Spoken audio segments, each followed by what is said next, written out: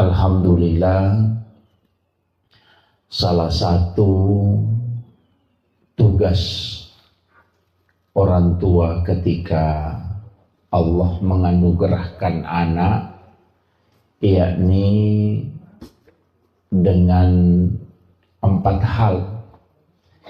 Yang pertama, memberi nama. Yang kedua, akikah. Akikah itu sebenarnya 2 tugasnya. Yang pertama adalah menyembelih binatang. Kemudian yang kedua adalah memotong rambut, menggunting rambut. Itu yang akikah.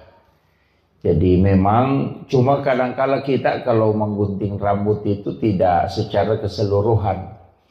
Padahal di dalam hadis itu disebutkan jangan engkau sisa walau hanya selembar.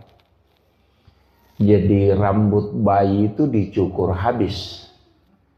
Kemudian sunnahnya itu ditimbang berapa berat rambut itu, kemudian dibelikan emas, kemudian emas itu disedekahkan, yang sunnahnya.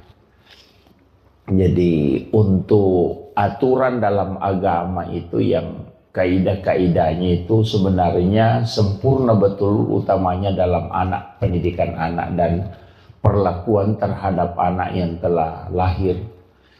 Jadi mulai pertama dianjurkan untuk diazankan, walaupun nanti ada beberapa pendapat ulama mengatakan hadisnya adalah dhaif. Jadi mengazankan kalau laki-laki itu diazankan kemudian diiqamatkan, kalau perempuan cukup diiqamatkan saja.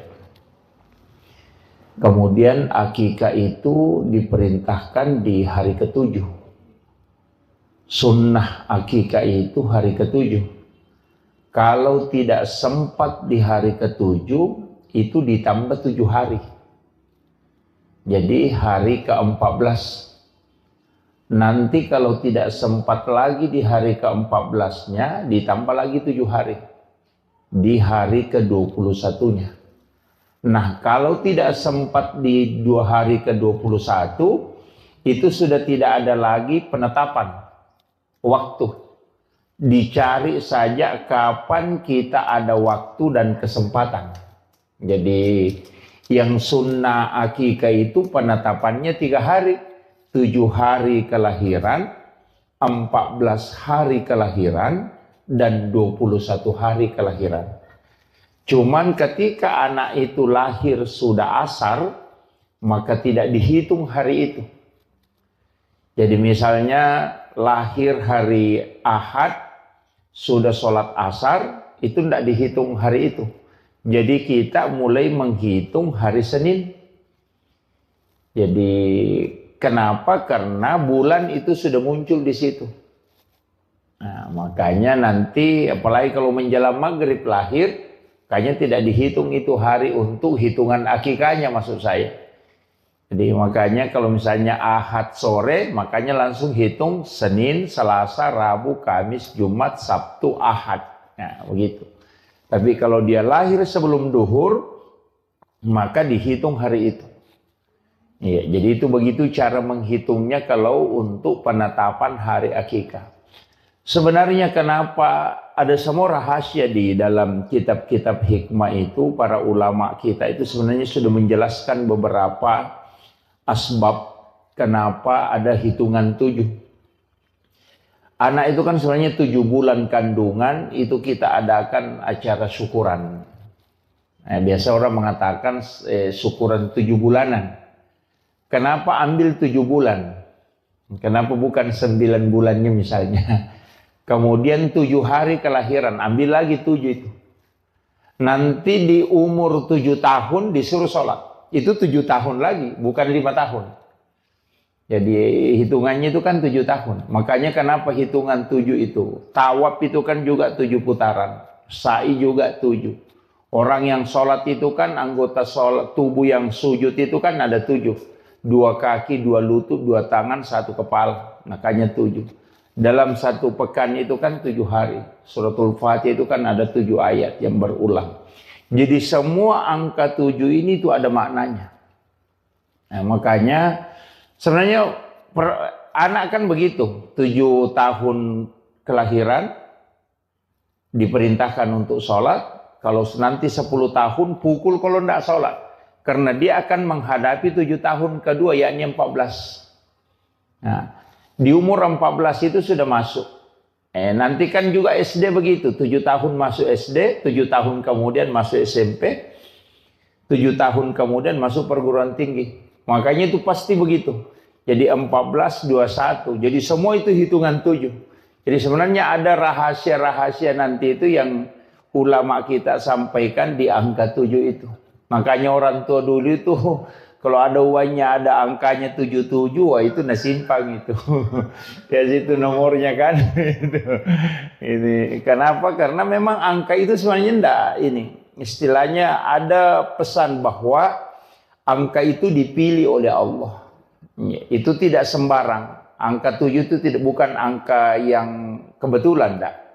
Itu kenapa sa'i, tawaf, langit, 7 susun, tanah, 7 lapis. Kenapa semua 7 itu ada maknanya.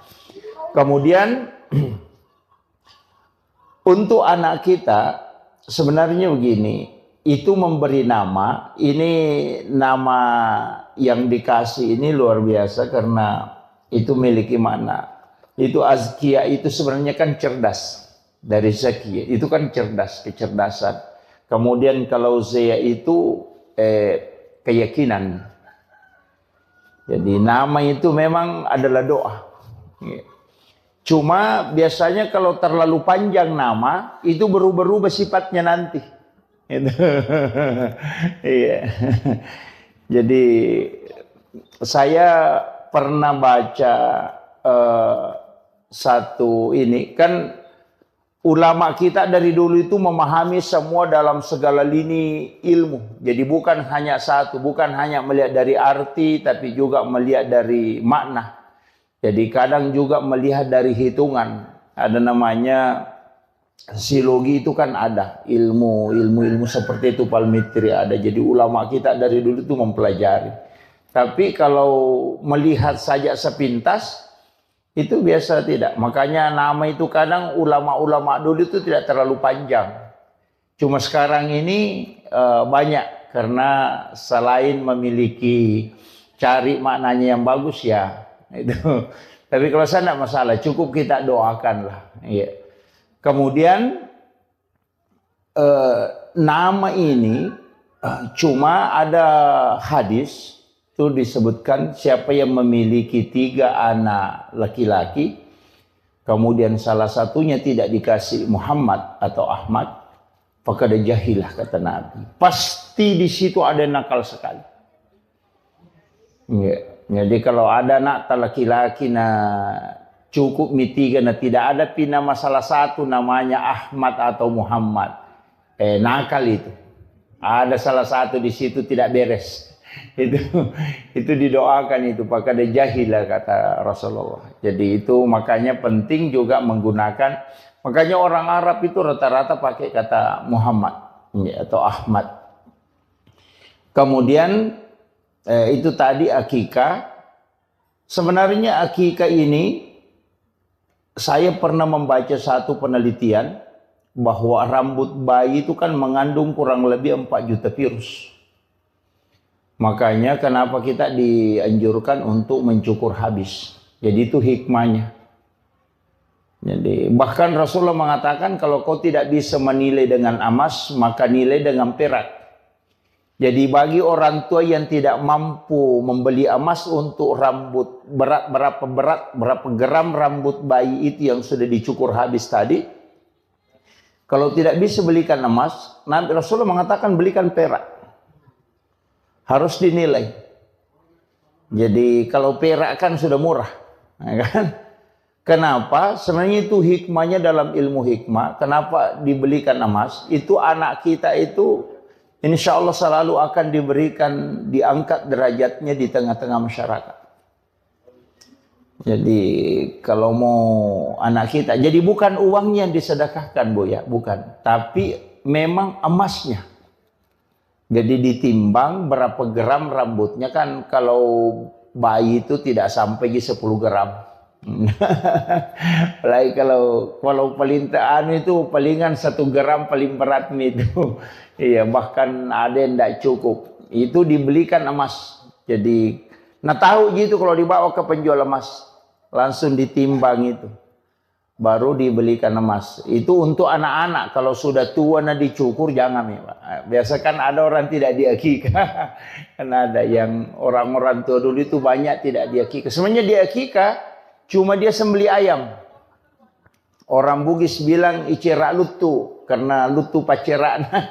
Karena ya padahal akikah itu kan kambing atau domba. Syafi'i itu membolehkan sapi. Karena di antara kita dulu mungkin ada yang diakikah dengan sapi. Jadi Imam Syafi'i itu dalam kitab Al-Um dan bahkan juga di Fiqhul Islam wa Adillatuhu itu dibolehkan menggunakan sapi. Jadi kalau ada orang diakikah na sapi na pakai itu nilainya 1 ekor sapi itu dinilai 7 ekor kambing. Makanya kalau ada anak tak kembar laki-laki 1 ekor sapi dipotong itu sudah lebih tuh. Ya, jadi kalau Syafi'i, walaupun ada ulama lain tuh mengatakan afdalnya memang kambing. Ya, jadi kambing itu juga memasuki tahun kedua umurnya. Nah, makanya di situ banyak tafaulnya, Bu. Termasuk kalau anak laki-laki usahakan kambingnya sama besar. Biasa kan ada beli kambing 1 kecil 1 besar. Oh jangan. Anti anak kita itu tidak mampu berlaku adil. Sebenarnya ada aturan-aturannya itu kalau di ini untuk hikmahnya, tapi itu bukan aturan fikih mutlak, enggak. Itu hanya diambil dari ilmu-ilmu tafaul itu. Ulama-ulama kita dari dulu itu pakai itu, ilmu hikmah. Termasuk kalau wanita, itu kalau di perempuan kita mau akikah, kambing yang kita beli itu diperiksa kaki depannya. Lama dulu itu mengatakan periksa kaki depannya. Karena dari 10 kambing, paling tinggi 3 ekor itu yang sama besar kaki depannya. Jadi cek itu kaki depannya yang sama besar. Itu yang kau jadikan kambing untuk akikah anak perempuan. Karena supaya anakmu bisa berlaku adil kalau nanti ketika dia besar. Nah, kalau laki-laki sama besar kambingnya. Apalagi kalau ada kambing kembar itu bagus sekali. Yang tidak bisa dibedakan besarnya, warnanya itu paling bagus. Tapi itu sunnahnya, Bu ya. Kalau akikah itu untuk laki-laki bisa 1 ekor kambing. Tidak mutlak harus 2. Jadi Rasulullah mengakikah cucunya itu dengan kamshan. Hanya 1 ekor domba. Tidak mutlak bilang harus 2. Cuma sunnahnya 2. Kalau tidak mampu 1 ekor itu sudah sah. Iya, jadi jangan paksakan harus 2 ekor, enggak. 1 ekor itu sudah sah. Yang penting kambing dan umurnya memasuki tahun kedua. Artinya 1 tahun lebih. Iya. Kalau aturan-aturannya itu kambing. Kemudian sebenarnya ini yang banyak melanggar sebenarnya nih. Foto kambing itu kalau disembeli untuk akikah, paling bagusnya itu tulangnya tidak dipatahkan. Itu tidak dipatahkan. Jadi hanya dagingnya yang diambil. Makanya ada beberapa itu di Arab itu dia pakai itu. Dia pakai pisau kecil itu, dia iris itu. Ikuti tulangnya, jadi kemudian kulitnya dipakai bungkus tulangnya, kemudian ditanam. Jadi kulit binatang akikah itu mestinya ditanam. Iya, ditanam. Tulangnya tidak dipatah. Karena itu 60 potongan. Itu persis sama dengan potongan tubuh manusia. Tulang bayi itu persis sama dengan jumlah tulang kambing itu. Yang dipakai sebagai binatang sembelian. Makanya kalau tidak patah itu, nanti anak itu dijamin. Tidak akan patah tulangnya hingga dia meninggal. Itu hebatnya itu sebenarnya. Itu hikmahnya. Makanya ulama-ulama dulu itu menjaga betul itu. Tapi sekarang kan kita tidak. Kemudian yang ketiga, kalau masakan akikah itu tidak boleh pedis. Jangan dikasih lombok. Bahkan diminta itu bumbunya sedikit agak manis. supaya orang itu sayang dan cinta ke anak-anak kita. Jadi jangan pedis, nanti orang jengkel melihat anak-anak kita itu mudah jengkel. Kayaknya kalau ada anak sering diputar telinganya itu mungkin karena banyak lomboknya waktunya dimasakkan kambingnya. Itu ini. Jadi itu kuncinya sebenarnya. Jadi makanya aturannya di situ luar biasa itu ya. Kemudian kita dianjurkan untuk sedekah. Jadi itu kalau sunnah. Kemudian mendidik anak. Sebenarnya begini. Kita ini sekarang banyak hal yang saya dapat itu Bapak. Terus terang saya harus sampaikan ini. Orang tua dulu itu ilmunya itu bukan dari satu sumber. Dia belajar fikih, belajar tasawuf, belajar ilmu hikmah. Jadi sehingga mereka itu paham betul. Termasuk kan kayak plasenta bayi itu. Tali pusar. Tali pusar itu kan sebenarnya obat. Dan itu sudah ditemukan sekarang. Cuma kita tidak bisa simpan dalam waktu lama. Makanya di London itu kan ada bank plasenta. Yang disimpan kemudian bisa dipakai ketika suatu waktu anak kita kena drop atau stroke. Itu bisa diambil untuk dia rendam. Kemudian dia minum. Itu untuk peremajaan sel. Itu kan sudah ada. Itu plasenta. Saya tidak tahu orang tua dulu mengatakan kalau ada anak sakit, ambil air baru siram pusarnya, kemudian kasih itu minum supaya berhenti sakit perut. Saya tidak tahu dari mana ilmu itu dia dapat. Padahal sekarang ini kan baru didapat bahwa plasenta itu adalah obat. Gitu kan. Bahkan kan pejabat-pejabat banyak konsumsi plasenta. Kan yang plasenta rusa itu, yang kapsul itu untuk fisik. Yang suplemen itu. Kan itu mahal itu. Hampir 80 juta harganya itu. Dan itu untuk suplemen. Itu kan plasenta.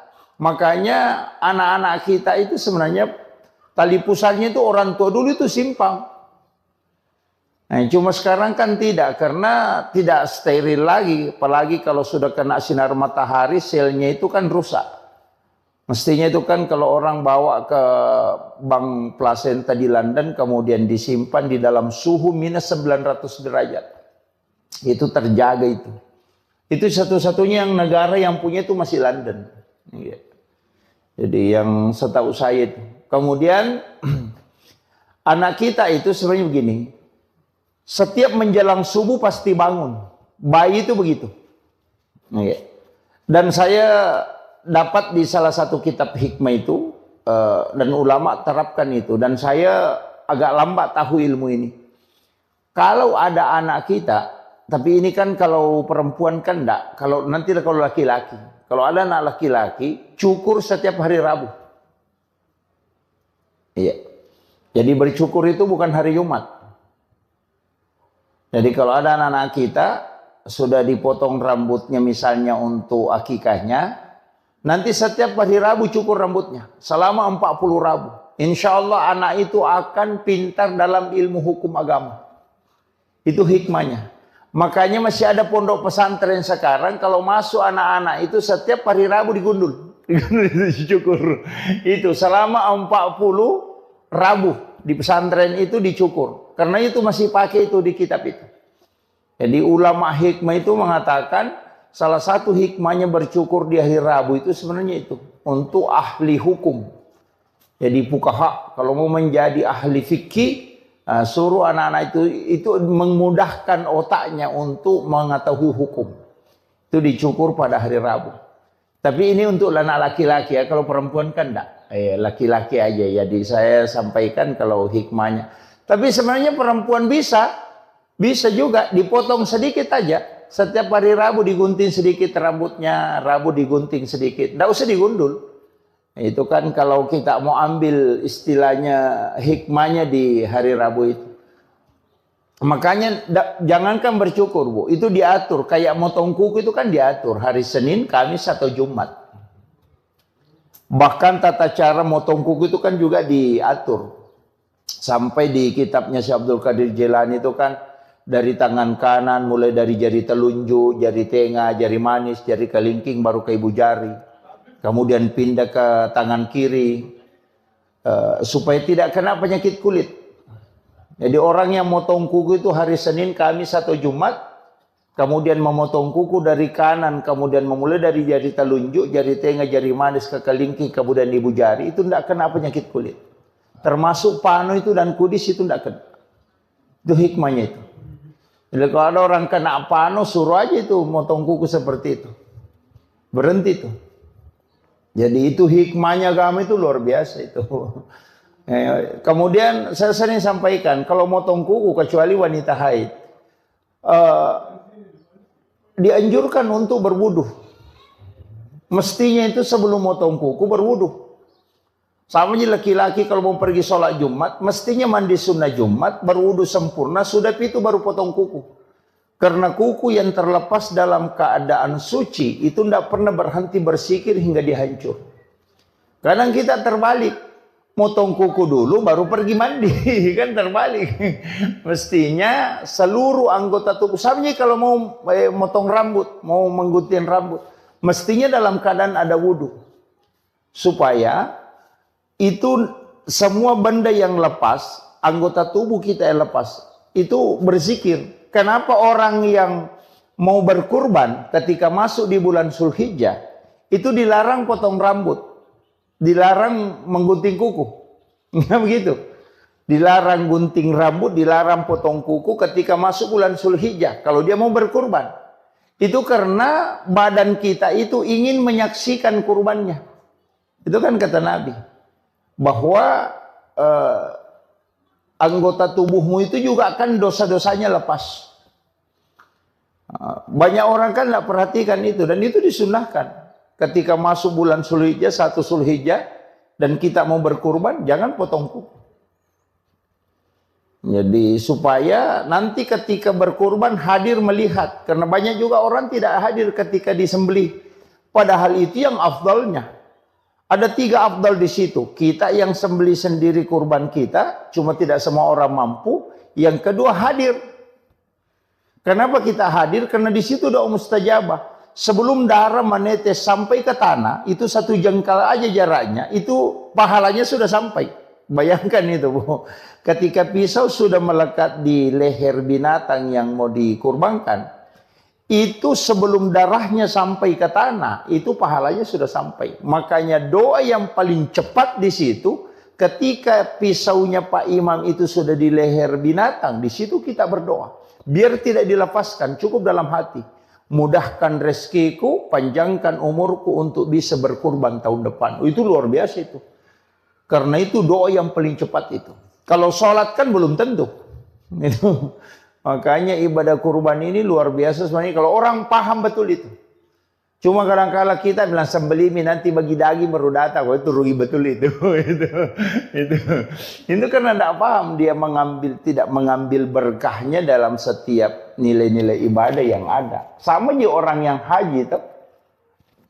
Apa yang dibaca ketika di tawaf putaran pertama, apa yang dibaca ketika tawaf di putaran kedua, ketika di posisinya Hijri Ismail, kemudian di posisinya apa yang harus diminta, itu kan banyak orang tidak paham. Iya. Kenapa berziarah ke makam Nabi, apa yang harusnya kita sampaikan kepada Rasulullah, itu kan banyak orang tidak tahu itu. Jadi kadang-kala bolak-balik umrah tapi tidak ngerti itu. Iya itu kan. Maka apa yang dibaca ketika melihat Ka'bah, itu kan banyak semua itu doa-doanya. Ini makanya kadang-kala kita ini ibadah. Jadi sebenarnya saya sering sampaikan begini, bahwa ibadah umrah atau ibadah haji itu adalah sholat dalam skala besar. Iya, ini yang kadang orang tidak anukan. Kemudian saya lanjut. Jadi anak-anak kita itu kalau menjelang subuh pasti bangun. Ketika malaikat itu sudah turun, karena bayi itu kan masih bisa melihat itu. Makanya mulai dari jin itu bayi bisa lihat. Cuma sekarang ini kan ada juga masalah. Kayak bayi yang indigo itu kan. Justru sekarang orang kalau ada bayi indigo, diambil kebanggaan. Padahal itu orang tidak beres itu. Mestinya bayi indigo itu dikasih kembali lagi ke perut ibunya. Karena itu belum selesai dia. Karena pandangannya belum ditutup. Itu kan. Kan Nabi Sis nanti yang menutup pandangan itu supaya tidak melihat jin. Nah, itu. Jadi kalau ada anak bisa melihat jin itu, wah itu belum selesai itu. Kayak kue itu belum adonannya belum beres, sudah dimasak. Wah itu. Jadi kenapa bayi mestinya itu pas kelahirannya baru lahir, karena itu kuncinya di situ. Dikhawatirkan dampaknya ke situ. Iya. Dan orang yang tinggal di dalam kandungan lama itu cerdas. Itu konsensus ulama itu. Makanya Imam Syafi'i itu dikandungkan itu hampir 3 tahun. Sampai giginya itu sudah tumbuh, itu baru keluar. Walaupun ada nanti perbedaan pendapat mengatakan dulu kan tidak ada kalender. Ya kan? Itu. Sehingga dia mengatakan 2 tahun lebih itu. 2 tahun 8 bulan. Dikandung. Tapi kecerdasannya Imam Syafi'i itu luar biasa. Imam Malik juga begitu. Itu dikandung hampir 1,5 tahun. Abu Hanifah juga begitu. Hampir 4 ulama yang mazhab ini itu lama semua dikandung. Dan ternyata orang yang lama di dalam kandungan itu cerdas. Itu. Cuma sekarang kan ndak ini. Karena dikhawatirkan. Sekarang kan biasa orang khawatirkan. Misalnya kalau ketubannya sudah pecah, itu kan bahaya. Sehingga orang kan operasi atau apa. Cuma ulama kita menyampaikan bahwa ketika ada anak lama di kandungan, itu besar kemungkinan itu kecerdasannya luar biasa. Makanya kalau ada anak mengandung lewat dari waktu yang ditetapkan dokter aman-aman ji, tidak usah dioperasi dulu. Itu akan mempengaruhi kecerdasan. Kemudian kenapa perintah agama? Wal walidatu yurdi'na auladahunna haulaini kamilaini an yutimma radha liman arada an yutimma radha. Kenapa kita dianjurkan menyusui anak itu 2 tahun? Wal walidatu yurdi'na auladahunna haulaini kamilaini. Kenapa dianjurkan itu 2 tahun? Karena memang pergantian sel air susu ibu itu selama 2 tahun. Setiap hari itu berubah. Campuran air susu seorang ibu itu berubah setiap hari. Makanya kalau minum susu formula, itu kan formula 0 sampai 5 bulan. 5 bulan sampai 1 tahun. Bukan begitu gitu. Kalau formulasi air susu ibu itu setiap hari berubah. Di waktu asar itu berubah. Jadi campurannya air susu hari ini dengan besok itu beda. Makanya semestinya itu tidak mengambil air susu kemudian dia simpan besok baru dikasih anak-anak. Mestinya itu tidak. Biasanya kan ada yang mengambil ASI-nya itu kemudian dia simpan di freezer atau di ini, besok baru dia nukan. Mestinya tidak, karena percampuran air ASI ibu itu 2 tahun selalu berubah setiap hari. Makanya perintah agama itu menyusui anak 2 tahun. Itu baru sempurna betul untuk perkembangan otak. Makanya kenapa susu formula membuat anak cepat pintar. Itu seperti ayam potong. Ayam potong itu kan di-upgrade.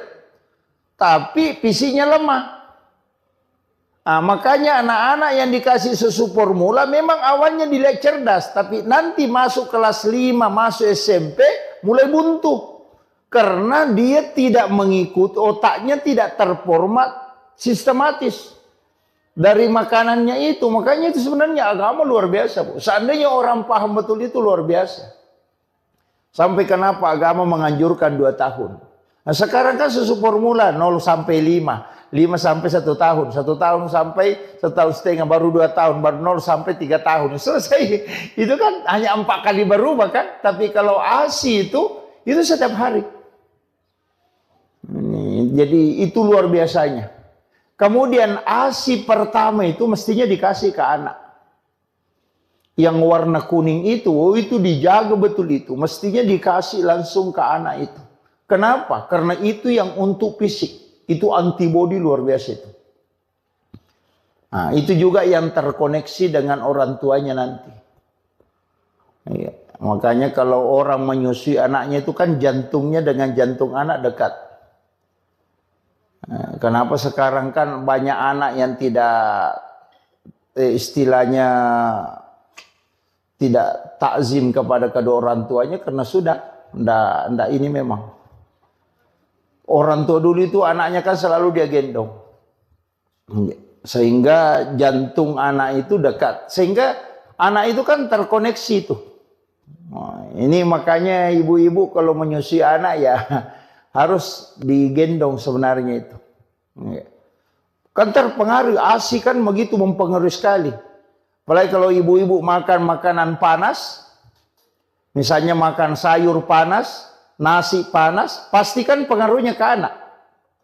Nanti itu kalau sudah menyusui, pasti putih-putih di sini. Iya, padahal ibunya tadi makan makanan panas, ASI-nya kan tidak panas. Tapi kenapa? Itu terpengaruh. Artinya itu pesan bahwa ucapan apapun yang dikeluarkan seorang ibu ketika dia menyusui atau sebelum menyusui itu akan masuk ke anak, tertransfer. Makanya jangan menyusui anak ketika dalam keadaan stres. Makanya kalau ibu-ibu mau nyusui anak, baca sholawat lah.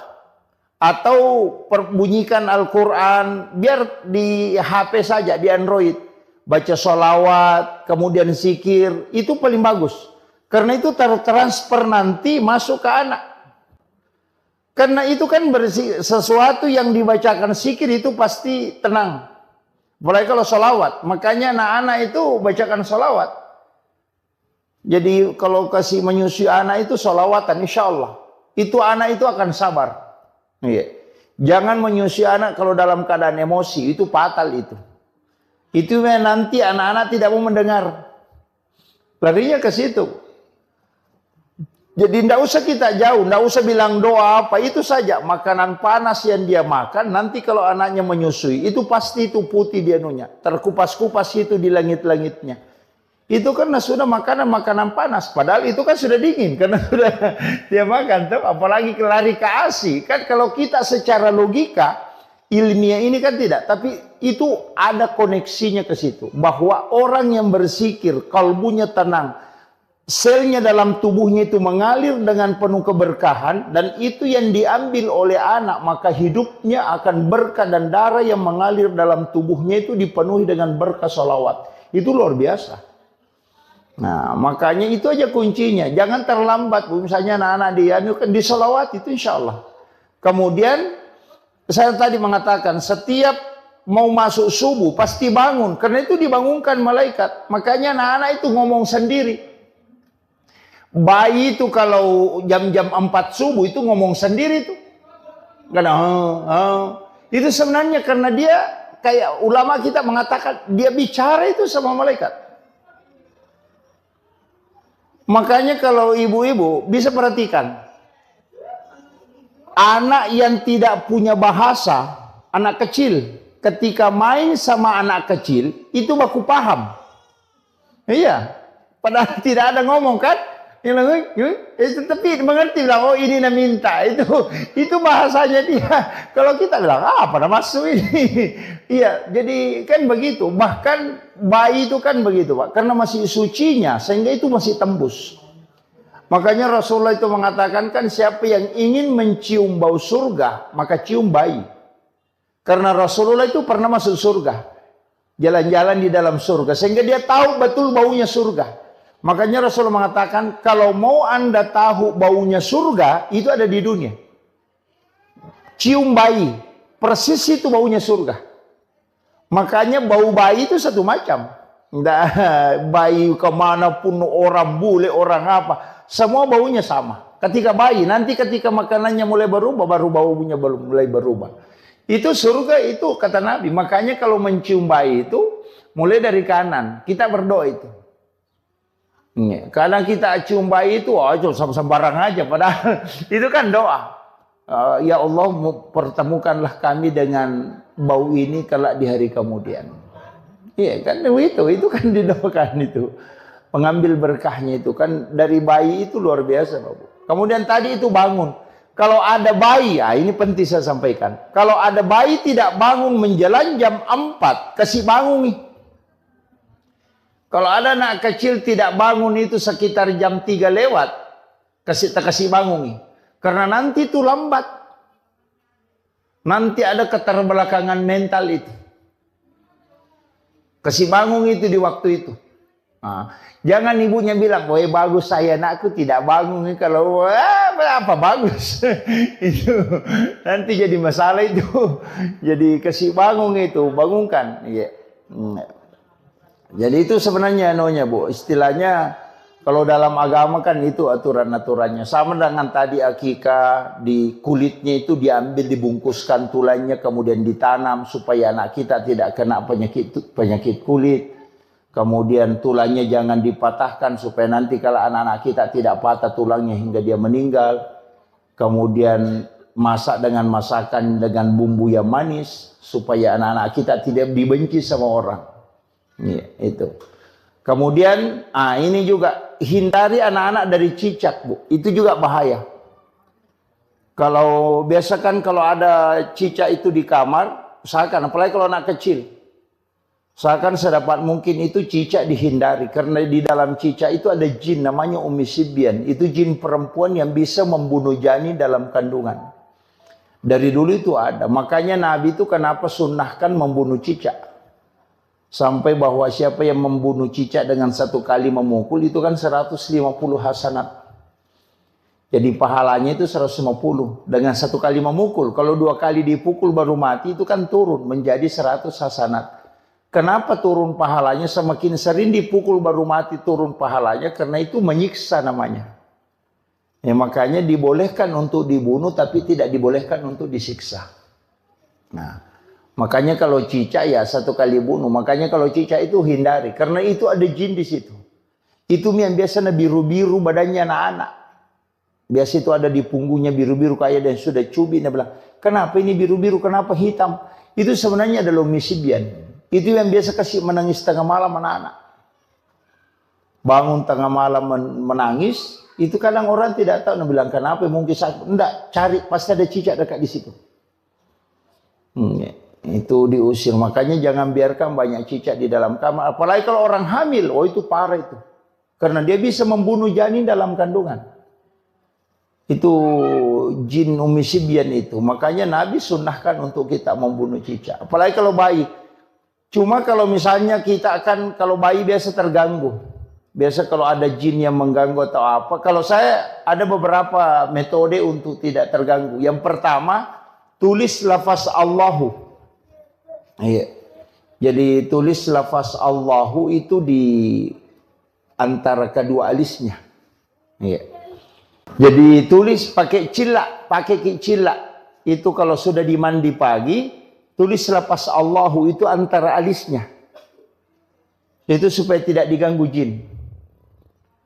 Biasa orang kalau diayung, dia kasih cermin di bawahnya kan. Orang tua dulu kan begitu. Kalau ayung anaknya, kasih cermin di bawahnya. Itu cerminkan supaya pantulannya. Kan kalau ada cicak, dipantulkan dengan cermin, itu jinnya keluar. Makanya sebenarnya pakai cermin itu. Kalau mau aman pakai tulis Allahu saja. Kalau tidak bisa, kalau malam terganggu, tulis namanya Umar. Jadi kalau anak sudah tidur, kasih masuk jari telunjuk di langit-langit, mulai dari kepalanya kita tulis tulisan bahasa Arab, Umar bin Al-Khattab. Insya Allah tidak diganggu jin itu. Sama kita, kalau tidur kita ada jin ganggu, kita bilang tidak bisa tidur atau ada kayak ketindisan. Tulis saja nama Umar, mulai dari pusar. Jadi kasih masuk tangan di langit-langit, baru tulis Umar bin Khattab. Tapi tulis bahasa Arab, jangan bahasa Indonesia. Tulis bahasa Arab. Jadi Umar bin Khattab, itu tidak diganggu. Itu ulama-ulama hikmah itu mengajarkan itu. Jadi kalau ditulis namanya Umar, kan biasa orang diganggu itu. Ganggu jin, itu yang dipakai. Kemudian paling bagusnya tirakat itu untuk anak-anak, sedekahkan dan puasakan hari kelahirannya. Itu paling bagus. Jadi kalau setiap hari kelahirannya itu sedekah, niatkan untuk dia. Kemudian kalau mampu puasa, puasakan hari kelahiran. Insya Allah. Jadi kalau ada anak tak mau dijadikan ustaz atau kiai, paling bagus itu tirakatnya begitu. Puasakan hari kelahirannya. Cuma tidak usah semua. Kalau 7 anaknya nah semua hari lahir puasa setiap hari gitu. Itu. Jadi biar yang salah satunya misalnya oh ini anak saya mau anu kan puasakan hari kelahirannya. Soalnya kan begitu. Tirakatnya ke situ. Orang tua puasakan. Kemudian anak-anak kita kan biasa didoakan. Doakan kalau mau tidur. Kalau menangis bacakan ayat kursi. Kemudian bisa dipegang tangannya. Kemudian baca basmalah. Bisikkan di telinganya itu ayat kursi itu bisa untuk menghindari supaya tidak diganggu jin. Itu kuncinya. Jadi anak-anak kita kan begitu. Jadi setiap perkembangannya itu pasti istilahnya mengalami kayak demam apa ya itu. Makanya rambut bayi itu harus dicukur habis. Karena itu ada virus. Makanya itu pelepis kepalanya itu nanti terkupas. Itu yang hitam-hitam di kepalanya ketika 7 hari. Makanya akikah itu sunnahnya 7 hari. Karena itu sudah terkupas, itu virusnya sudah mulai masuk. Nah, makanya disuruh cukur habis. Supaya tidak masuk virusnya di situ. Nah, itu. Jadi anak-anak kita. Kemudian anak-anak kita sebenarnya kalau perintah agama itu, Bu. Apalagi sekarang kan cepat. Nah, anak kita itu kasih belajar memang mengaji di umur 5 tahun. Makanya perintah sholat itu di umur 7 tahun. Kan sebelum sholat itu mestinya sudah tahu bacaan sholat kan. Makanya mengaji itu di umur 5 tahun. Ya, sebenarnya itu kaidah agamanya itu kalau kita mau ambil. Jangan bila nanti 7 tahun baru diajar. Enggak. Memang harus. Tapi sekarang anak-anak justru lebih cepat. Kadang 3 tahun sudah ada yang pintar ini. Ya. Apalagi kalau misalnya ibunya memang khatamkan Al-Quran ketika di dalam kandungan. Oh itu luar biasa itu. Ya. Kan sebenarnya kan anak-anak juga kalau baru lahir biasa ada yang tahnid. Di tahnid itu kasih kurma dihaluskan kemudian dibacakan doa kemudian ini. Tapi sekarang kan enggak. Ada yang tidak sepakat dengan itu. Tapi kalau saya tidak masalah. Kemudian yang terakhir ada juga penting saya wasiatkan untuk anak-anak kita. Satu kuncinya sebenarnya begini. Yang paling lama dipelihara itu anak.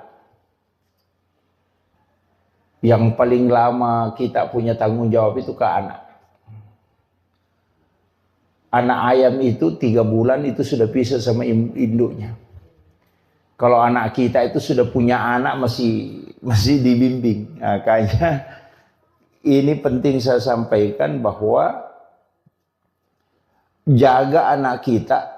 Itu kalau misalnya setiap malam Jumat, Bu, kirimkan suratul Fatihah. Jadi tirakatnya itu istilahnya kalau dalam tarekat itu kirimkan suratul Fatihah setiap malam Jumat. Itu bisa 41 kali. Supaya kita sebut ila ruh wa nafsu wa jasad. Jadi supaya terkoneksi dengan kita.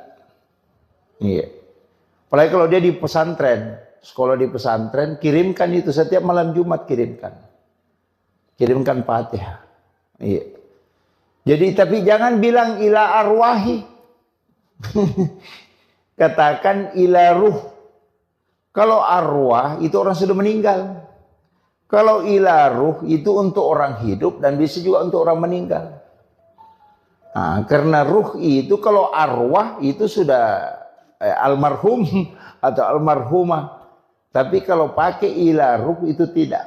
Itu untuk orang hidup. Sama dengan suami kita. Suami tak kirimkan Fatihah.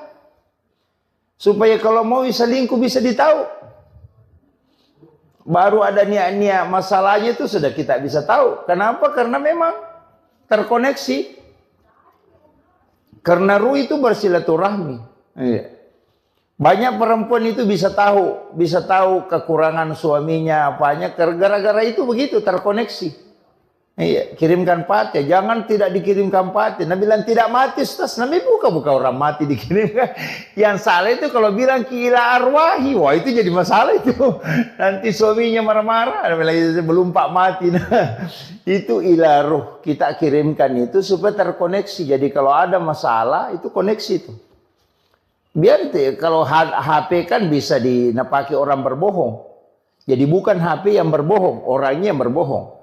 HP itu jujur sekali, apa yang dibilang itu yang dibilang. Kalau yang pegang HP itu yang biasa berbohong. Makanya saya wasiatkan pakai itu, kirimkan anak-anak kita, kirimkan Fatihah, suami kita kirimkan Fatihah, baru minta berkahnya supaya terkoneksi. Jadi bisa kita tahu anak kita sekolah di Jakarta atau di Makassar itu bisa koneksi. Iya. Jadi itu yang saya kira yang penting saya wasiatkan untuk acara akikah dan bagaimana anak-anak kita didik. Sebenarnya itu penting karena ini sekarang luar biasa Bu, tantangan yang menghadapi keadaan sekarang luar biasa. Anak-anak kita ini harus ekstra. Makanya Nabi memang mengatakan bahwa didiklah anakmu melebihi dari pendidikan, karena dia akan menghadapi masa yang lebih berat dari apa yang kau hadapi. Jadi itu yang penting saya wasiatkan, makanya didik dan harus kita banyak mendoakan. Walaupun sebenarnya ada amalan itu bagus sekali, pas anak itu lahir langsung bawa ke masjid. Jangan melewati satu waktu sholat. Jadi pas lahir bawa ke masjid, simpan di depan mimbar, letakkan di situ, baru sholat sunnah hajat 2 rakaat, baru berdoa kepada Allah supaya diikatkan kalbunya dengan masjid. Jadi nanti anak-anak itu menangis kalau orang ke masjid dan dia tidak ikut. Nah itu. Jadi dan kalau ke masjid itu pasti tenang. Ya, datang tenang itu. Jadi itu yang dianukan. Jadi sambung memang masjid dengan kalbunya ketika anak itu lahir. Bahkan ulama kita mengatakan pas waktu sholat pertama dia dapati. Langsung bawa simpan di depan mimbar. Sholat sunnah hajat baru minta kepada Allah supaya dianukan. Bahkan ada mengatakan bisa di mihrab. Saya kira ini yang penting saya wasiatkan untuk kita. Mudah-mudahan ada pelajaran yang bisa kita petik, utamanya untuk mendidik anak-anak kita. Dan saya wasiatkan penutup Bu, jangan kurang membaca 100 kali surah Al-Insyirah dalam satu hari. Iya. Itu aja yang paling mudah. Jangan kurang membaca 100 kali surah Al-Insyirah, Alam Nasrah. Nggak usah pikirkan apa nanti jabatannya anakku, apa nanti sekolahnya anakku. Nggak usah pikirkan. Selesaikan saja surah Al-Insyirah 100 kali dalam satu hari. Allah akan menempatkan anak-anak kita di tempat yang tinggi. Nggak usah pikirkan ada nanti pekerjaannya di mana nanti. Nggak usah pikirkan itu. Ini saja selesaikan Al-Insyirah 100 kali dalam sehari. Insya Allah anak-anakmu ditempatkan di tempat yang tinggi. Iya. Maka dia guru tadi nanti nak guru bija-bija mutanya rupu mujajian. Yang penting bisa cukup. Dicicil bisa Bu. 20 setiap selesai sholat fardu. Bukan 100 gitu. Cicil aja 20. Jadi surah Al-Insyirah itu Alam Nasrah. Itu dilakukan. Tapi jangan kurang 100. Maks ke minimal 100. Insya Allah anak-anak kita itu ada saja jalurnya itu. Nggak usah khawatir bilang anu begini-begini. Nggak. Nanti Allah tempatkan khusus. Dia kasih kedudukan khusus. Itu untuk orang tuanya. Itu amalan yang paling gampang sebenarnya. Tapi susah juga. Karena harus rutin. Ya, istiqomah. Dan itu juga untuk kita. Bukan anak saja kita. Keluarga suami itu dijaga. Ya, karena itu surah hadiah memang kepada Rasulullah. Siapa yang membacanya maka Allah akan mengangkat derajatnya bersama dengan para keluarganya. Jadi kalau mau dijaga kehidupan dunianya dan juga ukhrawinya, kemudian imannya, maka amalkan ini surah Al-Insyirah. Itu yang wasiat saya yang paling mudah Bu. Kalau itu mau tidak bisa dilakukan, tidak tahu bilang apa. Saya kira cukup sekian. Akhirul kalam. Allahul muwaffiq ila aqwamit thoriq. Nasrun minallahi wa fathun qarib wa basyiril mu'minin. Assalamualaikum warahmatullahi wabarakatuh.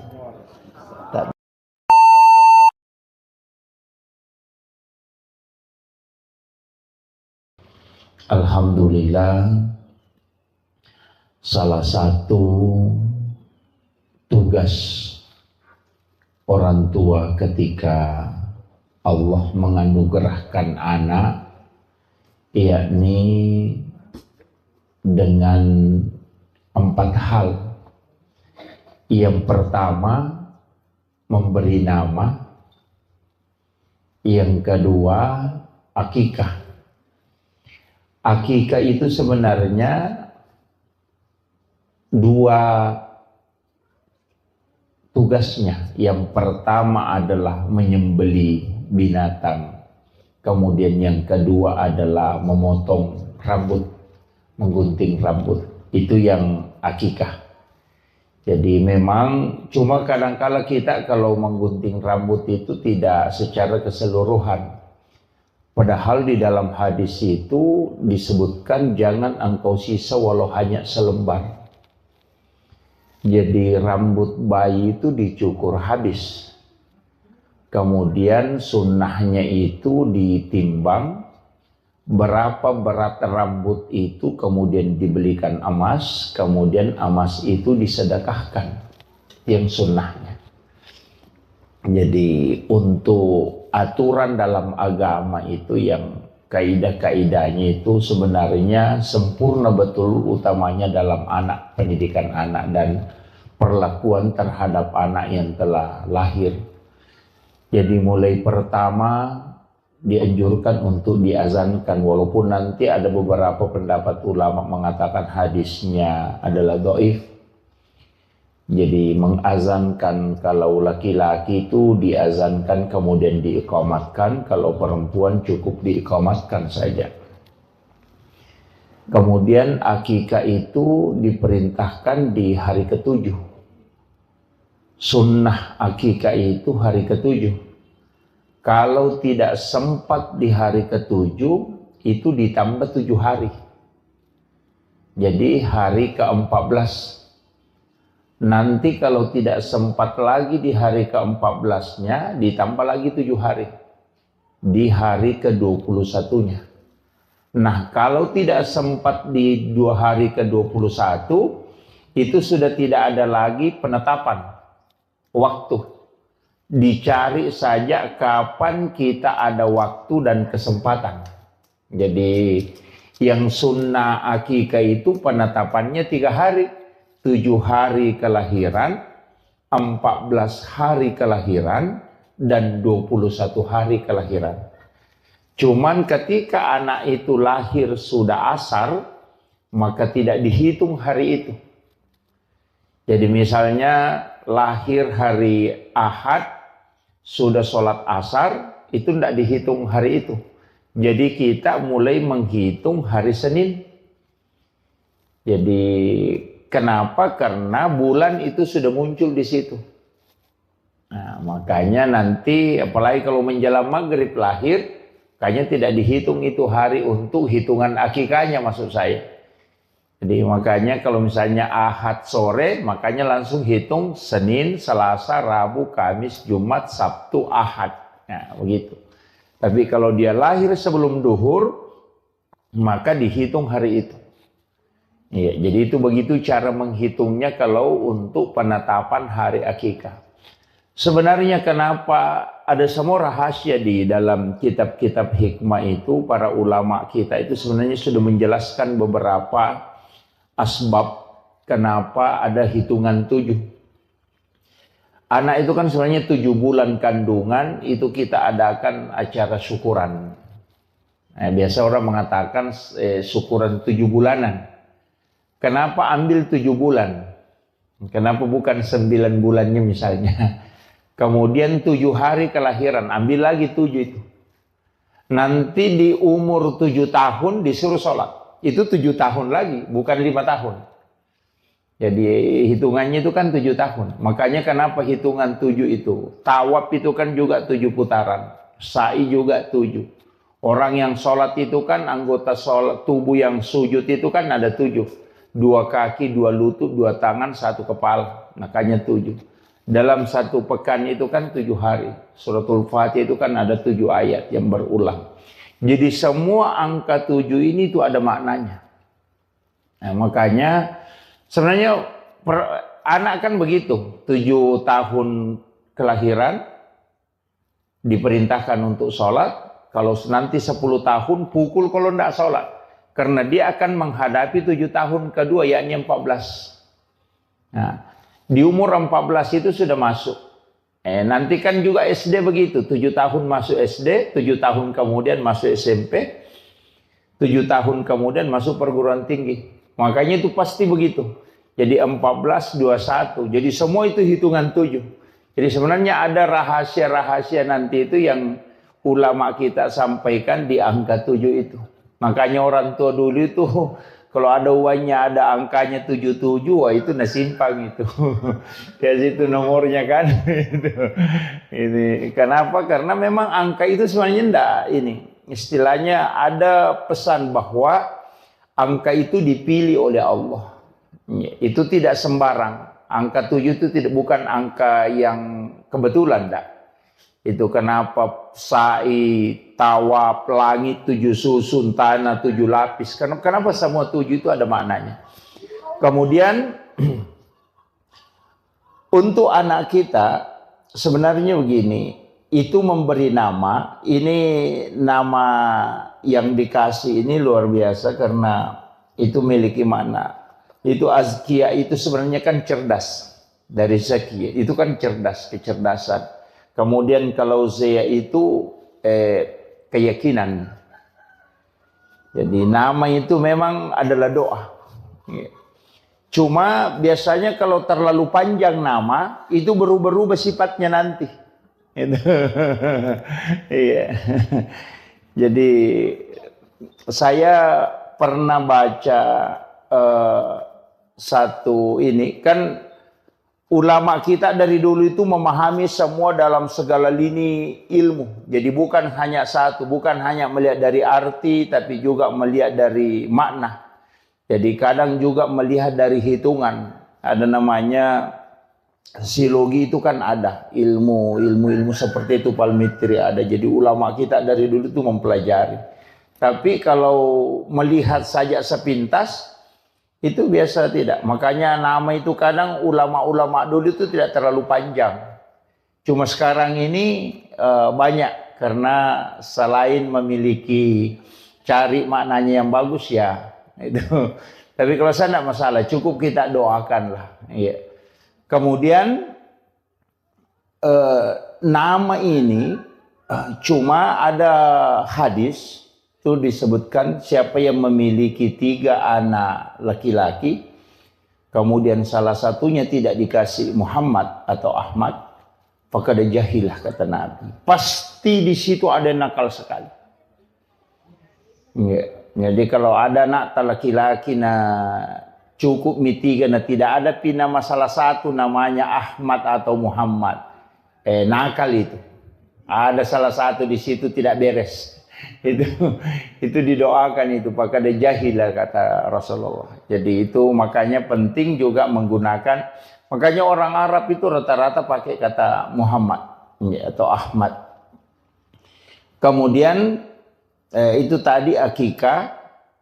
Sebenarnya akikah ini saya pernah membaca satu penelitian bahwa rambut bayi itu kan mengandung kurang lebih 4 juta virus.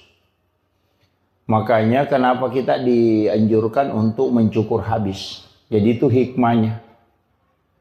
Jadi bahkan Rasulullah mengatakan kalau kau tidak bisa menilai dengan emas, maka nilai dengan perak. Jadi bagi orang tua yang tidak mampu membeli emas untuk rambut berapa gram rambut bayi itu yang sudah dicukur habis tadi, kalau tidak bisa belikan emas, Nabi Rasulullah mengatakan belikan perak. Harus dinilai. Jadi kalau perak kan sudah murah, kan? Kenapa? Sebenarnya itu hikmahnya dalam ilmu hikmah. Kenapa dibelikan emas? Itu anak kita itu insya Allah selalu akan diberikan, diangkat derajatnya di tengah-tengah masyarakat.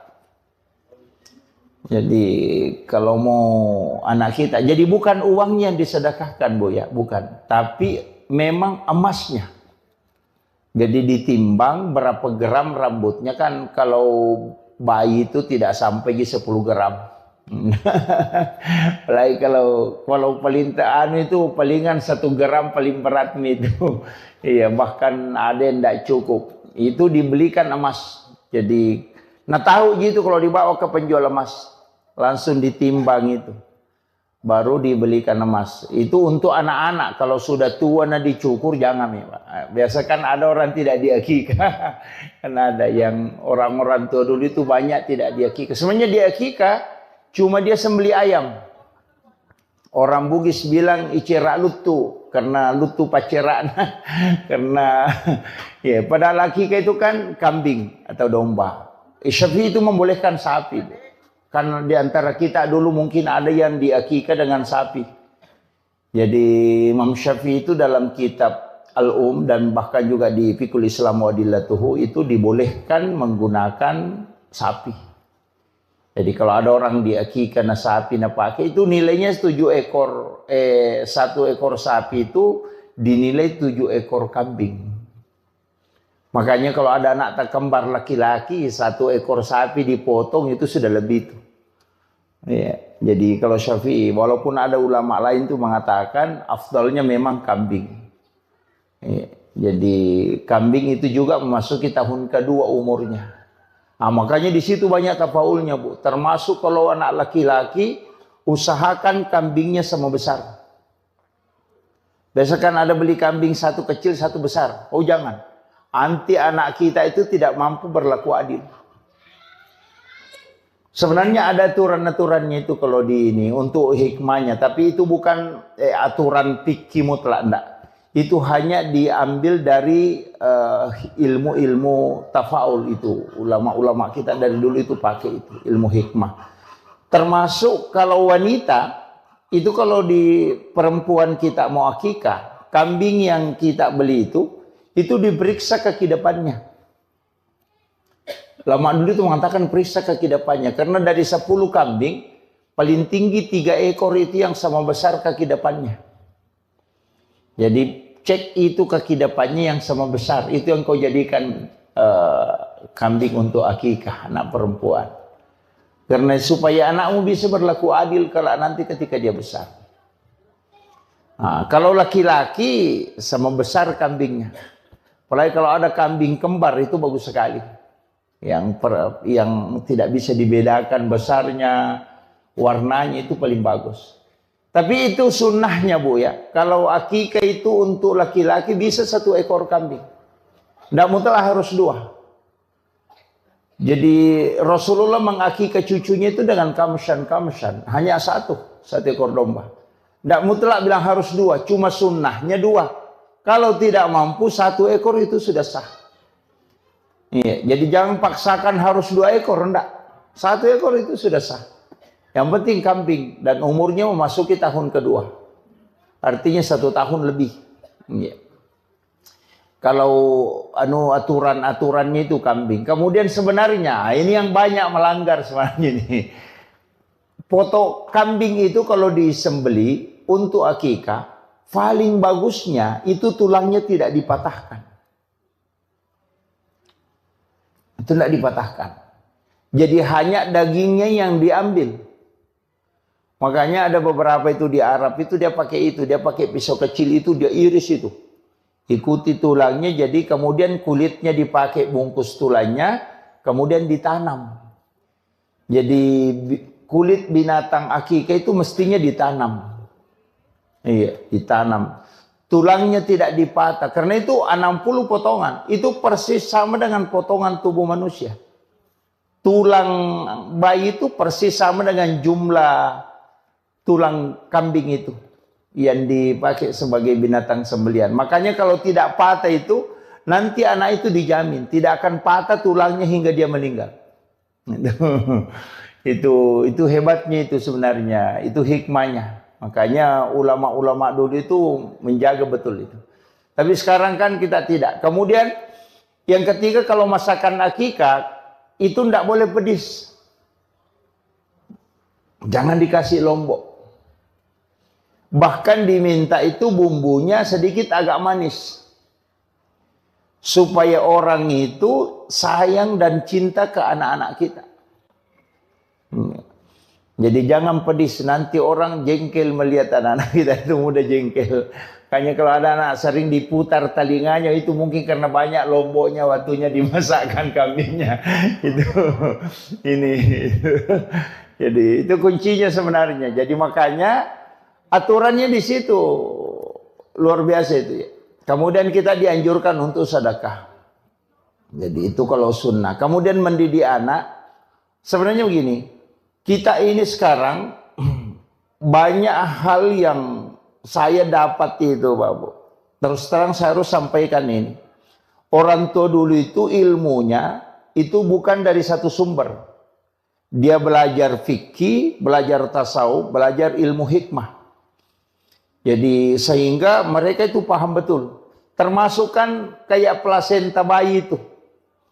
Tali pusar. Tali pusar itu kan sebenarnya obat. Dan itu sudah ditemukan sekarang. Cuma kita tidak bisa simpan dalam waktu lama. Makanya di London itu kan ada bank plasenta. Yang disimpan kemudian bisa dipakai ketika suatu waktu anak kita kena drop atau stroke. Itu bisa diambil untuk dia rendam. Kemudian dia minum. Itu untuk peremajaan sel.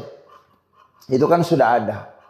Itu plasenta. Saya tidak tahu orang tua dulu mengatakan kalau ada anak sakit, ambil air baru siram pusarnya, kemudian kasih itu minum supaya berhenti sakit perut. Saya tidak tahu dari mana ilmu itu dia dapat. Padahal sekarang ini kan baru didapat bahwa plasenta itu adalah obat. Gitu kan. Bahkan kan pejabat-pejabat banyak konsumsi plasenta. Kan yang plasenta rusa itu, yang kapsul itu untuk fisik. Yang suplemen itu. Kan itu mahal itu. Hampir 80 juta harganya itu.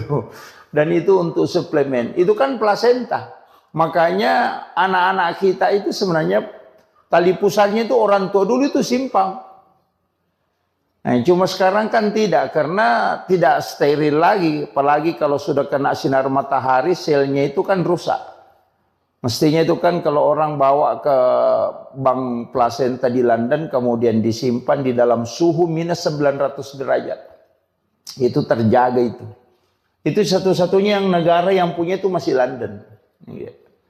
Jadi yang setahu saya itu. Kemudian anak kita itu sebenarnya begini. Setiap menjelang subuh pasti bangun. Bayi itu begitu. Dan saya dapat di salah satu kitab hikmah itu. Dan ulama terapkan itu. Dan saya agak lambat tahu ilmu ini. Kalau ada anak kita. Tapi ini kan kalau perempuan kan enggak. Kalau nanti kalau laki-laki. Kalau ada anak laki-laki, cukur setiap hari Rabu. Iya. Jadi bercukur itu bukan hari Jumat. Jadi kalau ada anak-anak kita, sudah dipotong rambutnya misalnya untuk akikahnya, nanti setiap hari Rabu cukur rambutnya. Selama 40 Rabu. Insya Allah anak itu akan pintar dalam ilmu hukum agama. Itu hikmahnya. Makanya masih ada pondok pesantren sekarang kalau masuk anak-anak itu setiap hari Rabu digundul. Dicukur. Itu selama 40 Rabu di pesantren itu dicukur. Karena itu masih pakai itu di kitab itu. Jadi ulama hikmah itu mengatakan salah satu hikmahnya bercukur di hari Rabu itu sebenarnya itu. Untuk ahli hukum. Jadi fuqaha kalau mau menjadi ahli fikih. Suruh anak-anak itu memudahkan otaknya untuk mengetahui hukum. Itu dicukur pada hari Rabu. Tapi ini untuk anak laki-laki ya. Kalau perempuan kan enggak. Laki-laki aja. Jadi saya sampaikan kalau hikmahnya. Tapi sebenarnya perempuan bisa. Bisa juga dipotong sedikit aja. Setiap hari Rabu digunting sedikit rambutnya. Rabu digunting sedikit. Enggak usah digundul. Itu kan kalau kita mau ambil istilahnya hikmahnya di hari Rabu itu. Makanya jangankan bercukur Bu. Itu diatur. Kayak motong kuku itu kan diatur. Hari Senin, Kamis atau Jumat. Bahkan tata cara motong kuku itu kan juga diatur. Sampai di kitabnya Syekh Abdul Qadir Jilani itu kan. Dari tangan kanan mulai dari jari telunjuk, jari tengah, jari manis, jari kelingking baru ke ibu jari. Kemudian pindah ke tangan kiri supaya tidak kena penyakit kulit. Jadi orang yang motong kuku itu hari Senin, Kamis atau Jumat, kemudian memotong kuku dari kanan, kemudian memulai dari jari telunjuk, jari tengah, jari manis ke kelingking, kemudian ibu jari, itu tidak kena penyakit kulit. Termasuk pano itu dan kudis itu tidak kena. Itu hikmahnya itu. Jadi kalau ada orang kena pano, suruh aja itu motong kuku seperti itu. Berhenti itu. Jadi itu hikmahnya agama itu luar biasa itu. Kemudian saya sering sampaikan, kalau motong kuku kecuali wanita haid, dianjurkan untuk berwudu. Mestinya itu sebelum motong kuku berwudu. Sama aja laki-laki kalau mau pergi sholat Jumat, mestinya mandi sunnah Jumat, berwudu sempurna, sudah itu baru potong kuku. Karena kuku yang terlepas dalam keadaan suci, itu tidak pernah berhenti bersikir hingga dihancur.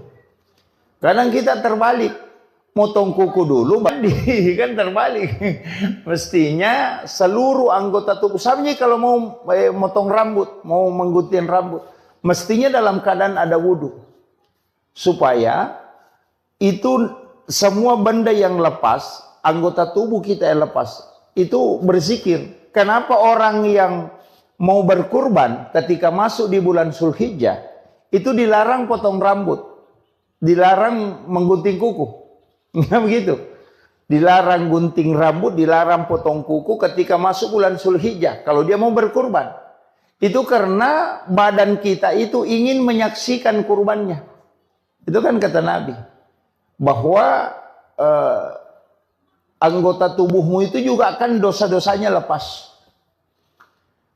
Banyak orang kan tidak perhatikan itu, dan itu disunahkan. Ketika masuk bulan Zulhijjah, 1 Zulhijjah, dan kita mau berkurban, jangan potong kuku. Jadi supaya nanti ketika berkurban hadir melihat, karena banyak juga orang tidak hadir ketika disembelih. Padahal itu yang afdalnya. Ada 3 afdal di situ. Kita yang sembelih sendiri kurban kita, cuma tidak semua orang mampu. Yang kedua hadir. Kenapa kita hadir? Karena di situ doa mustajabah. Sebelum darah menetes sampai ke tanah, itu 1 jengkal aja jaraknya, itu pahalanya sudah sampai.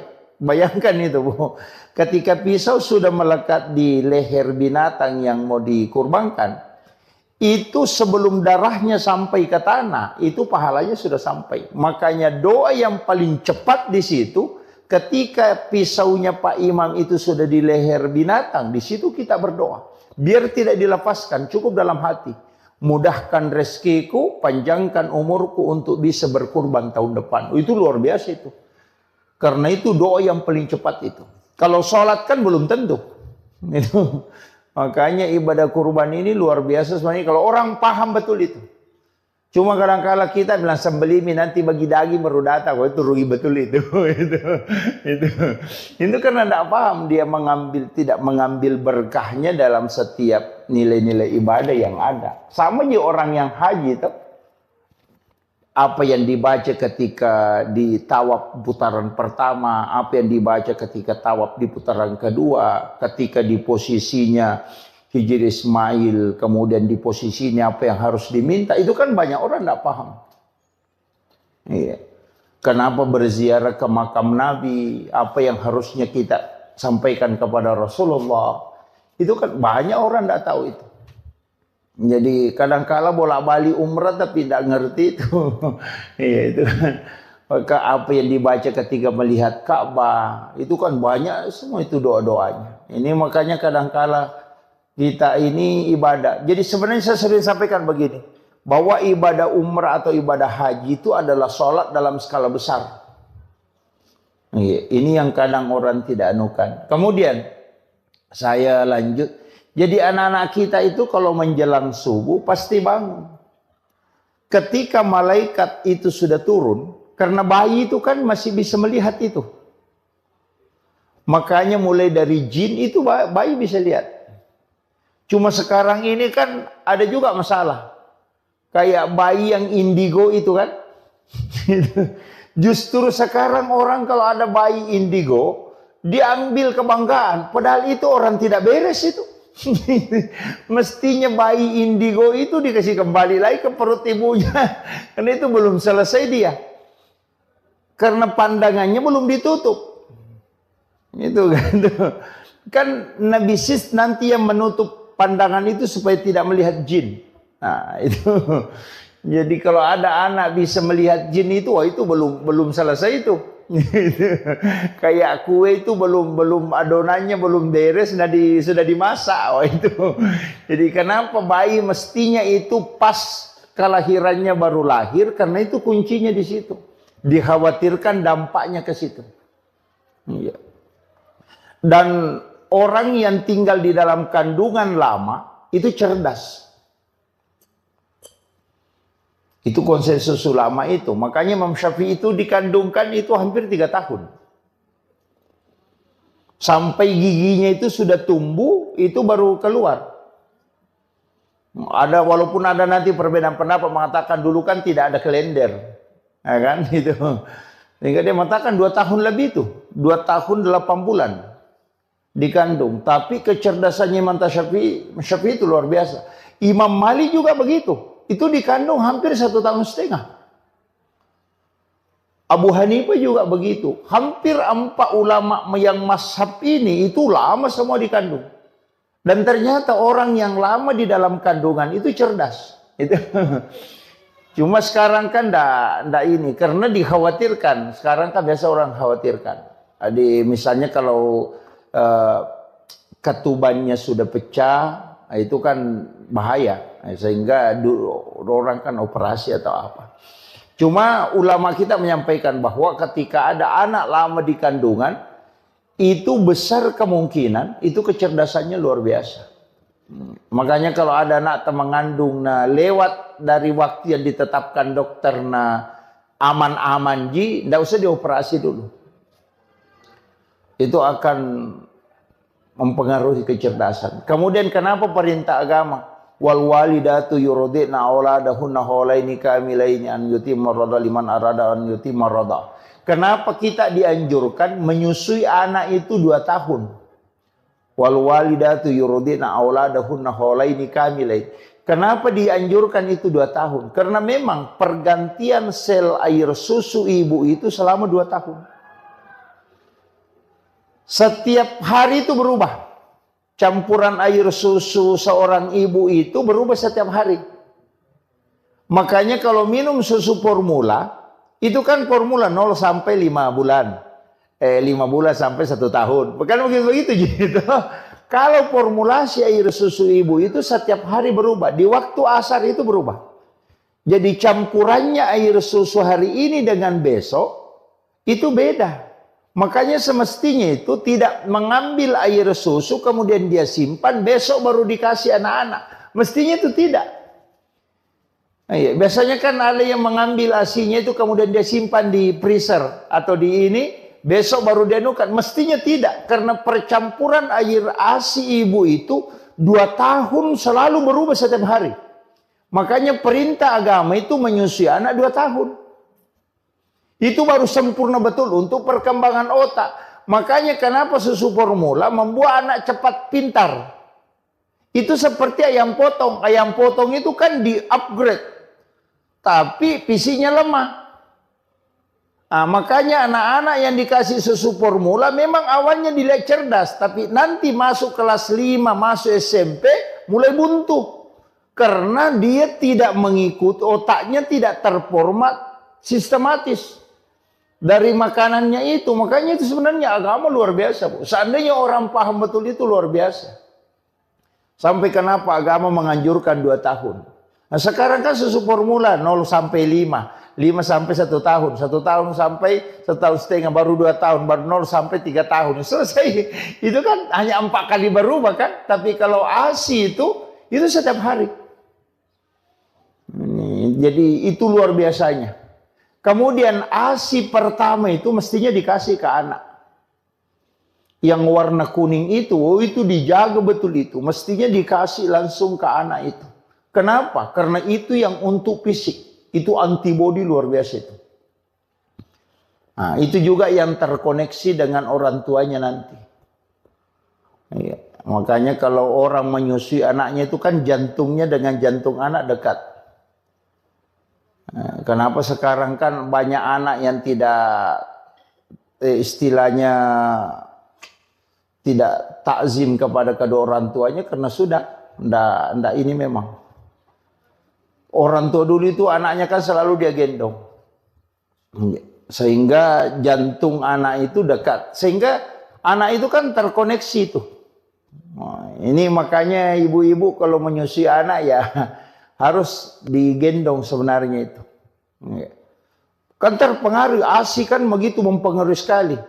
Apalagi kalau ibu-ibu makan makanan panas, misalnya makan sayur panas, nasi panas, pasti kan pengaruhnya ke anak. Nanti itu kalau sudah menyusui, pasti putih-putih di sini. Iya, padahal ibunya tadi makan makanan panas, ASI-nya kan tidak panas. Tapi kenapa? Itu terpengaruh. Artinya itu pesan bahwa ucapan apapun yang dikeluarkan seorang ibu ketika dia menyusui atau sebelum menyusui itu akan masuk ke anak, tertransfer. Makanya jangan menyusui anak ketika dalam keadaan stres. Makanya kalau ibu-ibu mau nyusui anak, baca sholawat lah. Atau bunyikan Al-Quran, biar di HP saja, di Android. Baca sholawat, kemudian zikir, itu paling bagus. Karena itu tertransfer nanti masuk ke anak. Karena itu kan sesuatu yang dibacakan zikir itu pasti tenang. Mulai kalau sholawat, makanya anak-anak itu bacakan sholawat. Jadi kalau kasih menyusui anak itu sholawatan, insya Allah. Itu anak itu akan sabar. Iya. Jangan menyusui anak kalau dalam keadaan emosi, itu fatal itu. Itu nanti anak-anak tidak mau mendengar. Larinya ke situ.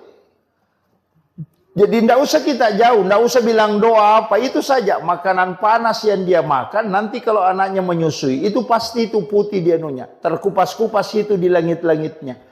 Itu karena sudah makanan panas. Padahal itu kan sudah dingin. Karena sudah dia makan. Tuh. Apalagi lari ke ASI. Kan kalau kita secara logika, ilmiah ini kan tidak. Tapi itu ada koneksinya ke situ. Bahwa orang yang berzikir, kalbunya tenang.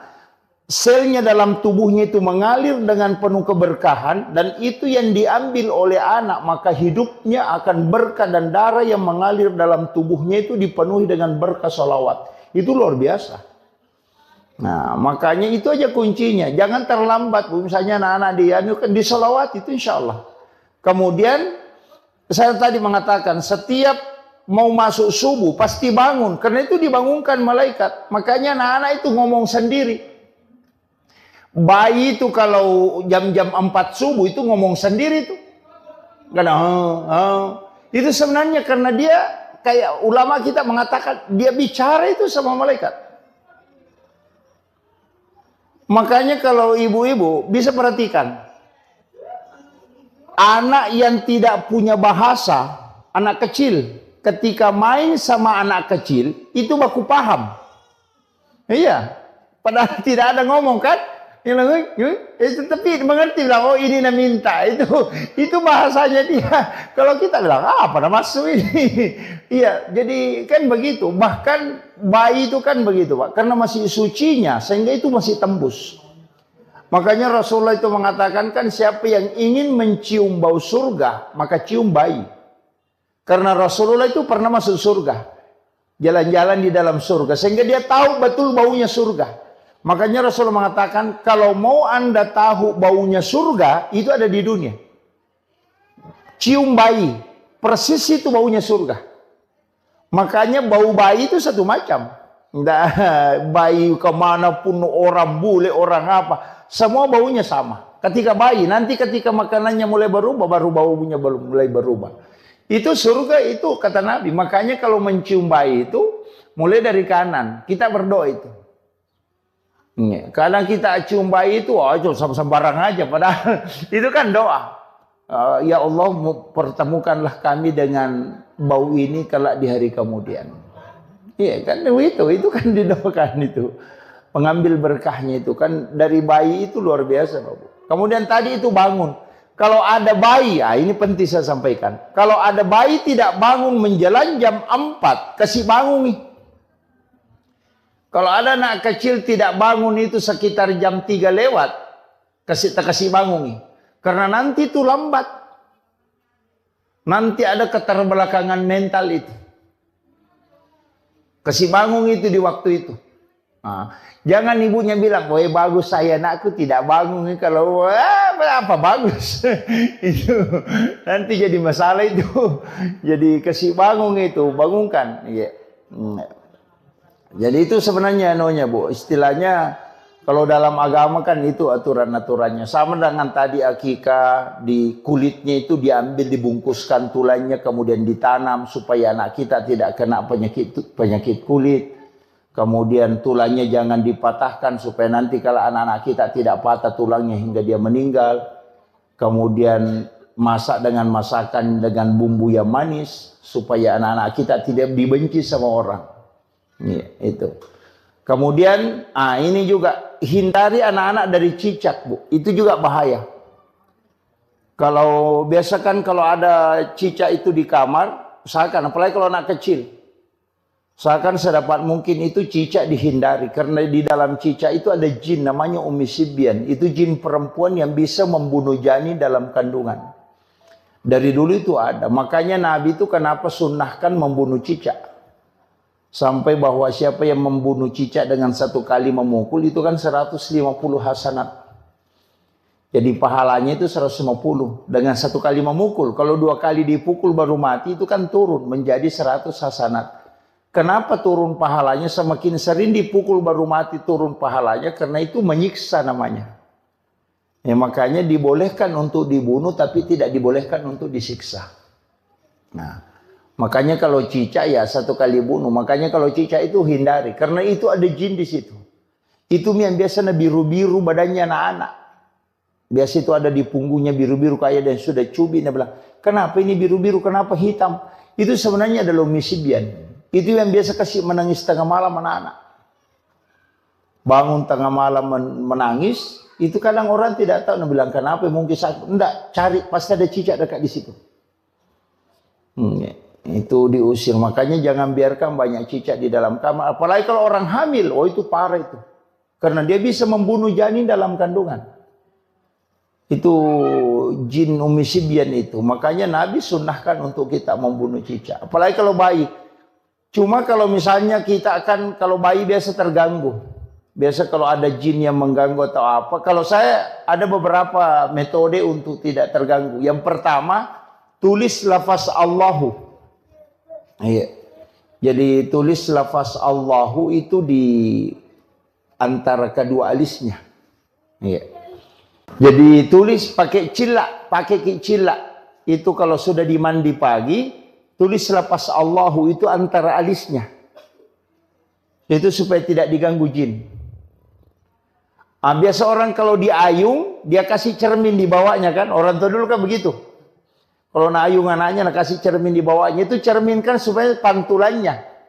Kan kalau ada cicak, nah dipantulkan dengan cermin, itu jinnya keluar. Makanya sebenarnya pakai cermin itu. Kalau mau aman pakai tulis Allahu saja. Kalau tidak bisa, kalau malam terganggu, tulis namanya Umar. Jadi kalau anak sudah tidur, kasih masuk jari telunjuk di langit-langit, mulai dari kepalanya kita tulis tulisan bahasa Arab, Umar bin Al-Khattab. Insya Allah tidak diganggu jin itu. Sama kita, kalau tidur kita ada jin ganggu, kita bilang tidak bisa tidur atau ada kayak ketindisan. Tulis saja nama Umar, mulai dari pusar. Jadi kasih masuk tangan di langit-langit, baru tulis Umar bin Khattab. Tapi tulis bahasa Arab, jangan bahasa Indonesia. Tulis bahasa Arab. Jadi Umar bin Khattab, itu tidak diganggu. Itu ulama-ulama hikmah itu mengajarkan itu. Jadi kalau ditulis namanya Umar, kan biasa orang diganggu itu. Ganggu jin, itu yang dipakai. Kemudian paling bagusnya tirakat itu untuk anak-anak, sedekahkan dan puasakan hari kelahirannya. Itu paling bagus. Jadi kalau setiap hari kelahirannya itu sedekah, niatkan untuk dia. Kemudian kalau mampu puasa, puasakan hari kelahiran. Insya Allah. Jadi kalau ada anak tak mau dijadikan ustaz atau kiai, paling bagus itu tirakatnya begitu. Puasakan hari kelahirannya. Cuma yang tidak usah semua. Kalau 7 anaknya nah semua hari lahir, puasa setiap hari gitu. Itu. Jadi biar yang salah satunya misalnya, oh ini anak saya mau anukan, puasakan hari kelahirannya. Soalnya kan begitu, tirakatnya ke situ. Orang tua puasakan. Kemudian anak-anak kita kan biasa didoakan. Doakan kalau mau tidur, kalau menangis bacakan ayat kursi, kemudian bisa dipegang tangannya, kemudian baca basmalah. Bisikkan di telinganya itu ayat kursi, itu bisa untuk menghindari supaya tidak diganggu jin. Itu kuncinya. Jadi anak-anak kita kan begitu. Jadi setiap perkembangannya itu pasti istilahnya mengalami kayak demam apa ya itu. Makanya rambut bayi itu harus dicukur habis. Karena itu ada virus. Makanya itu pelapis kepalanya itu nanti terkupas. Itu yang hitam-hitam di kepalanya ketika 7 hari. Makanya akikah itu sunnahnya 7 hari. Karena itu sudah terkupas, itu virusnya sudah mulai masuk. Nah, makanya disuruh cukur habis supaya tidak masuk virusnya di situ. Nah, itu jadi anak-anak kita. Kemudian anak-anak kita sebenarnya kalau perintah agama itu, Bu, apalagi sekarang kan cepat. Nah, anak kita itu kasih belajar memang mengaji di umur 5 tahun. Makanya perintah sholat itu di umur 7 tahun. Kan sebelum sholat itu mestinya sudah tahu bacaan sholat kan. Makanya mengaji itu di umur 5 tahun. Ya, sebenarnya itu kaidah agamanya itu kalau kita mau ambil. Jangan bilang nanti 7 tahun baru diajar. Enggak. Memang harus. Tapi sekarang anak-anak justru lebih cepat. Kadang 3 tahun sudah ada yang pintar ini. Ya. Apalagi kalau misalnya ibunya memang hatamkan Al-Quran ketika di dalam kandungan. Oh itu luar biasa itu. Ya. Kan sebenarnya kan anak-anak juga kalau baru lahir biasa ada yang tahnid. Di tahnid itu kasih kurma dihaluskan, kemudian dibacakan doa kemudian ini. Tapi sekarang kan enggak. Ada yang tidak sepakat dengan itu. Tapi kalau saya tidak masalah. Kemudian yang terakhir ada juga penting saya wasiatkan untuk anak-anak kita. Satu kuncinya sebenarnya begini, Bu. Yang paling lama dipelihara itu anak.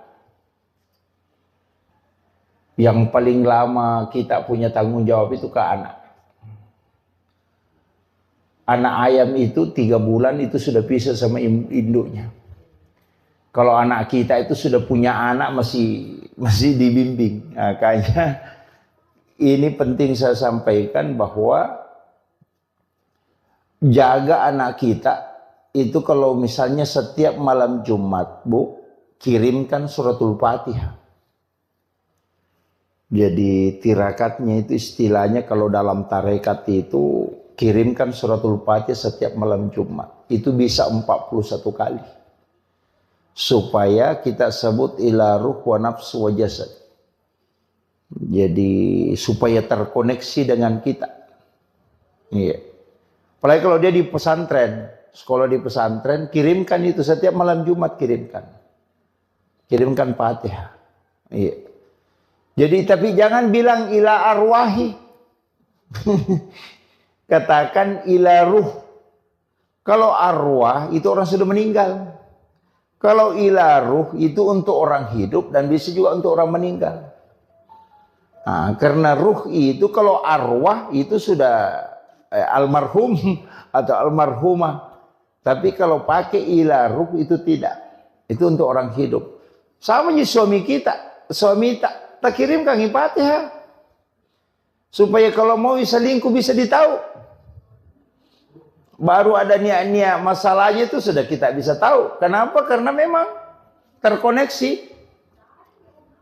Karena ruh itu bersilaturahmi. Iya. Banyak perempuan itu bisa tahu kekurangan suaminya apanya gara-gara itu begitu terkoneksi. Iya, kirimkan Fatihah, jangan tidak dikirimkan Fatihah. Nabi bilang tidak mati, Ustaz. Nabi buka orang mati dikirimkan. Yang salah itu kalau bilang ila arwahi, wah itu jadi masalah itu. Nanti suaminya marah-marah, belum Pak mati. Nah, itu ila ruh, kita kirimkan itu supaya terkoneksi. Jadi kalau ada masalah itu koneksi itu. Biar kalau HP kan bisa dipakai orang berbohong. Jadi bukan HP yang berbohong, orangnya yang berbohong. HP itu jujur sekali, apa yang dibilang itu yang dia bilang. Kalau yang pegang HP itu yang biasa berbohong. Makanya saya wasiatkan, pakai itu. Kirimkan, anak-anak kita kirimkan Fatihah, suami kita kirimkan Fatihah. Baru minta berkahnya, supaya terkoneksi. Jadi bisa kita tahu anak kita sekolah di Jakarta atau di Makassar, itu bisa koneksi. Iya. Jadi itu yang saya kira yang penting saya wasiatkan untuk acara akikah dan bagaimana anak-anak kita didik. Sebenarnya itu penting karena ini sekarang luar biasa, Bu, tantangan yang menghadapi keadaan sekarang luar biasa. Anak-anak kita ini harus ekstra. Makanya Nabi memang mengatakan bahwa didiklah anakmu melebihi dari pendidikan, karena dia akan menghadapi masa yang lebih berat dari apa yang kau hadapi. Jadi itu yang penting saya wasiatkan, makanya didik dan harus kita banyak mendoakan.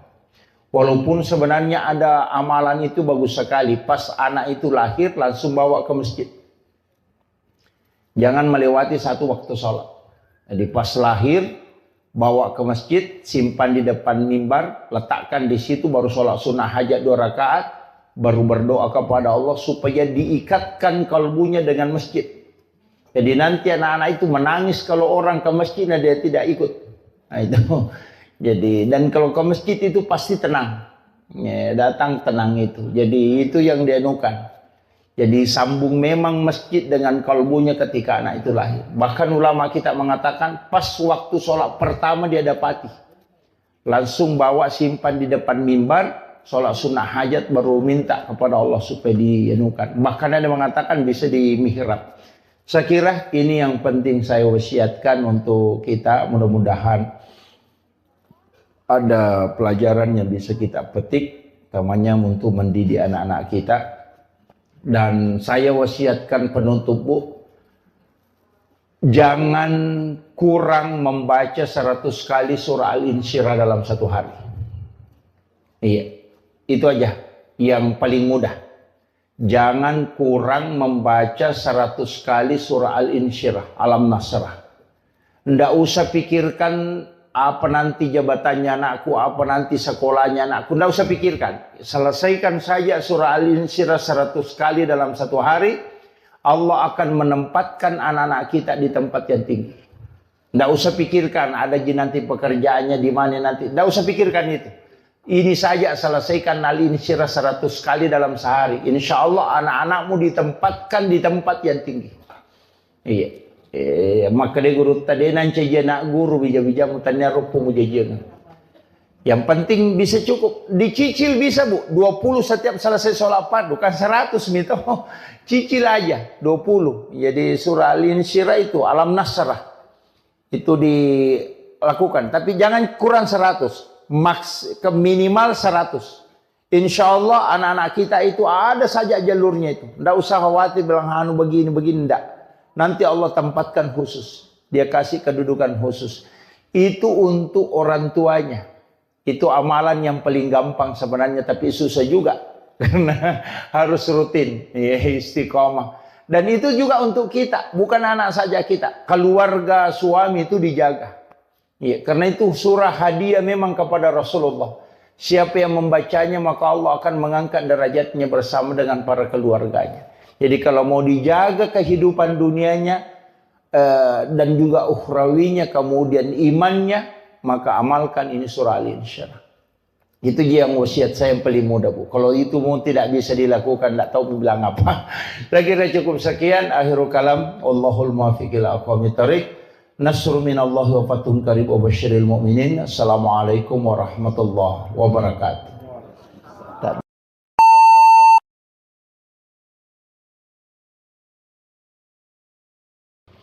Alhamdulillah, salah satu tugas orang tua ketika Allah menganugerahkan anak, yakni dengan 4 hal. Yang pertama, memberi nama. Yang kedua, akikah. akikah itu sebenarnya dua tugasnya. Yang pertama adalah menyembeli binatang. Kemudian yang kedua adalah memotong rambut, menggunting rambut. Itu yang akikah. Jadi memang cuma kadang-kala kita kalau menggunting rambut itu tidak secara keseluruhan. Padahal di dalam hadis itu disebutkan jangan engkau sisa walau hanya selembar. Jadi rambut bayi itu dicukur habis. Kemudian sunnahnya itu ditimbang berapa berat rambut itu, kemudian dibelikan emas, kemudian emas itu disedekahkan. Yang sunnahnya. Jadi untuk aturan dalam agama itu yang kaidah-kaidahnya itu sebenarnya sempurna betul, utamanya dalam anak, pendidikan anak dan perlakuan terhadap anak yang telah lahir. Jadi mulai pertama dianjurkan untuk diazankan, walaupun nanti ada beberapa pendapat ulama mengatakan hadisnya adalah dhaif. Jadi mengazankan kalau laki-laki itu diazankan kemudian diiqamatkan, kalau perempuan cukup diiqamatkan saja. Kemudian akikah itu diperintahkan di hari ke-7. Sunnah akikah itu hari ke-7. Kalau tidak sempat di hari ke-7, itu ditambah 7 hari. Jadi hari ke-14. Nanti kalau tidak sempat lagi di hari ke-14-nya, ditambah lagi 7 hari. Di hari ke-21-nya. Nah, kalau tidak sempat di 2 hari ke-21, itu sudah tidak ada lagi penetapan waktu. Dicari saja kapan kita ada waktu dan kesempatan. Jadi yang sunnah akikah itu penetapannya 3 hari. 7 hari kelahiran, 14 hari kelahiran, dan 21 hari kelahiran. Cuman ketika anak itu lahir sudah asar, maka tidak dihitung hari itu. Jadi misalnya lahir hari Ahad, sudah sholat asar, itu tidak dihitung hari itu. Jadi kita mulai menghitung hari Senin. Jadi kenapa? Karena bulan itu sudah muncul di situ. Nah, makanya nanti apalagi kalau menjelang maghrib lahir, kayaknya tidak dihitung itu hari untuk hitungan akikahnya, maksud saya. Jadi makanya kalau misalnya Ahad sore, makanya langsung hitung Senin, Selasa, Rabu, Kamis, Jumat, Sabtu, Ahad. Nah, begitu. Tapi kalau dia lahir sebelum duhur, maka dihitung hari itu. Ya, jadi itu begitu cara menghitungnya kalau untuk penetapan hari akikah. Sebenarnya kenapa ada semua rahasia di dalam kitab-kitab hikmah itu, para ulama kita itu sebenarnya sudah menjelaskan beberapa asbab kenapa ada hitungan 7. Anak itu kan sebenarnya 7 bulan kandungan itu kita adakan acara syukuran. Nah, biasa orang mengatakan syukuran 7 bulanan. Kenapa ambil 7 bulan? Kenapa bukan 9 bulannya misalnya? Kemudian 7 hari kelahiran, ambil lagi 7 itu. Nanti di umur 7 tahun disuruh sholat. Itu 7 tahun lagi, bukan 5 tahun. Jadi hitungannya itu kan 7 tahun. Makanya kenapa hitungan 7 itu? Tawaf itu kan juga 7 putaran. Sa'i juga 7. Orang yang sholat itu kan anggota sholat, tubuh yang sujud itu kan ada 7. 2 kaki, 2 lutut, 2 tangan, 1 kepala. Makanya 7. Dalam 1 pekan itu kan 7 hari. Suratul Fatihah itu kan ada 7 ayat yang berulang. Jadi semua angka 7 ini itu ada maknanya. Nah, makanya sebenarnya anak kan begitu. 7 tahun kelahiran diperintahkan untuk sholat. Kalau nanti 10 tahun pukul kalau tidak sholat. Karena dia akan menghadapi 7 tahun kedua, yakni 14. Nah, di umur 14 itu sudah masuk. Nanti kan juga SD begitu. 7 tahun masuk SD, 7 tahun kemudian masuk SMP. 7 tahun kemudian masuk perguruan tinggi. Makanya itu pasti begitu.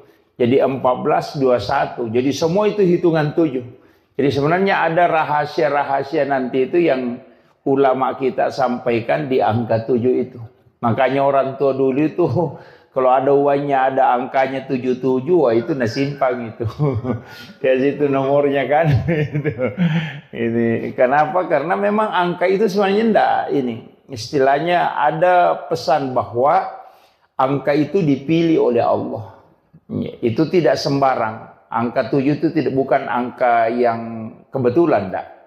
Itu kenapa sa'i, tawaf, langit 7 susun, tanah 7 lapis. Kenapa semua 7 itu ada maknanya. Kemudian untuk anak kita sebenarnya begini, itu memberi nama, ini nama yang dikasih ini luar biasa karena itu memiliki makna. Itu azkiya itu sebenarnya kan cerdas. Dari zakiya itu kan cerdas, kecerdasan. Kemudian kalau zaya itu keyakinan. Jadi nama itu memang adalah doa. Cuma biasanya kalau terlalu panjang nama itu berubah-ubah sifatnya nanti. Iya. Jadi saya pernah baca satu ini kan. Ulama kita dari dulu itu memahami semua dalam segala lini ilmu. Jadi bukan hanya satu, bukan hanya melihat dari arti, tapi juga melihat dari makna. Jadi kadang juga melihat dari hitungan. Ada namanya silogi itu kan ada. Ilmu seperti itu palmitri ada. Jadi ulama kita dari dulu itu mempelajari. Tapi kalau melihat saja sepintas, itu biasa tidak. Makanya nama itu kadang ulama-ulama dulu itu tidak terlalu panjang. Cuma sekarang ini banyak. Karena selain memiliki cari maknanya yang bagus ya. Itu. Tapi kalau saya tidak masalah. Cukup kita doakanlah. Ya. Kemudian nama ini cuma ada hadis. Itu disebutkan siapa yang memiliki 3 anak laki-laki, kemudian salah satunya tidak dikasih Muhammad atau Ahmad, maka ada jahilah kata Nabi. Pasti di situ ada nakal sekali. Ya. Jadi kalau ada anak laki-laki cukup mitiga, tidak ada nama salah satu namanya Ahmad atau Muhammad, nakal itu. Ada salah satu di situ tidak beres. Itu didoakan itu pakai ada jahilah kata Rasulullah. Jadi itu makanya penting juga menggunakan, makanya orang Arab itu rata-rata pakai kata Muhammad atau Ahmad. Kemudian itu tadi akikah. Sebenarnya akikah ini saya pernah membaca satu penelitian bahwa rambut bayi itu kan mengandung kurang lebih 4 juta virus. Makanya kenapa kita dianjurkan untuk mencukur habis. Jadi itu hikmahnya. Jadi bahkan Rasulullah mengatakan kalau kau tidak bisa menilai dengan emas, maka nilai dengan perak. Jadi bagi orang tua yang tidak mampu membeli emas untuk rambut berapa gram rambut bayi itu yang sudah dicukur habis tadi, kalau tidak bisa belikan emas, Nabi Rasulullah mengatakan belikan perak. Harus dinilai. Jadi kalau perak kan sudah murah, kan? Kenapa? Sebenarnya itu hikmahnya dalam ilmu hikmah. Kenapa dibelikan emas? Itu anak kita itu insya Allah selalu akan diberikan, diangkat derajatnya di tengah-tengah masyarakat. Jadi kalau mau anak kita, jadi bukan uangnya yang disedekahkan Bu ya, bukan. Tapi memang emasnya. Jadi ditimbang berapa gram rambutnya kan kalau bayi itu tidak sampai 10 gram. Apalagi kalau paling itu palingan 1 gram paling berat itu. Iya, bahkan ada yang tidak cukup. Itu dibelikan emas. Jadi, tahu gitu kalau dibawa ke penjual emas langsung ditimbang itu. baru dibelikan emas. Itu untuk anak-anak. Kalau sudah tua nah dicukur jangan ya Pak. Biasa kan ada orang tidak diakikah. Kan ada yang orang-orang tua dulu itu banyak tidak diakikah. Sebenarnya diakikah cuma dia sembeli ayam. Orang Bugis bilang icerak lutu karena lutu pacerak. Karena ya padahal akikah itu kan kambing atau domba. Syafi'i itu membolehkan sapi. Karena di antara kita dulu mungkin ada yang diakikah dengan sapi. Jadi Imam Syafi'i itu dalam kitab Al-Um dan bahkan juga di Fiqhul Islam wa Adillatuhu itu dibolehkan menggunakan sapi. Jadi kalau ada orang diakikah na sapi na pakai itu nilainya 1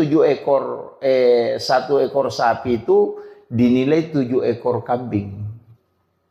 Makanya kalau ada anak tak kembar laki-laki 1 ekor sapi dipotong itu sudah lebih itu. Ya, jadi kalau Syafi'i walaupun ada ulama lain tuh mengatakan afdalnya memang kambing. Ya, jadi kambing itu juga memasuki tahun kedua umurnya.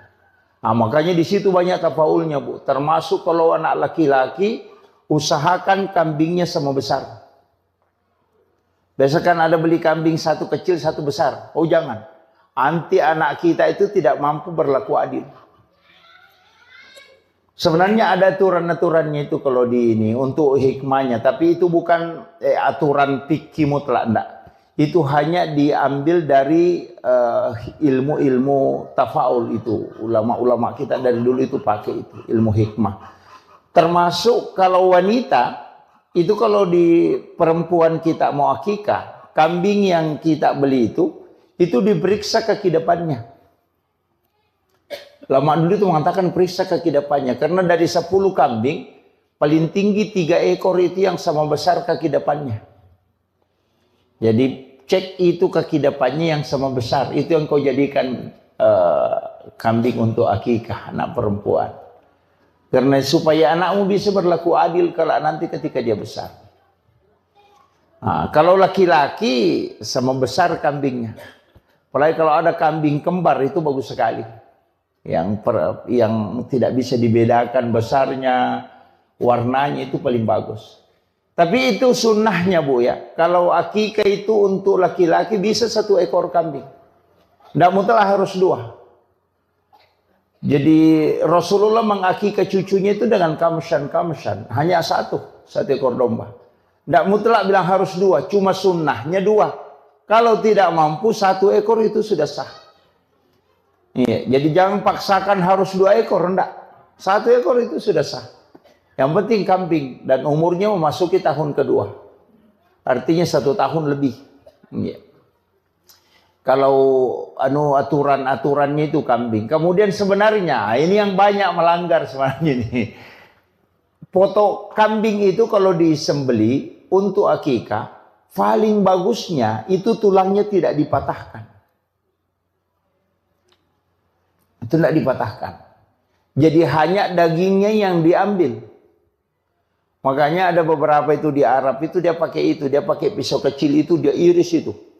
Ikuti tulangnya jadi kemudian kulitnya dipakai bungkus tulangnya kemudian ditanam. Jadi kulit binatang akikah itu mestinya ditanam. Iya, ditanam. Tulangnya tidak dipatah karena itu 60 potongan. Itu persis sama dengan potongan tubuh manusia. Tulang bayi itu persis sama dengan jumlah tulang kambing itu yang dipakai sebagai binatang sembelihan. Makanya kalau tidak patah itu nanti anak itu dijamin tidak akan patah tulangnya hingga dia meninggal. Itu hebatnya itu sebenarnya, itu hikmahnya. Makanya ulama-ulama dulu itu menjaga betul itu. Tapi sekarang kan kita tidak. Kemudian yang ketiga kalau masakan akikah itu tidak boleh pedis. Jangan dikasih lombok. Bahkan diminta itu bumbunya sedikit agak manis. Supaya orang itu sayang dan cinta ke anak-anak kita. Jadi jangan pedis. Nanti orang jengkel melihat anak-anak kita itu mudah jengkel. Kayaknya kalau ada anak sering diputar telinganya itu mungkin karena banyak lomboknya waktunya dimasakkan kambingnya. Itu. Jadi itu kuncinya sebenarnya. Jadi makanya aturannya di situ luar biasa itu ya. Kemudian kita dianjurkan untuk sedekah. Jadi itu kalau sunnah. Kemudian mendidik anak. Sebenarnya begini. Kita ini sekarang banyak hal yang saya dapat itu Bapak. Terus terang saya harus sampaikan ini. Orang tua dulu itu ilmunya itu bukan dari satu sumber. Dia belajar fikih, belajar tasawuf, belajar ilmu hikmah. Jadi sehingga mereka itu paham betul. Termasuk kan kayak plasenta bayi itu. Tali pusar. Tali pusar itu kan sebenarnya obat. Dan itu sudah ditemukan sekarang. Cuma kita tidak bisa simpan dalam waktu lama. Makanya di London itu kan ada bank plasenta. Yang disimpan kemudian bisa dipakai ketika suatu waktu anak kita kena drop atau stroke. Itu bisa diambil untuk dia rendam. Kemudian dia minum. Itu untuk peremajaan sel. Itu kan sudah ada. Itu plasenta. Saya tidak tahu orang tua dulu mengatakan kalau ada anak sakit. Ambil air baru siram pusarnya. Kemudian kasih itu minum supaya berhenti sakit perut. Saya tidak tahu dari mana ilmu itu dia dapat. Padahal sekarang ini kan baru didapat. Bahwa plasenta itu adalah obat itu kan. Bahkan kan pejabat-pejabat banyak konsumsi plasenta. Kan yang plasenta rusa itu. Yang kapsul itu untuk fisik. Yang suplemen itu. Kan itu mahal itu. Hampir 80 juta harganya itu. Dan itu untuk suplemen. Itu kan plasenta. Makanya anak-anak kita itu sebenarnya tali pusarnya itu orang tua dulu itu simpang. Nah, cuma sekarang kan tidak. Karena tidak steril lagi. Apalagi kalau sudah kena sinar matahari selnya itu kan rusak. Mestinya itu kan kalau orang bawa ke bank plasenta di London kemudian disimpan di dalam suhu minus 900 derajat. Itu terjaga itu. Itu satu-satunya yang negara yang punya itu masih London. Jadi yang setahu saya itu. Kemudian anak kita itu sebenarnya begini. Setiap menjelang subuh pasti bangun. Bayi itu begitu. Dan saya dapat di salah satu kitab hikmah itu dan ulama terapkan itu dan saya agak lambat tahu ilmu ini. Kalau ada anak kita, tapi ini kan kalau perempuan kan enggak, kalau nanti kalau laki-laki. Kalau ada anak laki-laki cukur setiap hari Rabu. Iya. Jadi bercukur itu bukan hari Jumat. Jadi kalau ada anak-anak kita sudah dipotong rambutnya misalnya untuk akikahnya, nanti setiap hari Rabu cukur rambutnya. Selama 40 Rabu. Insya Allah anak itu akan pintar dalam ilmu hukum agama. Itu hikmahnya. Makanya masih ada pondok pesantren sekarang. Kalau masuk anak-anak itu setiap hari Rabu digundul. Dicukur. Itu selama 40 Rabu. Di pesantren itu dicukur. Karena itu masih pakai itu di kitab itu. Jadi ulama hikmah itu mengatakan salah satu hikmahnya bercukur di hari Rabu itu sebenarnya itu untuk ahli hukum. Jadi fuqaha kalau mau menjadi ahli fikih suruh anak-anak itu memudahkan otaknya untuk mengetahui hukum.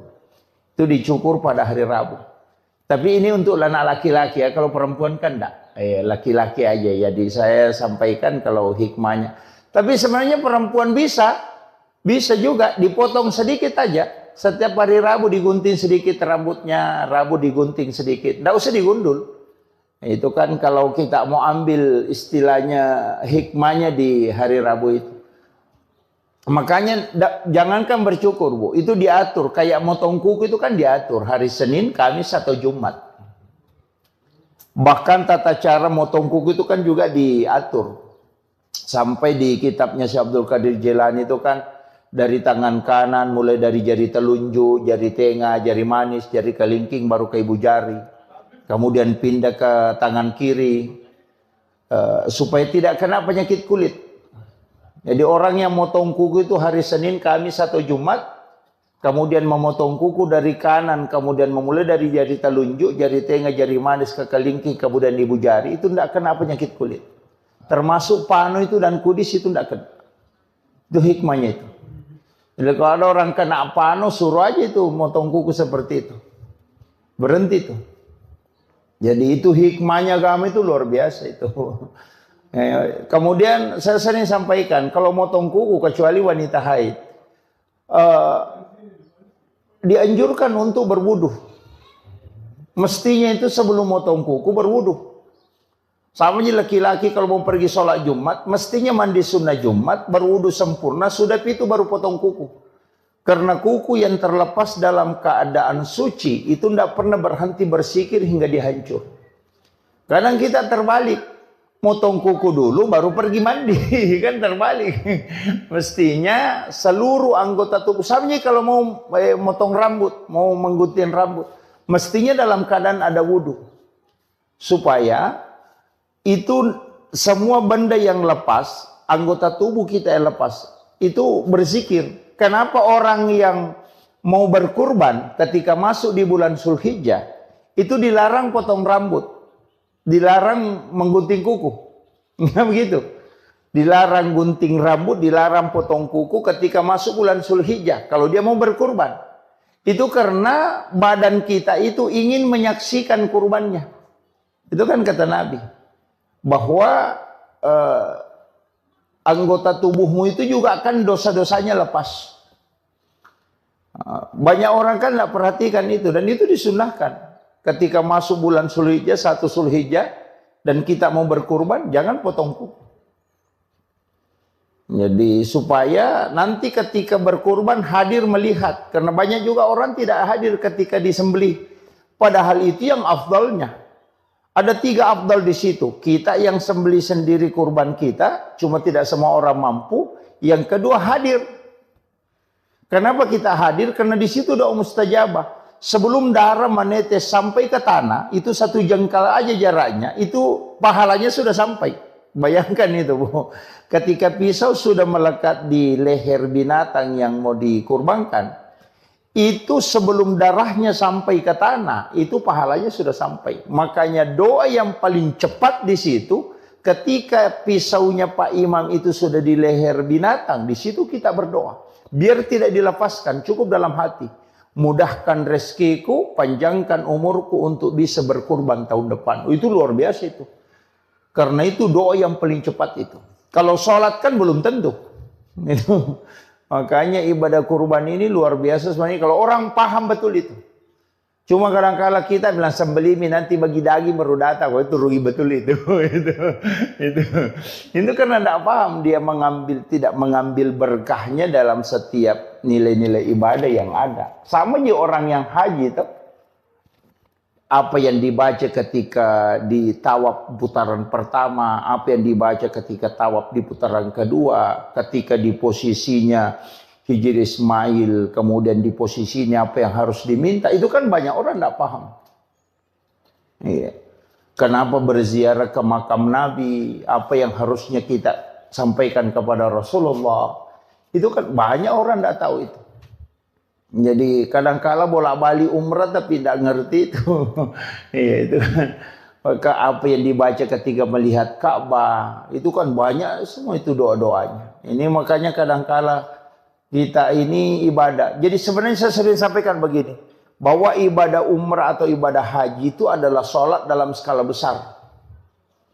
Iya, ini yang kadang orang tidak anukan. Kemudian saya lanjut. Jadi anak-anak kita itu kalau menjelang subuh pasti bangun. Ketika malaikat itu sudah turun, karena bayi itu kan masih bisa melihat itu. Makanya mulai dari jin itu bayi bisa lihat. Cuma sekarang ini kan ada juga masalah. Kayak bayi yang indigo itu kan. Justru sekarang orang kalau ada bayi indigo, diambil kebanggaan. Padahal itu orang tidak beres itu. Mestinya bayi indigo itu dikasih kembali lagi ke perut ibunya. Karena itu belum selesai dia.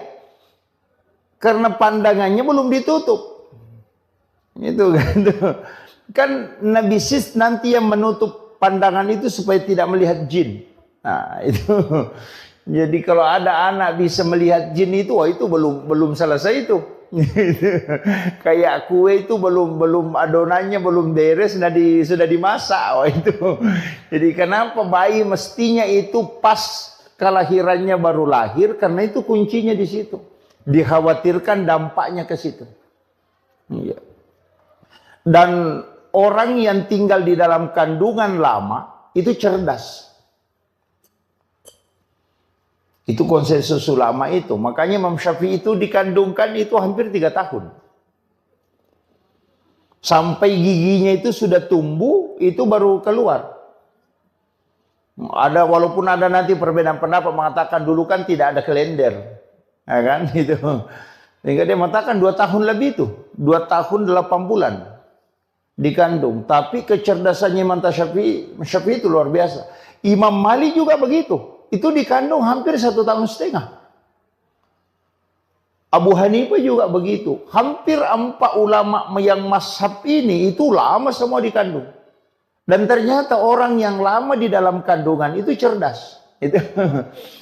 Cuma sekarang kan ndak ini. Karena dikhawatirkan. Sekarang kan biasa orang khawatirkan. Misalnya kalau ketubannya sudah pecah, itu kan bahaya. Sehingga orang kan operasi atau apa. Cuma ulama kita menyampaikan bahwa ketika ada anak lama di kandungan, itu besar kemungkinan itu kecerdasannya luar biasa. Makanya kalau ada anak mengandung lewat dari waktu yang ditetapkan dokter aman-aman ji, tidak usah dioperasi dulu. Itu akan mempengaruhi kecerdasan. Kemudian kenapa perintah agama? Wal walidatu yurdi'na auladahunna haulaini kamilaini an yutimma radha liman arada an yutimma radha. Kenapa kita dianjurkan menyusui anak itu 2 tahun? Wal walidatu yurdi'na auladahunna haulaini kamilaini. Kenapa dianjurkan itu 2 tahun? Karena memang pergantian sel air susu ibu itu selama 2 tahun. Setiap hari itu berubah. Campuran air susu seorang ibu itu berubah setiap hari. Makanya kalau minum susu formula, itu kan formula 0 sampai 5 bulan. 5 bulan sampai 1 tahun. Bukan begitu gitu. Kalau formulasi air susu ibu itu setiap hari berubah. Di waktu asar itu berubah. Jadi campurannya air susu hari ini dengan besok, itu beda. Makanya semestinya itu tidak mengambil air susu kemudian dia simpan besok baru dikasih anak-anak. Mestinya itu tidak. Biasanya kan ada yang mengambil ASI-nya itu kemudian dia simpan di freezer atau di ini besok baru dia nukan. Mestinya tidak, karena percampuran air ASI ibu itu 2 tahun selalu berubah setiap hari. Makanya perintah agama itu menyusui anak 2 tahun. Itu baru sempurna betul untuk perkembangan otak. Makanya kenapa susu formula membuat anak cepat pintar. Itu seperti ayam potong. Ayam potong itu kan di-upgrade. Tapi PC-nya lemah. Makanya anak-anak yang dikasih susu formula memang awalnya dilihat cerdas. Tapi nanti masuk kelas 5, masuk SMP, mulai buntu. Karena dia tidak mengikuti, otaknya tidak terformat sistematis. Dari makanannya itu. Makanya itu sebenarnya agama luar biasa, Bu. Seandainya orang paham betul itu luar biasa. Sampai kenapa agama menganjurkan 2 tahun. Nah sekarang kan susu formula 0 sampai 5. 5 sampai 1 tahun. 1 tahun sampai 1,5 tahun. Baru 2 tahun. Baru 0 sampai 3 tahun. Selesai. Itu kan hanya 4 kali berubah kan. Tapi kalau ASI itu setiap hari. Jadi itu luar biasanya. Kemudian ASI pertama itu mestinya dikasih ke anak. Yang warna kuning itu dijaga betul itu. Mestinya dikasih langsung ke anak itu. Kenapa? Karena itu yang untuk fisik. Itu antibodi luar biasa itu. Nah, itu juga yang terkoneksi dengan orang tuanya nanti. Iya. Makanya kalau orang menyusui anaknya itu kan jantungnya dengan jantung anak dekat. Kenapa sekarang kan banyak anak yang tidak istilahnya tidak takzim kepada kedua orang tuanya karena sudah ndak ini memang. Orang tua dulu itu anaknya kan selalu dia gendong. Sehingga jantung anak itu dekat. Sehingga anak itu kan terkoneksi itu. Nah, ini makanya ibu-ibu kalau menyusui anak ya harus digendong sebenarnya itu. Kan terpengaruh, ASI kan begitu mempengaruhi sekali. Apalagi kalau ibu-ibu makan makanan panas, misalnya makan sayur panas, nasi panas, pastikan pengaruhnya ke anak. Nanti itu kalau sudah menyusui, pasti putih-putih di sini. Iya, padahal ibunya tadi makan makanan panas, asinya kan tidak panas. Tapi kenapa? Itu terpengaruh. Artinya itu pesan bahwa ucapan apapun yang dikeluarkan seorang ibu ketika dia menyusui atau sebelum menyusui itu akan masuk ke anak, tertransfer. Makanya jangan menyusui anak ketika dalam keadaan stres. Makanya kalau ibu-ibu mau nyusui anak, baca sholawat lah. Atau bunyikan Al-Quran, biar di HP saja, di Android. Baca sholawat, kemudian zikir, itu paling bagus. Karena itu tertransfer nanti masuk ke anak. Karena itu kan sesuatu yang dibacakan zikir itu pasti tenang. Mulai kalau sholawat, makanya anak-anak itu bacakan sholawat. Jadi kalau kasih menyusui anak itu sholawatan, insya Allah. Itu anak itu akan sabar. Iya. Jangan menyusui anak kalau dalam keadaan emosi, itu fatal itu. Itu nanti anak-anak tidak mau mendengar. Larinya ke situ. Jadi tidak usah kita jauh, tidak usah bilang doa apa, itu saja. Makanan panas yang dia makan, nanti kalau anaknya menyusui, itu pasti itu putih dia nunya. Terkupas-kupas itu di langit-langitnya. Itu karena sudah makanan panas. Padahal itu kan sudah dingin, karena sudah dia makan. Tuh. Apalagi lari ke ASI. Kan kalau kita secara logika, ilmiah ini kan tidak. Tapi itu ada koneksinya ke situ. Bahwa orang yang berzikir, kalbunya tenang, selnya dalam tubuhnya itu mengalir dengan penuh keberkahan, dan itu yang diambil oleh anak, maka hidupnya akan berkah, dan darah yang mengalir dalam tubuhnya itu dipenuhi dengan berkah sholawat. Itu luar biasa. Nah, makanya itu aja kuncinya. Jangan terlambat. Misalnya anak-anak dia di sholawat itu insya Allah. Kemudian saya tadi mengatakan setiap mau masuk subuh pasti bangun, karena itu dibangunkan malaikat. Makanya anak-anak itu ngomong sendiri. Bayi itu kalau jam-jam 4 subuh itu ngomong sendiri tuh. Itu sebenarnya karena dia kayak ulama kita mengatakan dia bicara itu sama malaikat. Makanya kalau ibu-ibu bisa perhatikan. Anak yang tidak punya bahasa, anak kecil, ketika main sama anak kecil itu baku paham. Iya. Padahal tidak ada ngomong kan? Tapi mengerti bilang, oh ini nak minta, itu bahasanya dia. Kalau kita bilang, pada masuk ini. Iya, jadi kan begitu. Bahkan bayi itu kan begitu, Pak. Karena masih sucinya, sehingga itu masih tembus. Makanya Rasulullah itu mengatakan kan siapa yang ingin mencium bau surga, maka cium bayi. Karena Rasulullah itu pernah masuk surga. Jalan-jalan di dalam surga. Sehingga dia tahu betul baunya surga. Makanya Rasulullah mengatakan, kalau mau Anda tahu baunya surga, itu ada di dunia. Cium bayi, persis itu baunya surga. Makanya bau bayi itu satu macam. Bayi kemanapun, orang bule, orang apa, semua baunya sama. Ketika bayi, nanti ketika makanannya mulai berubah, baru baunya mulai berubah. Itu surga itu kata Nabi. Makanya kalau mencium bayi itu, mulai dari kanan, kita berdoa itu. Kadang kita cium bayi itu, sembarang aja. Padahal itu kan doa. Ya Allah, pertemukanlah kami dengan bau ini kelak di hari kemudian. Iya kan itu kan didoakan itu. Pengambil berkahnya itu kan dari bayi itu luar biasa, Bapak. Kemudian tadi itu bangun. Kalau ada bayi, ini penting saya sampaikan. Kalau ada bayi tidak bangun menjelang jam 4, kasih bangun nih. Kalau ada anak kecil tidak bangun itu sekitar jam 3 lewat, kasih bangun nih. Karena nanti itu lambat. Nanti ada keterbelakangan mental itu. Kasih bangun itu di waktu itu. Nah, jangan ibunya bilang, "Woi bagus saya anakku tidak bangun nih." Kalau apa bagus. Itu nanti jadi masalah itu. Jadi kasih bangun itu, bangunkan. Iya. Jadi itu sebenarnya Bu, istilahnya Kalau dalam agama kan itu aturan-aturannya. Sama dengan tadi akikah, di kulitnya itu diambil, dibungkuskan tulangnya, kemudian ditanam supaya anak kita tidak kena penyakit kulit. Kemudian tulangnya jangan dipatahkan supaya nanti kalau anak-anak kita tidak patah tulangnya hingga dia meninggal. Kemudian masak dengan masakan dengan bumbu yang manis supaya anak-anak kita tidak dibenci sama orang.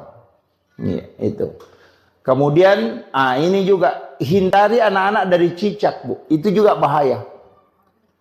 Kalau biasakan kalau ada cicak itu di kamar, usahakan, apalagi kalau anak kecil, usahakan sedapat mungkin itu cicak dihindari. Karena di dalam cicak itu ada jin namanya Ummi Sibyan. Itu jin perempuan yang bisa membunuh janin dalam kandungan. Dari dulu itu ada. Makanya Nabi itu kenapa sunnahkan membunuh cicak. Sampai bahwa siapa yang membunuh cicak dengan satu kali memukul itu kan 150 hasanat. Jadi pahalanya itu 150 dengan satu kali memukul. Kalau 2 kali dipukul baru mati itu kan turun menjadi 100 hasanat. Kenapa turun pahalanya? Semakin sering dipukul baru mati turun pahalanya karena itu menyiksa namanya.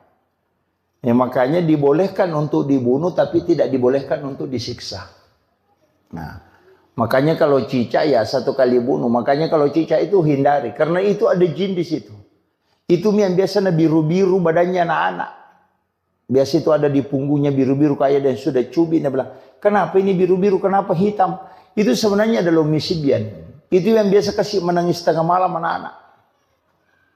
Bangun tengah malam menangis. Itu kadang orang tidak tahu. Dia bilang, kenapa? Mungkin sakit. Enggak, cari. Pasti ada cicak dekat di situ. Itu diusir. Makanya jangan biarkan banyak cicak di dalam kamar. Apalagi kalau orang hamil. Oh itu parah itu. Karena dia bisa membunuh janin dalam kandungan. Itu jin Ummi Sibyan itu. Makanya Nabi sunnahkan untuk kita membunuh cicak. Apalagi kalau bayi. Cuma kalau misalnya kita akan, kalau bayi biasa terganggu. Biasa kalau ada jin yang mengganggu atau apa. Kalau saya ada beberapa metode untuk tidak terganggu. Yang pertama, tulis lafaz Allahu. Iya. Jadi tulis lafaz Allahu itu di antara kedua alisnya. Iya. Jadi tulis pakai cilak, pakai cilak. Itu kalau sudah dimandi pagi, tulis lafaz Allahu itu antara alisnya. Itu supaya tidak diganggu jin. Biasa orang kalau diayung, dia kasih cermin di bawahnya kan. Orang tua dulu kan begitu. Kalau nak ayung anaknya, nak kasih cermin di bawahnya. Itu cermin kan supaya pantulannya. Kan kalau ada cicak, nah dipantulkan dengan cermin, itu jinnya keluar. Makanya sebenarnya pakai cermin itu. Kalau mau aman, pakai tulis Allahu saja. Kalau tidak bisa, kalau malam terganggu, tulis namanya Umar. Jadi kalau anak sudah tidur, kasih masuk jari telunjuk di langit-langit, mulai dari kepalanya kita tulis, tulisan bahasa Arab, Umar bin Al-Khattab. Insya Allah tidak diganggu jin itu. Sama kita, kalau tidur kita ada jin ganggu, kita bilang tidak bisa tidur atau ada kayak ketindisan. Tulis saja nama Umar, mulai dari pusar. Jadi kasih masuk tangan di langit-langit, baru tulis Umar bin Khattab. Tapi tulis bahasa Arab. Jangan bahasa Indonesia. Tulis bahasa Arab. Jadi Umar bin Khattab. Itu tidak diganggu. Itu ulama-ulama hikmah itu mengajarkan itu. Jadi kalau ditulis namanya Umar. Kan biasa orang diganggu itu. Ganggu jin. Itu yang dipakai. Kemudian paling bagusnya tirakat itu untuk anak-anak. Sedekahkan dan puasakan hari kelahirannya. Itu paling bagus. Jadi kalau setiap hari kelahirannya itu sedekah, niatkan untuk dia. Kemudian kalau mampu puasa, puasakan hari kelahiran. Insya Allah. Jadi kalau ada anak tak mau dijadikan ustaz atau kiai, paling bagus itu tirakatnya begitu. Puasakan hari kelahirannya. Cuma yang tidak usah semua. Kalau 7 anaknya semua hari lahir, puasa setiap hari gitu. Itu. Jadi biar yang salah satunya misalnya, oh ini anak saya mau anukan, puasakan hari kelahirannya. Soalnya kan begitu, tirakatnya ke situ. Orang tua puasakan. Kemudian anak-anak kita kan biasa didoakan. Doakan kalau mau tidur. Kalau menangis bacakan ayat kursi, kemudian bisa dipegang tangannya, kemudian baca basmalah. Bisikkan di telinganya itu ayat kursi, itu bisa untuk menghindari supaya tidak diganggu jin. Itu kuncinya. Jadi anak-anak kita kan begitu. Jadi setiap perkembangannya itu pasti istilahnya mengalami kayak demam apa ya itu. Makanya rambut bayi itu harus dicukur habis. Karena itu ada virus. Makanya itu pelepis kepalanya itu nanti terkupas. Itu yang hitam-hitam di kepalanya ketika 7 hari. Makanya akikah itu sunnahnya 7 hari. Karena itu sudah terkupas, itu virusnya sudah mulai masuk. Nah, makanya disuruh cukur habis supaya tidak masuk virusnya di situ. Nah, itu jadi anak-anak kita. Kemudian anak-anak kita sebenarnya kalau perintah agama itu, Bu, apalagi sekarang kan cepat. Nah, anak kita itu kasih belajar memang mengaji di umur 5 tahun. Makanya perintah sholat itu di umur 7 tahun. Kan sebelum sholat itu mestinya sudah tahu bacaan sholat kan. Makanya mengaji itu di umur 5 tahun. Ya, sebenarnya itu kaidah agamanya itu kalau kita mau ambil. Jangan bilang nanti 7 tahun baru diajar, enggak. Memang harus. Tapi sekarang anak-anak justru lebih cepat. Kadang 3 tahun sudah ada yang pintar ini. Ya.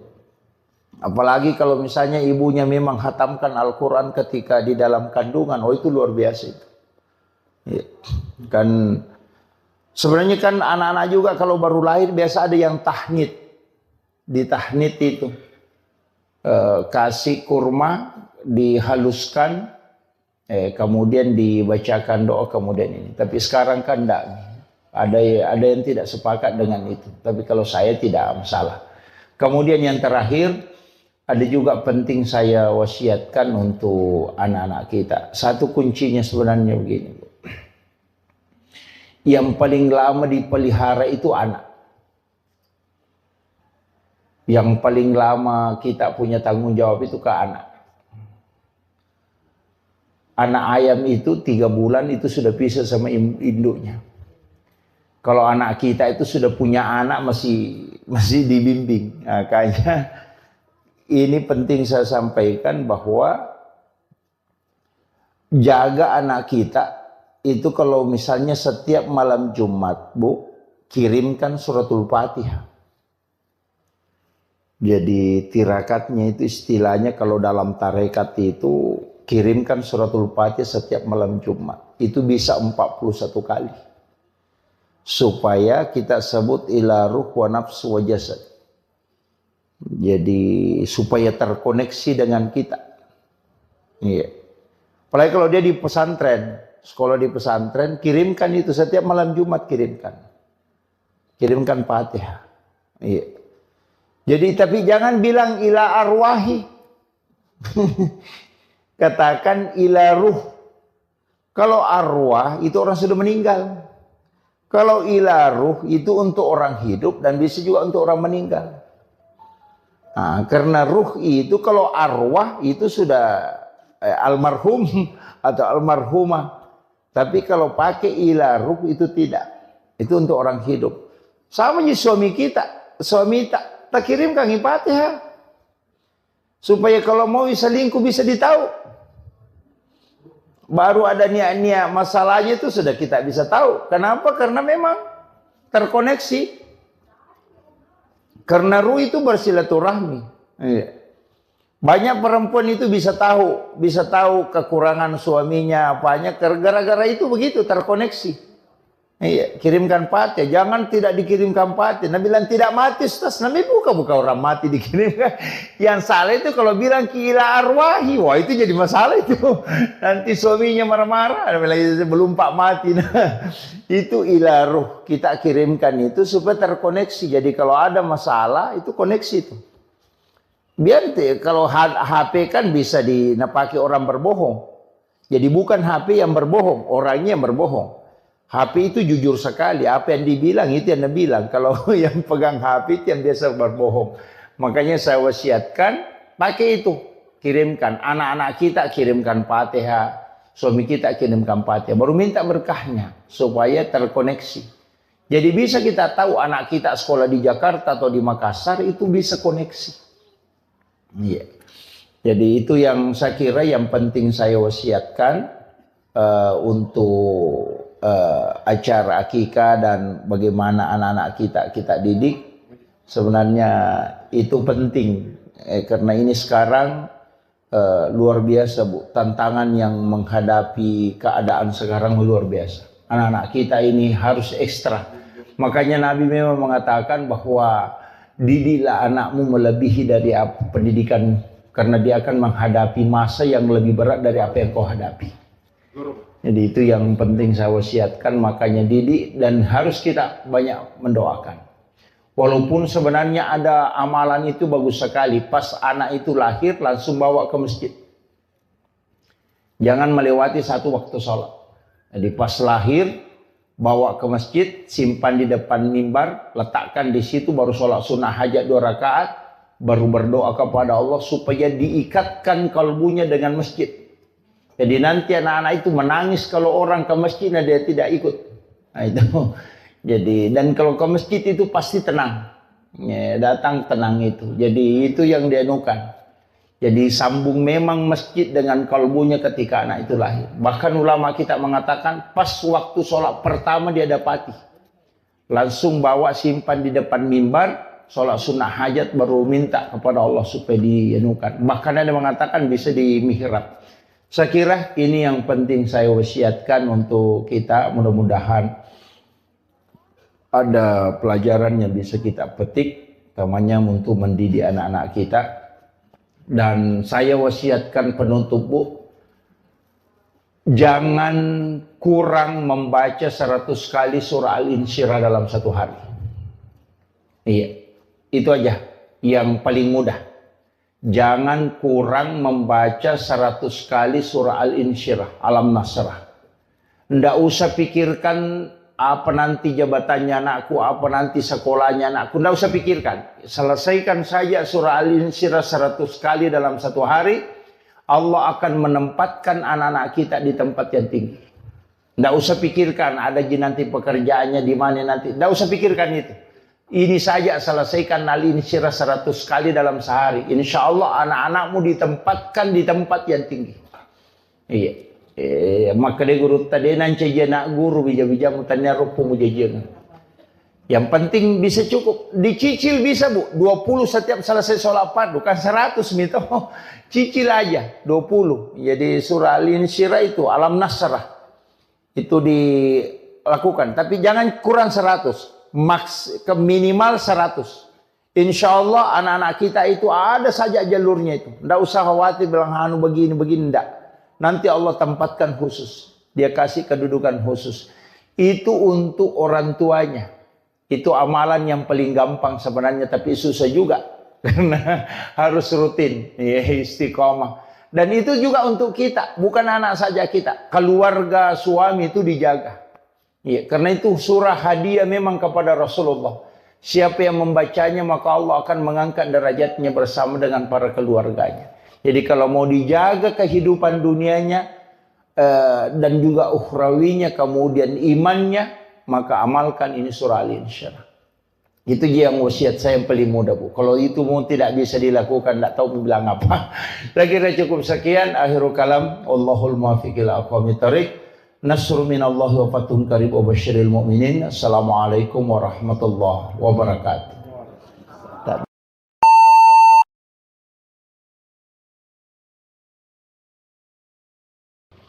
Alhamdulillah, salah satu tugas orang tua ketika Allah menganugerahkan anak, yakni dengan 4 hal.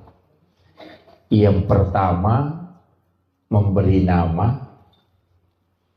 Yang kedua, akikah. Akikah itu sebenarnya 2 tugasnya. Yang pertama adalah menyembelih binatang. Kemudian yang kedua adalah memotong rambut, menggunting rambut. Itu yang akikah. Jadi memang cuma kadang-kala kita kalau menggunting rambut itu tidak secara keseluruhan. Padahal di dalam hadis itu disebutkan jangan engkau sisa walau hanya selembar. Jadi rambut bayi itu dicukur habis. Kemudian sunnahnya itu ditimbang berapa berat rambut itu, kemudian dibelikan emas, kemudian emas itu disedekahkan, yang sunnahnya. Jadi untuk aturan dalam agama itu yang kaidah-kaidahnya itu sebenarnya sempurna betul, utamanya dalam anak, pendidikan anak dan perlakuan terhadap anak yang telah lahir. Jadi mulai pertama dianjurkan untuk diazankan, walaupun nanti ada beberapa pendapat ulama mengatakan hadisnya adalah dhaif. Jadi mengazankan kalau laki-laki itu diazankan kemudian diiqamatkan, kalau perempuan cukup diiqamatkan saja. Kemudian akikah itu diperintahkan di hari ke-7. Sunnah akikah itu hari ke-7. Kalau tidak sempat di hari ke-7, itu ditambah 7 hari. Jadi hari ke-14. Nanti kalau tidak sempat lagi di hari ke-14-nya, ditambah lagi 7 hari. Di hari ke-21-nya. Nah, kalau tidak sempat di 2 hari ke-21, itu sudah tidak ada lagi penetapan waktu. Dicari saja kapan kita ada waktu dan kesempatan. Jadi yang sunnah akikah itu penetapannya 3 hari. 7 hari kelahiran, 14 hari kelahiran, dan 21 hari kelahiran. Cuman ketika anak itu lahir sudah asar, maka tidak dihitung hari itu. Jadi misalnya lahir hari Ahad, sudah sholat asar, itu tidak dihitung hari itu. Jadi kita mulai menghitung hari Senin. Jadi kenapa? Karena bulan itu sudah muncul di situ. Nah, makanya nanti apalagi kalau menjelang maghrib lahir, kayaknya tidak dihitung itu hari untuk hitungan akikahnya, maksud saya. Jadi makanya kalau misalnya Ahad sore, makanya langsung hitung Senin, Selasa, Rabu, Kamis, Jumat, Sabtu, Ahad. Nah, begitu. Tapi kalau dia lahir sebelum duhur, maka dihitung hari itu. Ya, jadi itu begitu cara menghitungnya kalau untuk penetapan hari akikah. Sebenarnya kenapa ada semua rahasia di dalam kitab-kitab hikmah itu, para ulama kita itu sebenarnya sudah menjelaskan beberapa asbab kenapa ada hitungan 7. Anak itu kan sebenarnya 7 bulan kandungan, itu kita adakan acara syukuran. Nah, biasa orang mengatakan syukuran 7 bulanan. Kenapa ambil 7 bulan? Kenapa bukan 9 bulannya misalnya? Kemudian 7 hari kelahiran, ambil lagi 7 itu. Nanti di umur 7 tahun disuruh sholat. Itu 7 tahun lagi, bukan 5 tahun. Jadi hitungannya itu kan 7 tahun. Makanya kenapa hitungan 7 itu? Tawaf itu kan juga 7 putaran. Sa'i juga 7. Orang yang sholat itu kan anggota sholat tubuh yang sujud itu kan ada 7. 2 kaki, 2 lutut, 2 tangan, 1 kepala. Makanya 7. Dalam 1 pekan itu kan 7 hari. Suratul Fatihah itu kan ada 7 ayat yang berulang. Jadi semua angka 7 ini itu ada maknanya. Nah, makanya sebenarnya anak kan begitu. 7 tahun kelahiran diperintahkan untuk sholat. Kalau nanti 10 tahun pukul kalau tidak sholat. Karena dia akan menghadapi 7 tahun kedua, yakni 14. Nah, di umur 14 itu sudah masuk. Nanti kan juga SD begitu, 7 tahun masuk SD, 7 tahun kemudian masuk SMP, 7 tahun kemudian masuk perguruan tinggi. Makanya itu pasti begitu. Jadi 14, 21, jadi semua itu hitungan 7. Jadi sebenarnya ada rahasia-rahasia nanti itu yang ulama kita sampaikan di angka 7 itu. Makanya orang tua dulu itu Kalau ada uangnya, ada angkanya 77, wah itu nasimpang itu. Ya situ nomornya kan. Ini kenapa? Karena memang angka itu sebenarnya enggak ini. Istilahnya ada pesan bahwa angka itu dipilih oleh Allah. Itu tidak sembarang. Angka 7 itu bukan angka yang kebetulan, enggak. Itu kenapa sa'i, tawaf, langit 7 susun, tanah 7 lapis. Kenapa semua 7 itu ada maknanya. Kemudian untuk anak kita sebenarnya begini, itu memberi nama, ini nama yang dikasih ini luar biasa karena itu memiliki makna. Itu azkiya itu sebenarnya kan cerdas. Dari zakiya itu kan cerdas, kecerdasan. Kemudian kalau zaya itu keyakinan. Jadi nama itu memang adalah doa. Cuma biasanya kalau terlalu panjang nama itu berubah-ubah sifatnya nanti. Iya. Jadi saya pernah baca satu ini kan. Ulama kita dari dulu itu memahami semua dalam segala lini ilmu. Jadi bukan hanya satu, bukan hanya melihat dari arti, tapi juga melihat dari makna. Jadi kadang juga melihat dari hitungan. Ada namanya silogi itu kan ada. Ilmu seperti itu palmitri ada. Jadi ulama kita dari dulu itu mempelajari. Tapi kalau melihat saja sepintas, itu biasa tidak. Makanya nama itu kadang ulama-ulama dulu itu tidak terlalu panjang. Cuma sekarang ini banyak. Karena selain memiliki cari maknanya yang bagus ya. Itu. Tapi kalau saya tidak masalah. Cukup kita doakanlah. Iya. Kemudian nama ini cuma ada hadis. Itu disebutkan siapa yang memiliki 3 anak laki-laki, kemudian salah satunya tidak dikasih Muhammad atau Ahmad, maka ada jahilah kata Nabi. Pasti di situ ada nakal sekali. Ya. Jadi kalau ada anak laki-laki cukup mitiga, tidak ada nama salah satu namanya Ahmad atau Muhammad, nakal itu. Ada salah satu di situ tidak beres. Itu didoakan itu pakai ada jahilah kata Rasulullah. Jadi itu makanya penting juga menggunakan, makanya orang Arab itu rata-rata pakai kata Muhammad atau Ahmad. Kemudian itu tadi akikah.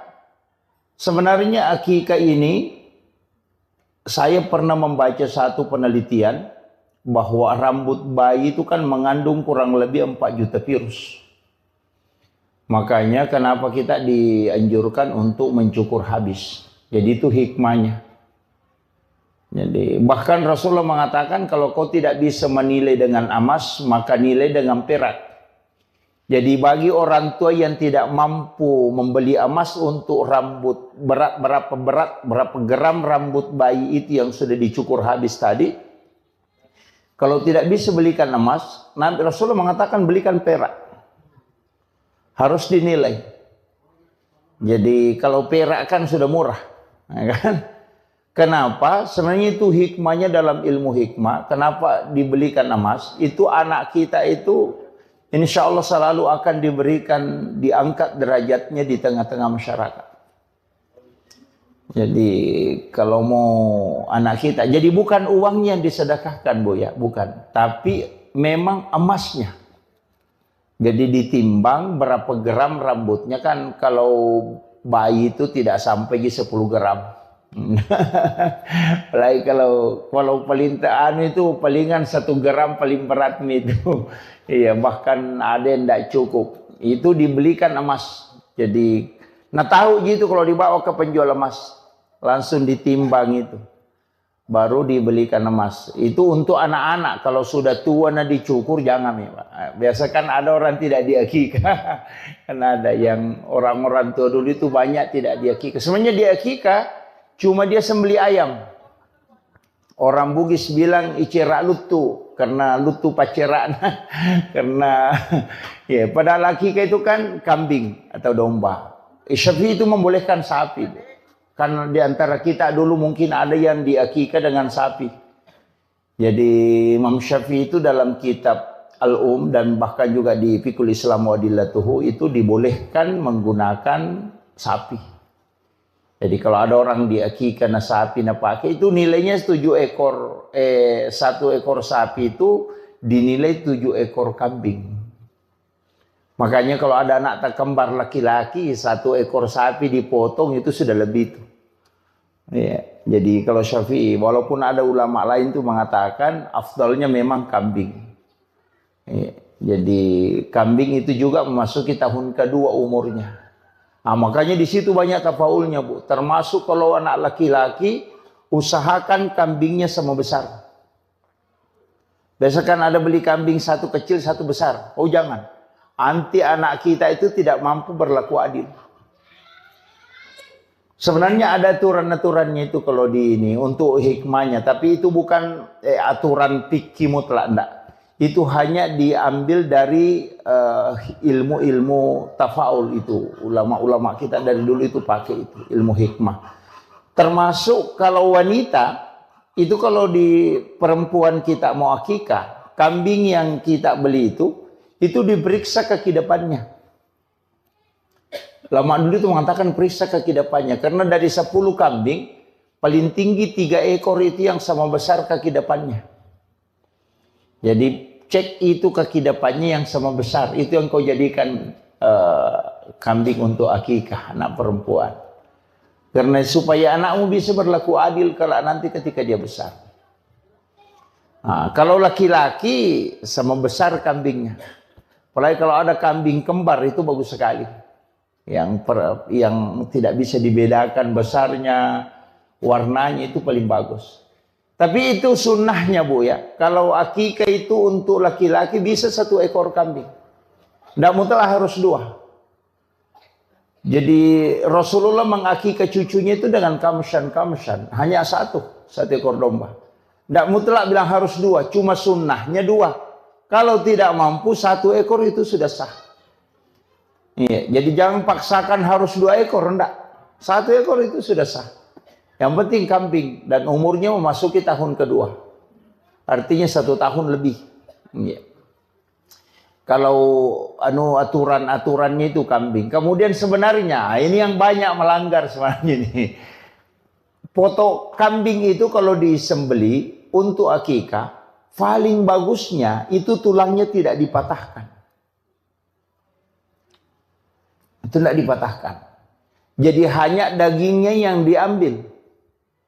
Makanya ada beberapa itu di Arab itu dia pakai itu. Dia pakai pisau kecil itu, dia iris itu. Ikuti tulangnya, jadi kemudian kulitnya dipakai bungkus tulangnya, kemudian ditanam. Jadi kulit binatang akikah itu mestinya ditanam. Iya, ditanam. Tulangnya tidak dipatah. Karena itu 60 potongan. Itu persis sama dengan potongan tubuh manusia. Tulang bayi itu persis sama dengan jumlah tulang kambing itu yang dipakai sebagai binatang sembelihan. Makanya kalau tidak patah itu, nanti anak itu dijamin tidak akan patah tulangnya hingga dia meninggal. Itu hebatnya itu sebenarnya. Itu hikmahnya. Makanya ulama-ulama dulu itu menjaga betul itu. Tapi sekarang kan kita tidak. Kemudian yang ketiga, kalau masakan akikah itu tidak boleh pedis. Jangan dikasih lombok. Bahkan diminta itu bumbunya sedikit agak manis. Supaya orang itu sayang dan cinta ke anak-anak kita. Jadi jangan pedis, nanti orang jengkel melihat anak-anak kita itu mudah jengkel. Kayaknya kalau ada anak sering diputar telinganya itu mungkin karena banyak lomboknya waktunya dimasakkan kambingnya. Jadi itu kuncinya sebenarnya. Jadi makanya aturannya di situ luar biasa itu ya. Kemudian kita dianjurkan untuk sedekah. Jadi itu kalau sunnah. Kemudian mendidik anak, sebenarnya begini. Kita ini sekarang banyak hal yang saya dapat itu, Bapak. Terus terang saya harus sampaikan ini. Orang tua dulu itu ilmunya itu bukan dari satu sumber. Dia belajar fikih, belajar tasawuf, belajar ilmu hikmah. Jadi sehingga mereka itu paham betul. Termasuk kan kayak plasenta bayi itu. Tali pusar. Tali pusar itu kan sebenarnya obat. Dan itu sudah ditemukan sekarang. Cuma kita tidak bisa simpan dalam waktu lama. Makanya di London itu kan ada bank plasenta. Yang disimpan kemudian bisa dipakai ketika suatu waktu anak kita kena drop atau stroke, itu bisa diambil untuk dia rendam, kemudian dia minum, itu untuk peremajaan sel. Itu kan sudah ada. Itu plasenta. Saya tidak tahu orang tua dulu mengatakan kalau ada anak sakit, ambil air baru siram pusarnya, kemudian kasih itu minum supaya berhenti sakit perut. Saya tidak tahu dari mana ilmu itu dia dapat. Padahal sekarang ini kan baru didapat bahwa plasenta itu adalah obat itu kan. Bahkan kan pejabat-pejabat banyak konsumsi plasenta kan, yang plasenta rusa itu, yang kapsul itu untuk fisik, yang suplemen itu kan itu mahal, itu hampir 80 juta harganya itu. Dan itu untuk suplemen, itu kan plasenta.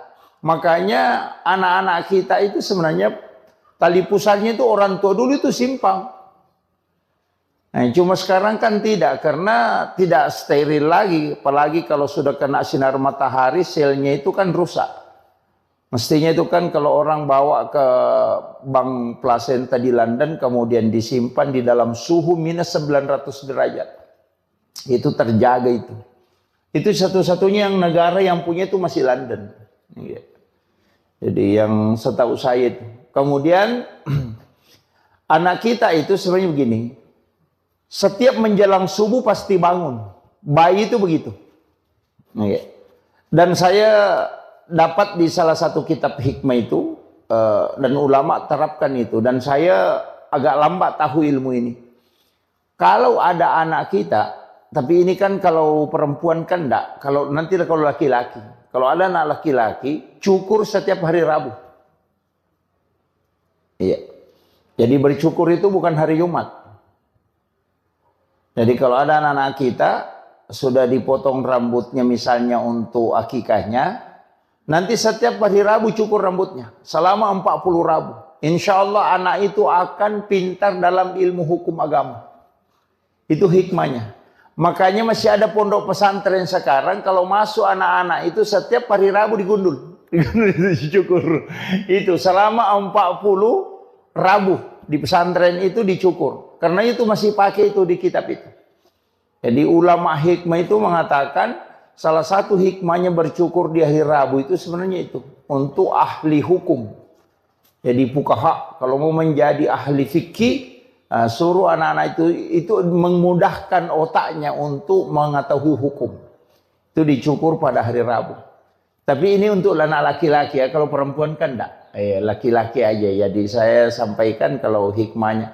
Tapi sebenarnya perempuan bisa juga dipotong sedikit aja. Setiap hari Rabu digunting sedikit rambutnya, Rabu digunting sedikit. Nggak usah digundul. Itu kan kalau kita mau ambil istilahnya hikmahnya di hari Rabu itu.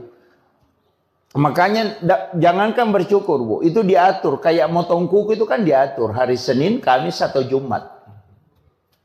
Bahkan tata cara motong kuku itu kan juga diatur. Sampai di kitabnya Syekh Abdul Qadir Jilani itu kan dari tangan kanan, mulai dari jari telunjuk, jari tengah, jari manis, jari kelingking, baru ke ibu jari. Kemudian pindah ke tangan kiri. Supaya tidak kena penyakit kulit. Jadi orang yang motong kuku itu hari Senin, Kamis, atau Jumat. Kemudian memotong kuku dari kanan, kemudian memulai dari jari telunjuk, jari tengah, jari manis, ke kelingking, kemudian ibu jari. Itu tidak kena penyakit kulit. Termasuk panu itu dan kudis itu tidak kena. Itu hikmahnya itu. Jadi kalau ada orang kena panu, suruh aja itu motong kuku seperti itu. Berhenti itu. Jadi itu hikmahnya agama itu luar biasa itu. Kemudian saya sering sampaikan, kalau motong kuku kecuali wanita haid, dianjurkan untuk berwudu. Mestinya itu sebelum motong kuku berwudu. Sama aja laki-laki kalau mau pergi sholat Jumat, mestinya mandi sunnah Jumat, berwudu sempurna, sudah itu baru potong kuku. Karena kuku yang terlepas dalam keadaan suci, itu tidak pernah berhenti bersikir hingga dihancur. Kadang kita terbalik, motong kuku dulu baru pergi mandi. Kan terbalik. Mestinya seluruh anggota tubuh. Samanya kalau mau motong rambut, mau menggunting rambut, mestinya dalam keadaan ada wudhu. Supaya itu semua benda yang lepas, anggota tubuh kita yang lepas, itu berzikir. Kenapa orang yang mau berkurban ketika masuk di bulan Zulhijjah, itu dilarang potong rambut, dilarang menggunting kuku. Nggak begitu. Dilarang gunting rambut, dilarang potong kuku ketika masuk bulan Zulhijjah. Kalau dia mau berkurban. Itu karena badan kita itu ingin menyaksikan kurbannya. Itu kan kata Nabi. Bahwa anggota tubuhmu itu juga akan dosa-dosanya lepas. Banyak orang kan tidak perhatikan itu. Dan itu disunahkan.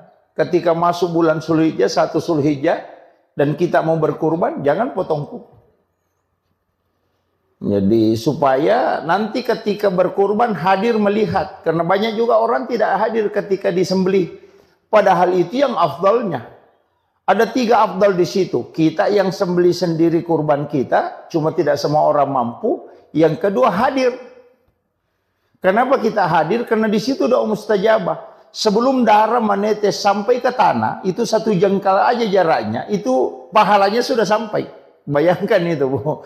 Ketika pisau sudah melekat di leher binatang yang mau dikurbankan, itu sebelum darahnya sampai ke tanah, itu pahalanya sudah sampai. Makanya doa yang paling cepat di situ, ketika pisaunya Pak Imam itu sudah di leher binatang, di situ kita berdoa. Biar tidak dilepaskan, cukup dalam hati. Mudahkan rezekiku, panjangkan umurku untuk bisa berkurban tahun depan. Itu luar biasa itu. Karena itu doa yang paling cepat itu. Kalau sholat kan belum tentu. Itu. Makanya ibadah kurban ini luar biasa sebenarnya. Kalau orang paham betul itu. Cuma kadang-kala kita bilang sembelih nanti bagi daging baru datang. Oh, itu rugi betul itu. Itu karena tidak paham. Dia tidak mengambil berkahnya dalam setiap nilai-nilai ibadah yang ada. Sama juga orang yang haji itu.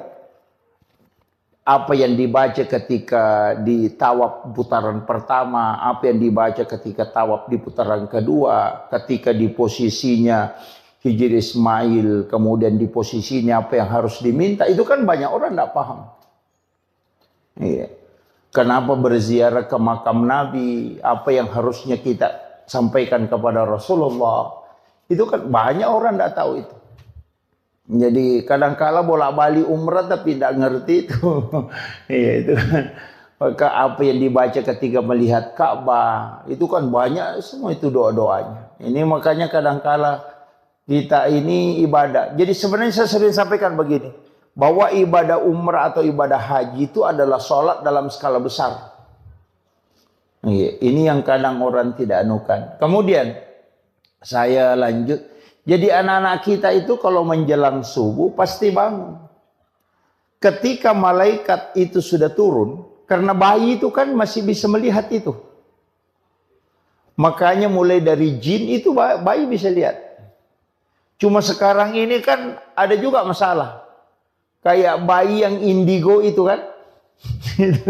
Justru sekarang orang kalau ada bayi indigo, diambil kebanggaan. Padahal itu orang tidak beres itu. Mestinya bayi indigo itu dikasih kembali lagi ke perut ibunya. Karena itu belum selesai dia. Karena pandangannya belum ditutup. Itu kan. Kan Nabi Sis nanti yang menutup pandangan itu supaya tidak melihat jin. Nah, itu. Jadi kalau ada anak bisa melihat jin itu, wah itu belum selesai itu. Kayak kue itu belum adonannya belum beres, sudah dimasak. Wah itu. Jadi kenapa bayi mestinya itu pas kelahirannya baru lahir, karena itu kuncinya di situ. Dikhawatirkan dampaknya ke situ. Iya. Dan orang yang tinggal di dalam kandungan lama itu cerdas. Itu konsensus ulama itu. Makanya Imam Syafi'i itu dikandungkan itu hampir 3 tahun. Sampai giginya itu sudah tumbuh, itu baru keluar. Walaupun ada nanti perbedaan pendapat mengatakan dulu kan tidak ada kalender. Ya kan? Itu. Sehingga dia mengatakan 2 tahun lebih itu, 2 tahun 8 bulan dikandung. Tapi kecerdasannya Imam Syafi'i itu luar biasa. Imam Malik juga begitu. Itu dikandung hampir 1,5 tahun. Abu Hanifah juga begitu. Hampir 4 ulama yang mazhab ini itu lama semua dikandung. Dan ternyata orang yang lama di dalam kandungan itu cerdas. Itu. Cuma sekarang kan ndak ini, karena dikhawatirkan. Sekarang kan biasa orang khawatirkan. Misalnya kalau ketubannya sudah pecah, itu kan bahaya. Sehingga orang kan operasi atau apa. Cuma ulama kita menyampaikan bahwa ketika ada anak lama di kandungan, itu besar kemungkinan, itu kecerdasannya luar biasa. Makanya kalau ada anak mengandung, nah lewat dari waktu yang ditetapkan dokter, nah aman-aman ji, tidak usah dioperasi dulu. Itu akan mempengaruhi kecerdasan. Kemudian kenapa perintah agama? Wal walidatu yurdina auladahunna haulaini kamilaini an yutimma radha liman arada an yutimma radha. Kenapa kita dianjurkan menyusui anak itu 2 tahun? Wal walidatu yurdina auladahunna haulaini kamilaini. Kenapa dianjurkan itu 2 tahun? Karena memang pergantian sel air susu ibu itu selama 2 tahun. Setiap hari itu berubah. Campuran air susu seorang ibu itu berubah setiap hari. Makanya kalau minum susu formula, itu kan formula 0 sampai 5 bulan. 5 bulan sampai 1 tahun. Bukan begitu gitu. Kalau formulasi air susu ibu itu setiap hari berubah. Di waktu asar itu berubah. Jadi campurannya air susu hari ini dengan besok, itu beda. Makanya semestinya itu tidak mengambil air susu kemudian dia simpan besok baru dikasih anak-anak. Mestinya itu tidak. Biasanya kan ada yang mengambil ASI-nya itu kemudian dia simpan di freezer atau di ini besok baru dia nukan. Mestinya tidak, karena percampuran air ASI ibu itu 2 tahun selalu berubah setiap hari. Makanya perintah agama itu menyusui anak 2 tahun. Itu baru sempurna betul untuk perkembangan otak. Makanya kenapa susu formula membuat anak cepat pintar. Itu seperti ayam potong. Ayam potong itu kan di-upgrade. Tapi PC-nya lemah. Nah, makanya anak-anak yang dikasih susu formula memang awalnya dilihat cerdas. Tapi nanti masuk kelas 5, masuk SMP, mulai buntu. Karena dia tidak mengikuti, otaknya tidak terformat sistematis. Dari makanannya itu, makanya itu sebenarnya agama luar biasa, Bu. Seandainya orang paham betul itu luar biasa. Sampai kenapa agama menganjurkan 2 tahun. Nah sekarang kan susu formula 0 sampai 5, 5 sampai 1 tahun, 1 tahun sampai 1,5 tahun, baru 2 tahun, baru 0 sampai 3 tahun. Selesai.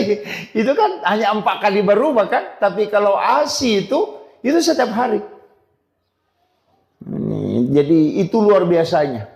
Kemudian ASI pertama itu mestinya dikasih ke anak. Yang warna kuning itu dijaga betul itu. Mestinya dikasih langsung ke anak itu. Kenapa? Karena itu yang untuk fisik. Itu antibodi luar biasa itu. Nah, itu juga yang terkoneksi dengan orang tuanya nanti. Ya, makanya kalau orang menyusui anaknya itu kan jantungnya dengan jantung anak dekat. Kenapa sekarang kan banyak anak yang tidak istilahnya tidak takzim kepada kedua orang tuanya karena sudah ndak ini memang. Orang tua dulu itu anaknya kan selalu dia gendong. Sehingga jantung anak itu dekat. Sehingga anak itu kan terkoneksi itu. Nah, ini makanya ibu-ibu kalau menyusui anak ya harus digendong sebenarnya itu. Kan terpengaruh, ASI kan begitu mempengaruhi sekali. Apalagi kalau ibu-ibu makan makanan panas, misalnya makan sayur panas, nasi panas, pasti kan pengaruhnya ke anak. Nanti itu kalau sudah menyusui, pasti putih-putih di sini. Iya, padahal ibunya tadi makan makanan panas, ASI-nya kan tidak panas.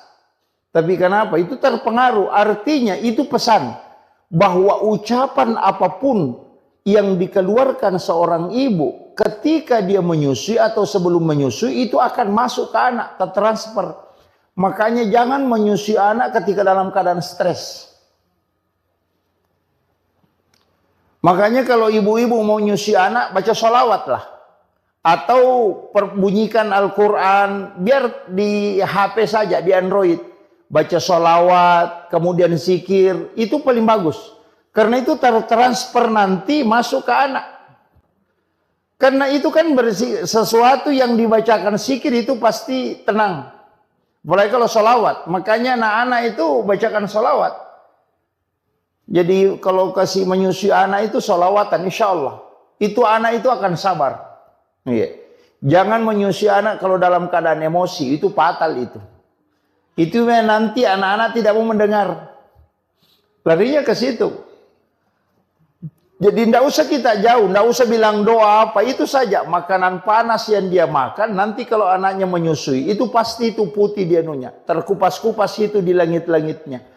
Itu karena sudah makanan panas. Padahal itu kan sudah dingin, karena sudah dia makan. Tuh. Apalagi lari ke ASI. Kan kalau kita secara logika, ilmiah ini kan tidak. Tapi itu ada koneksinya ke situ. Bahwa orang yang berzikir, kalbunya tenang, selnya dalam tubuhnya itu mengalir dengan penuh keberkahan, dan itu yang diambil oleh anak, maka hidupnya akan berkah, dan darah yang mengalir dalam tubuhnya itu dipenuhi dengan berkah sholawat. Itu luar biasa. Nah, makanya itu aja kuncinya. Jangan terlambat. Misalnya anak-anak di sholawat itu insya Allah. Kemudian saya tadi mengatakan setiap mau masuk subuh pasti bangun, karena itu dibangunkan malaikat. Makanya anak-anak itu ngomong sendiri. Bayi itu kalau jam-jam 4 subuh itu ngomong sendiri tuh. Karena itu sebenarnya karena dia kayak ulama kita mengatakan dia bicara itu sama malaikat. Makanya kalau ibu-ibu bisa perhatikan. Anak yang tidak punya bahasa, anak kecil, ketika main sama anak kecil itu baku paham. Iya. Padahal tidak ada ngomong kan? Tapi mengerti bilang, oh ini nak minta, itu bahasanya dia. Kalau kita bilang, apa nak masuk ini? Iya, jadi kan begitu. Bahkan bayi itu kan begitu, Pak, karena masih sucinya, sehingga itu masih tembus. Makanya Rasulullah itu mengatakan kan, siapa yang ingin mencium bau surga, maka cium bayi. Karena Rasulullah itu pernah masuk surga, jalan-jalan di dalam surga, sehingga dia tahu betul baunya surga. Makanya Rasulullah mengatakan, kalau mau Anda tahu baunya surga, itu ada di dunia. Cium bayi, persis itu baunya surga. Makanya bau bayi itu satu macam. Nggak, bayi kemanapun, orang bule, orang apa, semua baunya sama. Ketika bayi, nanti ketika makanannya mulai berubah, baru baunya mulai berubah. Itu surga itu kata Nabi. Makanya kalau mencium bayi itu, mulai dari kanan, kita berdoa itu. Kadang kita cium bayi itu sembarang aja, padahal itu kan doa. Ya Allah, pertemukanlah kami dengan bau ini kelak di hari kemudian. Iya kan, itu kan didoakan itu. Pengambil berkahnya itu kan dari bayi itu luar biasa, Bapak. Kemudian tadi itu bangun. Kalau ada bayi, ini penting saya sampaikan. Kalau ada bayi tidak bangun menjelang jam 4, kasih bangun nih.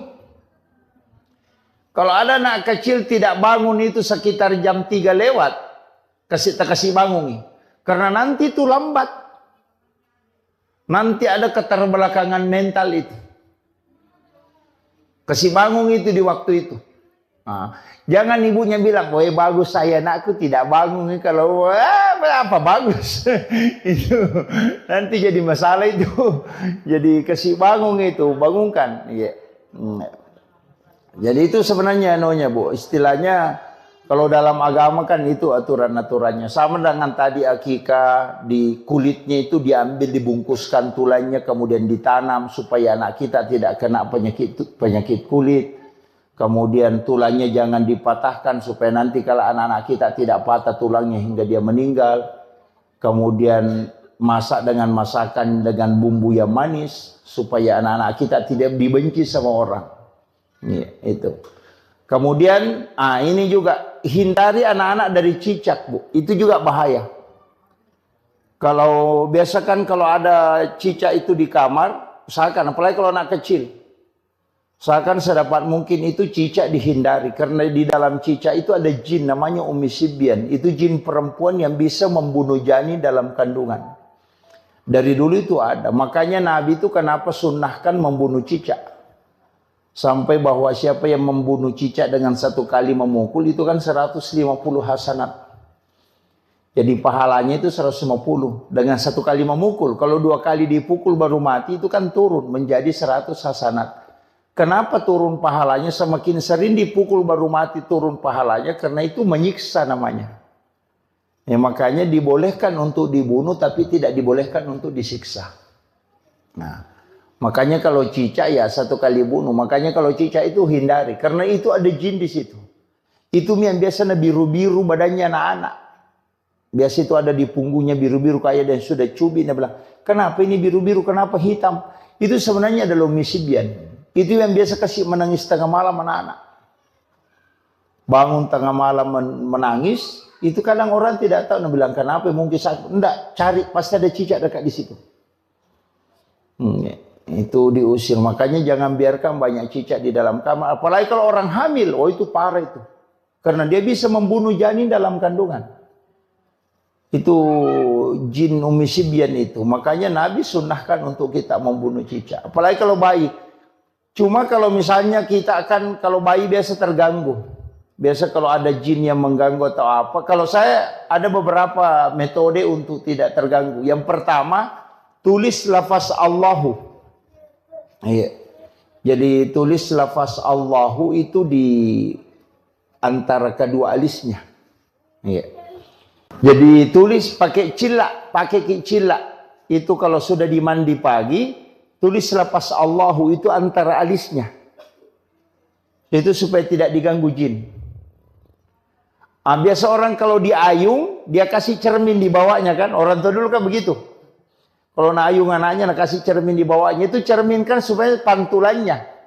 Kan kalau ada cicak, nah dipantulkan dengan cermin, itu jinnya keluar. Makanya sebenarnya pakai cermin itu. Kalau mau aman pakai tulis Allahu saja. Kalau tidak bisa, kalau malam terganggu, tulis namanya Umar. Jadi kalau anak sudah tidur, kasih masuk jari telunjuk di langit-langit, mulai dari kepalanya kita tulis tulisan bahasa Arab, Umar bin Al-Khattab. Insya Allah tidak diganggu jin itu. Sama kita, kalau tidur kita ada jin ganggu, kita bilang tidak bisa tidur atau ada kayak ketindisan. Tulis saja nama Umar, mulai dari pusar. Jadi kasih masuk tangan di langit-langit, baru tulis Umar bin Khattab. Tapi tulis bahasa Arab, jangan bahasa Indonesia. Tulis bahasa Arab. Jadi Umar bin Khattab, itu tidak diganggu. Itu ulama-ulama hikmah itu mengajarkan itu. Jadi kalau ditulis namanya Umar, kan biasa orang diganggu itu. Ganggu jin, itu yang dipakai. Kemudian, paling bagusnya tirakat itu untuk anak-anak, sedekahkan dan puasakan hari kelahirannya. Itu paling bagus. Jadi kalau setiap hari kelahirannya itu sedekah, niatkan untuk dia. Kemudian kalau mampu puasa, puasakan hari kelahiran. Insya Allah. Jadi kalau ada anak tak mau dijadikan ustaz atau kiai, paling bagus itu tirakatnya begitu. Puasakan hari kelahirannya. Cuma yang tidak usah semua. Kalau 7 anaknya semua hari lahir, puasa setiap hari gitu. Itu. Jadi biar yang salah satunya misalnya, oh ini anak saya mau anukan, puasakan hari kelahirannya. Soalnya kan begitu, tirakatnya ke situ. Orang tua puasakan. Kemudian anak-anak kita kan biasa didoakan. Doakan kalau mau tidur, kalau menangis bacakan ayat kursi, kemudian bisa dipegang tangannya, kemudian baca basmalah. Bisikkan di telinganya itu ayat kursi, itu bisa untuk menghindari supaya tidak diganggu jin. Itu kuncinya. Jadi anak-anak kita kan begitu. Jadi setiap perkembangannya itu pasti istilahnya mengalami kayak demam apa ya itu. Makanya rambut bayi itu harus dicukur habis. Karena itu ada virus. Makanya itu pelapis kepalanya itu nanti terkupas. Itu yang hitam-hitam di kepalanya ketika 7 hari. Makanya akikah itu sunnahnya 7 hari. Karena itu sudah terkupas, itu virusnya sudah mulai masuk. Nah, makanya disuruh cukur habis supaya tidak masuk virusnya di situ. Nah, itu jadi anak-anak kita. Kemudian anak-anak kita sebenarnya kalau perintah agama itu, Bu, apalagi sekarang kan cepat. Nah, anak kita itu kasih belajar memang mengaji di umur 5 tahun. Makanya perintah sholat itu di umur 7 tahun. Kan sebelum sholat itu mestinya sudah tahu bacaan sholat kan. Makanya mengaji itu di umur 5 tahun. Ya, sebenarnya itu kaidah agamanya itu kalau kita mau ambil. Jangan bilang nanti 7 tahun baru diajar, enggak. Memang harus. Tapi sekarang anak-anak justru lebih cepat. Kadang 3 tahun sudah ada yang pintar ini. Ya. Apalagi kalau misalnya ibunya memang khatamkan Al-Quran ketika di dalam kandungan. Oh, itu luar biasa itu. Ya. Kan sebenarnya kan anak-anak juga kalau baru lahir biasa ada yang tahnid. Di tahnid itu kasih kurma, dihaluskan, kemudian dibacakan doa, kemudian ini. Tapi sekarang kan enggak. Ada yang tidak sepakat dengan itu. Tapi kalau saya tidak masalah. Kemudian yang terakhir, ada juga penting saya wasiatkan untuk anak-anak kita. Satu kuncinya sebenarnya begini, Bu. Yang paling lama dipelihara itu anak. Yang paling lama kita punya tanggung jawab itu ke anak. Anak ayam itu 3 bulan itu sudah pisah sama induknya. Kalau anak kita itu sudah punya anak masih dibimbing. Makanya ini penting saya sampaikan bahwa jaga anak kita itu kalau misalnya setiap malam Jumat, Bu, kirimkan suratul Fatihah. Jadi tirakatnya itu istilahnya kalau dalam tarekat itu kirimkan suratul Fatihah setiap malam Jumat. Itu bisa 41 kali. Supaya kita sebut ila ruh wa nafsu wa jasad. Jadi supaya terkoneksi dengan kita. Iya. Apalagi kalau dia di pesantren, sekolah di pesantren, kirimkan itu setiap malam Jumat kirimkan. Kirimkan Fatihah. Iya. Jadi tapi jangan bilang ila arwahi. Katakan ila ruh. Kalau arwah itu orang sudah meninggal.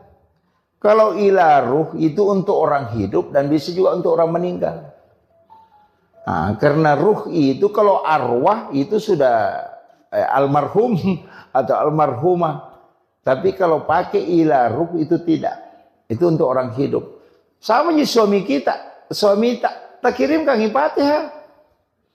Supaya kalau mau selingkuh bisa ditahu. Baru ada niat-niat masalahnya itu sudah kita bisa tahu. Kenapa? Karena memang terkoneksi. Karena ruh itu bersilaturahmi. Iya. Banyak perempuan itu bisa tahu kekurangan suaminya apanya. Gara-gara itu begitu terkoneksi. Iya, kirimkan Fatihah. Jangan tidak dikirimkan Fatihah. Nabi bilang tidak mati, Ustaz. Nabi buka orang mati dikirimkan. Yang salah itu kalau bilang ila arwahi. Wah, itu jadi masalah itu. Nanti suaminya marah-marah. Nabi bilang belum Pak mati. Nah, itu ila ruh. Kita kirimkan itu supaya terkoneksi. Jadi kalau ada masalah itu koneksi itu. Biar kalau HP kan bisa dipakai orang berbohong. Jadi bukan HP yang berbohong, orangnya yang berbohong. HP itu jujur sekali, apa yang dibilang itu yang dibilang. Kalau yang pegang HP itu yang biasa berbohong. Makanya saya wasiatkan, pakai itu. Kirimkan, anak-anak kita kirimkan Fatihah. Suami kita kirimkan Fatihah. Baru minta berkahnya, supaya terkoneksi. Jadi bisa kita tahu anak kita sekolah di Jakarta atau di Makassar, itu bisa koneksi. Iya. Jadi itu yang saya kira yang penting saya wasiatkan untuk acara akikah dan bagaimana anak-anak kita didik. Sebenarnya itu penting karena ini sekarang luar biasa, Bu, tantangan yang menghadapi keadaan sekarang luar biasa. Anak-anak kita ini harus ekstra. Makanya Nabi memang mengatakan bahwa didiklah anakmu melebihi dari pendidikan, karena dia akan menghadapi masa yang lebih berat dari apa yang kau hadapi. Jadi itu yang penting saya wasiatkan, makanya didik dan harus kita banyak mendoakan. Walaupun sebenarnya ada amalan itu bagus sekali, pas anak itu lahir langsung bawa ke masjid. Jangan melewati satu waktu sholat. Jadi pas lahir bawa ke masjid, simpan di depan mimbar, letakkan di situ, baru sholat sunnah hajat 2 rakaat, baru berdoa kepada Allah supaya diikatkan kalbunya dengan masjid. Jadi nanti anak-anak itu menangis kalau orang ke masjid dan dia tidak ikut. Nah itu. Jadi dan kalau ke masjid itu pasti tenang. Ya, datang tenang itu. Jadi itu yang dianukan. Jadi sambung memang masjid dengan kalbunya ketika anak itu lahir. Bahkan ulama kita mengatakan pas waktu sholat pertama dia dapati. Langsung bawa simpan di depan mimbar, sholat sunnah hajat baru minta kepada Allah supaya dianukan. Bahkan ada yang mengatakan bisa di mihrab. Saya kira ini yang penting saya wasiatkan untuk kita, mudah-mudahan ada pelajaran yang bisa kita petik, utamanya untuk mendidik anak-anak kita. Dan saya wasiatkan penutup, Bu, jangan kurang membaca 100 kali surah Al-Insyirah dalam satu hari. Iya, itu aja yang paling mudah. Jangan kurang membaca 100 kali surah Al-Insyirah, Alam Nasrah. Apa nanti jabatannya anakku, apa nanti sekolahnya anakku, tidak usah pikirkan. Selesaikan saja surah Al-Insyirah 100 kali dalam satu hari, Allah akan menempatkan anak-anak kita di tempat yang tinggi. Tidak usah pikirkan ada nanti pekerjaannya di mana nanti, tidak usah pikirkan itu. Ini saja selesaikan Al-Insyirah 100 kali dalam sehari. Insya Allah anak-anakmu ditempatkan di tempat yang tinggi. Iya. Maka dia guru tadi nanti nak guru bija-bija mutanya rupu mujajian. Yang penting bisa cukup. Dicicil bisa, Bu. 20 setiap selesai sholat fardu. Bukan 100. No. Cicil aja. 20. Jadi surah Al-Insyirah itu Alam Nasrah. Itu dilakukan. Tapi jangan kurang 100. Ke minimal 100. Insya Allah anak-anak kita itu ada saja jalurnya itu. Tidak usah khawatir bilang anu begini-begini, tidak. Nanti Allah tempatkan khusus. Dia kasih kedudukan khusus.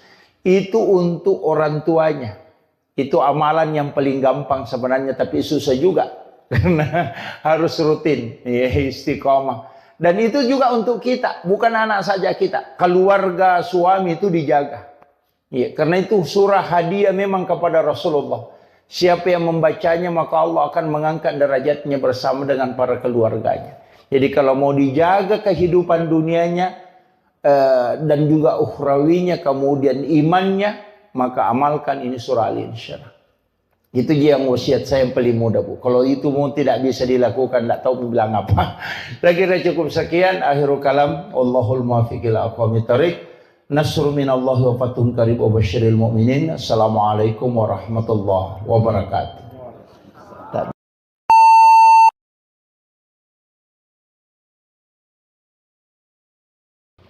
Alhamdulillah, salah satu tugas orang tua ketika Allah menganugerahkan anak, yakni dengan 4 hal. Yang pertama, memberi nama. Yang kedua, akikah. Akikah itu sebenarnya 2 tugasnya. Yang pertama adalah menyembelih binatang. Kemudian yang kedua adalah memotong rambut, menggunting rambut. Itu yang akikah. Jadi memang cuma kadang-kala kita kalau menggunting rambut itu tidak secara keseluruhan. Padahal di dalam hadis itu disebutkan jangan engkau sisa walau hanya selembar. Jadi rambut bayi itu dicukur habis. Kemudian sunnahnya itu ditimbang berapa berat rambut itu, kemudian dibelikan emas, kemudian emas itu disedekahkan. Yang sunnahnya. Jadi untuk aturan dalam agama itu yang kaidah-kaidahnya itu sebenarnya sempurna betul, utamanya dalam anak, pendidikan anak dan perlakuan terhadap anak yang telah lahir.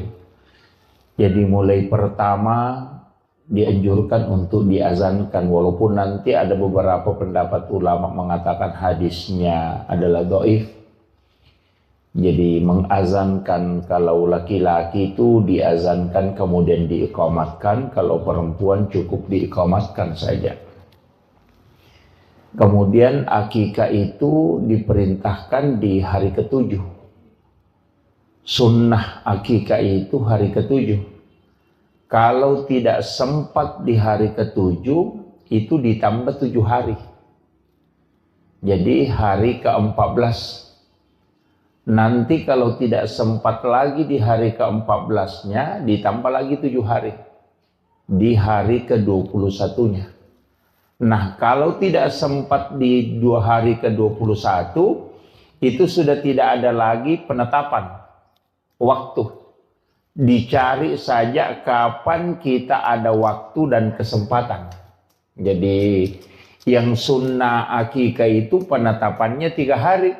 7 hari kelahiran, 14 hari kelahiran, dan 21 hari kelahiran. Cuman ketika anak itu lahir sudah asar, maka tidak dihitung hari itu. Jadi misalnya lahir hari Ahad, sudah sholat asar, itu tidak dihitung hari itu. Jadi kita mulai menghitung hari Senin. Jadi kenapa? Karena bulan itu sudah muncul di situ. Nah, makanya nanti apalagi kalau menjelang maghrib lahir, kayaknya tidak dihitung itu hari untuk hitungan akikahnya, maksud saya.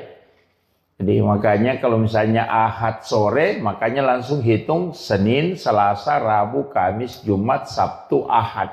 Nah, begitu.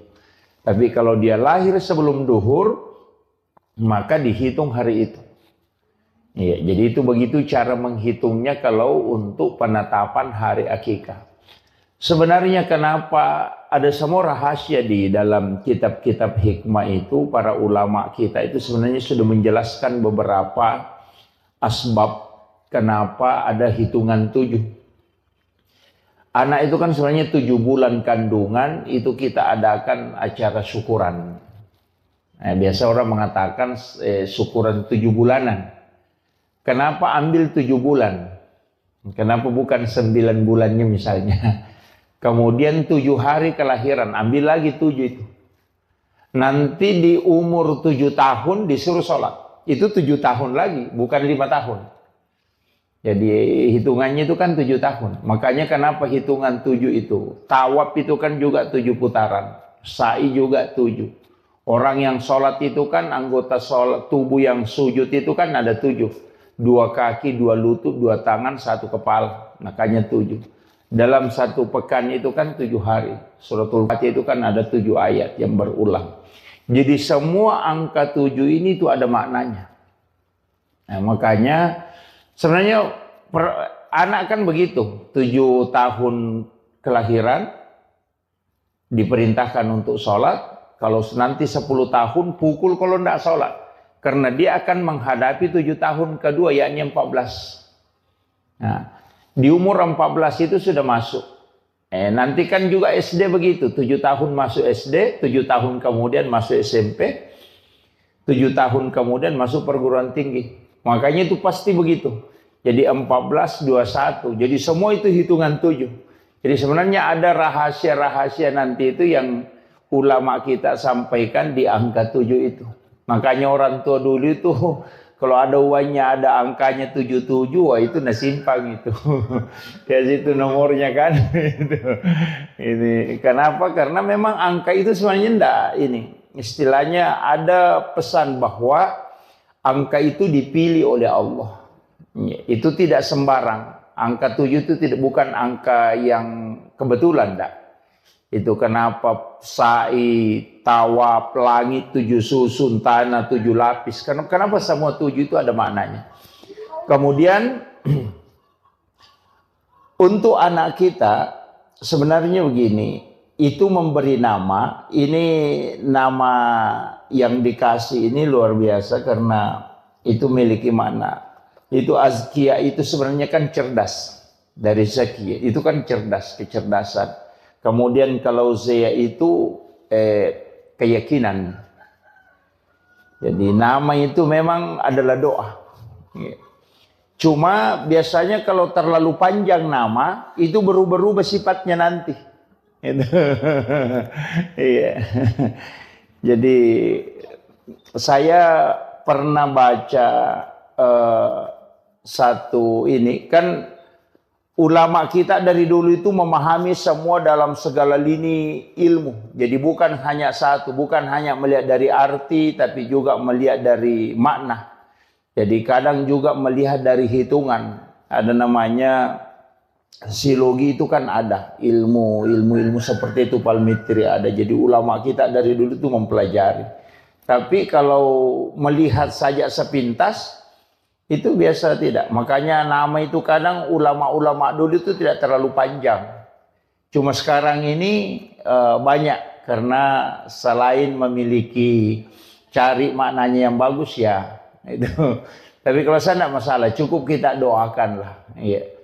Kemudian nama ini cuma ada hadis itu disebutkan siapa yang memiliki 3 anak laki-laki, kemudian salah satunya tidak dikasih Muhammad atau Ahmad, maka ada jahilah kata Nabi. Pasti di situ ada nakal sekali. Ya. Jadi kalau ada anak laki-laki cukup mi 3 tidak ada nama salah satu namanya Ahmad atau Muhammad. Nakal itu. Ada salah satu di situ tidak beres. Itu didoakan itu pakai ada jahilah kata Rasulullah. Jadi itu makanya penting juga menggunakan, makanya orang Arab itu rata-rata pakai kata Muhammad atau Ahmad. Kemudian itu tadi akikah. Sebenarnya akikah ini saya pernah membaca satu penelitian bahwa rambut bayi itu kan mengandung kurang lebih 4 juta virus. Makanya kenapa kita dianjurkan untuk mencukur habis. Jadi itu hikmahnya. Jadi bahkan Rasulullah mengatakan kalau kau tidak bisa menilai dengan emas, maka nilai dengan perak. Jadi bagi orang tua yang tidak mampu membeli emas untuk rambut berapa gram rambut bayi itu yang sudah dicukur habis tadi, kalau tidak bisa belikan emas, Nabi Rasulullah mengatakan belikan perak. Harus dinilai. Jadi kalau perak kan sudah murah, kan?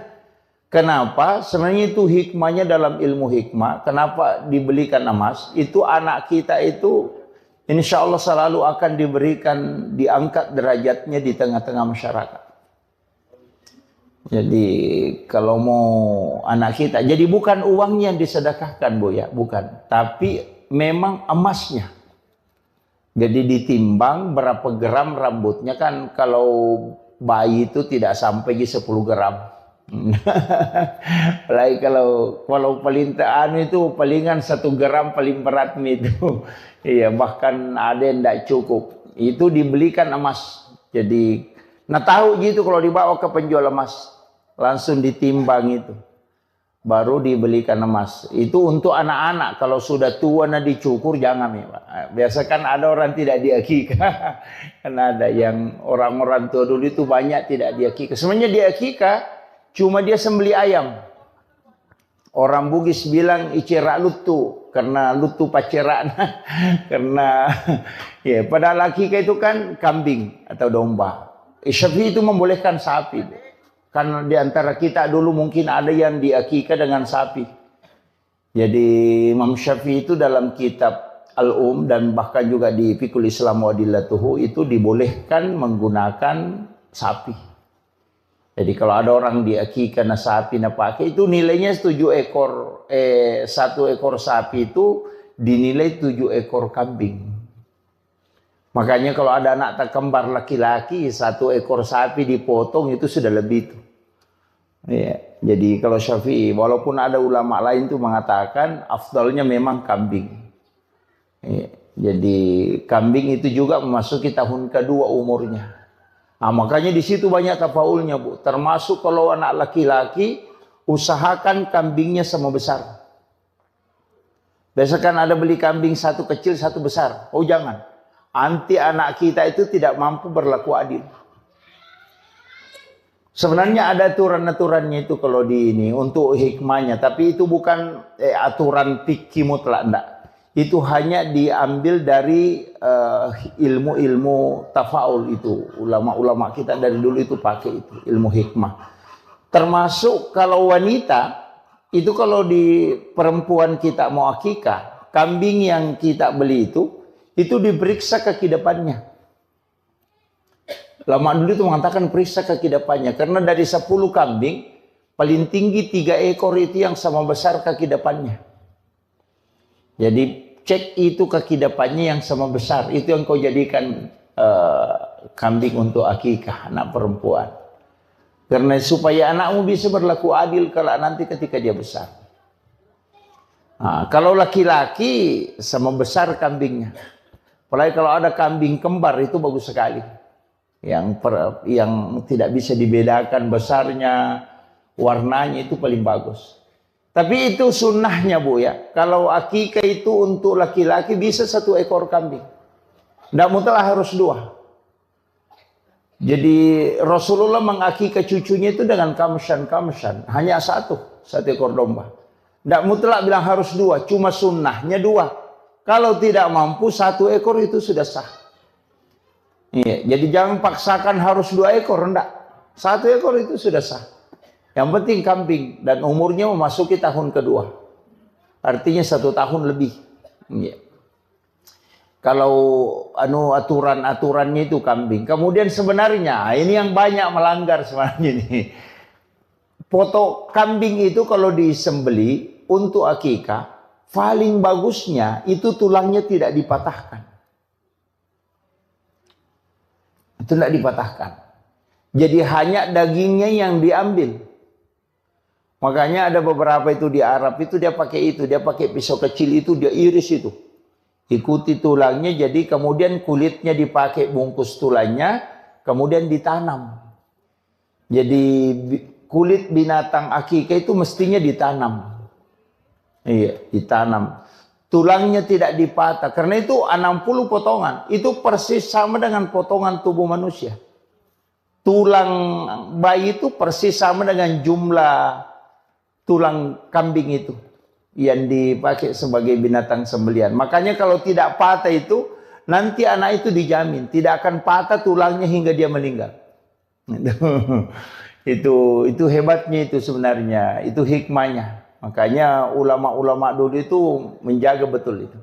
Tapi sekarang kan kita tidak. Kemudian yang ketiga, kalau masakan akikah itu tidak boleh pedis. Jangan dikasih lombok. Bahkan diminta itu bumbunya sedikit agak manis. Supaya orang itu sayang dan cinta ke anak-anak kita. Jadi jangan pedis, nanti orang jengkel melihat anak-anak kita itu mudah jengkel. Kayaknya kalau ada anak sering diputar telinganya itu mungkin karena banyak lomboknya waktunya dimasakkan kambingnya. Jadi itu kuncinya sebenarnya. Jadi makanya aturannya di situ luar biasa itu ya. Kemudian kita dianjurkan untuk sedekah. Jadi itu kalau sunnah. Kemudian mendidik anak. Sebenarnya begini, kita ini sekarang banyak hal yang saya dapat itu, Bapak. Terus terang saya harus sampaikan ini. Orang tua dulu itu ilmunya itu bukan dari satu sumber. Dia belajar fikih, belajar tasawuf, belajar ilmu hikmah. Jadi sehingga mereka itu paham betul. Termasuk kan kayak plasenta bayi itu. Tali pusar. Tali pusar itu kan sebenarnya obat. Dan itu sudah ditemukan sekarang. Cuma kita tidak bisa simpan dalam waktu lama. Makanya di London itu kan ada bank plasenta. Yang disimpan kemudian bisa dipakai ketika suatu waktu anak kita kena drop atau stroke. Itu bisa diambil untuk dia rendam. Kemudian dia minum, itu untuk peremajaan sel. Itu kan sudah ada.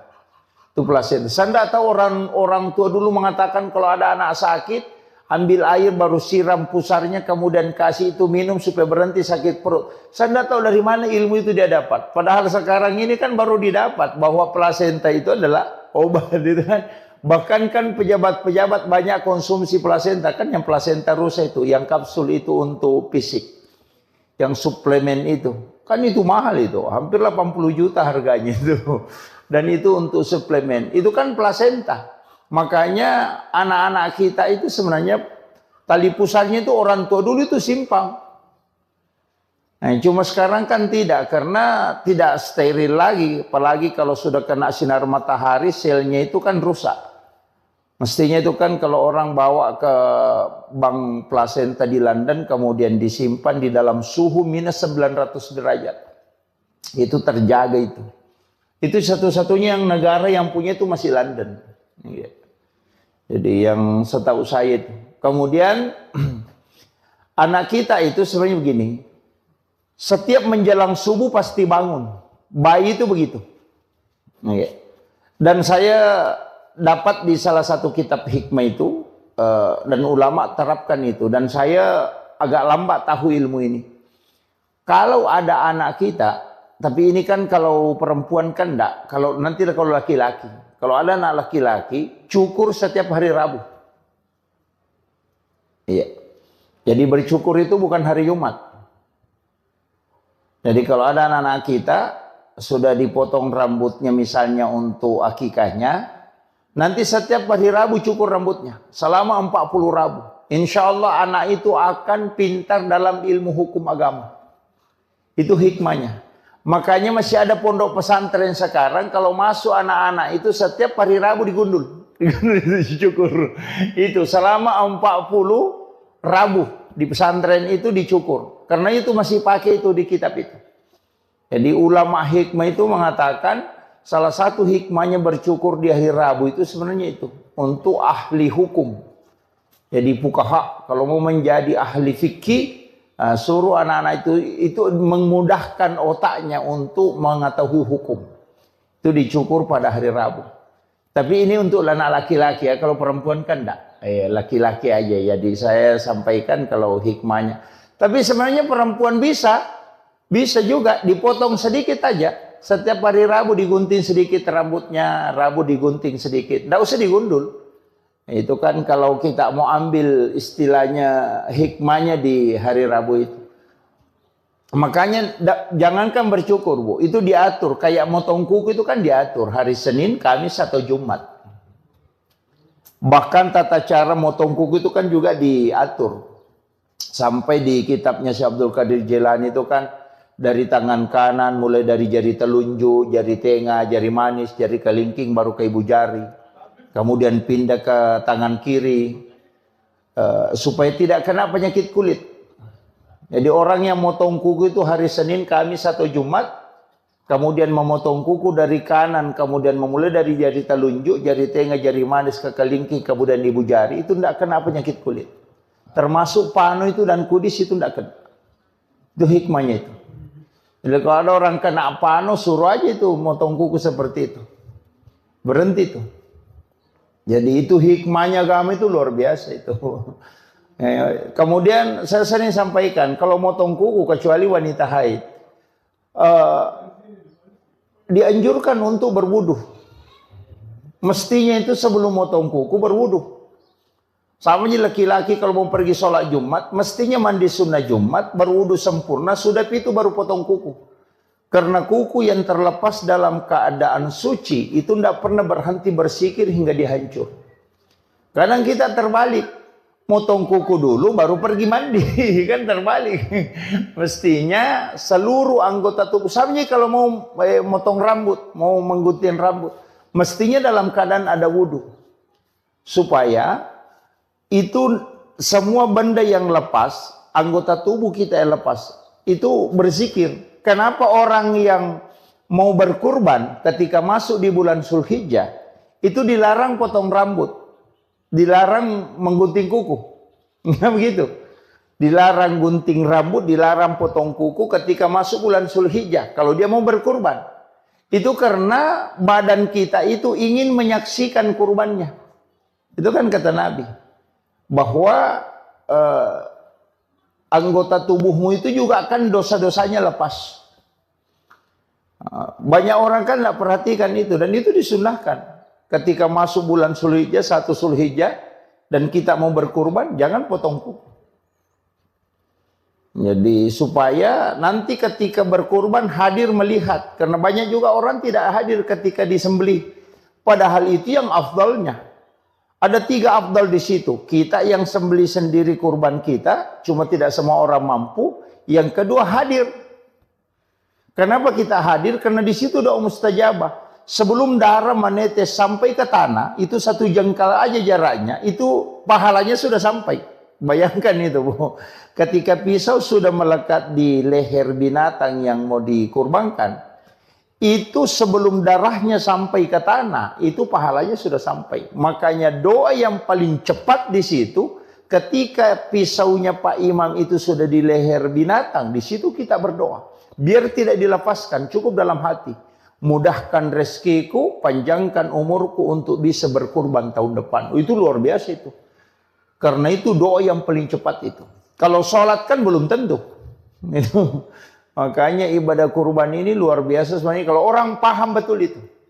Cuma kadang-kala kita bilang sembelih nanti bagi daging baru datang. Wah, itu rugi betul itu. Itu karena tidak paham dia tidak mengambil berkahnya dalam setiap nilai-nilai ibadah yang ada. Sama aja orang yang haji itu.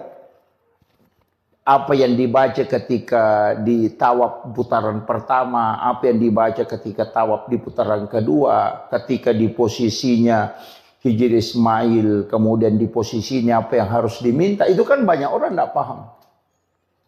Iya. Kenapa berziarah ke makam Nabi, apa yang harusnya kita sampaikan kepada Rasulullah, itu kan banyak orang tidak tahu itu. Jadi kadang-kala bolak-balik umrah tapi tidak ngerti itu. Iya itu kan. Maka apa yang dibaca ketika melihat Ka'bah, itu kan banyak semua itu doa-doanya. Ini makanya kadang-kala kita ini ibadah. Jadi sebenarnya saya sering sampaikan begini. Bahwa ibadah umrah atau ibadah haji itu adalah sholat dalam skala besar. Ini yang kadang orang tidak anukan. Kemudian saya lanjut. Jadi anak-anak kita itu kalau menjelang subuh pasti bangun.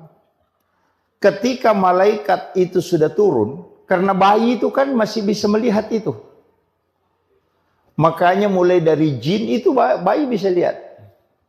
Cuma sekarang ini kan ada juga masalah. Kayak bayi yang indigo itu kan. Justru sekarang orang kalau ada bayi indigo, diambil kebanggaan. Padahal itu orang tidak beres itu. Mestinya bayi indigo itu dikasih kembali lagi ke perut ibunya.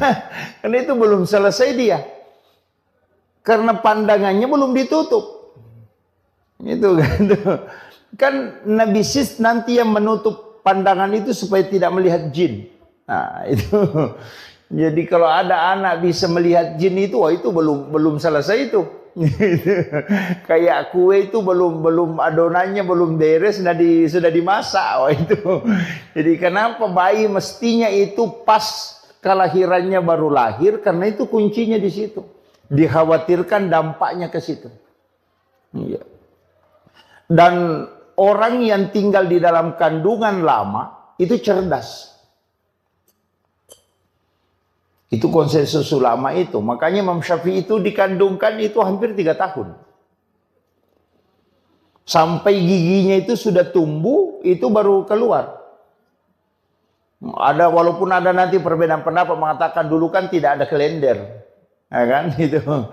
Sehingga dia mengatakan 2 tahun lebih itu. 2 tahun 8 bulan. Dikandung. Tapi kecerdasannya Imam Syafi'i itu luar biasa. Imam Malik juga begitu. Itu dikandung hampir 1,5 tahun.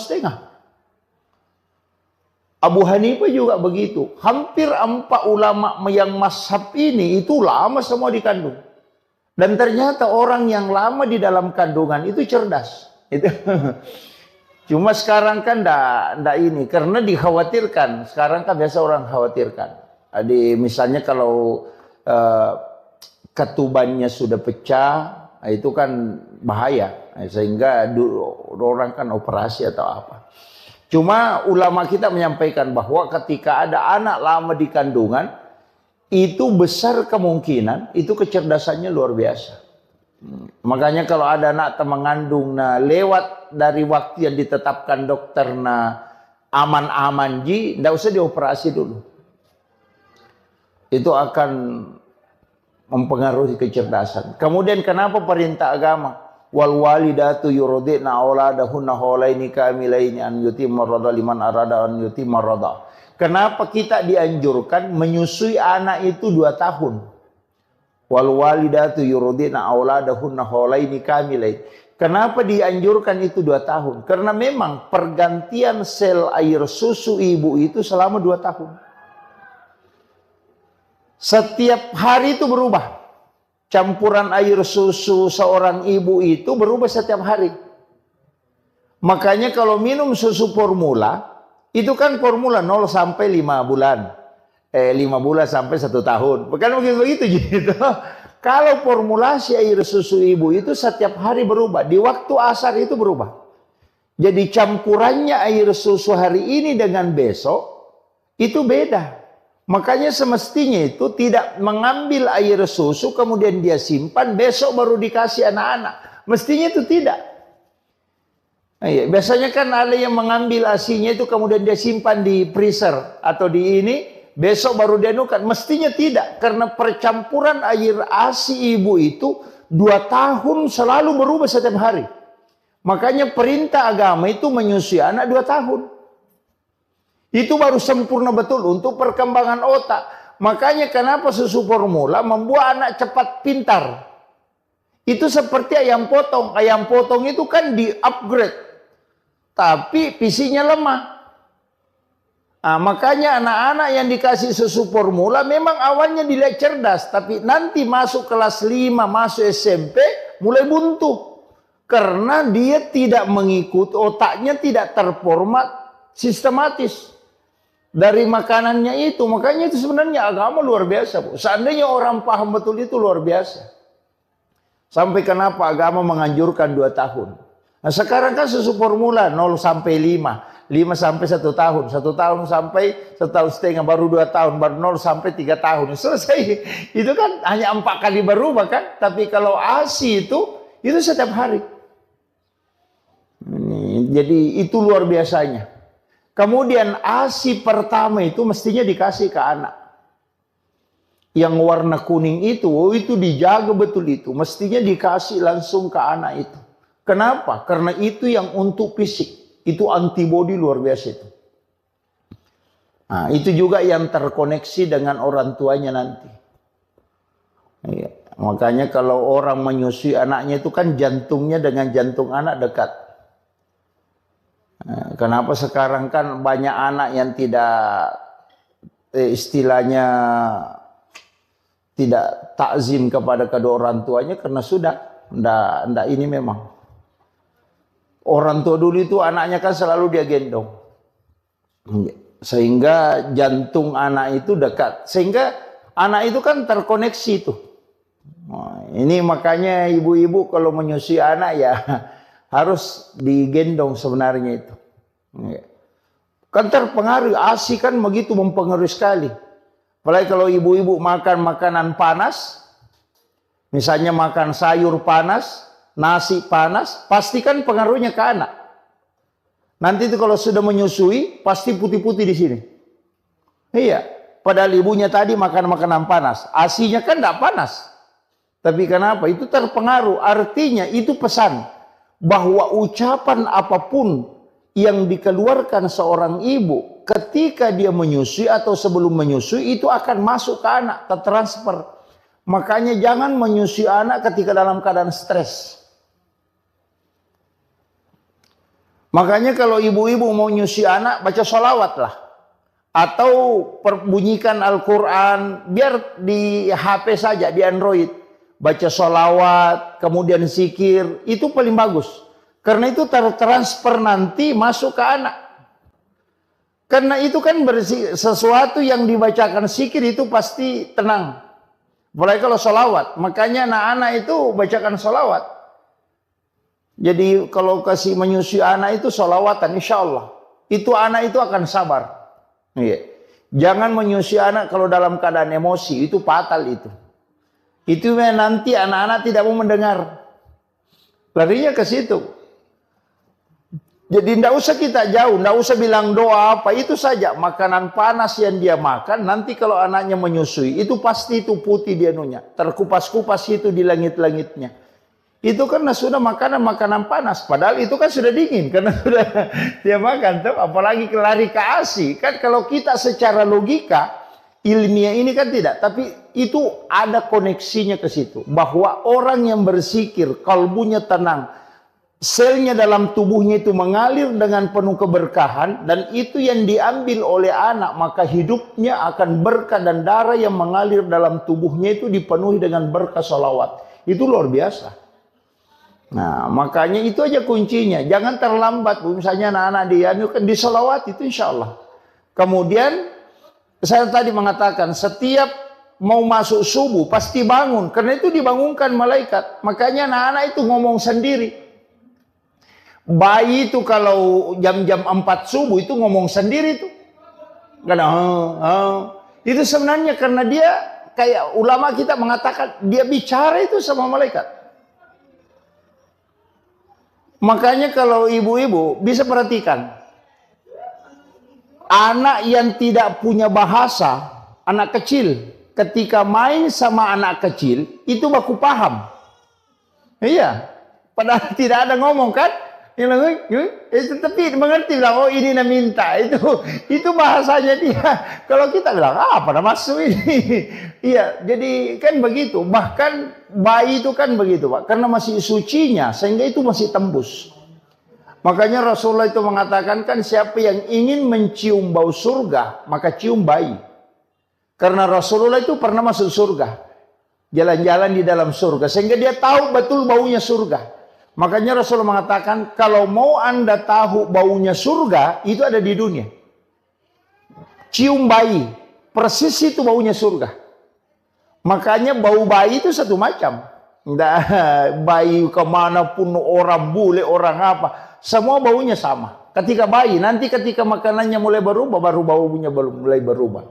Itu surga itu kata Nabi. Makanya kalau mencium bayi itu, mulai dari kanan, kita berdoa itu. Kadang kita cium bayi itu sembarang aja, padahal itu kan doa. Ya Allah, pertemukanlah kami dengan bau ini kelak di hari kemudian. Iya kan, itu kan didoakan itu. Pengambil berkahnya itu kan dari bayi itu luar biasa, Bapak. Kemudian tadi itu bangun. Kalau ada bayi, ini penting saya sampaikan. Kalau ada bayi tidak bangun menjelang jam 4, kasih bangun nih. Kalau ada anak kecil tidak bangun itu sekitar jam 3 lewat, kasih bangun nih. Karena nanti itu lambat. Nanti ada keterbelakangan mental itu. Kasih bangun itu di waktu itu. Nah, jangan ibunya bilang, wah bagus saya anakku tidak bangun nih. Kalau apa bagus. Itu nanti jadi masalah itu. Jadi kasih bangun itu, bangunkan. Iya. Jadi itu sebenarnya Bu, istilahnya kalau dalam agama kan itu aturan-aturannya. Sama dengan tadi akikah, di kulitnya itu diambil, dibungkuskan tulangnya, kemudian ditanam supaya anak kita tidak kena penyakit kulit. Kemudian tulangnya jangan dipatahkan supaya nanti kalau anak-anak kita tidak patah tulangnya hingga dia meninggal. Kemudian masak dengan masakan dengan bumbu yang manis supaya anak-anak kita tidak dibenci sama orang. Ya, itu. Kemudian, ini juga hindari anak-anak dari cicak, Bu. Itu juga bahaya. Kalau biasakan kalau ada cicak itu di kamar, usahakan, apalagi kalau anak kecil, usahakan sedapat mungkin itu cicak dihindari. Karena di dalam cicak itu ada jin namanya Ummi Sibyan. Itu jin perempuan yang bisa membunuh janin dalam kandungan. Dari dulu itu ada. Makanya Nabi itu kenapa sunnahkan membunuh cicak. Sampai bahwa siapa yang membunuh cicak dengan satu kali memukul itu kan 150 hasanat. Jadi pahalanya itu 150 dengan satu kali memukul. Kalau 2 kali dipukul baru mati itu kan turun menjadi 100 hasanat. Kenapa turun pahalanya? Semakin sering dipukul baru mati turun pahalanya, karena itu menyiksa namanya. Ya, makanya dibolehkan untuk dibunuh tapi tidak dibolehkan untuk disiksa. Nah, makanya kalau cicak ya 1 kali bunuh. Makanya kalau cicak itu hindari, karena itu ada jin di situ. Itu yang biasanya biru-biru badannya anak-anak. Biasa itu ada di punggungnya biru-biru kayak dan sudah cubi. Dia bilang, kenapa ini biru-biru, kenapa hitam? Itu sebenarnya adalah umisibian. Itu yang biasa kasih menangis tengah malam anak-anak. Bangun tengah malam menangis. Itu kadang orang tidak tahu. Dia bilang, kenapa? Mungkin sakit. Enggak, cari. Pasti ada cicak dekat di situ.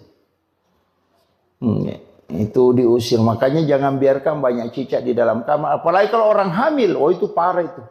Karena dia bisa membunuh janin dalam kandungan. Itu jin umisibian itu. Makanya Nabi sunnahkan untuk kita membunuh cicak. Apalagi kalau bayi. Cuma kalau misalnya kita akan, kalau bayi biasa terganggu. Biasa kalau ada jin yang mengganggu atau apa. Kalau saya ada beberapa metode untuk tidak terganggu. Yang pertama, tulis lafaz Allahu. Iya. Jadi tulis lafaz Allahu itu di antara kedua alisnya. Iya. Jadi tulis pakai cilak, pakai cilak. Itu kalau sudah dimandi pagi, tulis lafaz Allahu itu antara alisnya. Itu supaya tidak diganggu jin.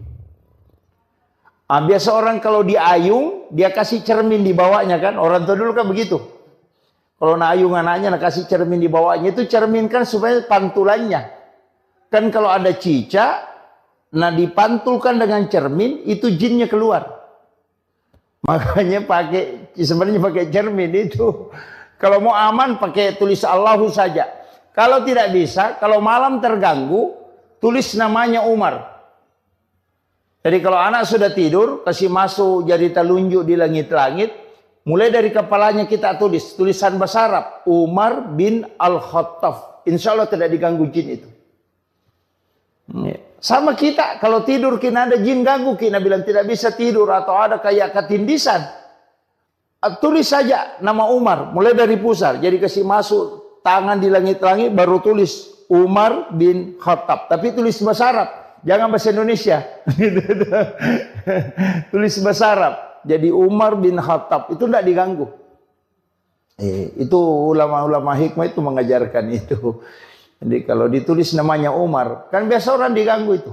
Ganggu jin, itu yang dipakai. Kemudian paling bagusnya tirakat itu untuk anak-anak, sedekahkan dan puasakan hari kelahirannya. Itu paling bagus. Jadi kalau setiap hari kelahirannya itu sedekah, niatkan untuk dia. Kemudian kalau mampu puasa, puasakan hari kelahiran. Insya Allah. Jadi kalau ada anak tak mau dijadikan ustaz atau kiai, paling bagus itu tirakatnya begitu. Puasakan hari kelahirannya. Cuma yang tidak usah semua. Kalau 7 anaknya semua hari lahir, puasa setiap hari gitu. Gitu. Jadi biar yang salah satunya misalnya, oh ini anak saya mau anukan, puasakan hari kelahirannya. Soalnya kan begitu, tirakatnya ke situ. Orang tua puasakan. Kemudian anak-anak kita kan biasa didoakan. Doakan kalau mau tidur, kalau menangis bacakan ayat kursi, kemudian bisa dipegang tangannya, kemudian baca basmalah. Bisikkan di telinganya itu ayat kursi, itu bisa untuk menghindari supaya tidak diganggu jin. Itu kuncinya. Jadi anak-anak kita kan begitu. Jadi setiap perkembangannya itu pasti istilahnya mengalami kayak demam apa ya itu. Makanya rambut bayi itu harus dicukur habis. Karena itu ada virus. Makanya itu pelapis kepalanya itu nanti terkupas. Itu yang hitam-hitam di kepalanya ketika 7 hari. Makanya akikah itu sunnahnya 7 hari. Karena itu sudah terkupas, itu virusnya sudah mulai masuk. Nah, makanya disuruh cukur habis supaya tidak masuk virusnya di situ. Nah, itu jadi anak-anak kita. Kemudian anak-anak kita sebenarnya kalau perintah agama itu, Bu, apalagi sekarang kan cepat. Nah, anak kita itu kasih belajar memang mengaji di umur 5 tahun. Makanya perintah sholat itu di umur 7 tahun. Kan sebelum sholat itu mestinya sudah tahu bacaan sholat kan. Makanya mengaji itu di umur 5 tahun. Iya, sebenarnya itu kaidah agamanya itu kalau kita mau ambil. Jangan bilang nanti 7 tahun baru diajar, enggak. Memang harus. Tapi sekarang anak-anak justru lebih cepat. Kadang 3 tahun sudah ada yang pintar ini. Iya. Apalagi kalau misalnya ibunya memang khatamkan Al-Quran ketika di dalam kandungan. Oh, itu luar biasa itu. Iya.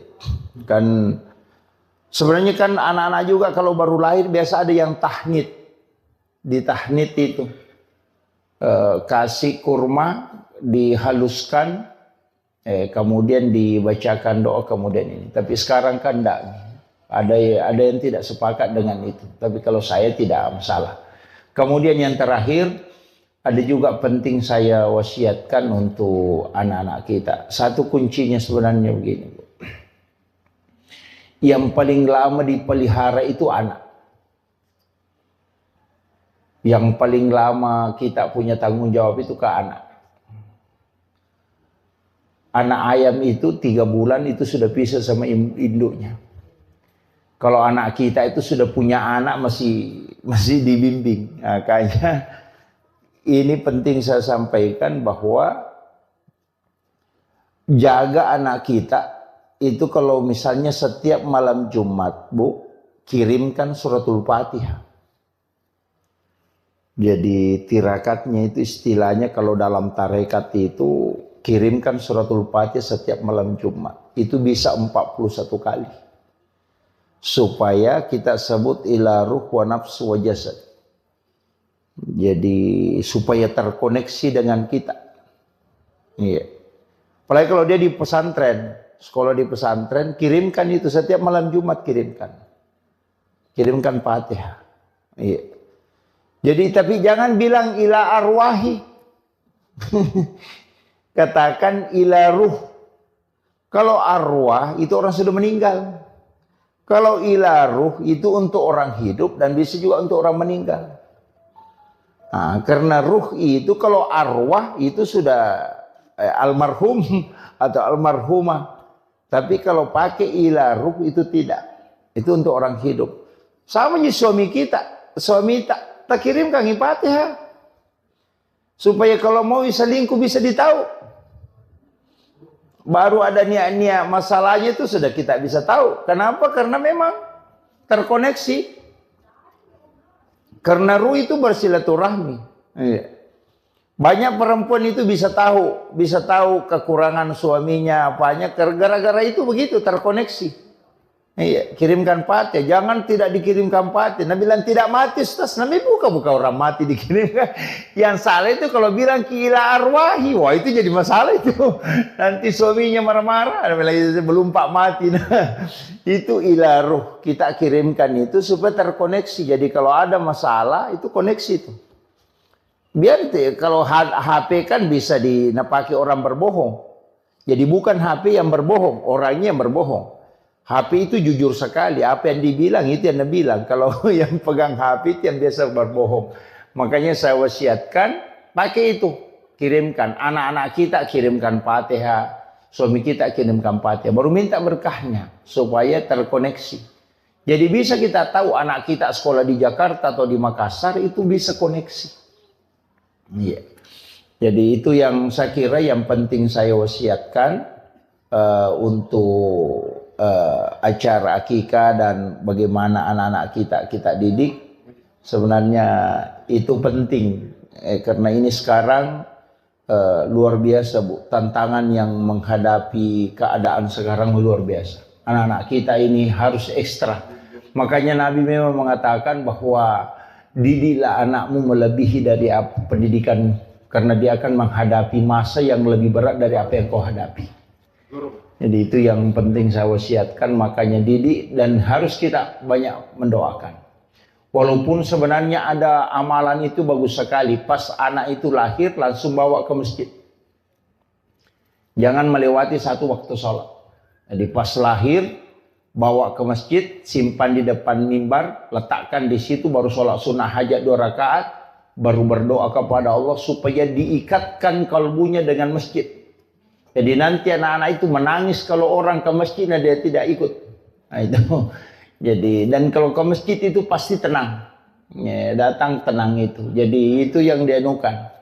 Jadi sambung memang masjid dengan kalbunya ketika anak itu lahir. Bahkan ulama kita mengatakan pas waktu sholat pertama dia dapati. Langsung bawa simpan di depan mimbar, sholat sunnah hajat baru minta kepada Allah supaya dianukan. Bahkan ada mengatakan bisa di mihrab. Saya kira ini yang penting saya wasiatkan untuk kita, mudah-mudahan ada pelajaran yang bisa kita petik, namanya untuk mendidik anak-anak kita. Dan saya wasiatkan penutup, Bu, jangan kurang membaca 100 kali surah Al-Insyirah dalam satu hari. Iya, itu aja yang paling mudah. Jangan kurang membaca 100 kali surah Al-Insyirah, Alam Nasrah.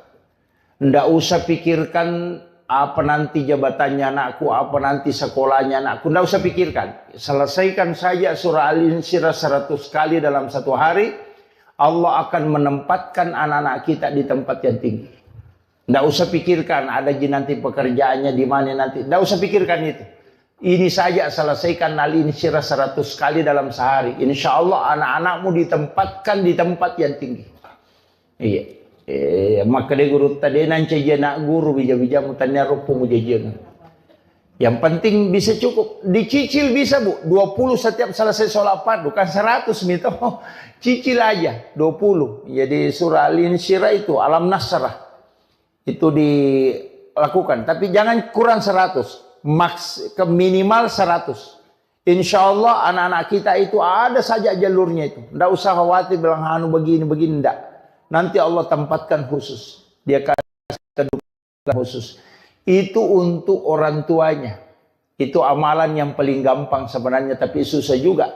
Karena harus rutin. Ya, istiqomah. Dan itu juga untuk kita. Bukan anak saja kita. Keluarga suami itu dijaga. Ya, karena itu surah hadiah memang kepada Rasulullah. Siapa yang membacanya maka Allah akan mengangkat derajatnya bersama dengan para keluarganya. Jadi kalau mau dijaga kehidupan dunianya dan juga ukhrawinya, kemudian imannya, maka amalkan ini surah Al-Insyirah. Itu yang wasiat saya yang paling mudah, Bu. Kalau itu mau tidak bisa dilakukan, tidak tahu bilang apa.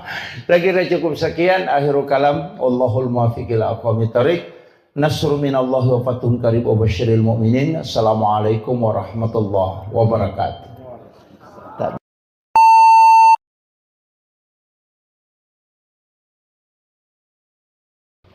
Alhamdulillah, salah satu tugas orang tua ketika Allah menganugerahkan anak, yakni dengan 4 hal.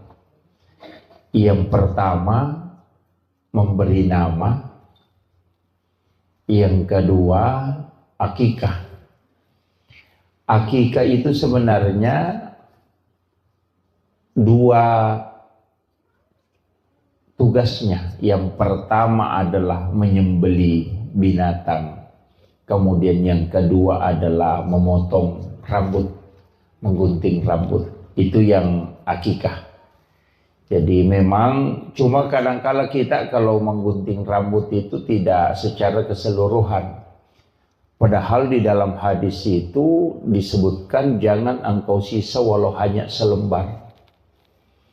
Jadi rambut bayi itu dicukur habis. Kemudian sunnahnya itu ditimbang berapa berat rambut itu, kemudian dibelikan emas, kemudian emas itu disedekahkan. Yang sunnahnya. Jadi untuk aturan dalam agama itu yang kaidah-kaidahnya itu sebenarnya sempurna betul, utamanya dalam anak, pendidikan anak dan perlakuan terhadap anak yang telah lahir. Jadi mulai pertama dianjurkan untuk diazankan, walaupun nanti ada beberapa pendapat ulama mengatakan hadisnya adalah dhaif. Jadi mengazankan kalau laki-laki itu diazankan kemudian diiqamatkan, kalau perempuan cukup diiqamatkan saja.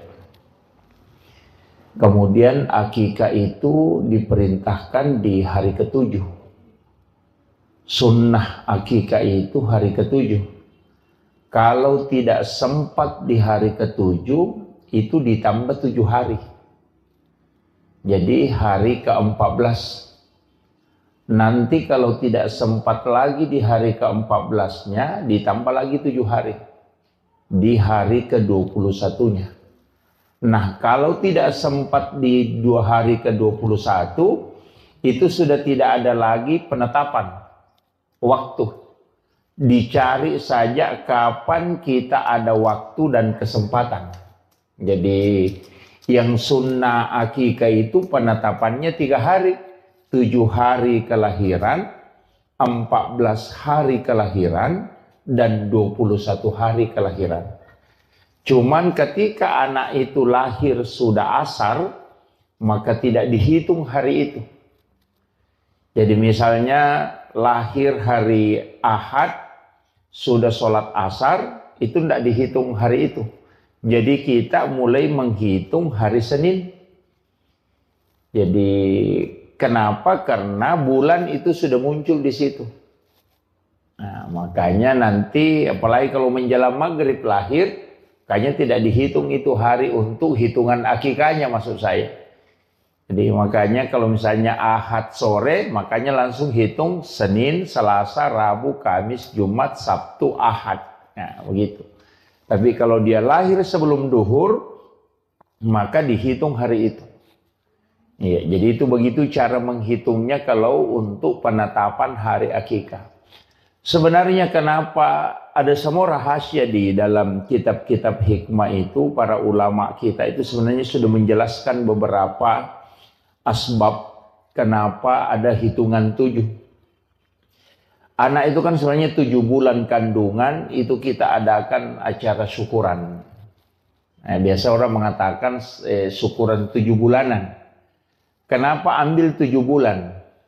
Kenapa bukan 9 bulannya misalnya? Kemudian 7 hari kelahiran, ambil lagi 7 itu. Nanti di umur 7 tahun disuruh sholat. Itu 7 tahun lagi, bukan 5 tahun. Jadi hitungannya itu kan 7 tahun. Makanya kenapa hitungan 7 itu? Tawaf itu kan juga 7 putaran. Sa'i juga 7. Orang yang sholat itu kan anggota sholat, tubuh yang sujud itu kan ada 7. 2 kaki, 2 lutut, 2 tangan, 1 kepala. Makanya 7. Dalam 1 pekan itu kan 7 hari. Suratul Fatihah itu kan ada 7 ayat yang berulang. Jadi semua angka 7 ini itu ada maknanya. Nah, makanya sebenarnya anak kan begitu. 7 tahun kelahiran diperintahkan untuk sholat. Kalau nanti 10 tahun pukul kalau tidak sholat. Karena dia akan menghadapi 7 tahun kedua, yakni 14. Nah, di umur 14 itu sudah masuk. Nanti kan juga SD begitu. 7 tahun masuk SD, 7 tahun kemudian masuk SMP, 7 tahun kemudian masuk perguruan tinggi. Makanya itu pasti begitu. Jadi 14, 21. Jadi semua itu hitungan 7. Jadi sebenarnya ada rahasia-rahasia nanti itu yang ulama kita sampaikan di angka 7 itu. Makanya orang tua dulu itu kalau ada uangnya ada angkanya 77, wah itu nasimpang itu. Kayak situ nomornya kan. Ini kenapa? Karena memang angka itu sebenarnya enggak ini. Istilahnya ada pesan bahwa angka itu dipilih oleh Allah. Itu tidak sembarang. Angka 7 itu bukan angka yang kebetulan enggak. Itu kenapa sa'i, tawaf, langit 7 susun, tanah 7 lapis. Kenapa semua 7 itu ada maknanya. Kemudian untuk anak kita sebenarnya begini, itu memberi nama, ini nama yang dikasih ini luar biasa karena itu memiliki makna. Itu azkiya itu sebenarnya kan cerdas. Dari zakiya itu kan cerdas, kecerdasan. Kemudian kalau zaya itu keyakinan.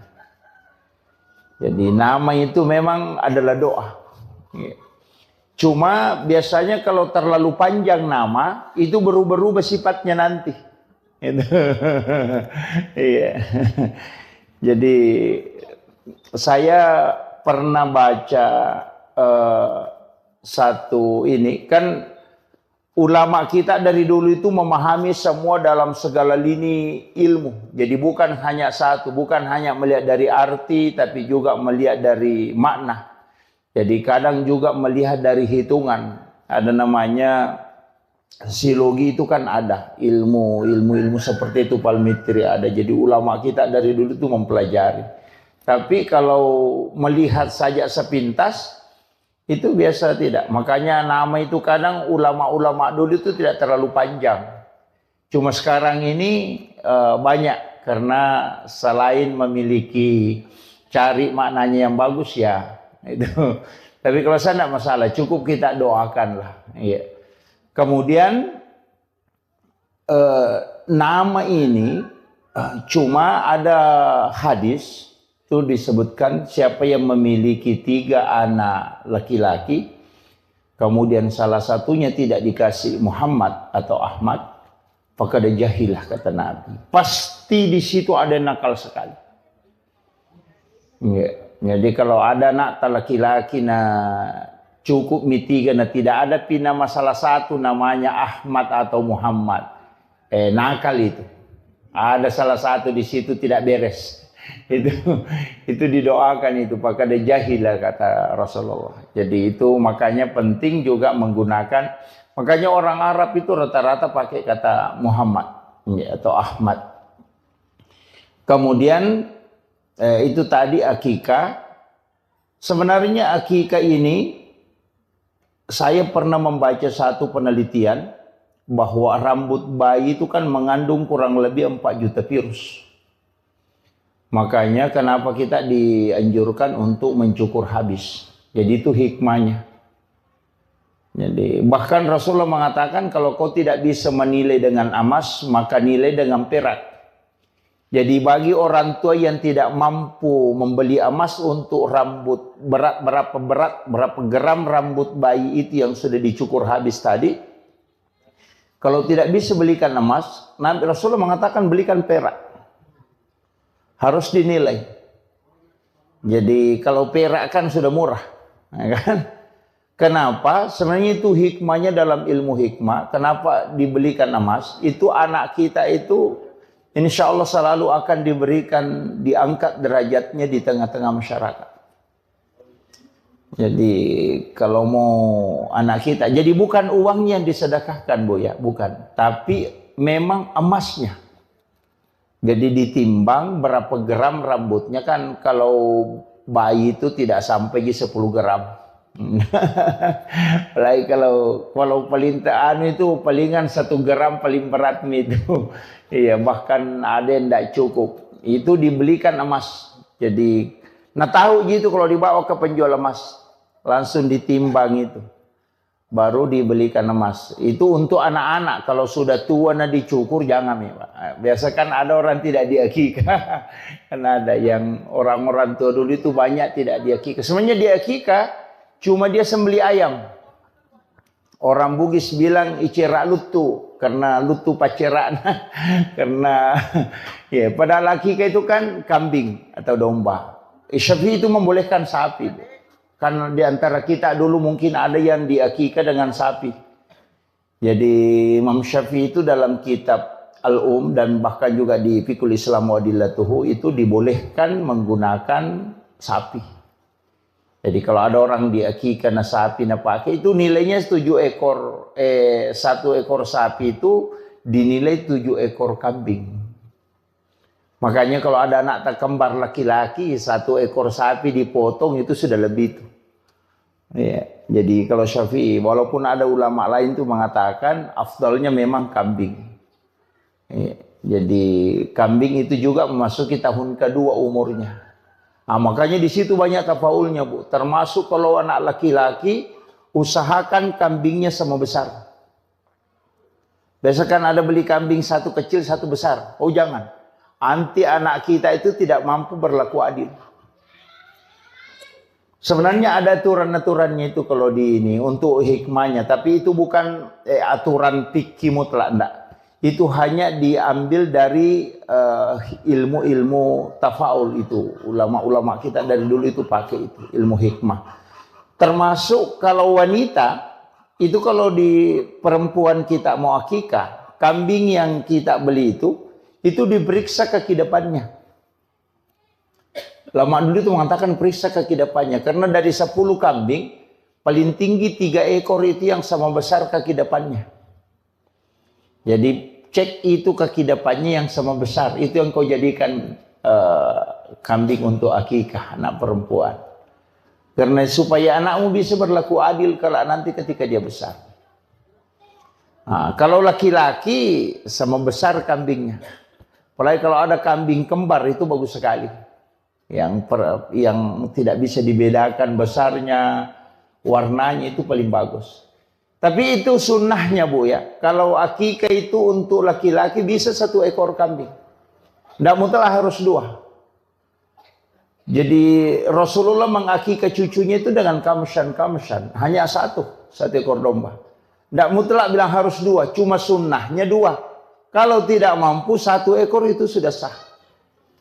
Iya, jadi jangan paksakan harus 2 ekor, enggak. 1 ekor itu sudah sah. Yang penting kambing dan umurnya memasuki tahun kedua. Artinya 1 tahun lebih. Iya. Kalau aturan-aturannya itu kambing. Kemudian sebenarnya ini yang banyak melanggar sebenarnya nih. Foto kambing itu kalau disembeli untuk akikah, paling bagusnya itu tulangnya tidak dipatahkan. Itu tidak dipatahkan. Jadi hanya dagingnya yang diambil. Makanya ada beberapa itu di Arab itu dia pakai pisau kecil itu dia iris itu.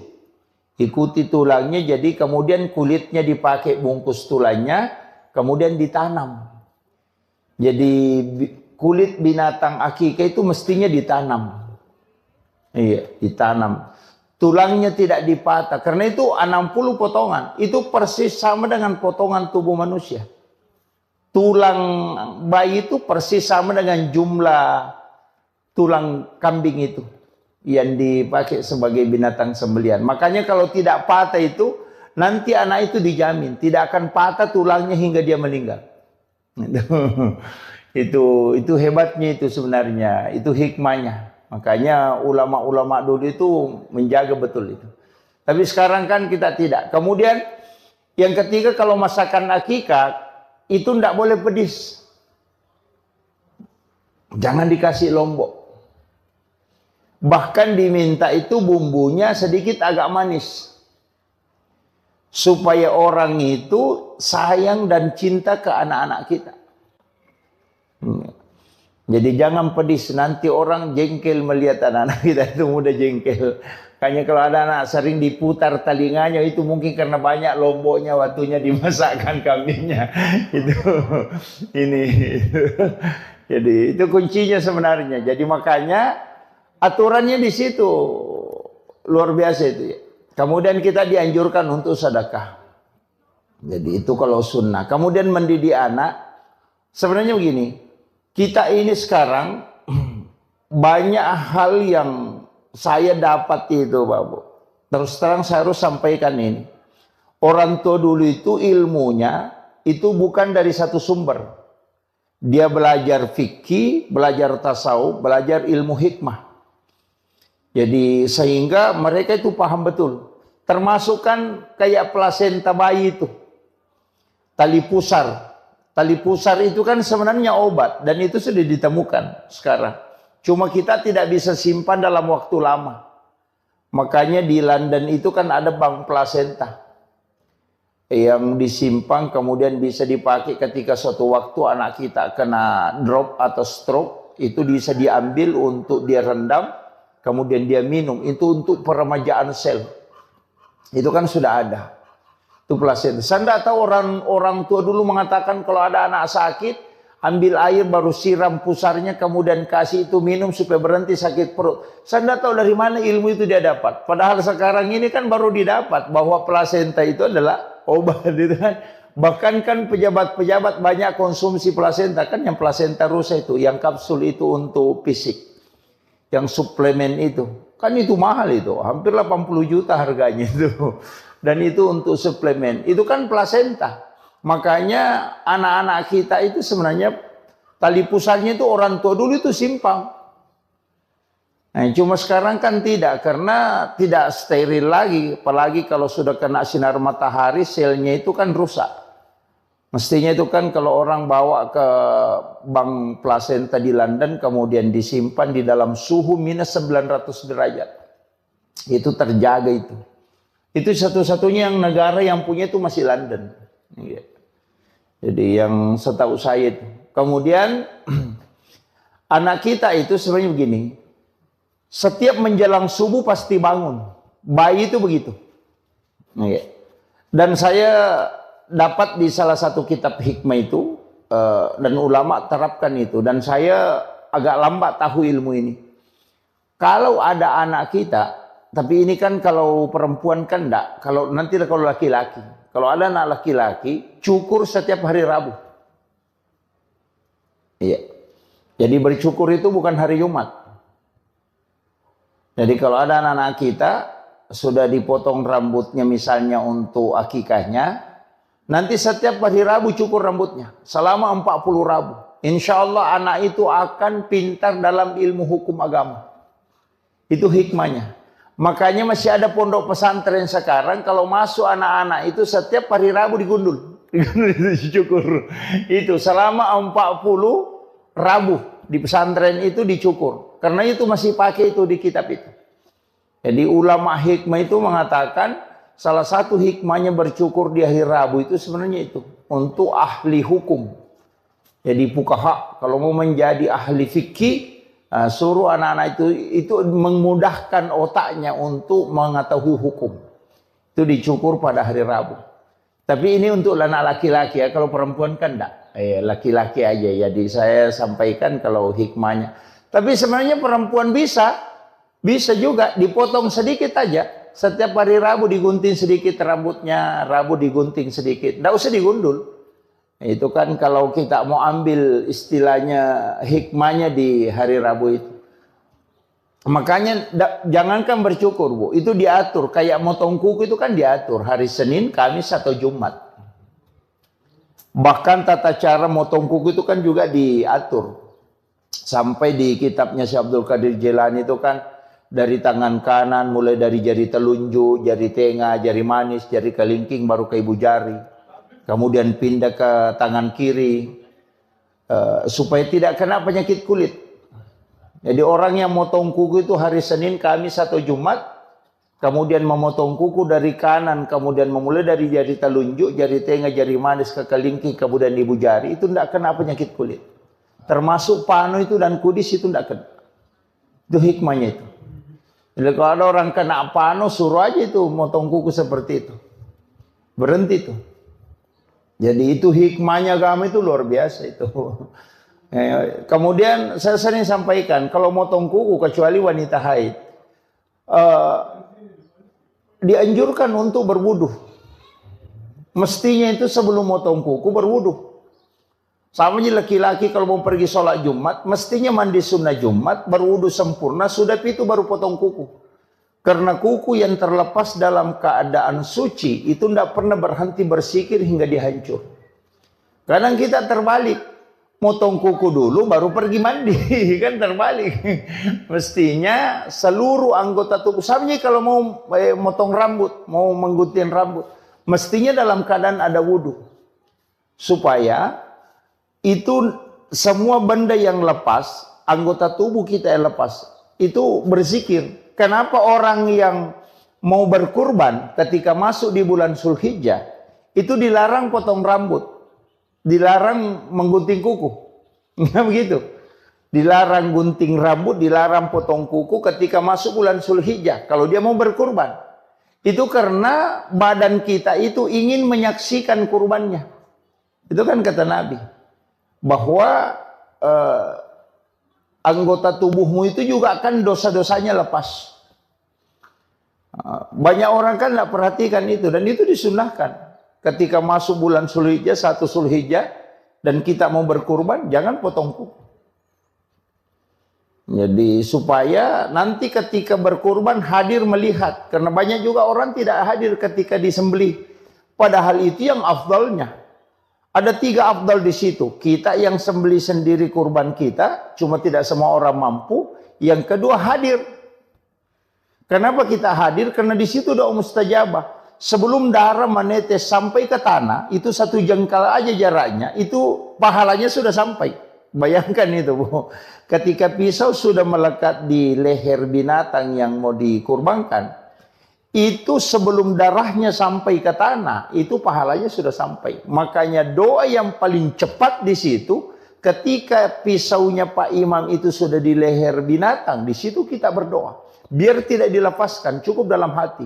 Mudahkan rezekiku, panjangkan umurku untuk bisa berkurban tahun depan. Itu luar biasa itu. Karena itu doa yang paling cepat itu. Kalau sholat kan belum tentu. Itu. Makanya ibadah kurban ini luar biasa sebenarnya kalau orang paham betul itu. Cuma kadang-kala kita bilang sembelih nanti bagi daging baru datang. Wah, itu rugi betul itu. Itu karena tidak paham dia tidak mengambil berkahnya dalam setiap nilai-nilai ibadah yang ada. Sama juga orang yang haji itu. Apa yang dibaca ketika di tawaf putaran pertama, apa yang dibaca ketika tawaf di putaran kedua, ketika di posisinya Hijri Ismail, kemudian di posisinya apa yang harus diminta, itu kan banyak orang tidak paham. Iya. Kenapa berziarah ke makam Nabi, apa yang harusnya kita sampaikan kepada Rasulullah, itu kan banyak orang tidak tahu itu. Jadi kadang-kala bolak-balik umrah tapi tidak ngerti itu. Iya itu kan. Maka apa yang dibaca ketika melihat Ka'bah, itu kan banyak semua itu doa-doanya. Ini makanya kadang-kala kita ini ibadah. Jadi sebenarnya saya sering sampaikan begini, bahwa ibadah umrah atau ibadah haji itu adalah sholat dalam skala besar. Ini yang kadang orang tidak anukan. Kemudian saya lanjut. Jadi anak-anak kita itu kalau menjelang subuh pasti bangun. Ketika malaikat itu sudah turun, karena bayi itu kan masih bisa melihat itu. Makanya mulai dari jin itu bayi bisa lihat. Cuma sekarang ini kan ada juga masalah. Kayak bayi yang indigo itu kan. Justru sekarang orang kalau ada bayi indigo, diambil kebanggaan. Padahal itu orang tidak beres itu. Mestinya bayi indigo itu dikasih kembali lagi ke perut ibunya. Karena itu belum selesai dia. Karena pandangannya belum ditutup. Itu kan.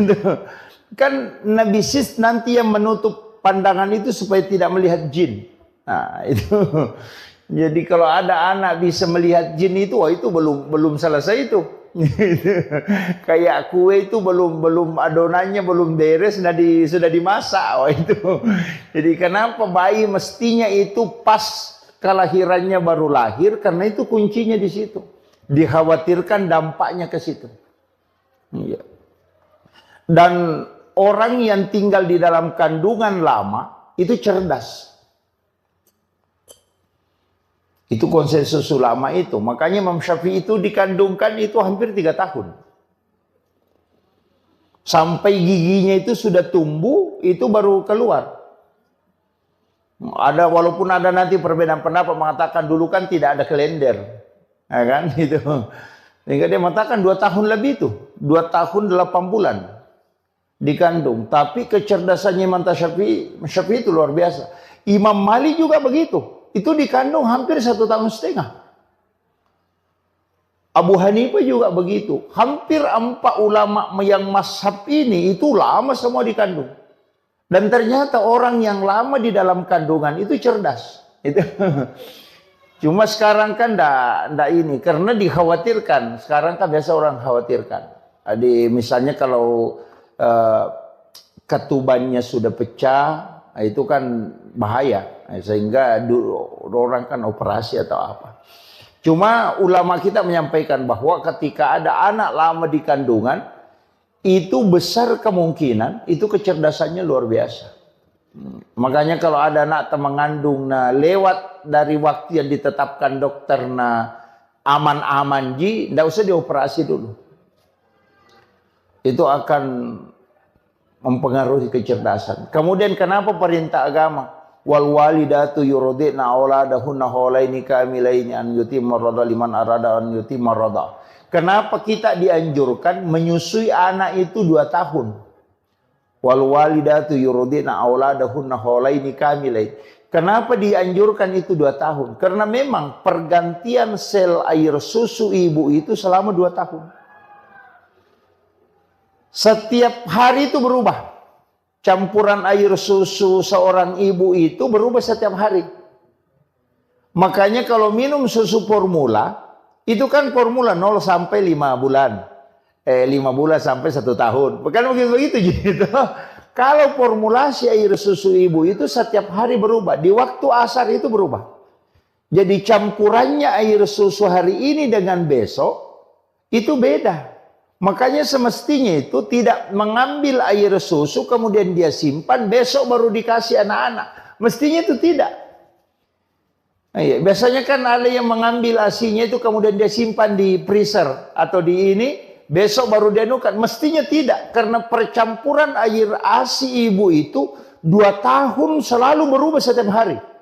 Makanya perintah agama itu menyusui anak 2 tahun. Itu baru sempurna betul untuk perkembangan otak. Makanya kenapa susu formula membuat anak cepat pintar. Itu seperti ayam potong. Ayam potong itu kan di-upgrade. Tapi PC-nya lemah. Nah, makanya anak-anak yang dikasih susu formula memang awalnya dilihat cerdas. Tapi nanti masuk kelas 5, masuk SMP, mulai buntu. Karena dia tidak mengikuti, otaknya tidak terformat sistematis. Dari makanannya itu, makanya itu sebenarnya agama luar biasa, Bu. Seandainya orang paham betul itu luar biasa. Sampai kenapa agama menganjurkan 2 tahun. Nah sekarang kan susu formula 0 sampai 5, 5 sampai 1 tahun, 1 tahun sampai 1,5 tahun, baru 2 tahun, baru 0 sampai 3 tahun. Selesai. Itu kan hanya 4 kali berubah kan. Tapi kalau ASI itu setiap hari. Jadi itu luar biasanya.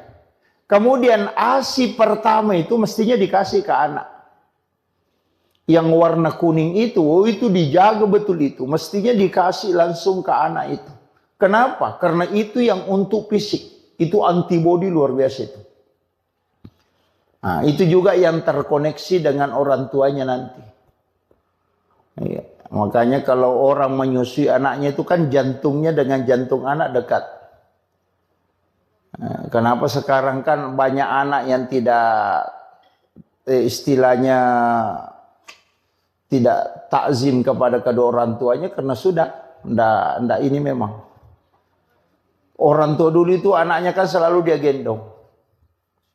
Sehingga jantung anak itu dekat. Sehingga anak itu kan terkoneksi itu. Nah, ini makanya ibu-ibu kalau menyusui anak ya harus digendong sebenarnya itu. Kan terpengaruh, ASI kan begitu mempengaruhi sekali. Apalagi kalau ibu-ibu makan makanan panas, misalnya makan sayur panas, nasi panas, pasti kan pengaruhnya ke anak. Nanti itu kalau sudah menyusui, pasti putih-putih di sini. Iya, padahal ibunya tadi makan makanan panas, ASI-nya kan tidak panas. Tapi kenapa? Itu terpengaruh. Artinya itu pesan bahwa ucapan apapun yang dikeluarkan seorang ibu ketika dia menyusui atau sebelum menyusui itu akan masuk ke anak, tertransfer. Makanya jangan menyusui anak ketika dalam keadaan stres. Makanya kalau ibu-ibu mau menyusui anak, baca sholawat lah. Atau bunyikan Al-Quran, biar di HP saja, di Android. Baca sholawat, kemudian zikir, itu paling bagus. Karena itu tertransfer nanti masuk ke anak. Karena itu kan sesuatu yang dibacakan zikir itu pasti tenang.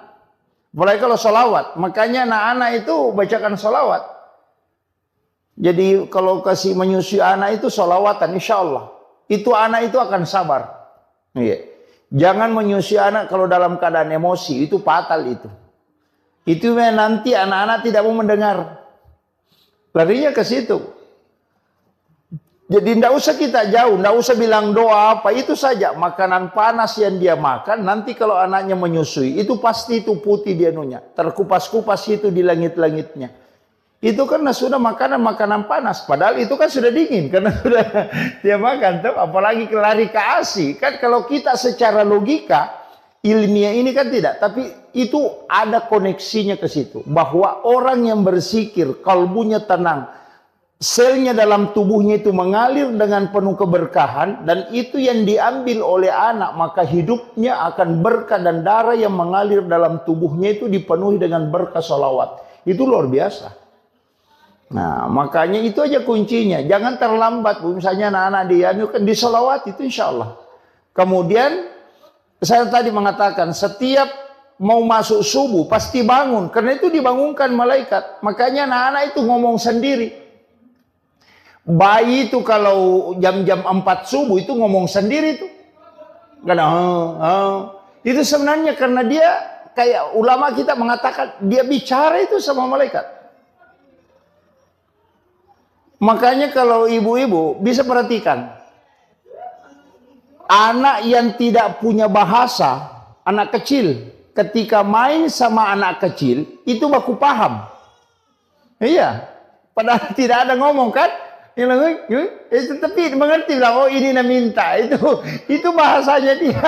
Kalau kita bilang, pada masuk ini. Iya, jadi kan begitu. Bahkan bayi itu kan begitu, Pak. Karena masih sucinya, sehingga itu masih tembus. Makanya Rasulullah itu mengatakan kan siapa yang ingin mencium bau surga, maka cium bayi. Karena Rasulullah itu pernah masuk surga. Jalan-jalan di dalam surga. Sehingga dia tahu betul baunya surga. Makanya Rasulullah mengatakan, kalau mau Anda tahu baunya surga, itu ada di dunia. Cium bayi. Persis itu baunya surga. Makanya bau bayi itu satu macam. Bayi kemanapun, orang bule, orang apa. Semua baunya sama. Ketika bayi, nanti ketika makanannya mulai berubah, baru baunya mulai berubah. Itu surga itu kata Nabi. Makanya kalau mencium bayi itu, mulai dari kanan. Kita berdoa itu.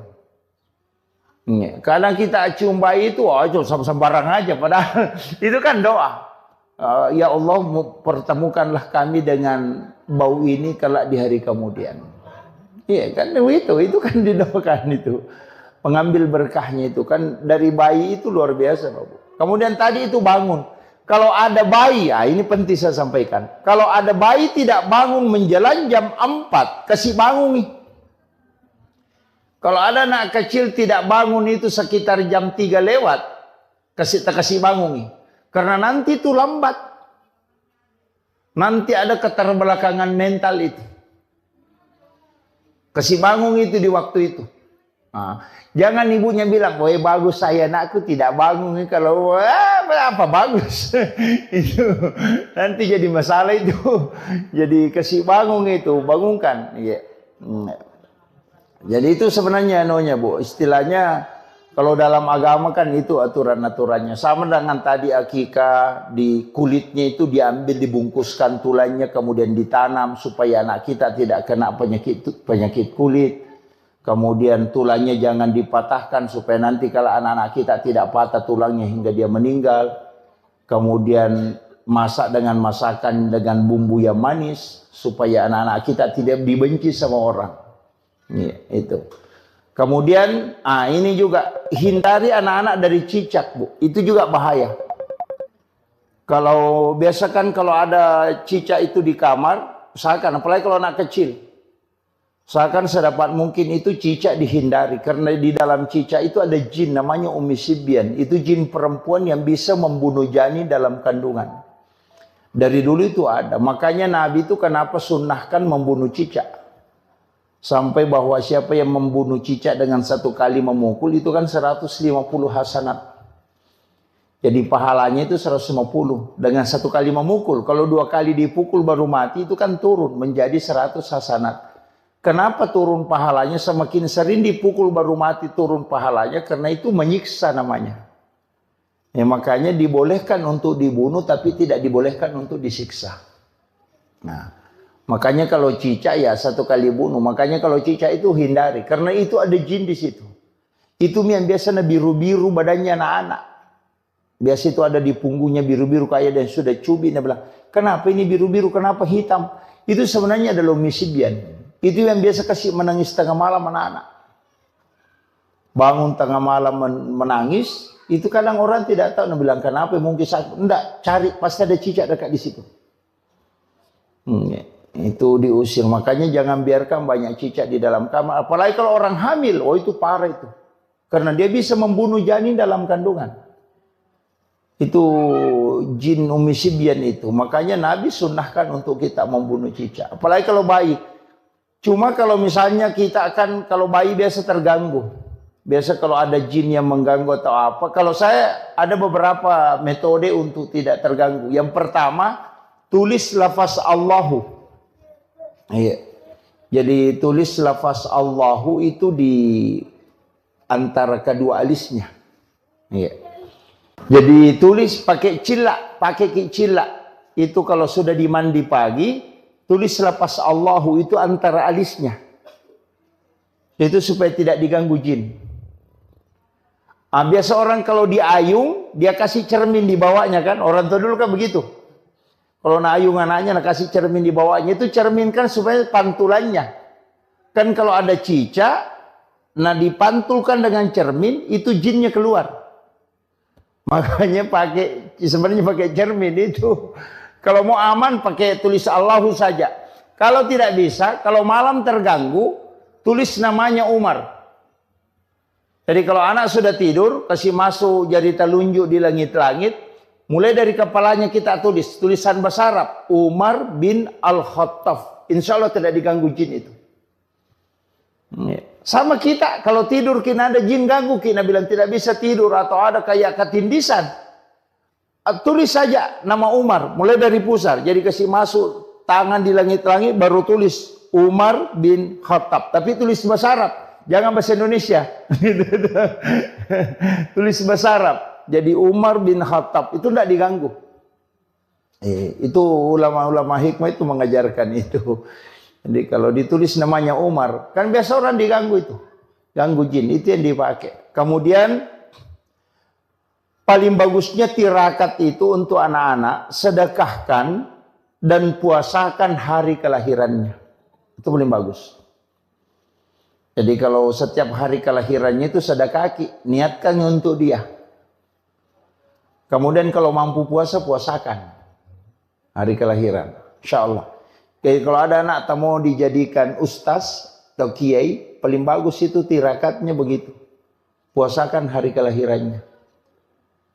Cuma yang tidak usah semua. Kalau 7 anaknya semua hari lahir, puasa setiap hari gitu. Itu. Jadi biar yang salah satunya misalnya, oh ini anak saya mau anukan, puasakan hari kelahirannya. Soalnya kan begitu, tirakatnya ke situ. Orang tua puasakan. Kemudian anak-anak kita kan biasa didoakan. Doakan kalau mau tidur, kalau menangis bacakan ayat kursi, kemudian bisa dipegang tangannya, kemudian baca basmalah. Bisikkan di telinganya itu ayat kursi, itu bisa untuk menghindari supaya tidak diganggu jin. Itu kuncinya. Jadi anak-anak kita kan begitu. Jadi setiap perkembangannya itu pasti istilahnya mengalami kayak demam apa ya itu. Makanya rambut bayi itu harus dicukur habis. Karena itu ada virus. Makanya itu pelepis kepalanya itu nanti terkupas. Itu yang hitam-hitam di kepalanya ketika 7 hari.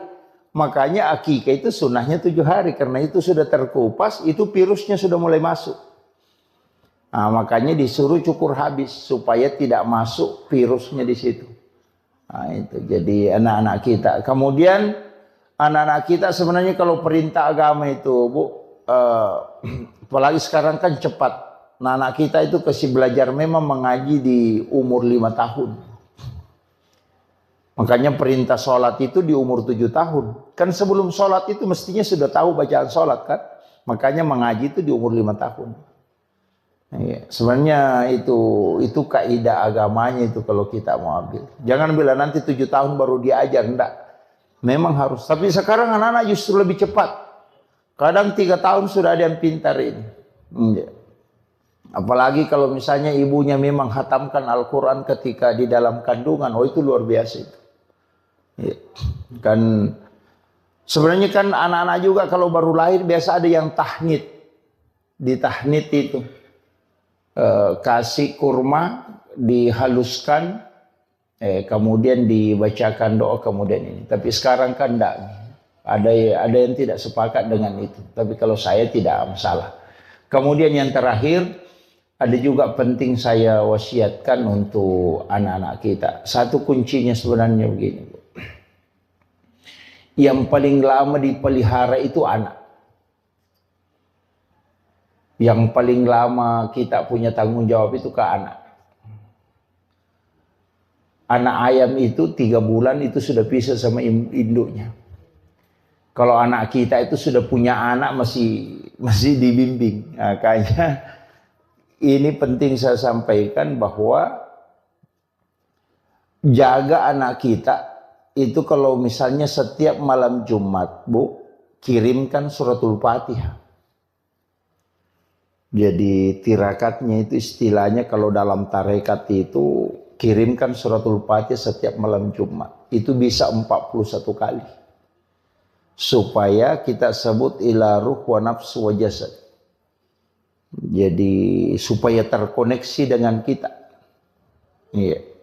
Apalagi kalau dia di pesantren, sekolah di pesantren, kirimkan itu setiap malam Jumat kirimkan. Kirimkan Fatihah. Iya. Jadi tapi jangan bilang ila arwahi. Katakan ila ruh. Kalau arwah itu orang sudah meninggal. Kalau ila ruh itu untuk orang hidup dan bisa juga untuk orang meninggal. Nah, karena ruh itu kalau arwah itu sudah almarhum atau almarhumah. Tapi kalau pakai ila ruh itu tidak. Itu untuk orang hidup. Sama dengan suami kita. Suami tak kirimkan Fatihah.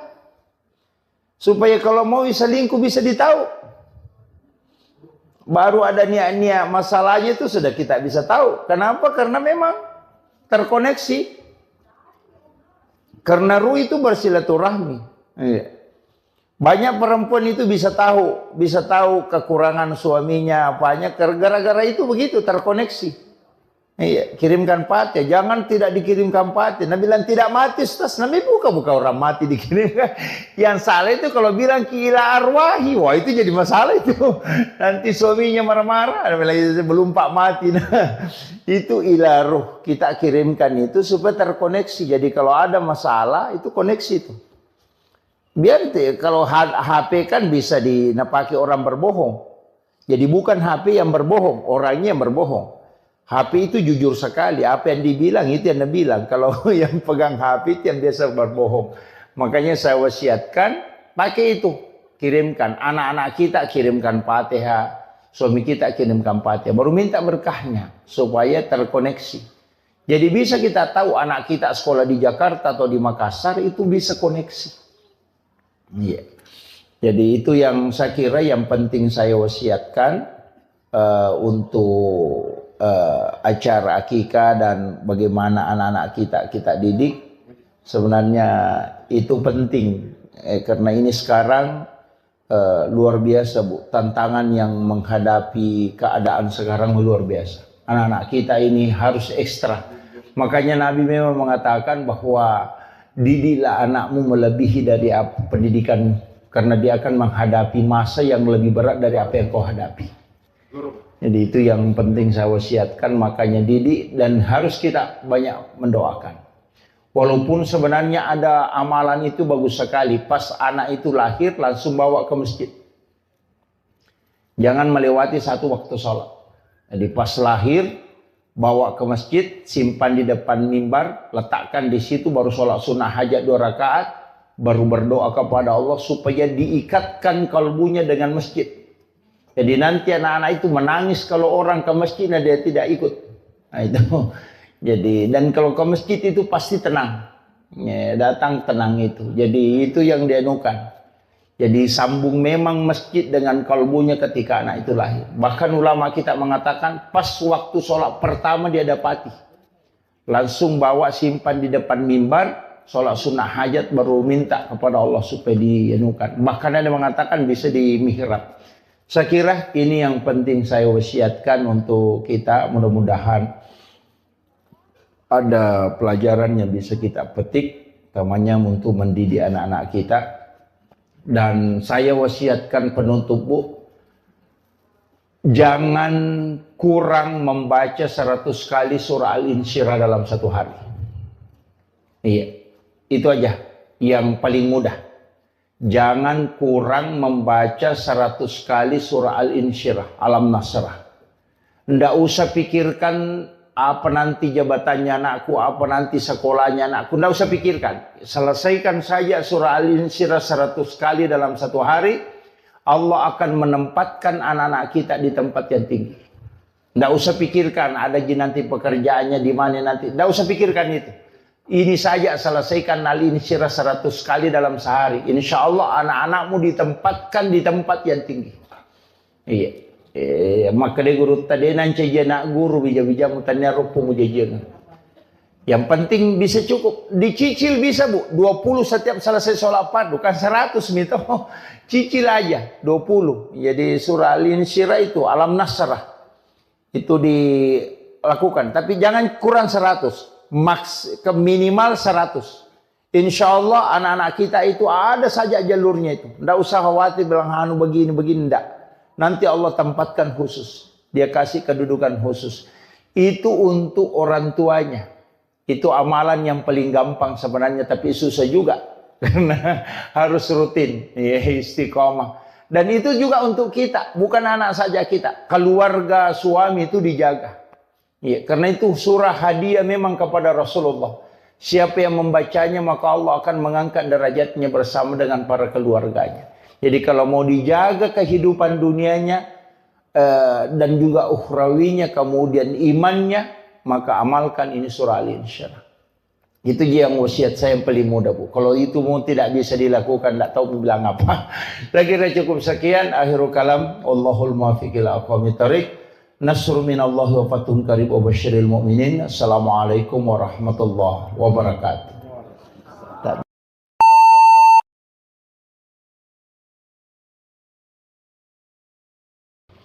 Alhamdulillah, salah satu tugas orang tua ketika Allah menganugerahkan anak, yakni dengan 4 hal. Yang pertama, memberi nama. Yang kedua, akikah. Akikah itu sebenarnya 2 tugasnya. Yang pertama adalah menyembelih binatang. Kemudian yang kedua adalah memotong rambut, menggunting rambut. Itu yang akikah. Jadi memang cuma kadang-kala kita kalau menggunting rambut itu tidak secara keseluruhan. Padahal di dalam hadis itu disebutkan jangan engkau sisa walau hanya selembar. Jadi rambut bayi itu dicukur habis. Kemudian sunnahnya itu ditimbang berapa berat rambut itu, kemudian dibelikan emas, kemudian emas itu disedekahkan. Yang sunnahnya. Jadi untuk aturan dalam agama itu yang kaidah-kaidahnya itu sebenarnya sempurna betul, utamanya dalam anak, pendidikan anak dan perlakuan terhadap anak yang telah lahir. Jadi mulai pertama dianjurkan untuk diazankan, walaupun nanti ada beberapa pendapat ulama mengatakan hadisnya adalah dhaif. Jadi mengazankan kalau laki-laki itu diazankan kemudian diiqamatkan, kalau perempuan cukup diiqamatkan saja. Kemudian akikah itu diperintahkan di hari ke-7. Sunnah akikah itu hari ke-7. Kalau tidak sempat di hari ke-7 itu ditambah 7 hari. Jadi hari ke-14. Nanti kalau tidak sempat lagi di hari ke-14-nya, ditambah lagi 7 hari. Di hari ke-21-nya. Nah, kalau tidak sempat di 2 hari ke-21, itu sudah tidak ada lagi penetapan waktu. Dicari saja kapan kita ada waktu dan kesempatan.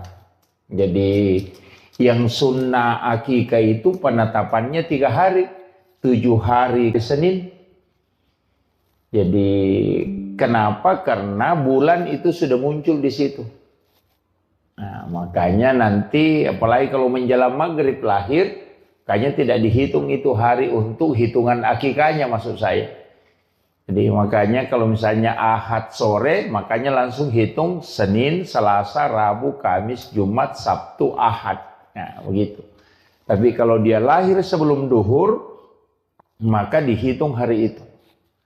Ya, jadi itu begitu cara menghitungnya kalau untuk penetapan hari akikah. Sebenarnya kenapa ada semua rahasia di dalam kitab-kitab hikmah itu, para ulama kita itu sebenarnya sudah menjelaskan beberapa asbab kenapa ada hitungan 7. Anak itu kan sebenarnya 7 bulan kandungan itu kita adakan acara syukuran. Nah, biasa orang mengatakan syukuran 7 bulanan. Kenapa ambil 7 bulan? Kenapa bukan 9 bulannya misalnya? Kemudian 7 hari kelahiran, ambil lagi 7 itu. Nanti di umur 7 tahun disuruh sholat. Itu 7 tahun lagi, bukan 5 tahun. Jadi hitungannya itu kan 7 tahun. Makanya kenapa hitungan 7 itu? Tawaf itu kan juga 7 putaran. Sa'i juga 7. Orang yang sholat itu kan anggota sholat, tubuh yang sujud itu kan ada 7. 2 kaki, 2 lutut, 2 tangan, 1 kepala. Makanya 7. Dalam 1 pekan itu kan 7 hari. Suratul Fatihah itu kan ada 7 ayat yang berulang. Jadi semua angka 7 ini itu ada maknanya. Nah, makanya sebenarnya anak kan begitu. 7 tahun kelahiran diperintahkan untuk sholat. Kalau nanti 10 tahun pukul kalau tidak sholat. Karena dia akan menghadapi 7 tahun kedua yakni 14. Nah, di umur 14 itu sudah masuk. Nanti kan juga SD begitu, 7 tahun masuk SD, 7 tahun kemudian masuk SMP, 7 tahun kemudian masuk perguruan tinggi. Makanya itu pasti begitu. Jadi 14, 21, jadi semua itu hitungan 7. Jadi sebenarnya ada rahasia-rahasia nanti itu yang ulama kita sampaikan di angka 7 itu. Makanya orang tua dulu itu kalau ada uangnya ada angkanya 77, wah itu nasimpang itu. Ya situ nomornya kan. Ini kenapa? Karena memang angka itu sebenarnya enggak ini. Istilahnya ada pesan bahwa angka itu dipilih oleh Allah. Itu tidak sembarang. Angka 7 itu bukan angka yang kebetulan enggak. Itu kenapa sa'i, tawaf, langit 7 susun, tanah 7 lapis. Kenapa semua 7 itu ada maknanya. Kemudian untuk anak kita sebenarnya begini, itu memberi nama, ini nama yang dikasih ini luar biasa karena itu memiliki makna. Itu azkiya itu sebenarnya kan cerdas. Dari zakiya itu kan cerdas, kecerdasan. Kemudian kalau zaya itu keyakinan. Jadi nama itu memang adalah doa. Cuma biasanya kalau terlalu panjang nama itu berubah-ubah sifatnya nanti. Iya. Jadi saya pernah baca satu ini kan. Ulama kita dari dulu itu memahami semua dalam segala lini ilmu. Jadi bukan hanya satu, bukan hanya melihat dari arti, tapi juga melihat dari makna. Jadi kadang juga melihat dari hitungan. Ada namanya silogi itu kan ada. Ilmu seperti itu palmitri ada. Jadi ulama kita dari dulu itu mempelajari. Tapi kalau melihat saja sepintas, itu biasa tidak. Makanya nama itu kadang ulama-ulama dulu itu tidak terlalu panjang. Cuma sekarang ini banyak. Karena selain memiliki cari maknanya yang bagus ya. Itu. Tapi kalau saya tidak masalah. Cukup kita doakanlah. Ya. Kemudian nama ini cuma ada hadis. Itu disebutkan siapa yang memiliki 3 anak laki-laki, kemudian salah satunya tidak dikasih Muhammad atau Ahmad, faqad jahilah kata Nabi. Pasti di situ ada nakal sekali. Ya. Jadi kalau ada anak laki-laki cukup mitiga tidak ada nama salah satu namanya Ahmad atau Muhammad. Nakal itu. Ada salah satu di situ tidak beres.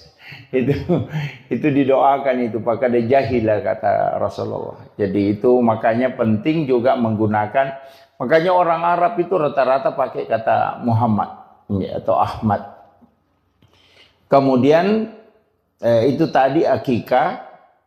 Sebenarnya akikah ini saya pernah membaca satu penelitian bahwa rambut bayi itu kan mengandung kurang lebih 4 juta virus. Makanya kenapa kita dianjurkan untuk mencukur habis. Jadi itu hikmahnya. Jadi bahkan Rasulullah mengatakan kalau kau tidak bisa menilai dengan emas, maka nilai dengan perak. Jadi bagi orang tua yang tidak mampu membeli emas untuk rambut berapa gram rambut bayi itu yang sudah dicukur habis tadi, kalau tidak bisa belikan emas, Nabi Rasulullah mengatakan belikan perak. Harus dinilai. Jadi kalau perak kan sudah murah, kan?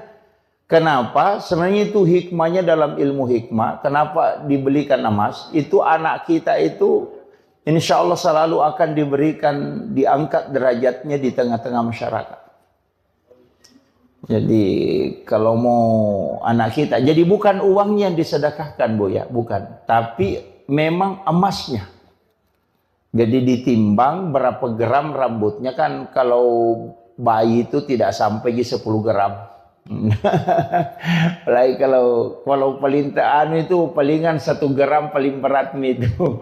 Iya, bahkan ada yang tidak cukup. Itu dibelikan emas. Jadi, tahu gitu kalau dibawa ke penjual emas, langsung ditimbang itu. Baru dibelikan emas. Itu untuk anak-anak. Kalau sudah tua dicukur jangan ya Pak. Biasa kan ada orang tidak diakikah. Kan ada yang orang-orang tua dulu itu banyak tidak diakikah. Sebenarnya diakikah cuma dia sembeli ayam. Orang Bugis bilang icera lutu, karena lutu paceran. Karena ya padahal akikah itu kan kambing atau domba. Syafi'i itu membolehkan sapi. Karena di antara kita dulu mungkin ada yang diakikah dengan sapi. Jadi Imam Syafi'i itu dalam kitab Al-Um dan bahkan juga di Fiqhul Islam wa Adillatuhu itu dibolehkan menggunakan sapi. Jadi kalau ada orang diakikah sapi pakai itu nilainya 1 ekor sapi itu dinilai 7 ekor kambing. Makanya kalau ada anak kembar laki-laki 1 ekor sapi dipotong itu sudah lebih itu.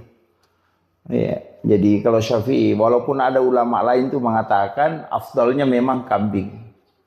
Ya, jadi kambing itu juga memasuki tahun kedua umurnya. Nah, makanya di situ banyak tafaulnya Bu. Termasuk kalau anak laki-laki, usahakan kambingnya sama besar. Biasa kan ada beli kambing 1 kecil 1 besar. Oh jangan. Nanti anak kita itu tidak mampu berlaku adil. Sebenarnya ada aturan-aturannya itu kalau di ini untuk hikmahnya, tapi itu bukan aturan fikih mutlak, enggak. Itu hanya diambil dari ilmu-ilmu tafaul itu. Ulama-ulama kita dari dulu itu pakai itu, ilmu hikmah. Termasuk kalau wanita, itu kalau di perempuan kita mau akikah, kambing yang kita beli itu diperiksa kekidapannya. Lama dulu itu mengatakan periksa kekidapannya. Karena dari 10 kambing, paling tinggi 3 ekor itu yang sama besar kekidapannya. Jadi cek itu kekidapannya yang sama besar. Itu yang kau jadikan kambing untuk akikah anak perempuan. Karena supaya anakmu bisa berlaku adil kalau nanti ketika dia besar. Nah, kalau laki-laki sama besar kambingnya. Apalagi kalau ada kambing kembar itu bagus sekali. Yang tidak bisa dibedakan besarnya, warnanya itu paling bagus. Tapi itu sunnahnya Bu ya. Kalau akikah itu untuk laki-laki bisa 1 ekor kambing. Tidak mutlak harus 2. Jadi Rasulullah mengakikah cucunya itu dengan kamshan. Hanya 1. 1 ekor domba. Tidak mutlak bilang harus 2, cuma sunnahnya 2. Kalau tidak mampu 1 ekor itu sudah sah. Iya, jadi jangan paksakan harus 2 ekor, enggak. 1 ekor itu sudah sah. Yang penting kambing dan umurnya memasuki tahun kedua. Artinya 1 tahun lebih. Iya. Kalau aturan-aturannya itu kambing. Kemudian sebenarnya ini yang banyak melanggar sebenarnya ini. Foto kambing itu kalau disembeli untuk akikah, paling bagusnya itu tulangnya tidak dipatahkan. Itu tidak dipatahkan. Jadi hanya dagingnya yang diambil. Makanya ada beberapa itu di Arab itu dia pakai itu, dia pakai pisau kecil itu, dia iris itu. Ikuti tulangnya, jadi kemudian kulitnya dipakai bungkus tulangnya, kemudian ditanam. Jadi kulit binatang akikah itu mestinya ditanam. Iya, ditanam. Tulangnya tidak dipatah, karena itu 60 potongan. Itu persis sama dengan potongan tubuh manusia. Tulang bayi itu persis sama dengan jumlah tulang kambing itu yang dipakai sebagai binatang sembelihan. Makanya kalau tidak patah itu, nanti anak itu dijamin tidak akan patah tulangnya hingga dia meninggal. Itu hebatnya itu sebenarnya, itu hikmahnya. Makanya ulama-ulama dulu itu menjaga betul itu. Tapi sekarang kan kita tidak. Kemudian yang ketiga, kalau masakan akikah itu tidak boleh pedas. Jangan dikasih lombok. Bahkan diminta itu bumbunya sedikit agak manis. Supaya orang itu sayang dan cinta ke anak-anak kita. Jadi jangan pedis, nanti orang jengkel melihat anak-anak kita itu mudah jengkel. Kayaknya kalau ada anak sering diputar telinganya itu mungkin karena banyak lomboknya waktunya dimasakkan kambingnya. Jadi itu kuncinya sebenarnya. Jadi makanya aturannya di situ luar biasa itu ya. Kemudian kita dianjurkan untuk sedekah. Jadi itu kalau sunnah. Kemudian mendidik anak. Sebenarnya begini. Kita ini sekarang banyak hal yang saya dapat itu Bapak. Terus terang saya harus sampaikan ini. Orang tua dulu itu ilmunya itu bukan dari satu sumber. Dia belajar fikih, belajar tasawuf, belajar ilmu hikmah. Jadi sehingga mereka itu paham betul. Termasuk kan kayak plasenta bayi itu. Tali pusar. Tali pusar itu kan sebenarnya obat. Dan itu sudah ditemukan sekarang. Cuma kita tidak bisa simpan dalam waktu lama. Makanya di London itu kan ada bank plasenta. Yang disimpan kemudian bisa dipakai ketika suatu waktu anak kita kena drop atau stroke. Itu bisa diambil untuk dia rendam. Kemudian dia minum. Itu untuk peremajaan sel. Itu kan sudah ada. Itu plasenta. Saya tidak tahu orang tua dulu mengatakan kalau ada anak sakit, ambil air baru siram pusarnya, kemudian kasih itu minum supaya berhenti sakit perut. Saya tidak tahu dari mana ilmu itu dia dapat. Padahal sekarang ini kan baru didapat bahwa plasenta itu adalah obat. Gitu kan. Bahkan kan pejabat-pejabat banyak konsumsi plasenta. Kan yang plasenta rusa itu, yang kapsul itu untuk fisik. Yang suplemen itu. Kan itu mahal itu. Hampir 80 juta harganya itu. Dan itu untuk suplemen. Itu kan plasenta. Makanya anak-anak kita itu sebenarnya tali pusarnya itu orang tua dulu itu simpang. Nah, cuma sekarang kan tidak. Karena tidak steril lagi. Apalagi kalau sudah kena sinar matahari, selnya itu kan rusak. Mestinya itu kan kalau orang bawa ke bank plasenta di London, kemudian disimpan di dalam suhu minus 900 derajat. Itu terjaga itu. Itu satu-satunya yang negara yang punya itu masih London. Jadi yang setahu saya itu. Kemudian anak kita itu sebenarnya begini. Setiap menjelang subuh pasti bangun. Bayi itu begitu. Dan saya dapat di salah satu kitab hikmah itu. Dan ulama terapkan itu. Dan saya agak lambat tahu ilmu ini. Kalau ada anak kita. Tapi ini kan kalau perempuan kan enggak. Kalau nanti kalau laki-laki. Kalau ada anak laki-laki, cukur setiap hari Rabu. Iya. Jadi bercukur itu bukan hari Jumat. Jadi kalau ada anak-anak kita sudah dipotong rambutnya misalnya untuk akikahnya, nanti setiap hari Rabu cukur rambutnya selama 40 Rabu. Insya Allah anak itu akan pintar dalam ilmu hukum agama. Itu hikmahnya. Makanya masih ada pondok pesantren sekarang, kalau masuk anak-anak itu setiap hari Rabu digundul. Dicukur. Itu selama 40 Rabu di pesantren itu dicukur. Karena itu masih pakai itu di kitab itu. Jadi ulama hikmah itu mengatakan salah satu hikmahnya bercukur di hari Rabu itu sebenarnya itu untuk ahli hukum. Jadi fuqaha kalau mau menjadi ahli fikih, suruh anak-anak itu memudahkan otaknya untuk mengetahui hukum. Itu dicukur pada hari Rabu. Tapi ini untuk anak laki-laki ya, kalau perempuan kan enggak. Laki-laki aja. Jadi saya sampaikan kalau hikmahnya.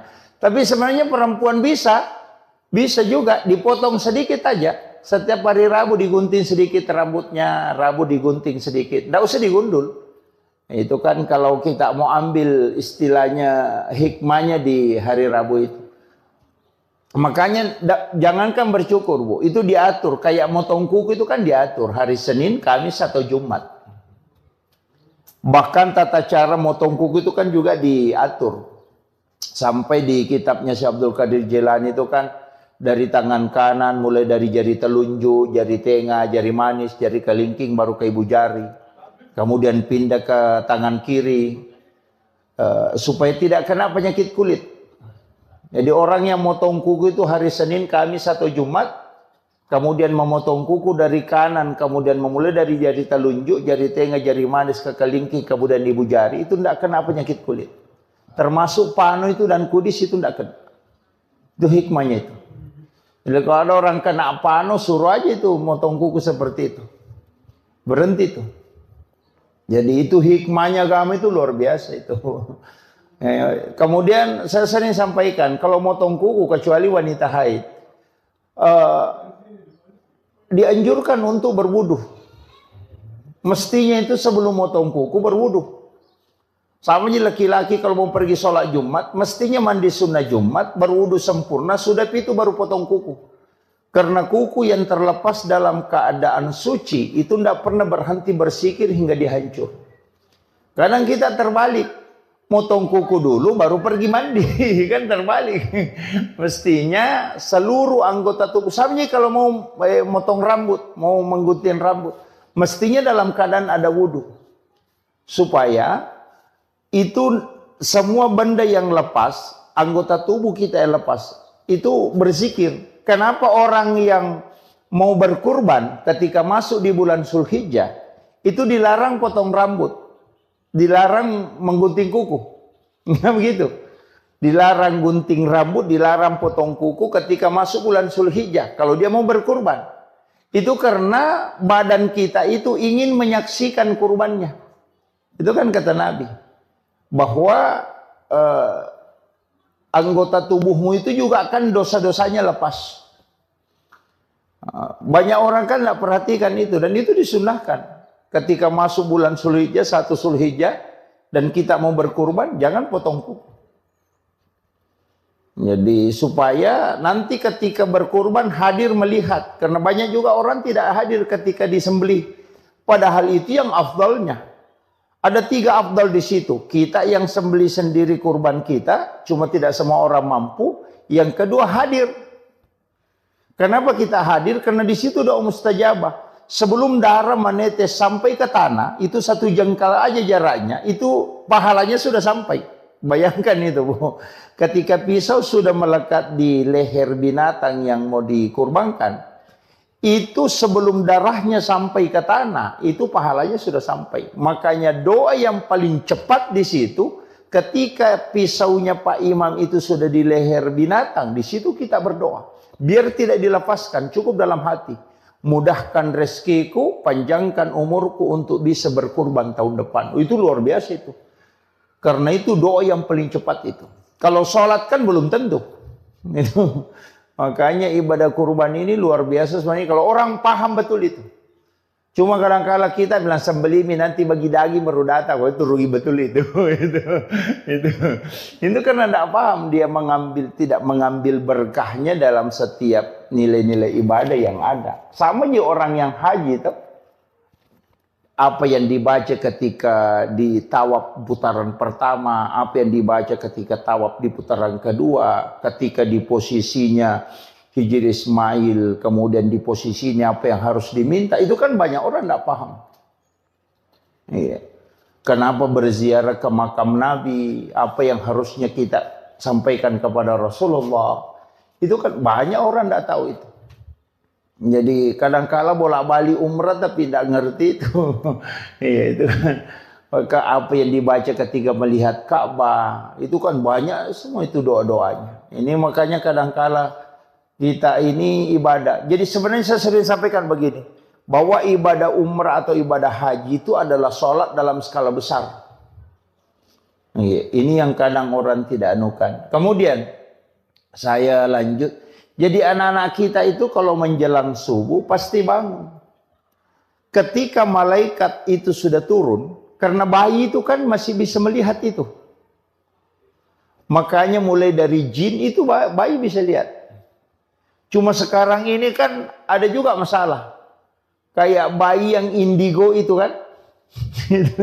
Justru sekarang orang kalau ada bayi indigo, diambil kebanggaan. Padahal itu orang tidak beres itu. Mestinya bayi indigo itu dikasih kembali lagi ke perut ibunya. Karena itu belum selesai dia. Karena pandangannya belum ditutup. Itu kan. Kan Nabi Sis nanti yang menutup pandangan itu supaya tidak melihat jin. Nah, itu. Jadi kalau ada anak bisa melihat jin itu, wah itu belum selesai itu. Kayak kue itu belum adonannya belum beres, sudah dimasak. Wah itu.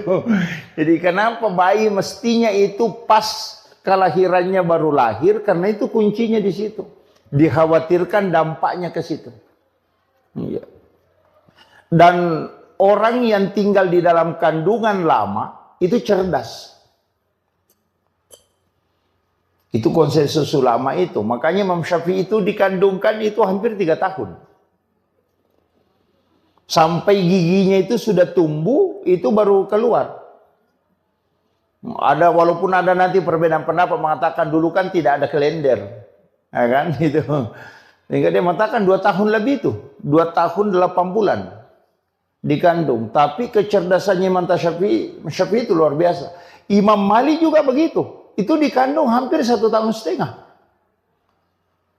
Abu Hanifah juga begitu, hampir 4 ulama yang mazhab ini itu lama semua dikandung. Dan ternyata orang yang lama di dalam kandungan itu cerdas. Itu.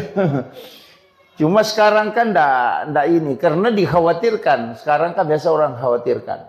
Jadi misalnya kalau ketubannya sudah pecah, itu kan bahaya, sehingga orang kan operasi atau apa.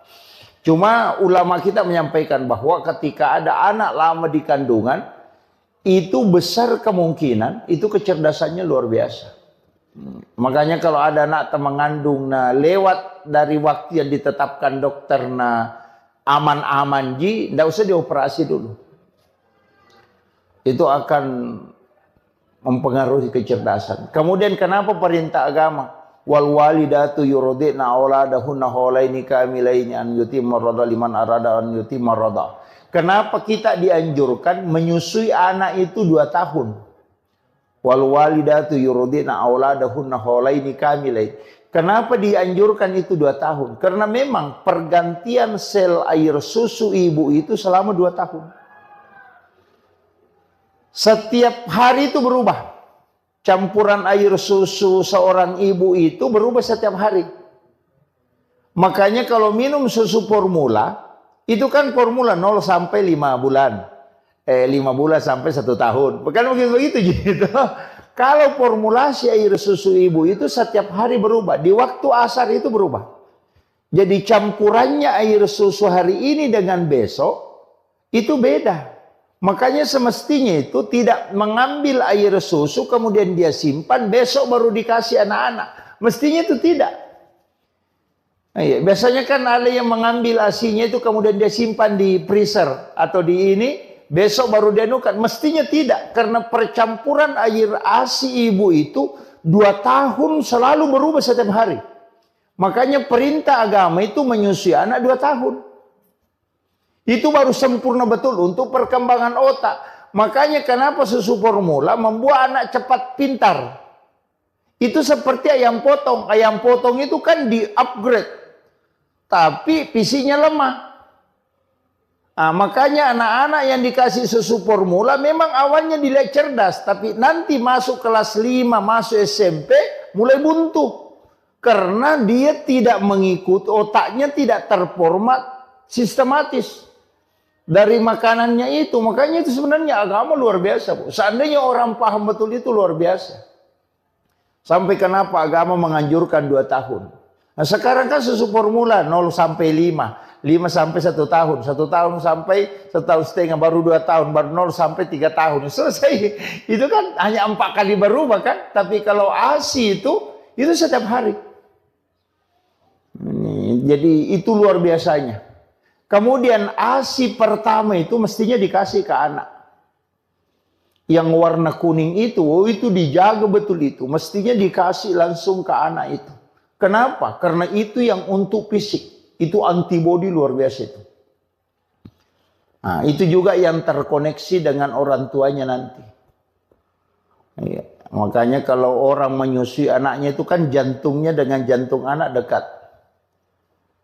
Nah, kenapa sekarang kan banyak anak yang tidak istilahnya tidak takzim kepada kedua orang tuanya karena sudah ndak ini memang.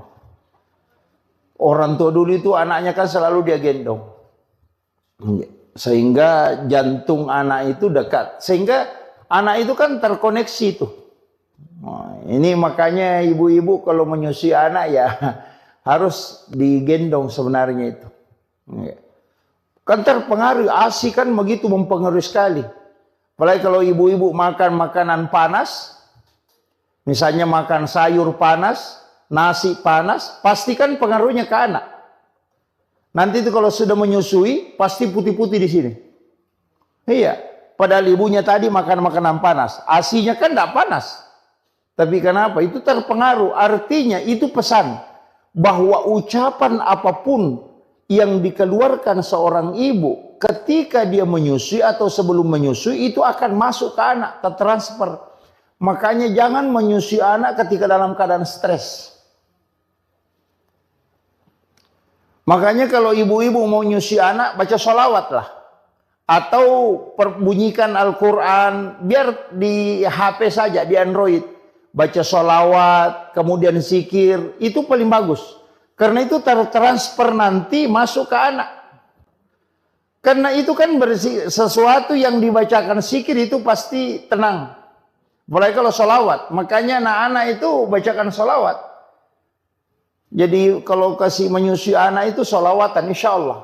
Itu anak itu akan sabar. Iya. Jangan menyusui anak kalau dalam keadaan emosi, itu fatal itu. Itu nanti anak-anak tidak mau mendengar. Larinya ke situ. Jadi tidak usah kita jauh, tidak usah bilang doa apa, itu saja. Makanan panas yang dia makan, nanti kalau anaknya menyusui, itu pasti itu putih dia nunya. Terkupas-kupas itu di langit-langitnya.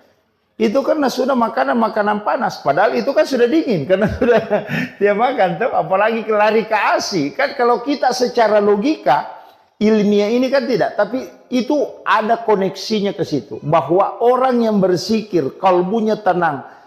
Selnya dalam tubuhnya itu mengalir dengan penuh keberkahan. Dan itu yang diambil oleh anak. Maka hidupnya akan berkah dan darah yang mengalir dalam tubuhnya itu dipenuhi dengan berkah sholawat. Itu luar biasa.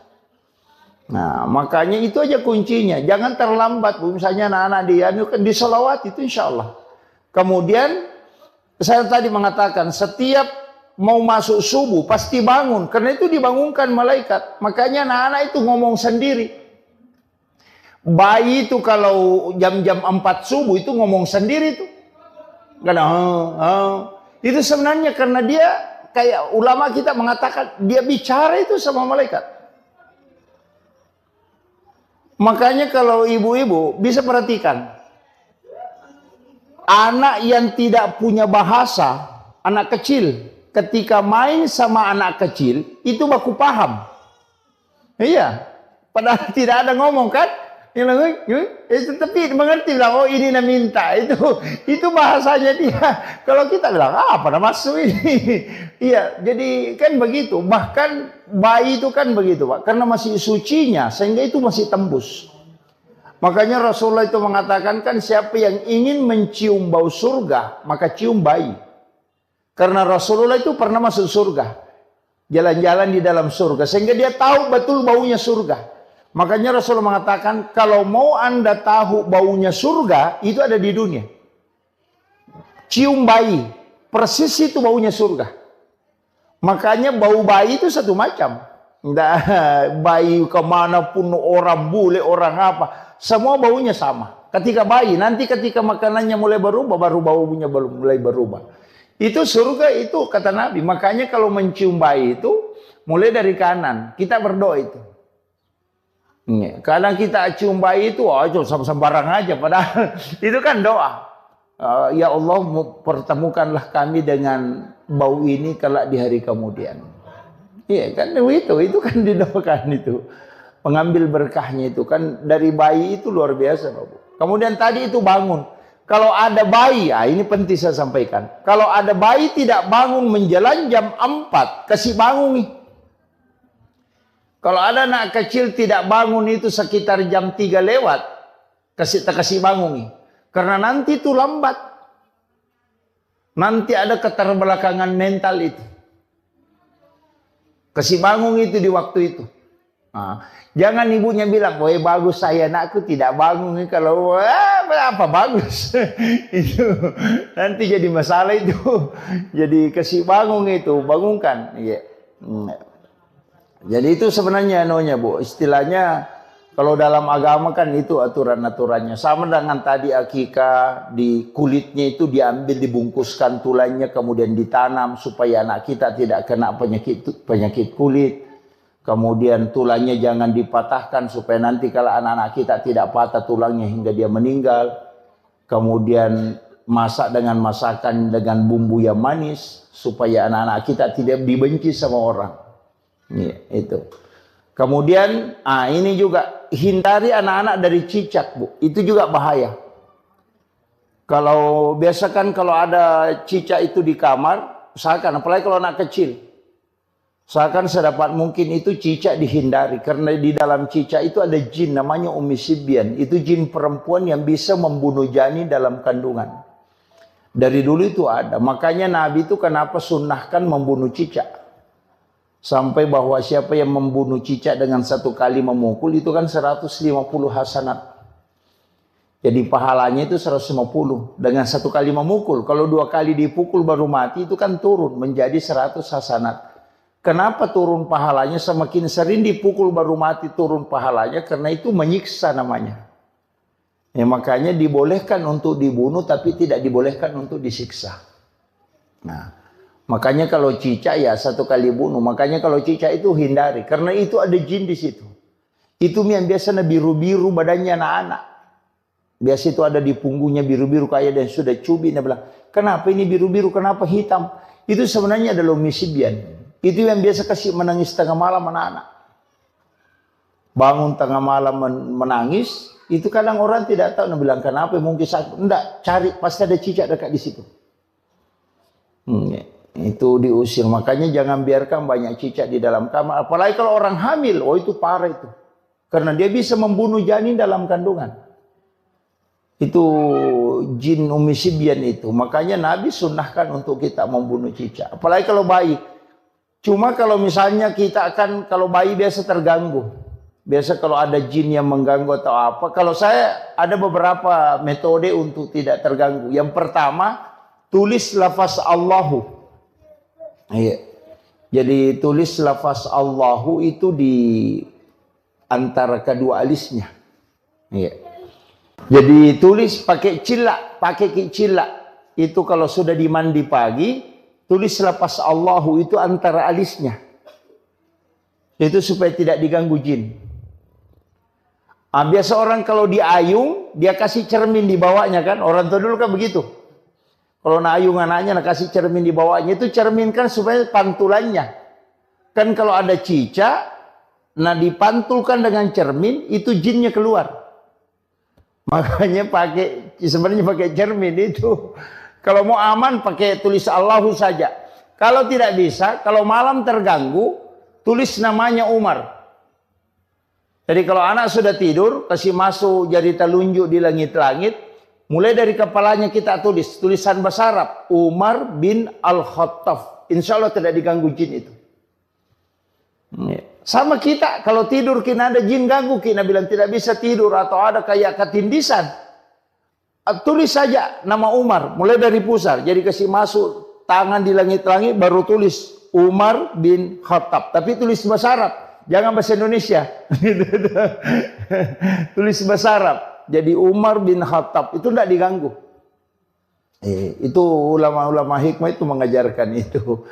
Jadi kalau ditulis namanya Umar. Kan biasa orang diganggu itu. Ganggu jin. Itu yang dipakai. Kemudian paling bagusnya tirakat itu untuk anak-anak. Sedekahkan dan puasakan hari kelahirannya. Itu paling bagus. Jadi kalau setiap hari kelahirannya itu sedekah, niatkan untuk dia. Kemudian kalau mampu puasa, puasakan hari kelahiran. Insya Allah. Jadi kalau ada anak tak mau dijadikan ustaz atau kiai, paling bagus itu tirakatnya begitu. Puasakan hari kelahirannya. Cuma yang tidak usah semua. Kalau 7 anaknya semua hari lahir, puasa setiap hari gitu. Itu. Jadi biar yang salah satunya misalnya, oh ini anak saya mau anukan, puasakan hari kelahirannya. Soalnya kan begitu, tirakatnya ke situ. Orang tua puasakan. Kemudian anak-anak kita kan biasa didoakan. Doakan kalau mau tidur, kalau menangis bacakan ayat kursi, kemudian bisa dipegang tangannya, kemudian baca basmalah. Bisikkan di telinganya itu ayat kursi, itu bisa untuk menghindari supaya tidak diganggu jin. Itu kuncinya. Jadi anak-anak kita kan begitu. Jadi setiap perkembangannya itu pasti istilahnya mengalami kayak demam apa ya itu. Makanya rambut bayi itu harus dicukur habis. Karena itu ada virus. Makanya itu pelepis kepalanya itu nanti terkupas. Itu yang hitam-hitam di kepalanya ketika 7 hari. Makanya akikah itu sunnahnya 7 hari. Karena itu sudah terkupas, itu virusnya sudah mulai masuk. Nah, makanya disuruh cukur habis supaya tidak masuk virusnya di situ. Nah, itu jadi anak-anak kita. Kemudian anak-anak kita sebenarnya kalau perintah agama itu, Bu, apalagi sekarang kan cepat. Nah, anak kita itu kasih belajar memang mengaji di umur 5 tahun. Makanya perintah sholat itu di umur 7 tahun. Kan sebelum sholat itu mestinya sudah tahu bacaan sholat kan. Makanya mengaji itu di umur 5 tahun. Sebenarnya itu kaidah agamanya itu kalau kita mau ambil. Jangan bilang nanti 7 tahun baru diajar. Enggak. Memang harus. Tapi sekarang anak-anak justru lebih cepat. Kadang 3 tahun sudah ada yang pintar ini. Apalagi kalau misalnya ibunya memang khatamkan Al-Quran ketika di dalam kandungan. Oh itu luar biasa itu. Kan sebenarnya kan anak-anak juga kalau baru lahir biasa ada yang tahnid. Di tahnid itu kasih kurma dihaluskan, kemudian dibacakan doa kemudian ini. Tapi sekarang kan enggak. Ada yang tidak sepakat dengan itu. Tapi kalau saya tidak masalah. Kemudian yang terakhir ada juga penting saya wasiatkan untuk anak-anak kita. Satu kuncinya sebenarnya begini. Yang paling lama dipelihara itu anak. Yang paling lama kita punya tanggung jawab itu ke anak. Anak ayam itu 3 bulan itu sudah pisah sama induknya.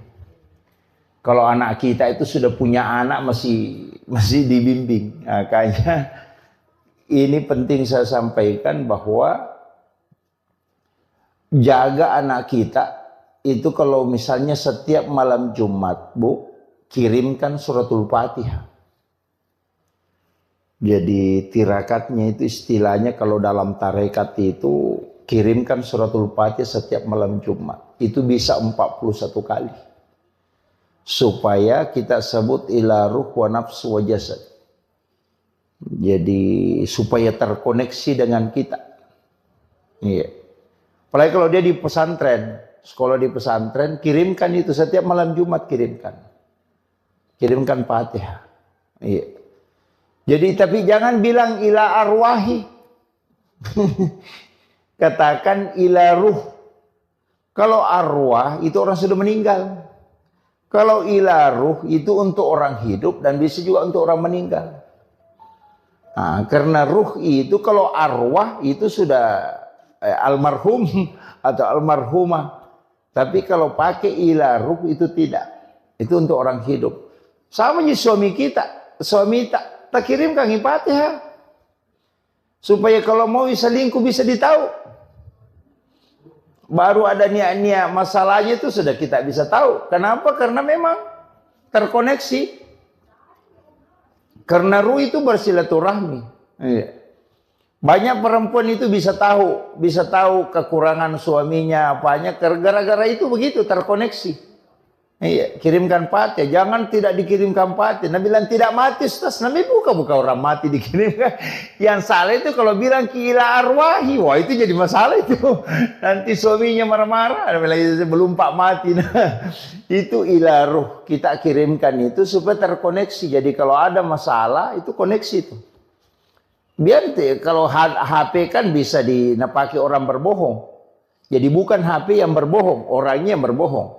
HP itu jujur sekali, apa yang dibilang itu yang dibilang. Kalau yang pegang HP itu yang biasa berbohong. Makanya saya wasiatkan pakai itu, kirimkan. Anak-anak kita kirimkan Fatihah, suami kita kirimkan Fatihah. Baru minta berkahnya supaya terkoneksi. Jadi bisa kita tahu anak kita sekolah di Jakarta atau di Makassar itu bisa koneksi. Iya. Jadi itu yang saya kira yang penting saya wasiatkan untuk acara akikah dan bagaimana anak-anak kita didik.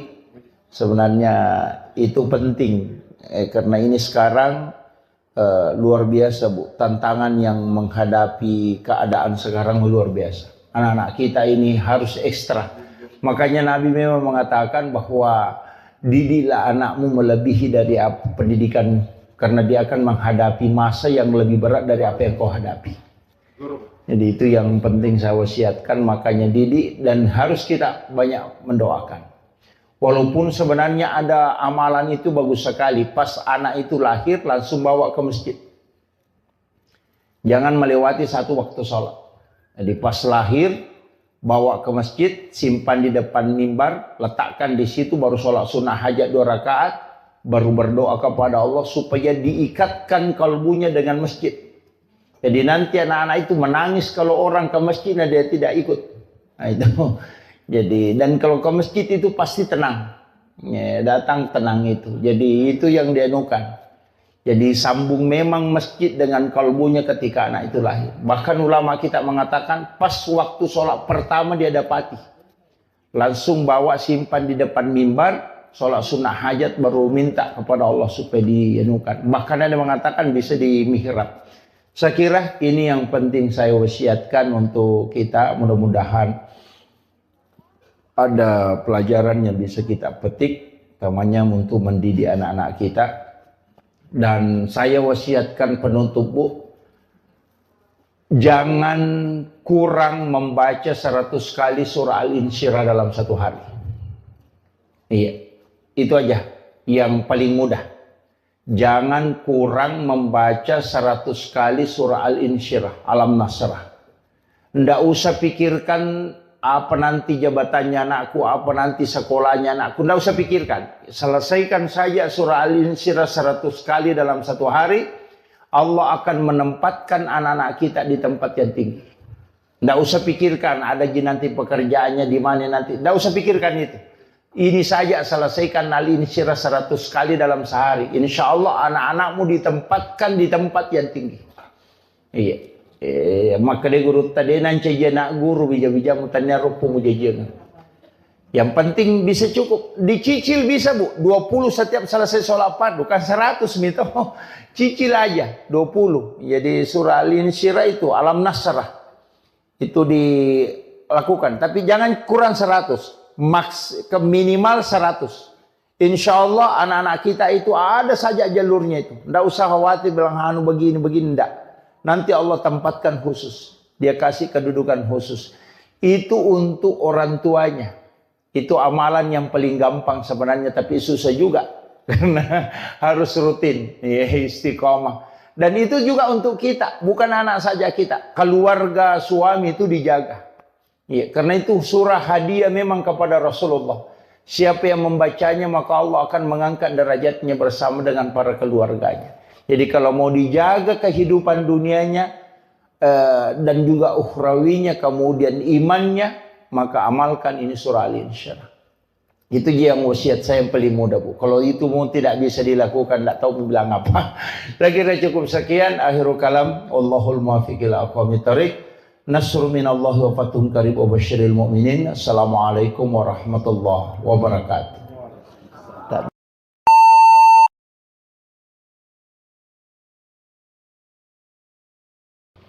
Alhamdulillah, salah satu tugas orang tua ketika Allah menganugerahkan anak, yakni dengan 4 hal.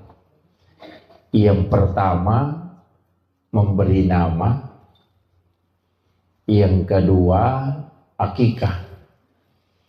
Akikah itu sebenarnya 2 tugasnya. Yang pertama adalah menyembelih binatang. Kemudian yang kedua adalah memotong rambut, menggunting rambut. Itu yang akikah. Jadi memang cuma kadang-kala kita kalau menggunting rambut itu tidak secara keseluruhan. Padahal di dalam hadis itu disebutkan jangan engkau sisa walau hanya selembar. Jadi rambut bayi itu dicukur habis. Kemudian sunnahnya itu ditimbang berapa berat rambut itu, kemudian dibelikan emas, kemudian emas itu disedekahkan. Yang sunnahnya. Jadi untuk aturan dalam agama itu yang kaidah-kaidahnya itu sebenarnya sempurna betul, utamanya dalam anak, pendidikan anak dan perlakuan terhadap anak yang telah lahir. Jadi mulai pertama dianjurkan untuk diazankan, walaupun nanti ada beberapa pendapat ulama mengatakan hadisnya adalah dhaif. Jadi mengazankan kalau laki-laki itu diazankan kemudian diiqamatkan, kalau perempuan cukup diiqamatkan saja. Kemudian akikah itu diperintahkan di hari ke-7. Sunnah akikah itu hari ke-7. Kalau tidak sempat di hari ke-7 itu ditambah 7 hari. Jadi hari ke-14. Nanti kalau tidak sempat lagi di hari ke-14-nya, ditambah lagi 7 hari. Di hari ke-21-nya. Nah, kalau tidak sempat di 2 hari ke-21, itu sudah tidak ada lagi penetapan waktu. Dicari saja kapan kita ada waktu dan kesempatan. Jadi, yang sunnah akikah itu penetapannya 3 hari. 7 hari kelahiran, 14 hari kelahiran, dan 21 hari kelahiran. Cuman ketika anak itu lahir sudah asar, maka tidak dihitung hari itu. Jadi misalnya lahir hari Ahad, sudah sholat asar, itu tidak dihitung hari itu. Jadi kita mulai menghitung hari Senin. Jadi kenapa? Karena bulan itu sudah muncul di situ. Nah, makanya nanti apalagi kalau menjelang maghrib lahir, kayaknya tidak dihitung itu hari untuk hitungan akikahnya maksud saya. Jadi makanya kalau misalnya Ahad sore, makanya langsung hitung Senin, Selasa, Rabu, Kamis, Jumat, Sabtu, Ahad. Nah, begitu. Tapi kalau dia lahir sebelum duhur, maka dihitung hari itu. Ya, jadi itu begitu cara menghitungnya kalau untuk penetapan hari akikah. Sebenarnya kenapa ada semua rahasia di dalam kitab-kitab hikmah itu, para ulama kita itu sebenarnya sudah menjelaskan beberapa asbab kenapa ada hitungan 7. Anak itu kan sebenarnya 7 bulan kandungan itu kita adakan acara syukuran. Nah, biasa orang mengatakan syukuran 7 bulanan. Kenapa ambil 7 bulan? Kenapa bukan 9 bulannya misalnya? Kemudian 7 hari kelahiran, ambil lagi 7 itu. Nanti di umur 7 tahun disuruh sholat. Itu 7 tahun lagi, bukan 5 tahun. Jadi hitungannya itu kan 7 tahun. Makanya kenapa hitungan 7 itu? Tawaf itu kan juga 7 putaran. Sa'i juga 7. Orang yang sholat itu kan anggota sholat, tubuh yang sujud itu kan ada 7. 2 kaki, 2 lutut, 2 tangan, 1 kepala. Makanya 7. Dalam 1 pekan itu kan 7 hari. Suratul Fatihah itu kan ada 7 ayat yang berulang. Jadi semua angka 7 ini itu ada maknanya. Nah, makanya sebenarnya anak kan begitu. 7 tahun kelahiran diperintahkan untuk sholat. Kalau nanti 10 tahun pukul kalau tidak sholat. Karena dia akan menghadapi 7 tahun kedua yakni 14. Nah, di umur 14 itu sudah masuk. Nanti kan juga SD begitu. 7 tahun masuk SD, 7 tahun kemudian masuk SMP, 7 tahun kemudian masuk perguruan tinggi. Makanya itu pasti begitu. Jadi 14, 21. Jadi semua itu hitungan 7. Jadi sebenarnya ada rahasia-rahasia nanti itu yang ulama kita sampaikan di angka 7 itu.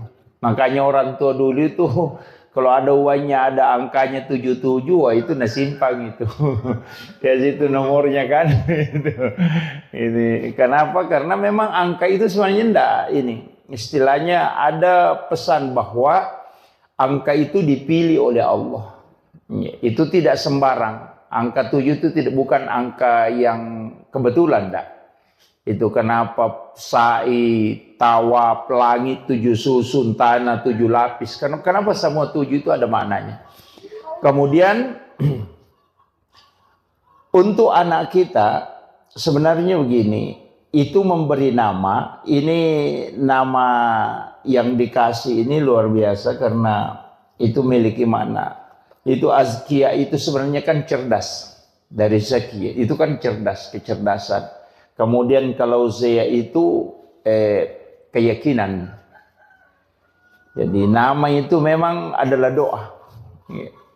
Cuma biasanya kalau terlalu panjang nama itu berubah-ubah sifatnya nanti. Iya. Jadi saya pernah baca satu ini kan.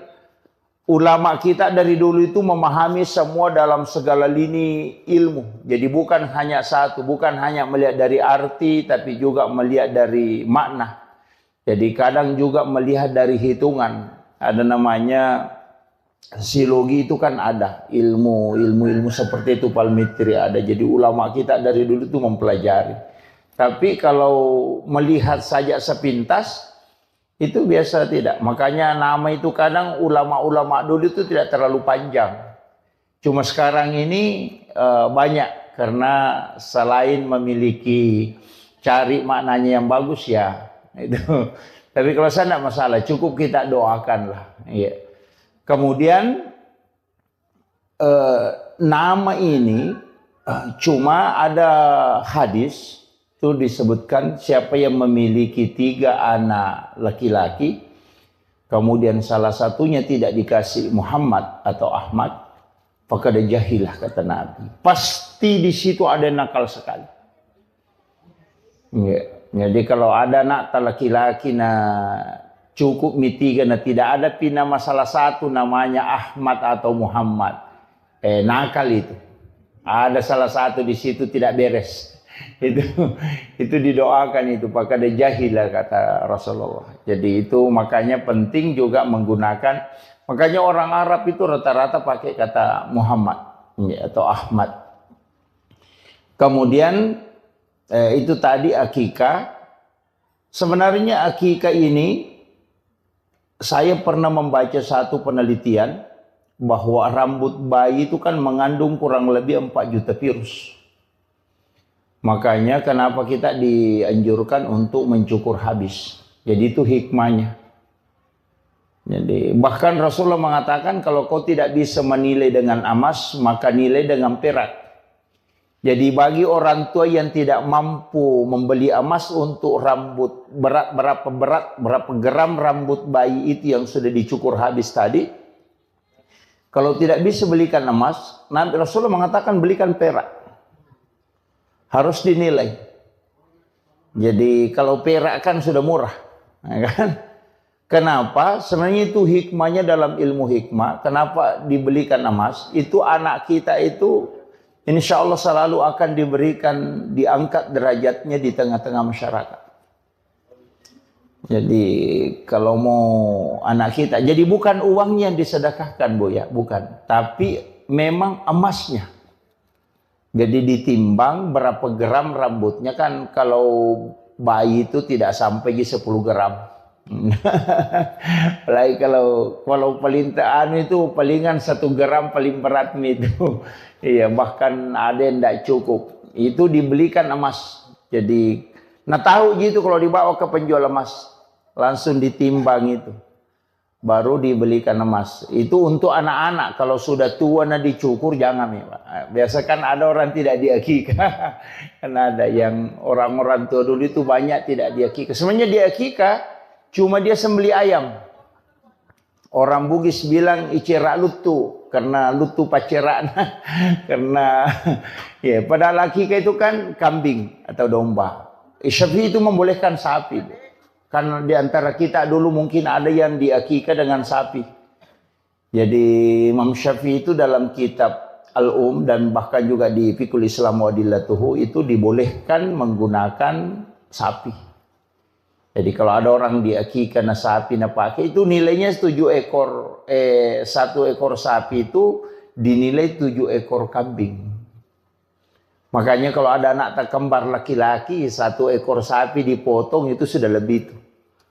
Ya, jadi kalau Syafi'i, walaupun ada ulama lain tuh mengatakan afdalnya memang kambing. Ya, jadi kambing itu juga memasuki tahun kedua umurnya. Nah, makanya di situ banyak tafaulnya Bu. Termasuk kalau anak laki-laki usahakan kambingnya sama besar. Biasa kan ada beli kambing 1 kecil 1 besar. Oh jangan. Nanti anak kita itu tidak mampu berlaku adil. Sebenarnya ada aturan-aturannya itu kalau di ini untuk hikmahnya, tapi itu bukan aturan fikih mutlak, enggak. Itu hanya diambil dari ilmu-ilmu tafaul itu. Ulama-ulama kita dari dulu itu pakai itu, ilmu hikmah. Termasuk kalau wanita, itu kalau di perempuan kita mau akikah, kambing yang kita beli itu diperiksa kekidapannya. Lama dulu itu mengatakan periksa kekidapannya. Karena dari 10 kambing, paling tinggi 3 ekor itu yang sama besar kekidapannya. Jadi cek itu kekidapannya yang sama besar. Itu yang kau jadikan kambing untuk akikah anak perempuan. Karena supaya anakmu bisa berlaku adil kalau nanti ketika dia besar. Nah, kalau laki-laki sama besar kambingnya. Apalagi kalau ada kambing kembar itu bagus sekali. Yang tidak bisa dibedakan besarnya, warnanya itu paling bagus. Tapi itu sunnahnya Bu ya. Kalau akikah itu untuk laki-laki bisa 1 ekor kambing. Tidak mutlak harus 2. Jadi Rasulullah mengakikah cucunya itu dengan kamshan. Hanya 1 ekor domba. Tidak mutlak bilang harus 2. Cuma sunnahnya 2. Kalau tidak mampu 1 ekor itu sudah sah. Iya, jadi jangan paksakan harus 2 ekor, enggak. 1 ekor itu sudah sah. Yang penting kambing dan umurnya memasuki tahun kedua. Artinya 1 tahun lebih. Iya. Kalau aturan-aturannya itu kambing. Kemudian sebenarnya ini yang banyak melanggar sebenarnya nih. Foto kambing itu kalau disembeli untuk akikah, paling bagusnya itu tulangnya tidak dipatahkan. Itu tidak dipatahkan. Jadi hanya dagingnya yang diambil. Makanya ada beberapa itu di Arab itu dia pakai pisau kecil itu dia iris itu. Ikuti tulangnya, jadi kemudian kulitnya dipakai bungkus tulangnya, kemudian ditanam. Jadi kulit binatang akikah itu mestinya ditanam. Iya, ditanam.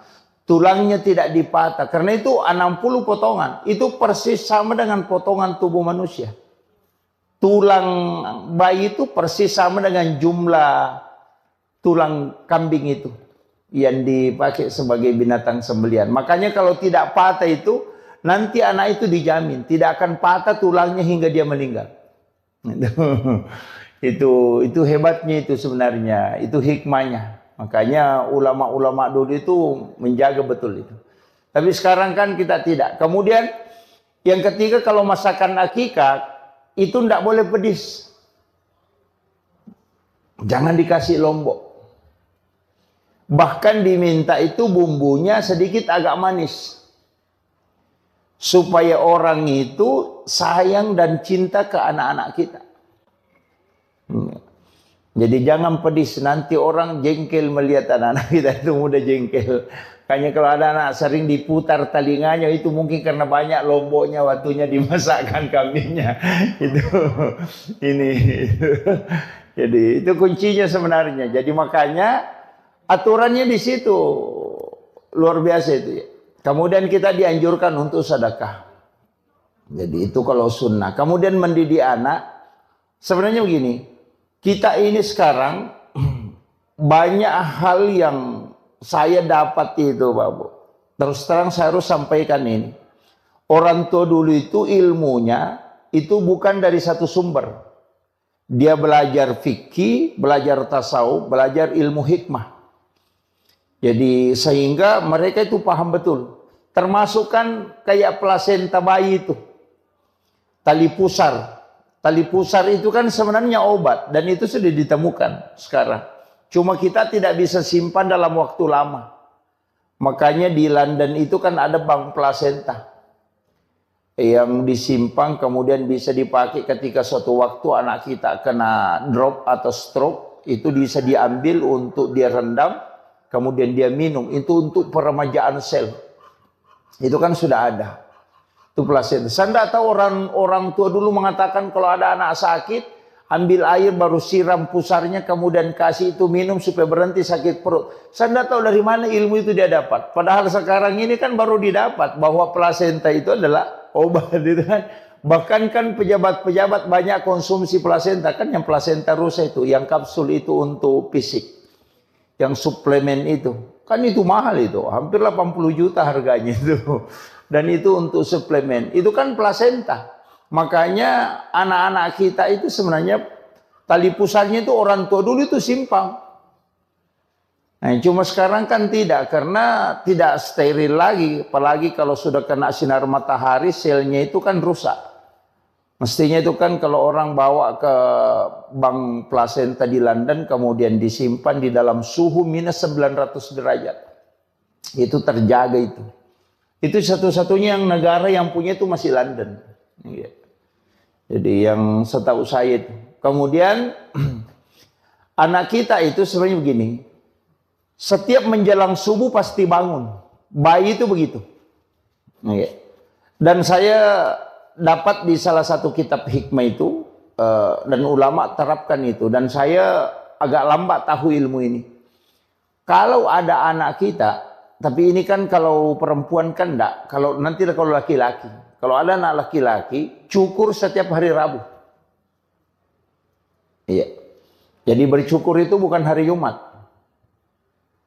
Jadi kalau ada anak-anak kita sudah dipotong rambutnya misalnya untuk akikahnya, nanti setiap hari Rabu cukur rambutnya. Selama 40 Rabu. Insya Allah anak itu akan pintar dalam ilmu hukum agama.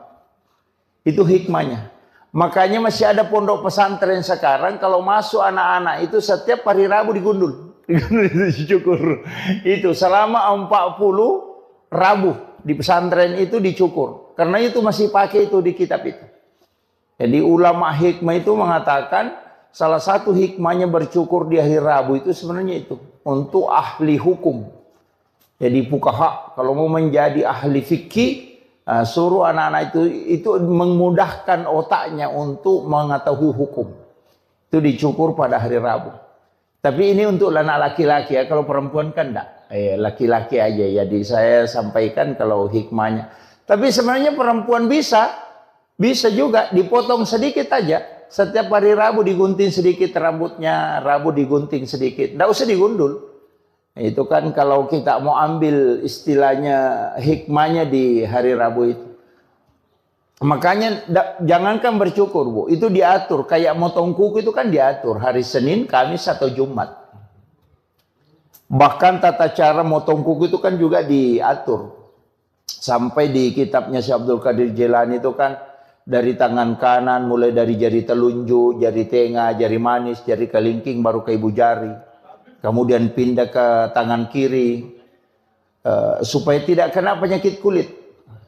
Jadi orang yang motong kuku itu hari Senin, Kamis atau Jumat, kemudian memotong kuku dari kanan, kemudian memulai dari jari telunjuk, jari tengah, jari manis ke kelingking, kemudian ibu jari, itu tidak kena penyakit kulit. Termasuk panu itu dan kudis itu tidak kena. Itu hikmahnya itu. Jadi kalau ada orang kena panu, suruh aja itu motong kuku seperti itu. Berhenti itu. Jadi itu hikmahnya agama itu luar biasa itu. Kemudian saya sering sampaikan kalau motong kuku kecuali wanita haid dianjurkan untuk berwudu. Mestinya itu sebelum motong kuku berwudu. Sama aja laki-laki kalau mau pergi sholat Jumat mestinya mandi sunnah Jumat berwudu sempurna sudah itu baru potong kuku. Karena kuku yang terlepas dalam keadaan suci itu tidak pernah berhenti bersikir hingga dihancur. Kadang kita terbalik, potong kuku dulu baru pergi mandi, kan terbalik. Mestinya seluruh anggota tubuh, sampai kalau mau motong rambut, mau menggunting rambut, mestinya dalam keadaan ada wudhu. Supaya itu semua benda yang lepas, anggota tubuh kita yang lepas, itu berzikir. Kenapa orang yang mau berkurban ketika masuk di bulan Zulhijjah itu dilarang potong rambut, dilarang menggunting kuku, begitu. Dilarang gunting rambut, dilarang potong kuku ketika masuk bulan Zulhijjah kalau dia mau berkurban. Itu karena badan kita itu ingin menyaksikan kurbannya. Itu kan kata Nabi bahwa anggota tubuhmu itu juga akan dosa-dosanya lepas. Banyak orang kan nggak perhatikan itu dan itu disunahkan ketika masuk bulan Zulhijjah, 1 Zulhijjah dan kita mau berkurban jangan potong. Jadi supaya nanti ketika berkurban hadir melihat, karena banyak juga orang tidak hadir ketika disembelih. Padahal itu yang afdalnya. Ada 3 afdal di situ. Kita yang sembelih sendiri kurban kita, cuma tidak semua orang mampu. Yang kedua hadir.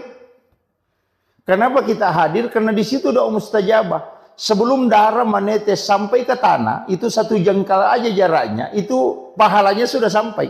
Bayangkan itu, Bu. Ketika pisau sudah melekat di leher binatang yang mau dikurbankan, itu sebelum darahnya sampai ke tanah, itu pahalanya sudah sampai. Makanya doa yang paling cepat di situ, ketika pisaunya Pak Imam itu sudah di leher binatang, di situ kita berdoa. Biar tidak dilepaskan, cukup dalam hati. Mudahkan rezekiku, panjangkan umurku untuk bisa berkurban tahun depan. Itu luar biasa itu. Karena itu doa yang paling cepat itu. Kalau sholat kan belum tentu. Itu. Makanya ibadah kurban ini luar biasa sebenarnya kalau orang paham betul itu.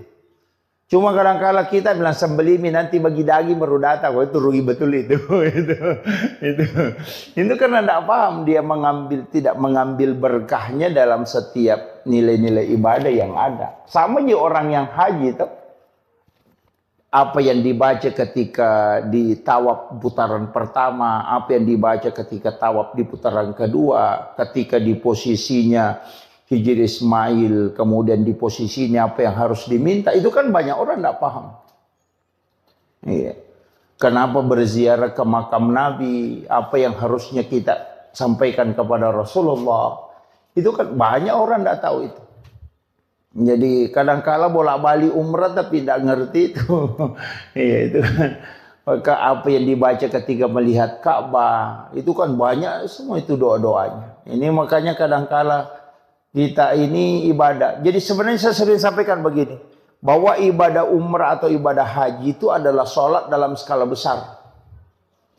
Ini yang kadang orang tidak anukan. Kemudian saya lanjut. Jadi anak-anak kita itu kalau menjelang subuh pasti bangun. Ketika malaikat itu sudah turun, karena bayi itu kan masih bisa melihat itu. Makanya mulai dari jin itu bayi bisa lihat. Cuma sekarang ini kan ada juga masalah. Kayak bayi yang indigo itu kan. Justru sekarang orang kalau ada bayi indigo, diambil kebanggaan. Padahal itu orang tidak beres itu. Mestinya bayi indigo itu dikasih kembali lagi ke perut ibunya. Karena itu belum selesai dia. Karena pandangannya belum ditutup. Itu kan. Kan Nabi Sis nanti yang menutup pandangan itu supaya tidak melihat jin. Nah, itu. Jadi kalau ada anak bisa melihat jin itu, wah itu belum selesai itu. Kayak kue itu belum adonannya belum beres, sudah dimasak. Wah itu. Jadi kenapa bayi mestinya itu pas kelahirannya baru lahir, karena itu kuncinya di situ. Dikhawatirkan dampaknya ke situ. Iya. Dan orang yang tinggal di dalam kandungan lama itu cerdas. Itu konsensus ulama itu. Makanya Imam Syafi'i itu dikandungkan itu hampir 3 tahun. Sampai giginya itu sudah tumbuh, itu baru keluar. Walaupun ada nanti perbedaan pendapat mengatakan dulu kan tidak ada kalender. Ya kan? Itu. Sehingga dia mengatakan 2 tahun lebih itu. 2 tahun 8 bulan. Dikandung. Tapi kecerdasannya Imam Syafi'i itu luar biasa. Imam Malik juga begitu. Itu dikandung hampir 1,5 tahun.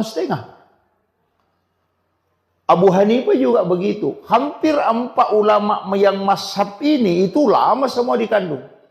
Dan ternyata orang yang lama di dalam kandungan itu cerdas. Itu. Cuma sekarang kan ndak ini. Karena dikhawatirkan. Sekarang kan biasa orang khawatirkan. Jadi misalnya kalau ketubannya sudah pecah, itu kan bahaya. Sehingga orang kan operasi atau apa. Cuma ulama kita menyampaikan bahwa ketika ada anak lama di kandungan, itu besar kemungkinan itu kecerdasannya luar biasa. Makanya kalau ada anak mengandung lewat dari waktu yang ditetapkan dokter aman-aman ji, tidak usah dioperasi dulu.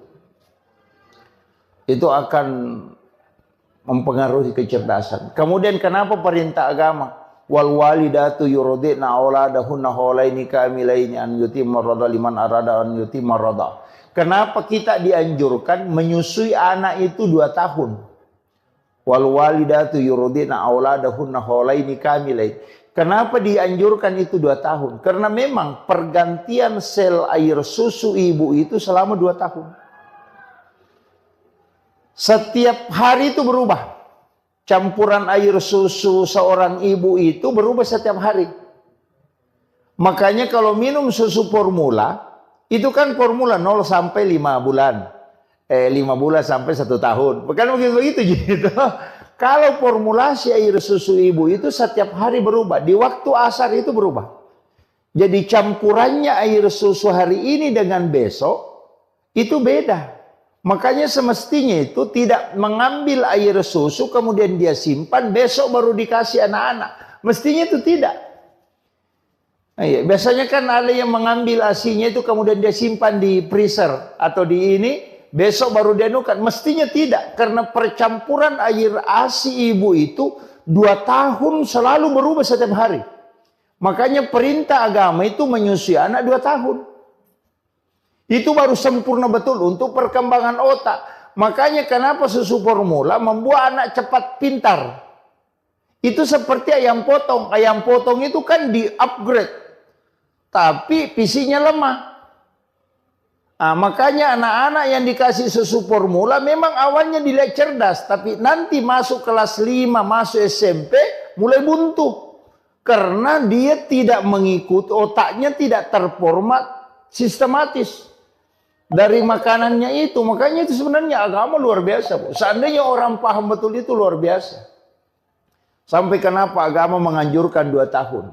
Nah sekarang kan susu formula 0 sampai 5. 5 sampai 1 tahun. 1 tahun sampai 1,5 tahun. Baru 2 tahun. Baru 0 sampai 3 tahun. Selesai. Itu kan hanya 4 kali berubah kan. Tapi kalau ASI itu setiap hari. Jadi itu luar biasanya. Kemudian ASI pertama itu mestinya dikasih ke anak. Yang warna kuning itu dijaga betul itu. Mestinya dikasih langsung ke anak itu. Kenapa? Karena itu yang untuk fisik. Itu antibodi luar biasa itu. Nah, itu juga yang terkoneksi dengan orang tuanya nanti. Ya, makanya kalau orang menyusui anaknya itu kan jantungnya dengan jantung anak dekat. Nah, kenapa sekarang kan banyak anak yang tidak istilahnya tidak takzim kepada kedua orang tuanya karena sudah ndak ini memang. Orang tua dulu itu anaknya kan selalu dia gendong. Sehingga jantung anak itu dekat. Sehingga anak itu kan terkoneksi itu. Nah, ini makanya ibu-ibu kalau menyusui anak ya harus digendong sebenarnya itu. Kan terpengaruh, ASI kan begitu mempengaruhi sekali. Apalagi kalau ibu-ibu makan makanan panas. Misalnya makan sayur panas. Nasi panas, pastikan pengaruhnya ke anak. Nanti itu kalau sudah menyusui, pasti putih-putih di sini. Iya, padahal ibunya tadi makan makanan panas. ASInya kan tidak panas. Tapi kenapa? Itu terpengaruh. Artinya itu pesan bahwa ucapan apapun yang dikeluarkan seorang ibu ketika dia menyusui atau sebelum menyusui itu akan masuk ke anak, tertransfer. Makanya jangan menyusui anak ketika dalam keadaan stres. Makanya kalau ibu-ibu mau nyusi anak, baca sholawat lah. Atau perbunyikan Al-Quran, biar di HP saja, di Android. Baca sholawat, kemudian zikir, itu paling bagus. Karena itu tertransfer nanti masuk ke anak. Karena itu kan sesuatu yang dibacakan zikir itu pasti tenang. Mulai kalau sholawat, makanya anak-anak itu bacakan sholawat. Jadi kalau kasih menyusui anak itu sholawatan, insya Allah. Itu anak itu akan sabar. Iya. Jangan menyusui anak kalau dalam keadaan emosi, itu fatal itu. Itu nanti anak-anak tidak mau mendengar. Larinya ke situ. Jadi tidak usah kita jauh, tidak usah bilang doa apa, itu saja. Makanan panas yang dia makan, nanti kalau anaknya menyusui, itu pasti itu putih dia nunya. Terkupas-kupas itu di langit-langitnya. Itu karena sudah makanan panas. Padahal itu kan sudah dingin. Karena sudah dia makan. Tuh. Apalagi lari ke ASI. Kan kalau kita secara logika, ilmiah ini kan tidak. Tapi itu ada koneksinya ke situ. Bahwa orang yang berzikir, kalbunya tenang. Selnya dalam tubuhnya itu mengalir dengan penuh keberkahan. Dan itu yang diambil oleh anak. Maka hidupnya akan berkah dan darah yang mengalir dalam tubuhnya itu dipenuhi dengan berkah sholawat. Itu luar biasa. Nah, makanya itu aja kuncinya. Jangan terlambat. Misalnya anak-anak dia kan disolawat itu insya Allah.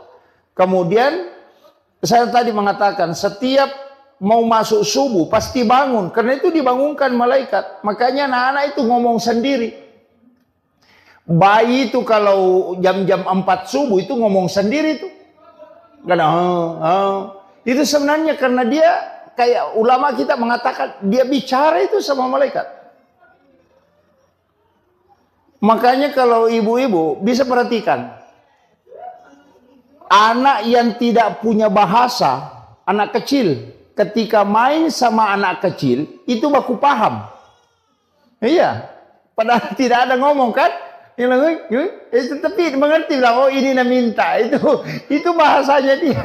Kalau kita bilang, apa nak masuk ini? Iya, jadi kan begitu. Bahkan bayi itu kan begitu, Pak. Karena masih sucinya, sehingga itu masih tembus. Makanya Rasulullah itu mengatakan kan siapa yang ingin mencium bau surga, maka cium bayi. Karena Rasulullah itu pernah masuk surga. Jalan-jalan di dalam surga. Sehingga dia tahu betul baunya surga. Makanya Rasulullah mengatakan, kalau mau Anda tahu baunya surga, itu ada di dunia. Cium bayi. Persis itu baunya surga. Makanya bau bayi itu satu macam. Bayi kemanapun, orang bule, orang apa. Semua baunya sama. Ketika bayi, nanti ketika makanannya mulai berubah, baru baunya mulai berubah. Itu surga itu kata Nabi. Makanya kalau mencium bayi itu, mulai dari kanan. Kita berdoa itu. Kadang kita cium bayi itu, sembarang aja. Padahal itu kan doa. Ya Allah, pertemukanlah kami dengan bau ini kelak di hari kemudian. Iya kan, itu kan didoakan itu. Pengambil berkahnya itu kan dari bayi itu luar biasa, Bapak. Kemudian tadi itu bangun. Kalau ada bayi, ini penting saya sampaikan. Kalau ada bayi tidak bangun menjelang jam 4, kasih bangun nih.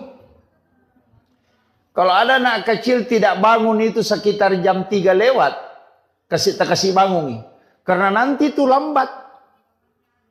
Nanti ada keterbelakangan mental itu. Kasih bangun itu di waktu itu. Jangan ibunya bilang, wah bagus saya anakku tidak bangun. Kalau apa bagus itu nanti jadi masalah itu. Jadi kasih bangun itu, bangunkan. Ya. Jadi itu sebenarnya Bu, istilahnya kalau dalam agama kan itu aturan-aturannya. Sama dengan tadi akikah, di kulitnya itu diambil, dibungkuskan tulangnya, kemudian ditanam supaya anak kita tidak kena penyakit kulit.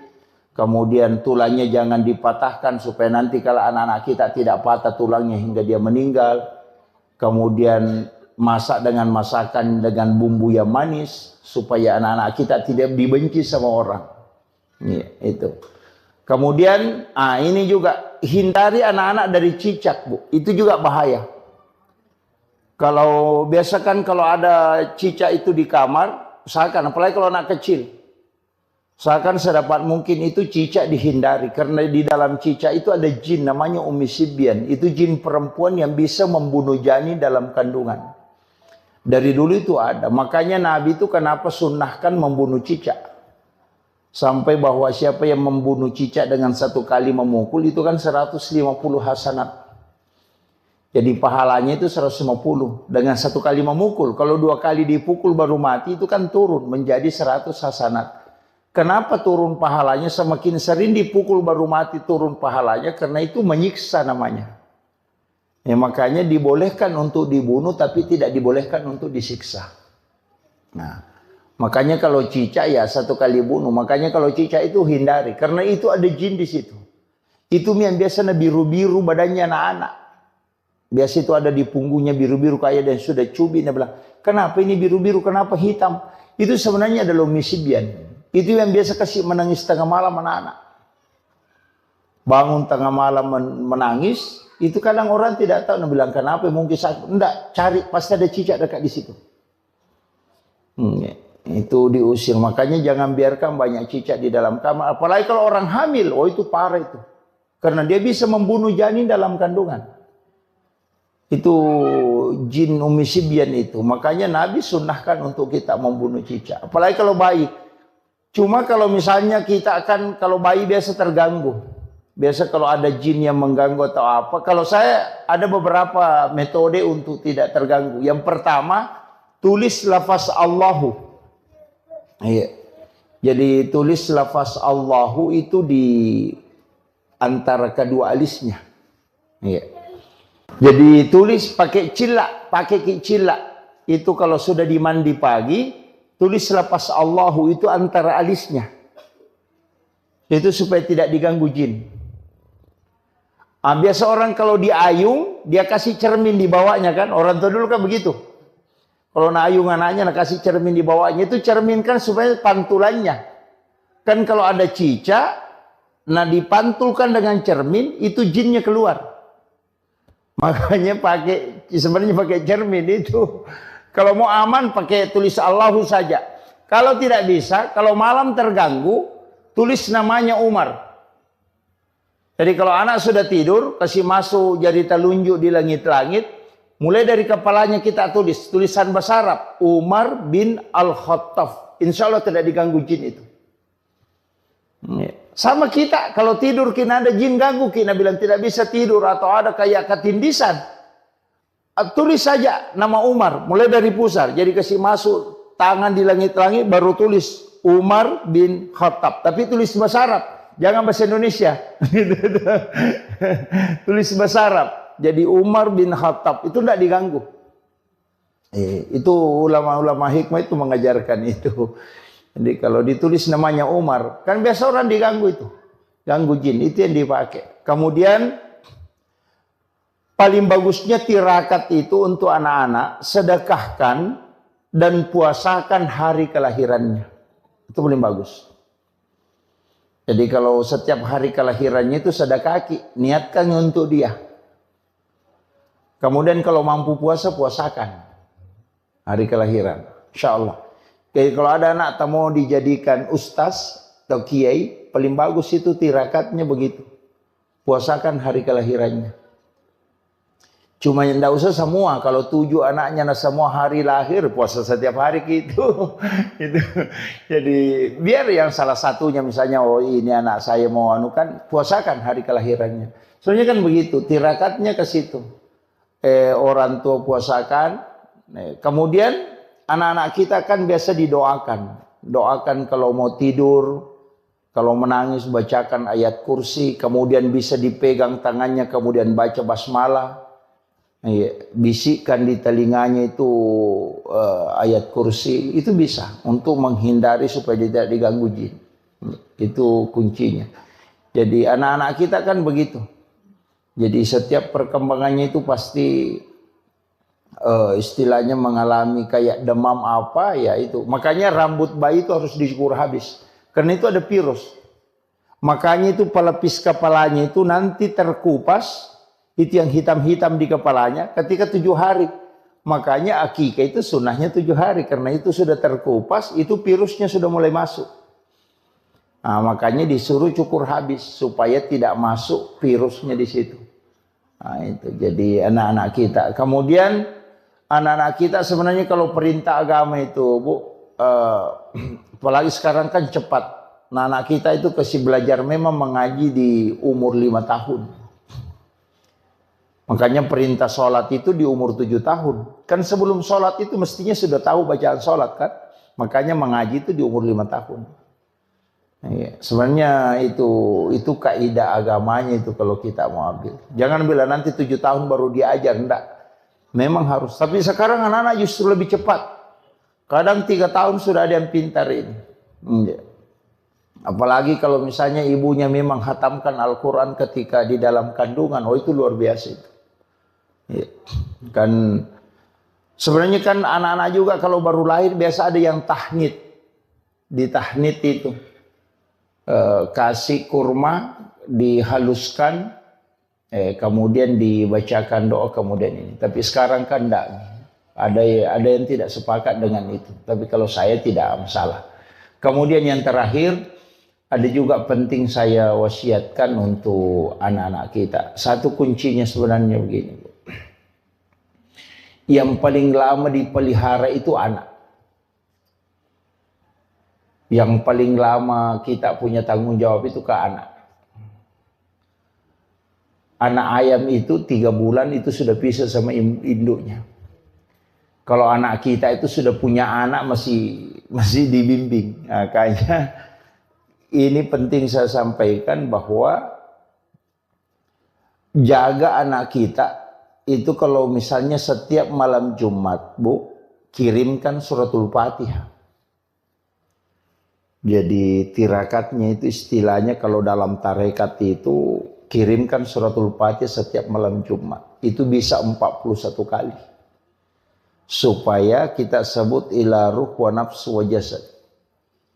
Jadi supaya terkoneksi dengan kita. Iya. Apalagi kalau dia di pesantren. sekolah di pesantren, kirimkan itu setiap malam Jumat, kirimkan Fatihah. Iya.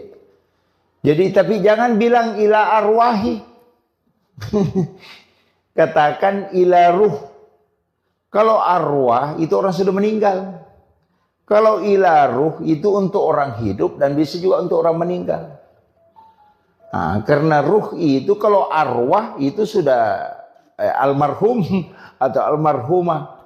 Tapi kalau pakai ila ruh itu tidak. Itu untuk orang hidup. Sama dengan suami kita. Suami tak kirimkan Fatihah. Supaya kalau mau selingkuh bisa ditahu. Baru ada niat-niat masalahnya itu sudah kita bisa tahu. Kenapa? Karena memang terkoneksi. Karena ruh itu bersilaturahmi. Banyak perempuan itu bisa tahu kekurangan suaminya apanya. Gara-gara itu begitu terkoneksi. Iya, kirimkan Fatihah. Jangan tidak dikirimkan Fatihah. Nabi bilang tidak mati, Ustaz. Nabi buka orang mati dikirimkan. Yang salah itu kalau bilang ila arwahi. Wah, itu jadi masalah itu. Nanti suaminya marah-marah. Nabi bilang belum Pak mati. Nah, itu ila ruh. Kita kirimkan itu supaya terkoneksi. Jadi kalau ada masalah itu koneksi itu. Biar kalau HP kan bisa dipakai orang berbohong. Jadi bukan HP yang berbohong, orangnya yang berbohong. HP itu jujur sekali, apa yang dibilang itu yang dibilang. Kalau yang pegang HP itu yang biasa berbohong. Makanya saya wasiatkan pakai itu, kirimkan. Anak-anak kita kirimkan Fatihah, suami kita kirimkan Fatihah. Baru minta berkahnya supaya terkoneksi. Jadi bisa kita tahu anak kita sekolah di Jakarta atau di Makassar itu bisa koneksi. Iya.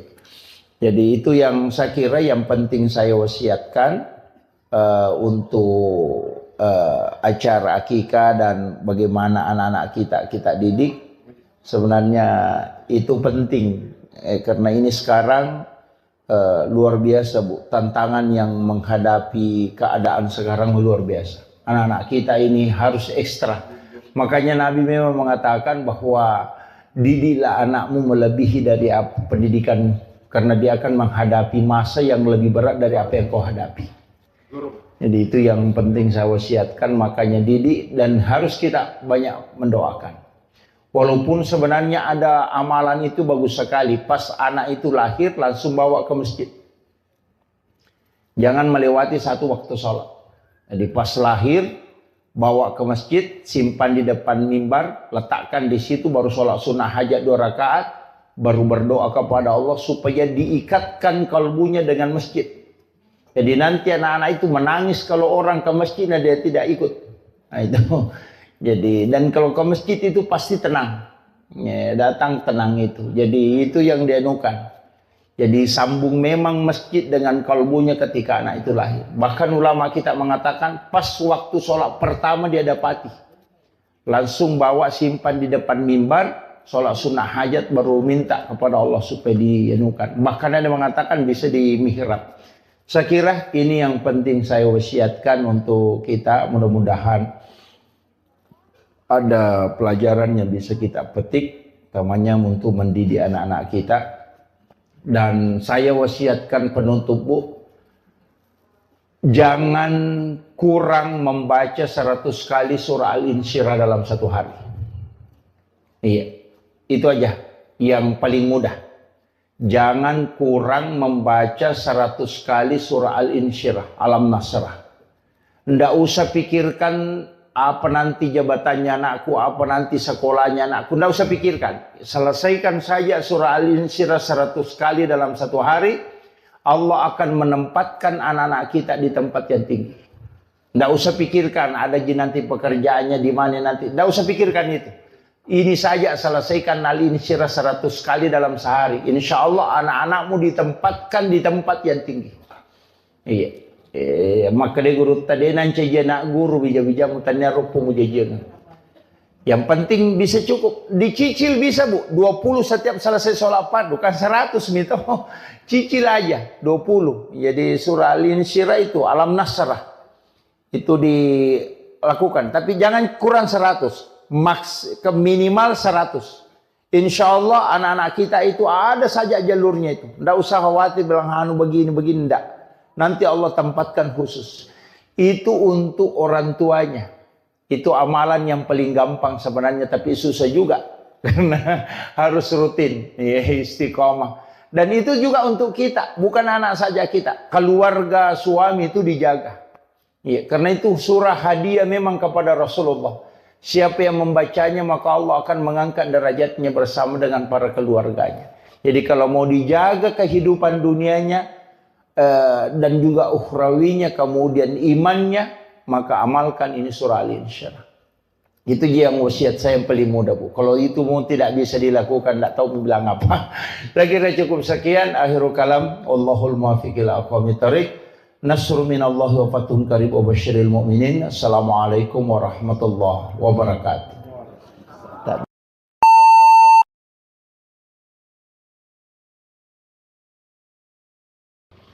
Alhamdulillah, salah satu tugas orang tua ketika Allah menganugerahkan anak, yakni dengan 4 hal. Yang pertama, memberi nama. Yang kedua, akikah. Akikah itu sebenarnya 2 tugasnya. Yang pertama adalah menyembelih binatang. Kemudian yang kedua adalah memotong rambut, menggunting rambut. Itu yang akikah. Jadi memang cuma kadang-kala kita kalau menggunting rambut itu tidak secara keseluruhan. Padahal di dalam hadis itu disebutkan jangan engkau sisa walau hanya selembar. Jadi rambut bayi itu dicukur habis. Kemudian sunnahnya itu ditimbang berapa berat rambut itu, kemudian dibelikan emas, kemudian emas itu disedekahkan. Yang sunnahnya. Jadi untuk aturan dalam agama itu yang kaidah-kaidahnya itu sebenarnya sempurna betul, utamanya dalam anak, pendidikan anak dan perlakuan terhadap anak yang telah lahir. Jadi mulai pertama dianjurkan untuk diazankan, walaupun nanti ada beberapa pendapat ulama mengatakan hadisnya adalah dhaif.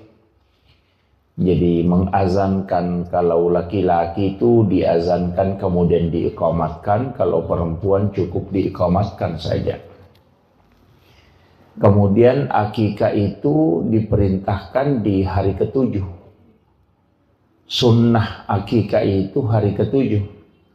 Kalau tidak sempat di hari ke-7 itu ditambah 7 hari. Jadi hari ke-14. Nanti kalau tidak sempat lagi di hari ke-14-nya, ditambah lagi 7 hari. Di hari ke-21-nya. Nah, kalau tidak sempat di 2 hari ke-21, itu sudah tidak ada lagi penetapan waktu. Dicari saja kapan kita ada waktu dan kesempatan. Jadi, yang sunnah akikah itu penetapannya 3 hari. 7 hari kelahiran, 14 hari kelahiran, dan 21 hari kelahiran. Cuman ketika anak itu lahir sudah asar, maka tidak dihitung hari itu. Jadi misalnya lahir hari Ahad, sudah sholat asar, itu tidak dihitung hari itu. Jadi kita mulai menghitung hari Senin. Jadi kenapa? Karena bulan itu sudah muncul di situ. Nah, makanya nanti apalagi kalau menjelang maghrib lahir, kayaknya tidak dihitung itu hari untuk hitungan akikahnya, maksud saya. Jadi makanya kalau misalnya Ahad sore, makanya langsung hitung Senin, Selasa, Rabu, Kamis, Jumat, Sabtu, Ahad. Nah, begitu. Tapi kalau dia lahir sebelum duhur, maka dihitung hari itu. Ya, jadi itu begitu cara menghitungnya kalau untuk penetapan hari akikah. Sebenarnya kenapa ada semua rahasia di dalam kitab-kitab hikmah itu, para ulama kita itu sebenarnya sudah menjelaskan beberapa asbab kenapa ada hitungan 7. Anak itu kan sebenarnya 7 bulan kandungan itu kita adakan acara syukuran. Nah, biasa orang mengatakan syukuran 7 bulanan. Kenapa ambil 7 bulan? Kenapa bukan 9 bulannya misalnya? Kemudian 7 hari kelahiran, ambil lagi 7 itu. Nanti di umur 7 tahun disuruh sholat. Itu 7 tahun lagi, bukan 5 tahun. Jadi hitungannya itu kan 7 tahun. Makanya kenapa hitungan 7 itu? Tawaf itu kan juga 7 putaran. Sa'i juga 7. Orang yang sholat itu kan anggota sholat tubuh yang sujud itu kan ada 7. 2 kaki, 2 lutut, 2 tangan, 1 kepala. Makanya 7. Dalam 1 pekan itu kan 7 hari. Suratul Fatih itu kan ada 7 ayat yang berulang. Jadi semua angka 7 ini itu ada maknanya. Nah, makanya sebenarnya anak kan begitu, 7 tahun kelahiran diperintahkan untuk sholat. Kalau nanti 10 tahun pukul kalau tidak sholat, karena dia akan menghadapi 7 tahun kedua, yakni 14. Nah, di umur 14 itu sudah masuk. Nanti kan juga SD begitu, 7 tahun masuk SD, 7 tahun kemudian masuk SMP, 7 tahun kemudian masuk perguruan tinggi. Makanya itu pasti begitu. Jadi 14, 21. Jadi semua itu hitungan 7. Jadi sebenarnya ada rahasia-rahasia nanti itu yang ulama kita sampaikan di angka 7 itu.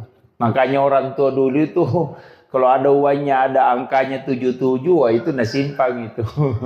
Kayak situ nomornya kan. Ini kenapa? Karena memang angka itu sebenarnya enggak ini. Istilahnya ada pesan bahwa angka itu dipilih oleh Allah. Itu tidak sembarang. Angka 7 itu bukan angka yang kebetulan, enggak. Itu kenapa sa'i, tawaf, langit 7 susun, tanah 7 lapis. Kenapa semua 7 itu ada maknanya. Kemudian untuk anak kita sebenarnya begini, itu memberi nama, ini nama yang dikasih ini luar biasa karena itu memiliki makna. Itu azkiya itu sebenarnya kan cerdas. Dari zakiya itu kan cerdas, kecerdasan. Kemudian kalau zaya itu keyakinan. Jadi nama itu memang adalah doa. Cuma biasanya kalau terlalu panjang nama itu berubah-ubah sifatnya nanti. Iya. Jadi saya pernah baca satu ini kan. Ulama kita dari dulu itu memahami semua dalam segala lini ilmu. Jadi bukan hanya satu, bukan hanya melihat dari arti, tapi juga melihat dari makna. Jadi kadang juga melihat dari hitungan. Ada namanya silogi itu kan ada. Ilmu seperti itu palmitri ada. Jadi ulama kita dari dulu itu mempelajari. Tapi kalau melihat saja sepintas, itu biasa tidak. Makanya nama itu kadang ulama-ulama dulu itu tidak terlalu panjang. Cuma sekarang ini banyak. Karena selain memiliki cari maknanya yang bagus ya. Itu. Tapi kalau saya tidak masalah. Cukup kita doakanlah. Ya. Kemudian nama ini cuma ada hadis. Itu disebutkan siapa yang memiliki 3 anak laki-laki, kemudian salah satunya tidak dikasih Muhammad atau Ahmad, faqad jahilah kata Nabi. Pasti di situ ada nakal sekali. Ya. Jadi kalau ada anak laki-laki cukup mi 3 tidak ada nama salah satu namanya Ahmad atau Muhammad, nakal itu. Ada salah satu di situ tidak beres. Itu didoakan itu faqad jahilah kata Rasulullah. Jadi itu makanya penting juga menggunakan, makanya orang Arab itu rata-rata pakai kata Muhammad atau Ahmad. Kemudian itu tadi akikah. Sebenarnya akikah ini saya pernah membaca satu penelitian bahwa rambut bayi itu kan mengandung kurang lebih 4 juta virus. Makanya kenapa kita dianjurkan untuk mencukur habis. Jadi itu hikmahnya. Jadi bahkan Rasulullah mengatakan kalau kau tidak bisa menilai dengan emas, maka nilai dengan perak. Jadi bagi orang tua yang tidak mampu membeli emas untuk rambut, berapa gram rambut bayi itu yang sudah dicukur habis tadi, kalau tidak bisa belikan emas, Nabi Rasulullah mengatakan belikan perak. Harus dinilai. Jadi kalau perak kan sudah murah, ya kan? Kenapa? Sebenarnya itu hikmahnya dalam ilmu hikmah. Kenapa dibelikan emas? Itu anak kita itu insya Allah selalu akan diberikan, diangkat derajatnya di tengah-tengah masyarakat. Jadi kalau mau anak kita, jadi bukan uangnya yang disedekahkan Bu ya, bukan. Tapi memang emasnya. Jadi ditimbang berapa gram rambutnya, kan kalau bayi itu tidak sampai 10 gram. Apalagi kalau paling itu palingan 1 gram paling berat itu. Iya, bahkan ada yang tidak cukup. Itu dibelikan emas. Jadi, nah tahu gitu kalau dibawa ke penjual emas, langsung ditimbang itu. Baru dibelikan emas. Itu untuk anak-anak. Kalau sudah tua nah dicukur jangan ya, Pak. Biasa kan ada orang tidak diakikah. Kan ada yang orang-orang tua dulu itu banyak tidak diakikah. Sebenarnya diakikah cuma dia sembeli ayam. Orang Bugis bilang icera lutu, karena lutu paceran. Karena ya padahal akikah itu kan kambing atau domba. Syafi'i itu membolehkan sapi. Karena di antara kita dulu mungkin ada yang diakikah dengan sapi. Jadi Imam Syafi'i itu dalam kitab Al-Um dan bahkan juga di Fiqhul Islam wa Adillatuhu itu dibolehkan menggunakan sapi. Jadi kalau ada orang diakikah na sapi na pakai itu nilainya 1 ekor sapi itu dinilai 7 ekor kambing. Makanya kalau ada anak tak kembar laki-laki 1 ekor sapi dipotong itu sudah lebih tuh. Ya, jadi kalau Syafi'i walaupun ada ulama lain tuh mengatakan afdalnya memang kambing. Ya, jadi kambing itu juga memasuki tahun kedua umurnya. Nah, makanya di situ banyak tafaulnya Bu. Termasuk kalau anak laki-laki usahakan kambingnya sama besar. Biasa kan ada beli kambing 1 kecil 1 besar. Oh jangan. Nanti anak kita itu tidak mampu berlaku adil. Sebenarnya ada aturan-aturannya itu kalau di ini untuk hikmahnya. Tapi itu bukan aturan fikih mutlak enggak. Itu hanya diambil dari ilmu-ilmu tafaul itu. Ulama-ulama kita dari dulu itu pakai itu, ilmu hikmah. Termasuk kalau wanita, itu kalau di perempuan kita mau akikah, kambing yang kita beli itu diperiksa kaki depannya. Lama dulu itu mengatakan periksa kaki depannya. Karena dari 10 kambing, paling tinggi 3 ekor itu yang sama besar kaki depannya. Jadi cek itu kaki depannya yang sama besar. Itu yang kau jadikan kambing untuk akikah anak perempuan. Karena supaya anakmu bisa berlaku adil kalau nanti ketika dia besar. Nah, kalau laki-laki sama besar kambingnya. Apalagi kalau ada kambing kembar itu bagus sekali. Yang tidak bisa dibedakan besarnya, warnanya itu paling bagus. Tapi itu sunnahnya Bu ya. Kalau akikah itu untuk laki-laki bisa 1 ekor kambing. Tidak mutlak harus 2. Jadi Rasulullah mengakikah cucunya itu dengan kamshan. Hanya 1 ekor domba. Tidak mutlak bilang harus 2. Cuma sunnahnya 2. Kalau tidak mampu 1 ekor itu sudah sah. Iya, jadi jangan paksakan harus 2 ekor. Tidak. 1 ekor itu sudah sah. Yang penting kambing dan umurnya memasuki tahun kedua. Artinya 1 tahun lebih. Ya. Kalau aturan-aturannya itu kambing. Kemudian sebenarnya ini yang banyak melanggar sebenarnya ini. Foto kambing itu kalau disembeli untuk akikah, paling bagusnya itu tulangnya tidak dipatahkan. Itu tidak dipatahkan. Jadi hanya dagingnya yang diambil. Makanya ada beberapa itu di Arab itu dia pakai pisau kecil itu dia iris itu. Ikuti tulangnya jadi kemudian kulitnya dipakai bungkus tulangnya kemudian ditanam. Jadi kulit binatang akikah itu mestinya ditanam. Iya, ditanam. Tulangnya tidak dipatah. Karena itu 60 potongan. Itu persis sama dengan potongan tubuh manusia. Tulang bayi itu persis sama dengan jumlah tulang kambing itu yang dipakai sebagai binatang sembelihan. Makanya kalau tidak patah itu, nanti anak itu dijamin tidak akan patah tulangnya hingga dia meninggal. Itu hebatnya itu sebenarnya, itu hikmahnya. Makanya ulama-ulama dulu itu menjaga betul itu. Tapi sekarang kan kita tidak. Kemudian yang ketiga, kalau masakan akikah itu tidak boleh pedis. Jangan dikasih lombok. Bahkan diminta itu bumbunya sedikit agak manis. Supaya orang itu sayang dan cinta ke anak-anak kita. Jadi jangan pedis, nanti orang jengkel melihat anak-anak kita itu mudah jengkel. Kayaknya kalau ada anak sering diputar telinganya itu mungkin karena banyak lomboknya waktunya dimasakkan kambingnya. Jadi itu kuncinya sebenarnya. Jadi makanya aturannya di situ luar biasa itu ya. Kemudian kita dianjurkan untuk sedekah. Jadi itu kalau sunnah. Kemudian mendidik anak, sebenarnya begini. Kita ini sekarang banyak hal yang saya dapat itu, Bapak. Terus terang saya harus sampaikan ini.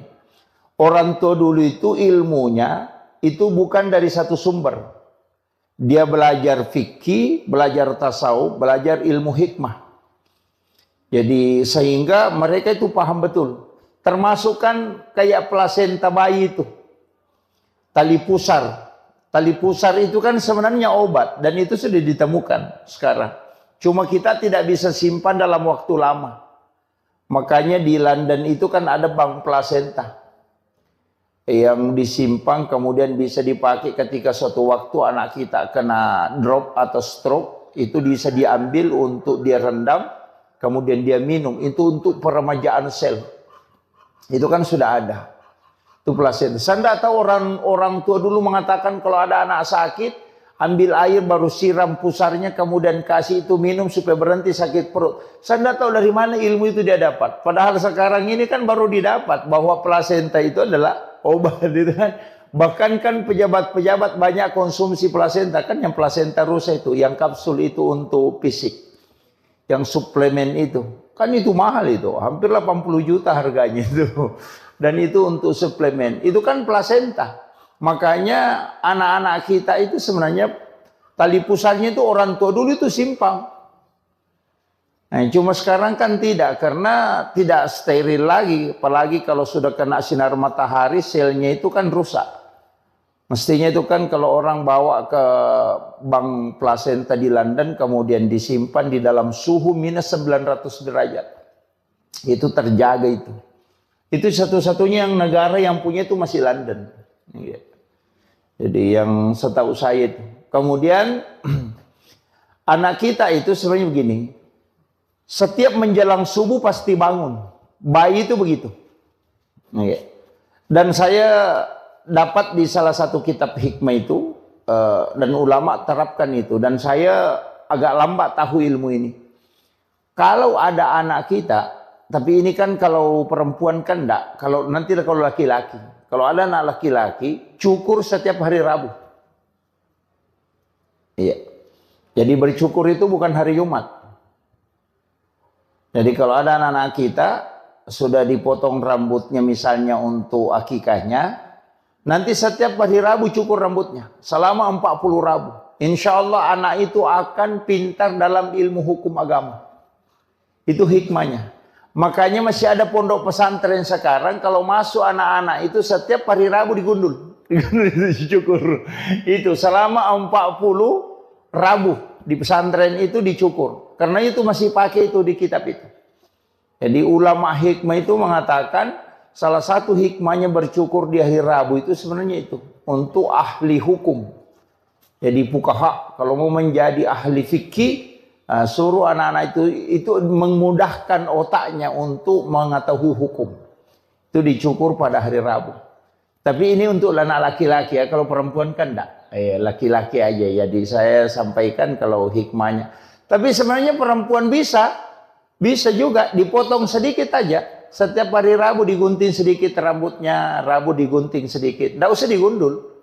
Itu kan kalau kita mau ambil istilahnya hikmahnya di hari Rabu itu.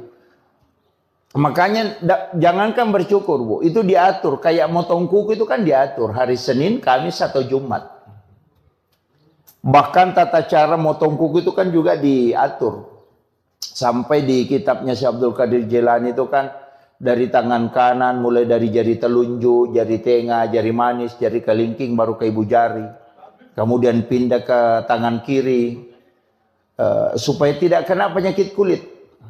Jadi orang yang motong kuku itu hari Senin, Kamis, atau Jumat. Kemudian memotong kuku dari kanan, kemudian memulai dari jari telunjuk, jari tengah, jari manis, ke kelingking, kemudian ibu jari, itu tidak kena penyakit kulit. Termasuk panu itu dan kudis itu tidak kena. Itu hikmahnya itu. Jadi kalau ada orang kena panu, suruh aja itu motong kuku seperti itu. Berhenti itu. Jadi itu hikmahnya agama itu luar biasa itu. Saya sering sampaikan, kalau motong kuku kecuali wanita haid, dianjurkan untuk berwudu. Mestinya itu sebelum motong kuku berwudu. Sama aja laki-laki kalau mau pergi sholat Jumat, mestinya mandi sunnah Jumat, berwudu sempurna, sudah itu baru potong kuku. Karena kuku yang terlepas dalam keadaan suci, itu tidak pernah berhenti bersikir hingga dihancur. Kadang kita terbalik, motong kuku dulu baru pergi mandi, kan terbalik. Mestinya seluruh anggota tubuh, sama kalau mau motong rambut, mau menggunting rambut, mestinya dalam keadaan ada wudu. Supaya itu semua benda yang lepas, anggota tubuh kita yang lepas, itu berzikir. Kenapa orang yang mau berkurban ketika masuk di bulan Zulhijjah, itu dilarang potong rambut, dilarang menggunting kuku. Nggak begitu. Dilarang gunting rambut, dilarang potong kuku ketika masuk bulan Zulhijjah. Kalau dia mau berkurban. Itu karena badan kita itu ingin menyaksikan kurbannya. Itu kan kata Nabi. Bahwa anggota tubuhmu itu juga akan dosa-dosanya lepas. Banyak orang kan tidak perhatikan itu. Dan itu disunahkan. Ketika masuk bulan Zulhijjah, 1 Zulhijjah, dan kita mau berkurban, jangan potong kuku. Jadi supaya nanti ketika berkurban hadir melihat. Karena banyak juga orang tidak hadir ketika disembelih. Padahal itu yang afdalnya. Ada 3 afdal di situ. Kita yang sembelih sendiri kurban kita, cuma tidak semua orang mampu. Yang kedua hadir. Kenapa kita hadir? Karena di situ doa mustajabah. Sebelum darah menetes sampai ke tanah, itu 1 jengkal aja jaraknya, itu pahalanya sudah sampai. Bayangkan itu, Bu. Ketika pisau sudah melekat di leher binatang yang mau dikurbankan, itu sebelum darahnya sampai ke tanah, itu pahalanya sudah sampai. Makanya doa yang paling cepat di situ, ketika pisaunya Pak Imam itu sudah di leher binatang, di situ kita berdoa. Biar tidak dilepaskan, cukup dalam hati. Mudahkan rezekiku, panjangkan umurku untuk bisa berkurban tahun depan. Itu luar biasa itu. Karena itu doa yang paling cepat itu. Kalau sholat kan belum tentu. Itu. Makanya ibadah kurban ini luar biasa sebenarnya kalau orang paham betul itu. Cuma kadang-kala kita bilang sembelih nanti bagi daging baru datang. Oh, itu rugi betul itu. Itu karena tidak paham dia tidak mengambil berkahnya dalam setiap nilai-nilai ibadah yang ada. Sama aja orang yang haji itu. Apa yang dibaca ketika di tawaf putaran pertama, apa yang dibaca ketika tawaf di putaran kedua, ketika di posisinya Hijri Ismail, kemudian di posisinya apa yang harus diminta, itu kan banyak orang tidak paham. Iya. Kenapa berziarah ke makam Nabi, apa yang harusnya kita sampaikan kepada Rasulullah, itu kan banyak orang tidak tahu itu. Jadi kadang-kala bolak-balik umrah tapi tidak ngerti itu. Iya itu kan. Maka apa yang dibaca ketika melihat Ka'bah itu kan banyak semua itu doa-doanya. Ini makanya kadang-kala kita ini ibadah. Jadi sebenarnya saya sering sampaikan begini, bahwa ibadah umrah atau ibadah haji itu adalah sholat dalam skala besar. Ini yang kadang orang tidak anukan. Kemudian saya lanjut. Jadi anak-anak kita itu kalau menjelang subuh pasti bangun. Ketika malaikat itu sudah turun, karena bayi itu kan masih bisa melihat itu. Makanya mulai dari jin itu bayi bisa lihat. Cuma sekarang ini kan ada juga masalah. Kayak bayi yang indigo itu kan. Justru sekarang orang kalau ada bayi indigo, diambil kebanggaan. Padahal itu orang tidak beres itu. Mestinya bayi indigo itu dikasih kembali lagi ke perut ibunya. Karena itu belum selesai dia. Karena pandangannya belum ditutup. Itu kan. Kan Nabi Sis nanti yang menutup pandangan itu supaya tidak melihat jin. Nah, itu. Jadi kalau ada anak bisa melihat jin itu, wah itu belum selesai itu. Kayak kue itu belum adonannya belum beres, sudah dimasak, wah itu. Jadi kenapa bayi mestinya itu pas kelahirannya baru lahir, karena itu kuncinya di situ. Dikhawatirkan dampaknya ke situ. Iya. Dan orang yang tinggal di dalam kandungan lama itu cerdas. Itu konsensus ulama itu. Makanya Imam Syafi'i itu dikandungkan itu hampir 3 tahun. Sampai giginya itu sudah tumbuh, itu baru keluar. Walaupun ada nanti perbedaan pendapat mengatakan dulu kan tidak ada kalender. Ya kan? Itu. Sehingga dia mengatakan 2 tahun lebih itu. 2 tahun 8 bulan dikandung. Tapi kecerdasannya Imam Syafi'i itu luar biasa. Imam Malik juga begitu. Itu dikandung hampir 1,5 tahun. Abu Hanifah juga begitu. Hampir 4 ulama yang mazhab ini itu lama semua dikandung. Dan ternyata orang yang lama di dalam kandungan itu cerdas. Itu. Cuma sekarang kan ndak ini. Karena dikhawatirkan. Sekarang kan biasa orang khawatirkan. Jadi misalnya kalau ketubannya sudah pecah, itu kan bahaya. Sehingga orang kan operasi atau apa. Cuma ulama kita menyampaikan bahwa ketika ada anak lama di kandungan, itu besar kemungkinan itu kecerdasannya luar biasa. Makanya kalau ada anak mengandung lewat dari waktu yang ditetapkan dokter aman-aman ji, tidak usah dioperasi dulu. Itu akan mempengaruhi kecerdasan. Kemudian kenapa perintah agama? Wal walidatu yurdi'na auladahunna haulaini kamilaini an yutimma radha liman arada an yutimma radha. Kenapa kita dianjurkan menyusui anak itu 2 tahun? Wal walidatu yurdi'na auladahunna haulaini kamilaini. Kenapa dianjurkan itu 2 tahun? Karena memang pergantian sel air susu ibu itu selama 2 tahun. Setiap hari itu berubah. Campuran air susu seorang ibu itu berubah setiap hari. Makanya kalau minum susu formula, itu kan formula 0 sampai 5 bulan. 5 bulan sampai 1 tahun. Bukan begitu gitu. Kalau formulasi air susu ibu itu setiap hari berubah. Di waktu asar itu berubah. Jadi campurannya air susu hari ini dengan besok, itu beda. Makanya semestinya itu tidak mengambil air susu kemudian dia simpan besok baru dikasih anak-anak. Mestinya itu tidak. Biasanya kan ada yang mengambil ASI-nya itu kemudian dia simpan di freezer atau di ini besok baru dia nukan. Mestinya tidak, karena percampuran air ASI ibu itu 2 tahun selalu berubah setiap hari. Makanya perintah agama itu menyusui anak 2 tahun. Itu baru sempurna betul untuk perkembangan otak. Makanya kenapa susu formula membuat anak cepat pintar. Itu seperti ayam potong. Ayam potong itu kan di-upgrade. Tapi PC-nya lemah. Nah, makanya anak-anak yang dikasih susu formula memang awalnya dilihat cerdas. Tapi nanti masuk kelas 5, masuk SMP, mulai buntu. Karena dia tidak mengikuti, otaknya tidak terformat sistematis. Dari makanannya itu, makanya itu sebenarnya agama luar biasa, Bu. Seandainya orang paham betul itu luar biasa. Sampai kenapa agama menganjurkan 2 tahun. Nah sekarang kan susu formula 0 sampai 5. 5 sampai 1 tahun, 1 tahun sampai 1 tahun setengah, baru 2 tahun, baru 0 sampai 3 tahun. Selesai. Itu kan hanya 4 kali berubah kan. Tapi kalau ASI itu setiap hari. Jadi itu luar biasanya. Kemudian ASI pertama itu mestinya dikasih ke anak.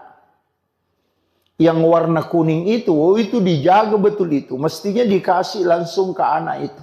Kenapa? Karena itu yang untuk fisik. Itu antibodi luar biasa itu. Nah, itu juga yang terkoneksi dengan orang tuanya nanti. Iya. Makanya kalau orang menyusui anaknya itu kan jantungnya dengan jantung anak dekat.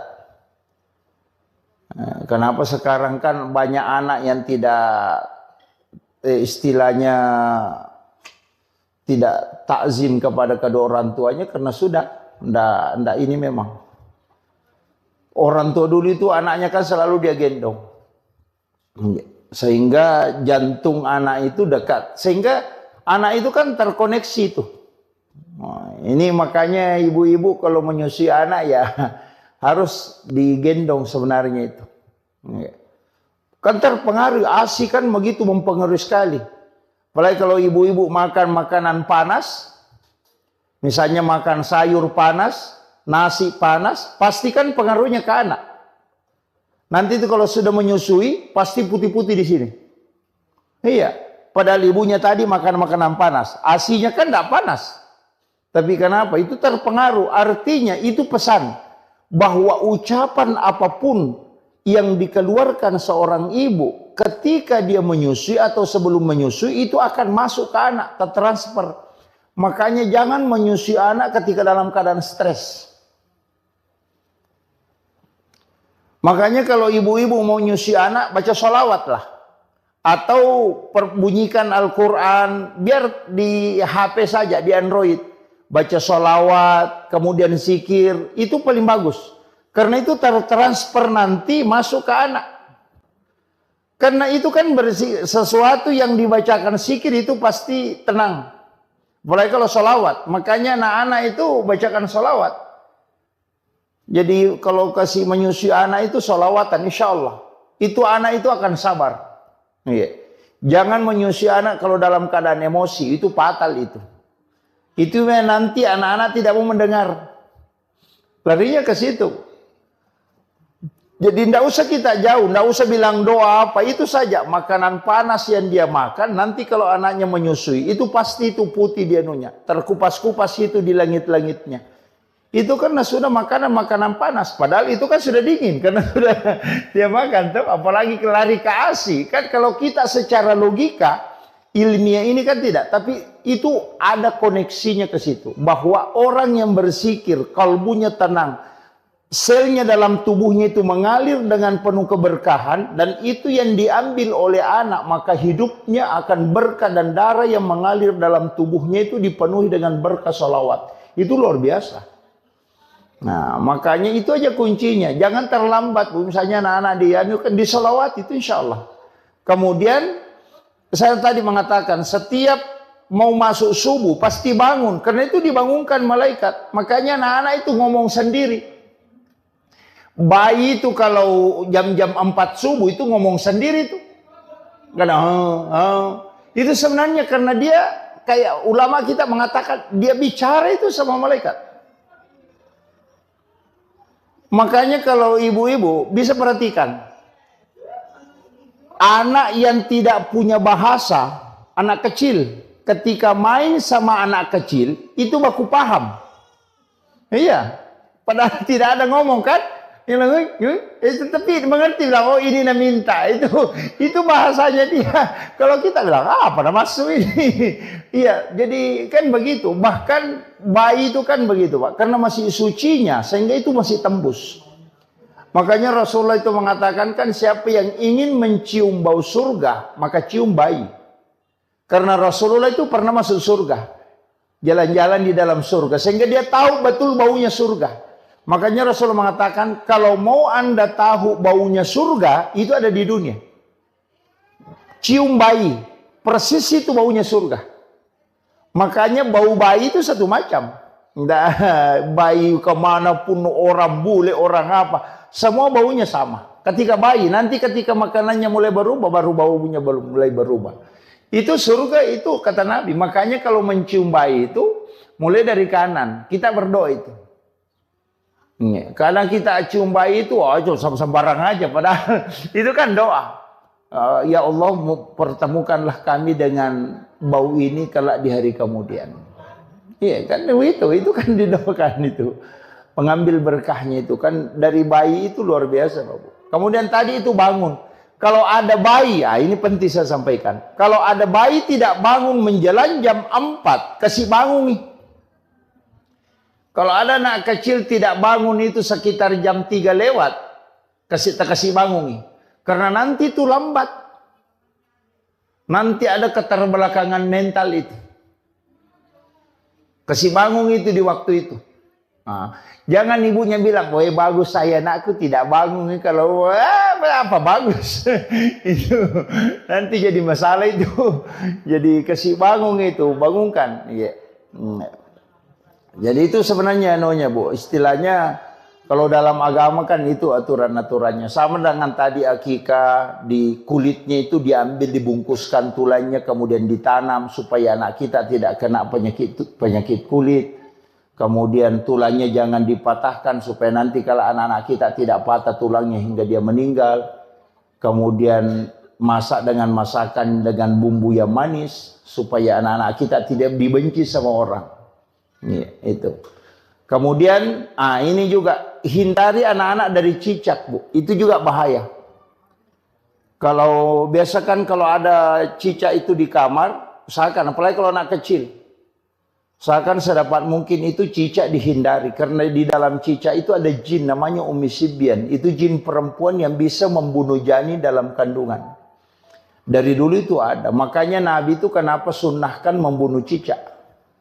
Sampai bahwa siapa yang membunuh cicak dengan satu kali memukul itu kan 150 hasanat. Jadi pahalanya itu 150 dengan satu kali memukul. Kalau 2 kali dipukul baru mati itu kan turun menjadi 100 hasanat. Kenapa turun pahalanya? Semakin sering dipukul baru mati turun pahalanya karena itu menyiksa namanya. Ya makanya dibolehkan untuk dibunuh tapi tidak dibolehkan untuk disiksa. Nah, makanya kalau cicak ya 1 kali bunuh. Makanya kalau cicak itu hindari karena itu ada jin di situ. Itu yang biasanya biru-biru badannya anak-anak. Biasa itu ada di punggungnya biru-biru kayak dan sudah cubit. Dia bilang, kenapa ini biru-biru? Kenapa hitam? Itu sebenarnya adalah Ummi Sibyan. Itu yang biasa kasih menangis tengah malam anak-anak. Bangun tengah malam menangis. Itu kadang orang tidak tahu. Dia bilang, kenapa? Mungkin sakit. Enggak, cari. Pasti ada cicak dekat di situ.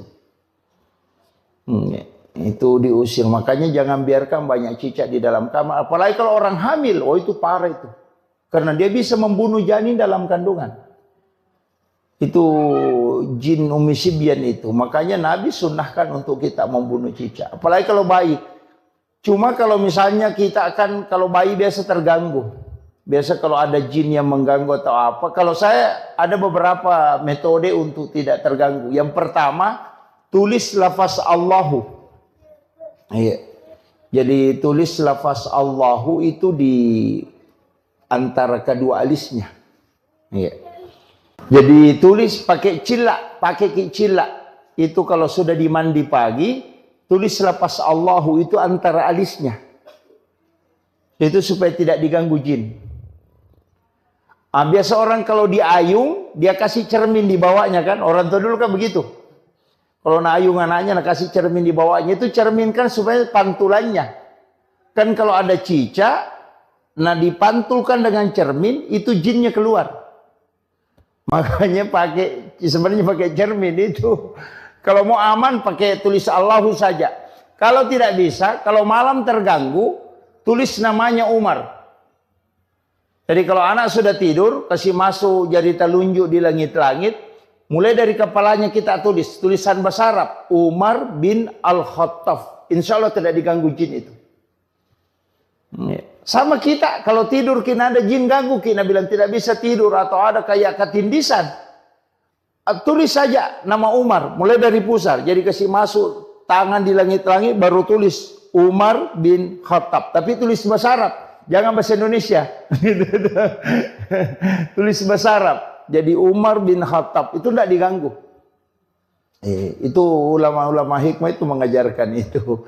Jadi kalau ditulis namanya Umar, kan biasa orang diganggu itu. Ganggu jin, itu yang dipakai. Kemudian paling bagusnya tirakat itu untuk anak-anak, sedekahkan dan puasakan hari kelahirannya. Itu paling bagus. Jadi kalau setiap hari kelahirannya itu sedekah, niatkan untuk dia. Kemudian kalau mampu puasa, puasakan hari kelahiran, insya Allah. Jadi kalau ada anak tak mau dijadikan ustaz atau kiai, paling bagus itu tirakatnya begitu. Puasakan hari kelahirannya. Cuma yang tidak usah semua. Kalau 7 anaknya semua hari lahir, puasa setiap hari gitu. Itu. Jadi biar yang salah satunya misalnya, oh ini anak saya mau anukan, puasakan hari kelahirannya. Soalnya kan begitu, tirakatnya ke situ. Orang tua puasakan. Kemudian anak-anak kita kan biasa didoakan. Doakan kalau mau tidur, kalau menangis bacakan ayat kursi, kemudian bisa dipegang tangannya, kemudian baca basmalah. Bisikkan di telinganya itu ayat kursi, itu bisa untuk menghindari supaya tidak diganggu jin. Itu kuncinya. Jadi anak-anak kita kan begitu. Jadi setiap perkembangannya itu pasti istilahnya mengalami kayak demam apa ya itu. Makanya rambut bayi itu harus dicukur habis. Karena itu ada virus. Makanya itu pelapis kepalanya itu nanti terkupas. Itu yang hitam-hitam di kepalanya ketika 7 hari. Makanya akikah itu sunnahnya 7 hari. Karena itu sudah terkupas, itu virusnya sudah mulai masuk. Nah, makanya disuruh cukur habis supaya tidak masuk virusnya di situ. Nah, itu jadi anak-anak kita. Kemudian anak-anak kita sebenarnya kalau perintah agama itu, Bu, apalagi sekarang kan cepat. Nah, anak kita itu kasih belajar memang mengaji di umur 5 tahun. Makanya perintah sholat itu di umur 7 tahun. Kan sebelum sholat itu mestinya sudah tahu bacaan sholat kan. Makanya mengaji itu di umur 5 tahun. Sebenarnya itu kaidah agamanya itu kalau kita mau ambil. Jangan bilang nanti 7 tahun baru diajar, enggak. Memang harus. Tapi sekarang anak-anak justru lebih cepat. Kadang 3 tahun sudah ada yang pintar ini. Apalagi kalau misalnya ibunya memang khatamkan Al-Quran ketika di dalam kandungan. Oh itu luar biasa itu. Kan sebenarnya kan anak-anak juga kalau baru lahir biasa ada yang tahnid. Di tahnid itu kasih kurma dihaluskan, kemudian dibacakan doa kemudian ini. Tapi sekarang kan enggak. Ada yang tidak sepakat dengan itu. Tapi kalau saya tidak masalah. Kemudian yang terakhir ada juga penting saya wasiatkan untuk anak-anak kita. Satu kuncinya sebenarnya begini. Yang paling lama dipelihara itu anak. Yang paling lama kita punya tanggung jawab itu ke anak.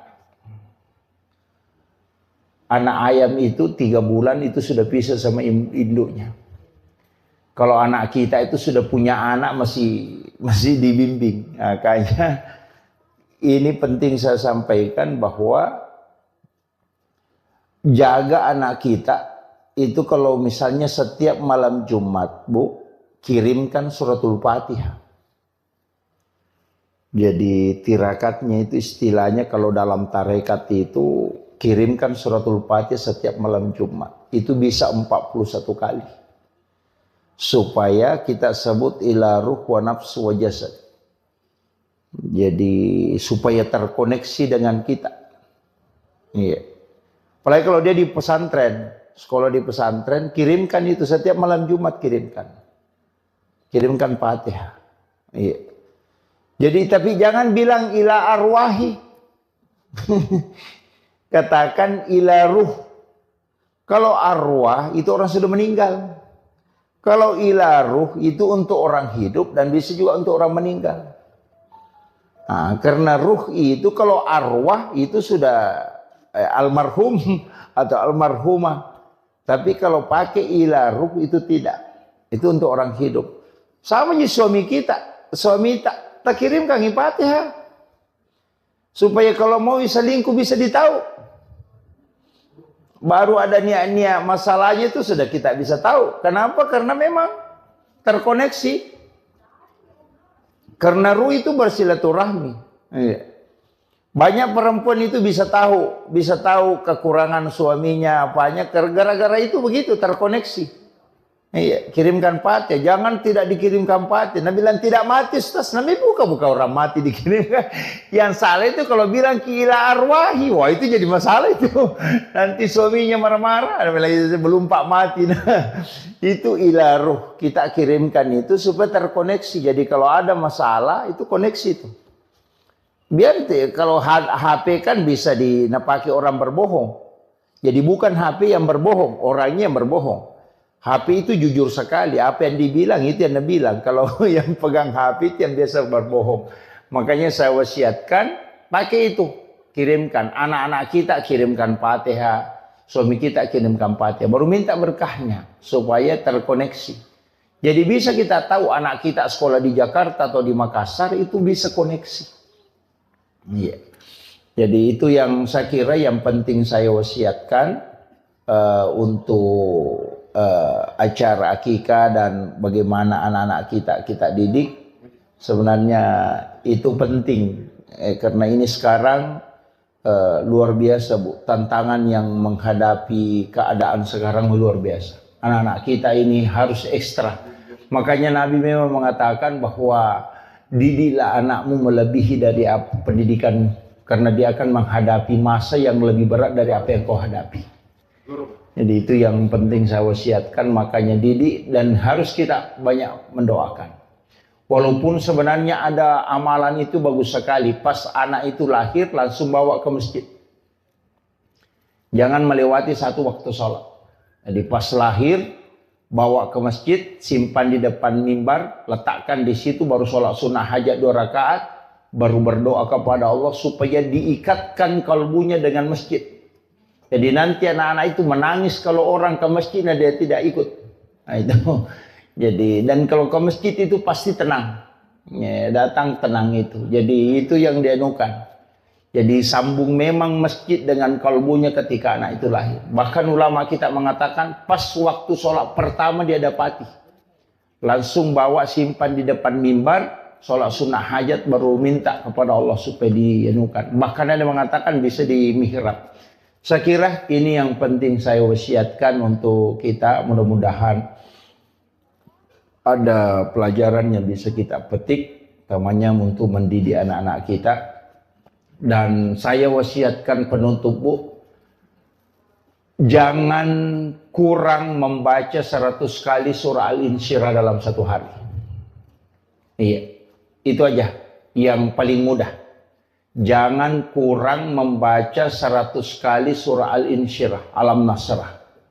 Nggak usah pikirkan apa nanti jabatannya anakku, apa nanti sekolahnya anakku. Nggak usah pikirkan. Selesaikan saja surah Al-Insyirah 100 kali dalam satu hari. Allah akan menempatkan anak-anak kita di tempat yang tinggi. Nggak usah pikirkan ada nanti pekerjaannya di mana nanti. Nggak usah pikirkan itu. Ini saja selesaikan Al-Insyirah 100 kali dalam sehari. Insya Allah anak-anakmu ditempatkan di tempat yang tinggi. Iya. Maka dia guru tadi nanti nak guru bija-bija mutanya rupu mujajian. Yang penting bisa cukup. Dicicil bisa Bu. 20 setiap selesai sholat fardu. Bukan 100 gitu. Cicil aja 20. Jadi surah Al-Insyirah itu Alam Nasrah. Itu dilakukan. Tapi jangan kurang 100. Ke minimal 100. Insya Allah anak-anak kita itu ada saja jalurnya itu. Tidak usah khawatir bilang anu begini-begini. Tidak. Nanti Allah tempatkan khusus. Dia kasih kedudukan khusus. Itu untuk orang tuanya. Itu amalan yang paling gampang sebenarnya. Tapi susah juga. Karena harus rutin. Ya, istiqomah. Dan itu juga untuk kita. Bukan anak saja kita. Keluarga suami itu dijaga. Ya, karena itu surah hadiah memang kepada Rasulullah. Siapa yang membacanya maka Allah akan mengangkat derajatnya bersama dengan para keluarganya. Jadi kalau mau dijaga kehidupan dunianya dan juga ukhrawinya, kemudian imannya, maka amalkan ini surah Al-Insyirah. Itu yang wasiat saya yang paling mudah, Bu. Kalau itu mau tidak bisa dilakukan, tidak tahu mau bilang apa. Kira cukup sekian. Akhirul kalam. Allahul muwaffiq ila aqwamit thoriq. Nasrun minallahi wa fathun qarib wa basyiril mu'minin. Assalamualaikum warahmatullahi wabarakatuh.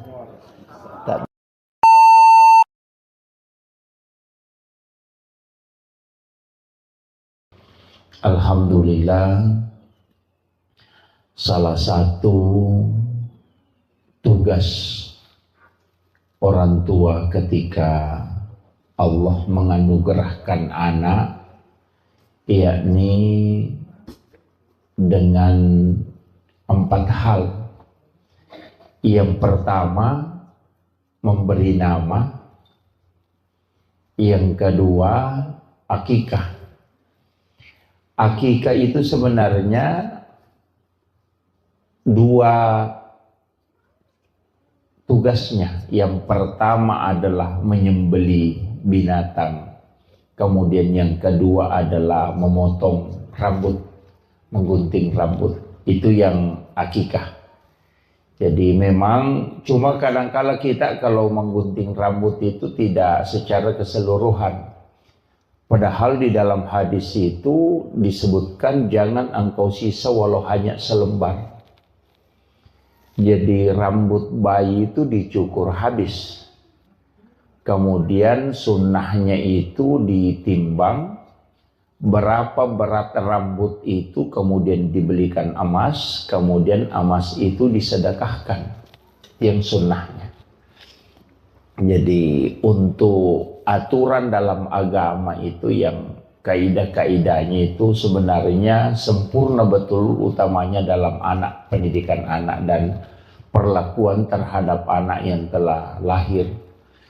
Jadi mulai pertama dianjurkan untuk diazankan, walaupun nanti ada beberapa pendapat ulama mengatakan hadisnya adalah dhaif.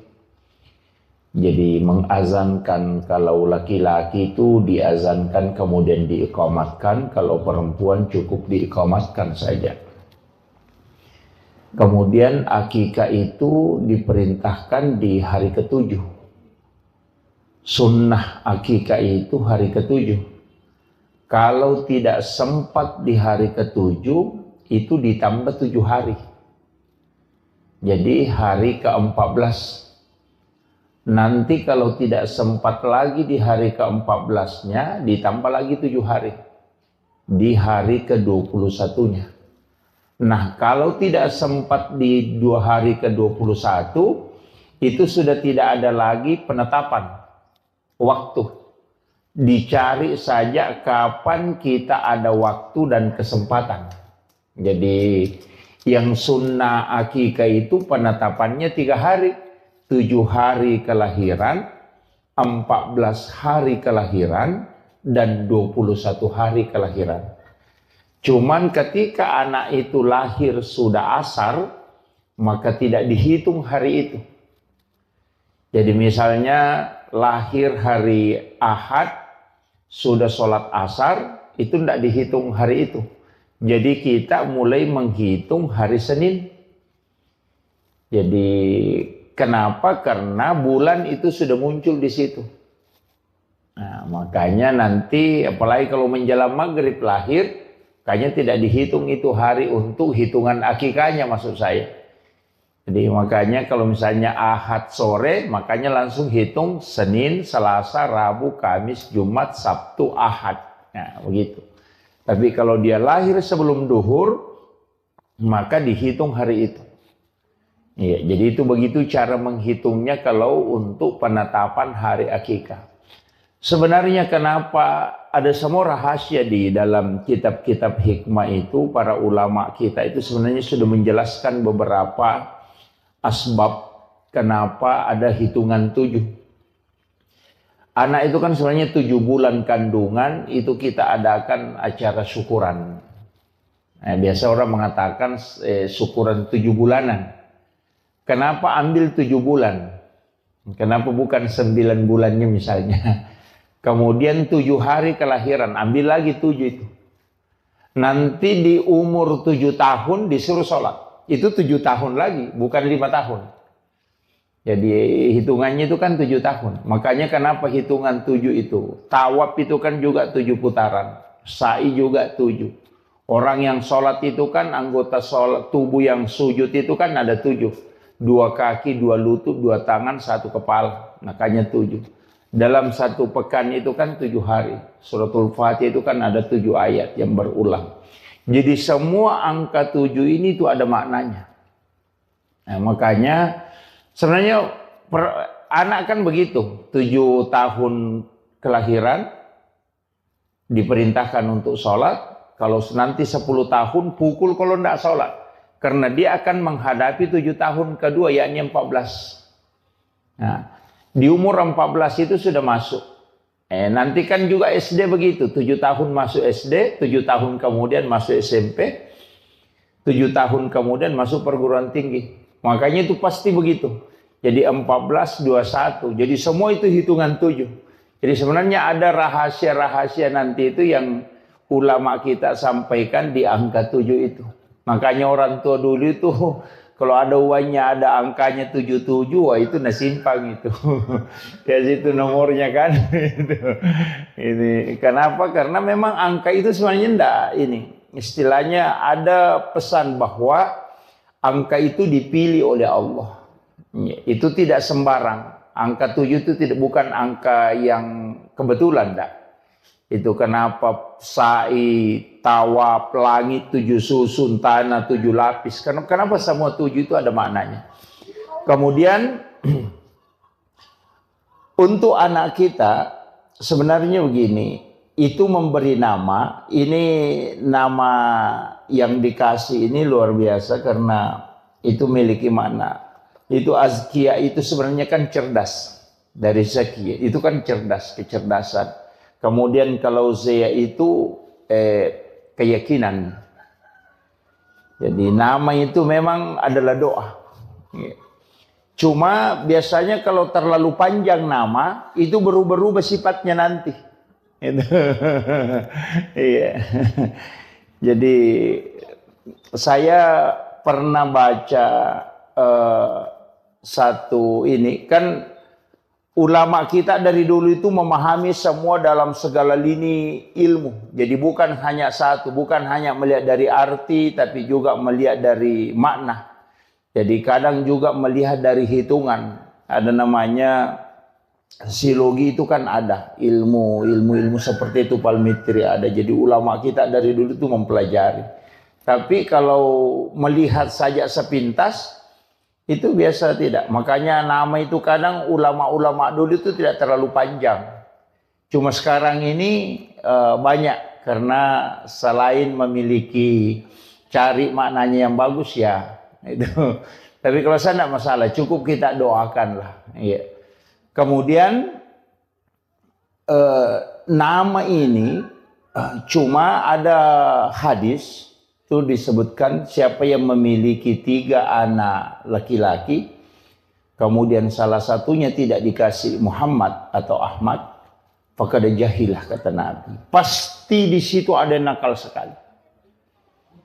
Ya. Jadi kalau ada anak laki-laki cukup mi 3 tidak ada nama salah satu namanya Ahmad atau Muhammad, nakal itu.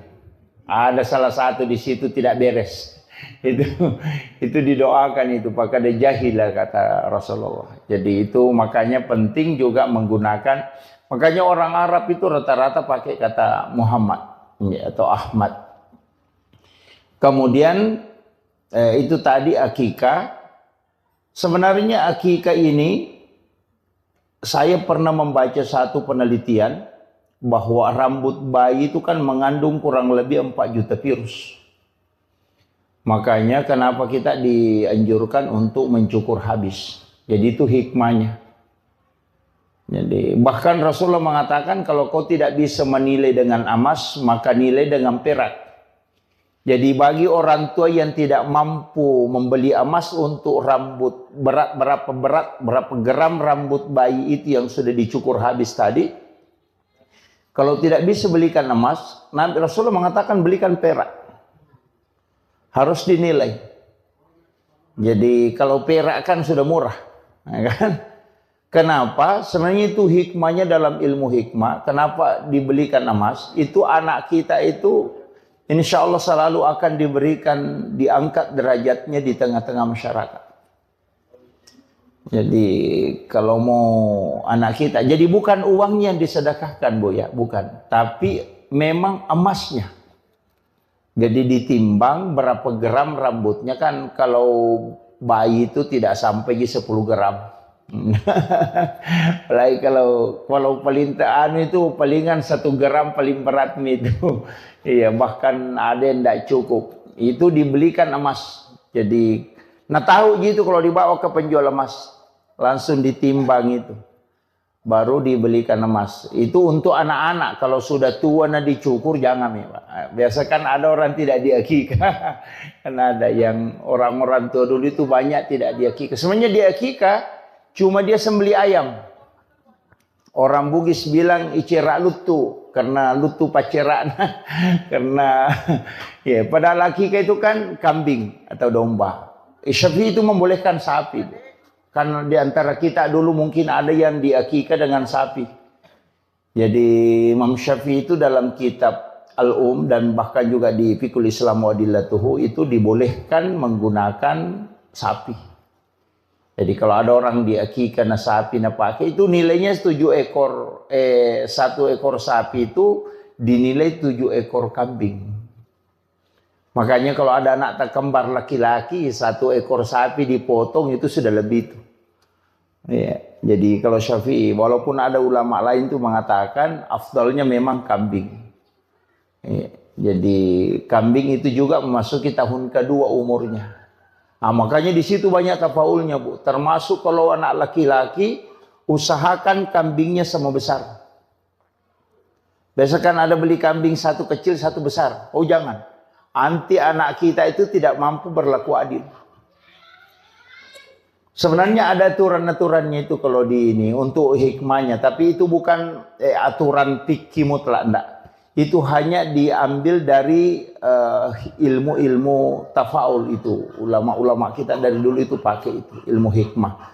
Termasuk kalau wanita, itu kalau di perempuan kita mau akikah, kambing yang kita beli itu diperiksa kaki depannya. Lama dulu itu mengatakan periksa kaki depannya. Karena dari 10 kambing, paling tinggi 3 ekor itu yang sama besar kaki depannya.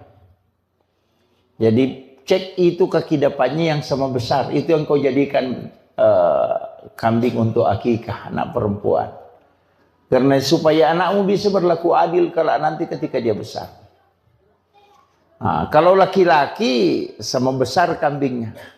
Apalagi kalau ada kambing kembar itu bagus sekali. Yang tidak bisa dibedakan besarnya, warnanya itu paling bagus. Tapi itu sunnahnya Bu ya. Kalau akikah itu untuk laki-laki bisa 1 ekor kambing. Tidak mutlak harus 2. Jadi Rasulullah mengakikah cucunya itu dengan kamshan. Hanya 1 ekor domba. Tidak mutlak bilang harus 2. Cuma sunnahnya 2. Kalau tidak mampu 1 ekor itu sudah sah. Iya, jadi jangan paksakan harus 2 ekor, enggak. 1 ekor itu sudah sah. Yang penting kambing dan umurnya memasuki tahun kedua. Artinya 1 tahun lebih. Iya. Kalau aturan-aturannya itu kambing. Kemudian sebenarnya ini yang banyak melanggar sebenarnya nih.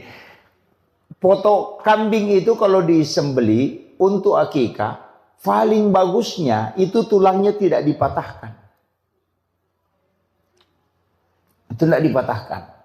Jadi hanya dagingnya yang diambil.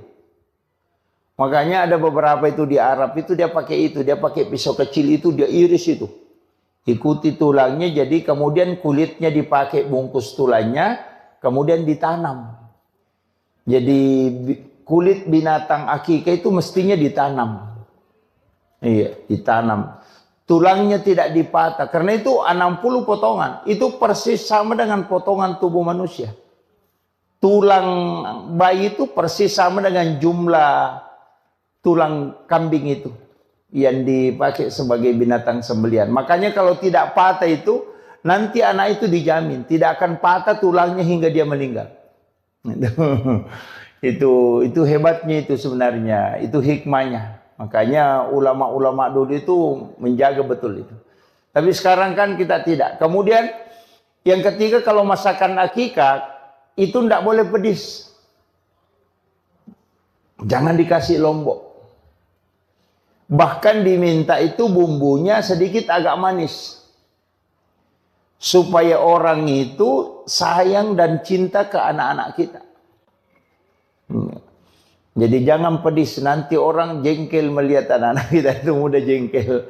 Kayaknya kalau ada anak sering diputar telinganya itu mungkin karena banyak lomboknya waktunya dimasakkan kambingnya. Itu ini. Jadi itu kuncinya sebenarnya. Jadi makanya aturannya di situ luar biasa itu ya. Kemudian kita dianjurkan untuk sedekah. Jadi itu kalau sunnah. Kemudian mendidik anak. Sebenarnya begini. Kita ini sekarang banyak hal yang saya dapat itu Bapak. Terus terang saya harus sampaikan ini. Orang tua dulu itu ilmunya itu bukan dari satu sumber. Dia belajar fikih, belajar tasawuf, belajar ilmu hikmah. Jadi sehingga mereka itu paham betul. Termasuk kan kayak plasenta bayi itu. Tali pusar. Tali pusar itu kan sebenarnya obat. Dan itu sudah ditemukan sekarang. Cuma kita tidak bisa simpan dalam waktu lama. Makanya di London itu kan ada bank plasenta. Yang disimpan kemudian bisa dipakai ketika suatu waktu anak kita kena drop atau stroke. Itu bisa diambil untuk dia rendam. Kemudian dia minum, itu untuk peremajaan sel. Itu kan sudah ada. Itu plasenta. Saya tidak tahu orang tua dulu mengatakan kalau ada anak sakit, ambil air baru siram pusarnya, kemudian kasih itu minum supaya berhenti sakit perut. Saya tidak tahu dari mana ilmu itu dia dapat. Padahal sekarang ini kan baru didapat bahwa plasenta itu adalah obat. Gitu kan. Bahkan kan pejabat-pejabat banyak konsumsi plasenta. Kan yang plasenta rusa itu, yang kapsul itu untuk fisik. Yang suplemen itu, kan itu mahal itu, hampir 80 juta harganya itu. Dan itu untuk suplemen, itu kan plasenta. Makanya anak-anak kita itu sebenarnya tali pusarnya itu orang tua dulu itu simpang. Nah, cuma sekarang kan tidak, karena tidak steril lagi. Apalagi kalau sudah kena sinar matahari, selnya itu kan rusak. Mestinya itu kan kalau orang bawa ke bank plasenta di London kemudian disimpan di dalam suhu minus 900 derajat. Itu terjaga itu. Itu satu-satunya yang negara yang punya itu masih London. Jadi yang setahu saya itu. Kemudian anak kita itu sebenarnya begini. Setiap menjelang subuh pasti bangun. Bayi itu begitu. Dan saya dapat di salah satu kitab hikmah itu dan ulama terapkan itu, dan saya agak lambat tahu ilmu ini. Kalau ada anak kita, tapi ini kan kalau perempuan kan enggak, kalau nanti kalau laki-laki, kalau ada anak laki-laki cukur setiap hari Rabu. Iya. Jadi bercukur itu bukan hari Jumat. Jadi kalau ada anak-anak kita sudah dipotong rambutnya misalnya untuk akikahnya, nanti setiap hari Rabu cukur rambutnya. Selama 40 Rabu. Insya Allah anak itu akan pintar dalam ilmu hukum agama. Itu hikmahnya. Makanya masih ada pondok pesantren sekarang. Kalau masuk anak-anak itu setiap hari Rabu digundul. Dicukur. Itu selama 40 Rabu. Di pesantren itu dicukur. Karena itu masih pakai itu di kitab itu. Jadi ulama hikmah itu mengatakan salah satu hikmahnya bercukur di hari Rabu itu sebenarnya itu untuk ahli hukum. Jadi fuqaha kalau mau menjadi ahli fikih, suruh anak-anak itu memudahkan otaknya untuk mengetahui hukum. Itu dicukur pada hari Rabu. Tapi ini untuk anak laki-laki ya, kalau perempuan kan enggak. Laki-laki aja. Jadi saya sampaikan kalau hikmahnya. Tapi sebenarnya perempuan bisa juga dipotong sedikit aja. Setiap hari Rabu digunting sedikit rambutnya, Rabu digunting sedikit. Tidak usah digundul. Itu kan kalau kita mau ambil istilahnya hikmahnya di hari Rabu itu. Makanya jangankan bercukur Bu, itu diatur. Kayak motong kuku itu kan diatur hari Senin, Kamis atau Jumat. Bahkan tata cara motong kuku itu kan juga diatur. Sampai di kitabnya Syekh Abdul Qadir Jilani itu kan dari tangan kanan, mulai dari jari telunjuk, jari tengah, jari manis, jari kelingking, baru ke ibu jari. Kemudian pindah ke tangan kiri, supaya tidak kena penyakit kulit. Jadi orang yang motong kuku itu hari Senin, Kamis atau Jumat, kemudian memotong kuku dari kanan, kemudian memulai dari jari telunjuk, jari tengah, jari manis ke kelingking, kemudian ibu jari, itu tidak kena penyakit kulit. Termasuk panu itu dan kudis itu tidak kena. Itu hikmahnya itu. Jadi kalau ada orang kena panu, suruh aja itu motong kuku seperti itu. Berhenti itu. Jadi itu hikmahnya agama itu luar biasa itu. Kemudian saya sering sampaikan, kalau motong kuku kecuali wanita haid, dianjurkan untuk berwudu. Mestinya itu sebelum motong kuku berwudu. Sama aja laki-laki kalau mau pergi sholat Jumat, mestinya mandi sunnah Jumat, berwudu sempurna, sudah itu baru potong kuku. Karena kuku yang terlepas dalam keadaan suci, itu tidak pernah berhenti bersikir hingga dihancur. Kadang kita terbalik. Motong kuku dulu baru pergi mandi, kan terbalik. Mestinya seluruh anggota tubuh. Sama kalau mau motong rambut, mau menggunting rambut, mestinya dalam keadaan ada wudhu. Supaya itu semua benda yang lepas, anggota tubuh kita yang lepas, itu berzikir. Kenapa orang yang mau berkurban ketika masuk di bulan Zulhijjah, itu dilarang potong rambut? Dilarang menggunting kuku. Nggak begitu. Dilarang gunting rambut, dilarang potong kuku ketika masuk bulan Zulhijjah. Kalau dia mau berkurban. Itu karena badan kita itu ingin menyaksikan kurbannya. Itu kan kata Nabi. Bahwa anggota tubuhmu itu juga akan dosa-dosanya lepas. Banyak orang kan tidak perhatikan itu. Dan itu disunahkan. Ketika masuk bulan Zulhijjah, 1 Zulhijjah, dan kita mau berkurban, jangan potong kuku. Jadi supaya nanti ketika berkurban hadir melihat. Karena banyak juga orang tidak hadir ketika disembelih. Padahal itu yang afdalnya. Ada 3 afdal di situ. Kita yang sembelih sendiri kurban kita, cuma tidak semua orang mampu. Yang kedua hadir. Kenapa kita hadir? Karena di situ doa mustajabah. Sebelum darah menetes sampai ke tanah, itu 1 jengkal aja jaraknya, itu pahalanya sudah sampai. Bayangkan itu, Bu. Ketika pisau sudah melekat di leher binatang yang mau dikurbankan, itu sebelum darahnya sampai ke tanah, itu pahalanya sudah sampai. Makanya doa yang paling cepat di situ, ketika pisaunya Pak Imam itu sudah di leher binatang, di situ kita berdoa. Biar tidak dilepaskan, cukup dalam hati. Mudahkan rezekiku, panjangkan umurku untuk bisa berkurban tahun depan. Itu luar biasa itu. Karena itu doa yang paling cepat itu. Kalau sholat kan belum tentu. Itu. Makanya ibadah kurban ini luar biasa sebenarnya kalau orang paham betul itu. Cuma kadang-kala kita bilang sembelih nanti bagi daging baru datang. Oh, itu rugi betul itu.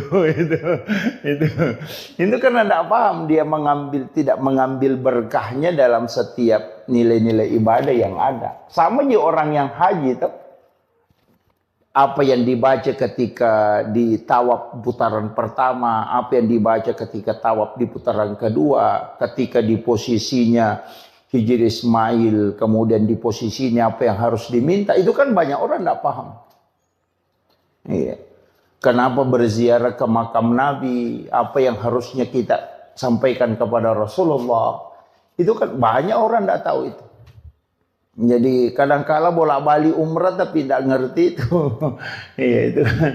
Maka apa yang dibaca ketika melihat Ka'bah, itu kan banyak semua itu doa-doanya. Ini makanya kadang-kala kita ini ibadah. Jadi sebenarnya saya sering sampaikan begini. Bahwa ibadah umrah atau ibadah haji itu adalah sholat dalam skala besar. Ini yang kadang orang tidak anukan. Kemudian saya lanjut. Jadi anak-anak kita itu kalau menjelang subuh pasti bangun. Ketika malaikat itu sudah turun. Karena bayi itu kan masih bisa melihat itu. Makanya mulai dari jin itu bayi bisa lihat. Cuma sekarang ini kan ada juga masalah. Kayak bayi yang indigo itu kan. Justru sekarang orang kalau ada bayi indigo, diambil kebanggaan. Padahal itu orang tidak beres itu. Mestinya bayi indigo itu dikasih kembali lagi ke perut ibunya. Karena itu belum selesai dia.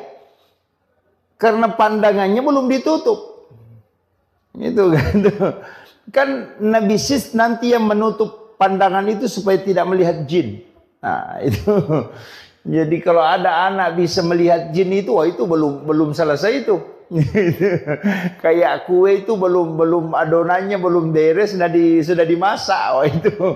Jadi kenapa bayi mestinya itu pas kelahirannya baru lahir, karena itu kuncinya di situ. Dikhawatirkan dampaknya ke situ. Iya. Dan orang yang tinggal di dalam kandungan lama itu cerdas. Itu konsensus ulama itu. Makanya Imam Syafi'i itu dikandungkan itu hampir 3 tahun. Sampai giginya itu sudah tumbuh, itu baru keluar. Walaupun ada nanti perbedaan pendapat mengatakan dulu kan tidak ada kalender. Ya kan? Itu. Sehingga dia mengatakan 2 tahun lebih itu. 2 tahun 8 bulan dikandung. Tapi kecerdasannya Imam Syafi'i itu luar biasa. Imam Malik juga begitu. Itu dikandung hampir 1,5 tahun. Abu Hanifah juga begitu. Hampir 4 ulama yang mazhab ini itu lama semua dikandung. Dan ternyata orang yang lama di dalam kandungan itu cerdas. Itu. Cuma sekarang kan ndak ini. Karena dikhawatirkan. Sekarang kan biasa orang khawatirkan. Misalnya kalau ketubannya sudah pecah, itu kan bahaya. Sehingga orang kan operasi atau apa. Cuma ulama kita menyampaikan bahwa ketika ada anak lama di kandungan, itu besar kemungkinan itu kecerdasannya luar biasa. Makanya kalau ada anak mengandung lewat dari waktu yang ditetapkan dokter aman-aman ji, tidak usah dioperasi dulu. Itu akan mempengaruhi kecerdasan. Kemudian kenapa perintah agama? Wal walidatu yurdi'na auladahunna haulaini kamilaini an yutimma radha liman arada an yutimma radha. Kenapa kita dianjurkan menyusui anak itu 2 tahun? Wal walidatu yurdi'na auladahunna haulaini kamilaini. Kenapa dianjurkan itu 2 tahun? Karena memang pergantian sel air susu ibu itu selama 2 tahun. Setiap hari itu berubah. Campuran air susu seorang ibu itu berubah setiap hari. Makanya kalau minum susu formula, itu kan formula 0 sampai 5 bulan. 5 bulan sampai 1 tahun. Bukan begitu gitu. Kalau formulasi air susu ibu itu setiap hari berubah. Di waktu asar itu berubah. Jadi campurannya air susu hari ini dengan besok, itu beda. Makanya semestinya itu tidak mengambil air susu kemudian dia simpan besok baru dikasih anak-anak. Mestinya itu tidak. Biasanya kan ada yang mengambil ASI-nya itu kemudian dia simpan di freezer atau di ini besok baru dia nukan. Mestinya tidak, karena percampuran air ASI ibu itu 2 tahun selalu berubah setiap hari. Makanya perintah agama itu menyusui anak 2 tahun. Itu baru sempurna betul untuk perkembangan otak. Makanya kenapa susu formula membuat anak cepat pintar. Itu seperti ayam potong. Ayam potong itu kan di-upgrade. Tapi PC-nya lemah. Makanya anak-anak yang dikasih susu formula memang awalnya dilihat cerdas. Tapi nanti masuk kelas 5, masuk SMP, mulai buntu. Karena dia tidak mengikuti, otaknya tidak terformat sistematis. Dari makanannya itu. Makanya itu sebenarnya agama luar biasa, Bu. Seandainya orang paham betul itu luar biasa. Sampai kenapa agama menganjurkan 2 tahun. Nah sekarang kan susu formula 0 sampai 5. 5 sampai 1 tahun. 1 tahun sampai 1,5 tahun. Baru 2 tahun. Baru 0 sampai 3 tahun. Selesai. Itu kan hanya 4 kali berubah kan. Tapi kalau ASI itu setiap hari. Jadi itu luar biasanya. Kemudian ASI pertama itu mestinya dikasih ke anak. Yang warna kuning itu dijaga betul itu. Mestinya dikasih langsung ke anak itu. Kenapa? Karena itu yang untuk fisik. Itu antibodi luar biasa itu. Nah, itu juga yang terkoneksi dengan orang tuanya nanti. Iya. Makanya kalau orang menyusui anaknya itu kan jantungnya dengan jantung anak dekat. Nah, kenapa sekarang kan banyak anak yang tidak istilahnya tidak takzim kepada kedua orang tuanya karena sudah ndak ini memang. Orang tua dulu itu anaknya kan selalu dia gendong. Sehingga jantung anak itu dekat. Sehingga anak itu kan terkoneksi itu. Nah, ini makanya ibu-ibu kalau menyusui anak ya harus digendong sebenarnya itu. Kan terpengaruh, ASI kan begitu mempengaruhi sekali. Apalagi kalau ibu-ibu makan makanan panas, misalnya makan sayur panas, nasi panas, pasti kan pengaruhnya ke anak. Nanti itu kalau sudah menyusui, pasti putih-putih di sini. Iya, padahal ibunya tadi makan makanan panas, ASInya kan tidak panas. Tapi kenapa? Itu terpengaruh. Artinya itu pesan bahwa ucapan apapun yang dikeluarkan seorang ibu ketika dia menyusui atau sebelum menyusui itu akan masuk ke anak, tertransfer. Makanya jangan menyusui anak ketika dalam keadaan stres. Makanya kalau ibu-ibu mau nyusui anak, baca sholawat lah. Atau bunyikan Al-Quran, biar di HP saja, di Android. Baca sholawat, kemudian zikir, itu paling bagus. Karena itu tertransfer nanti masuk ke anak. Karena itu kan sesuatu yang dibacakan zikir itu pasti tenang. Mulai kalau sholawat, makanya anak-anak itu bacakan sholawat. Jadi kalau kasih menyusui anak itu sholawatan, insya Allah. Itu anak itu akan sabar. Iya. Jangan menyusui anak kalau dalam keadaan emosi, itu fatal itu. Itu nanti anak-anak tidak mau mendengar. Larinya ke situ. Jadi tidak usah kita jauh, tidak usah bilang doa apa, itu saja. Makanan panas yang dia makan, nanti kalau anaknya menyusui, itu pasti itu putih dia nunya. Terkupas-kupas itu di langit-langitnya.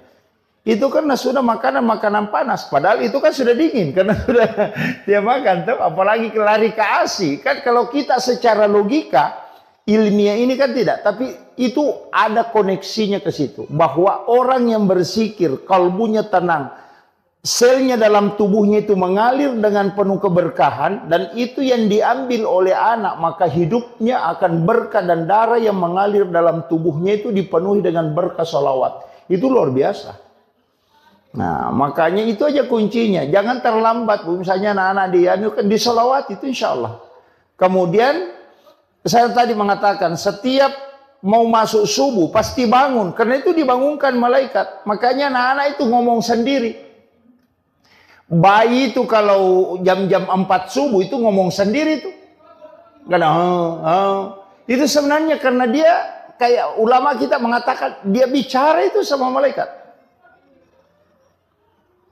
Makanya kalau ibu-ibu bisa perhatikan.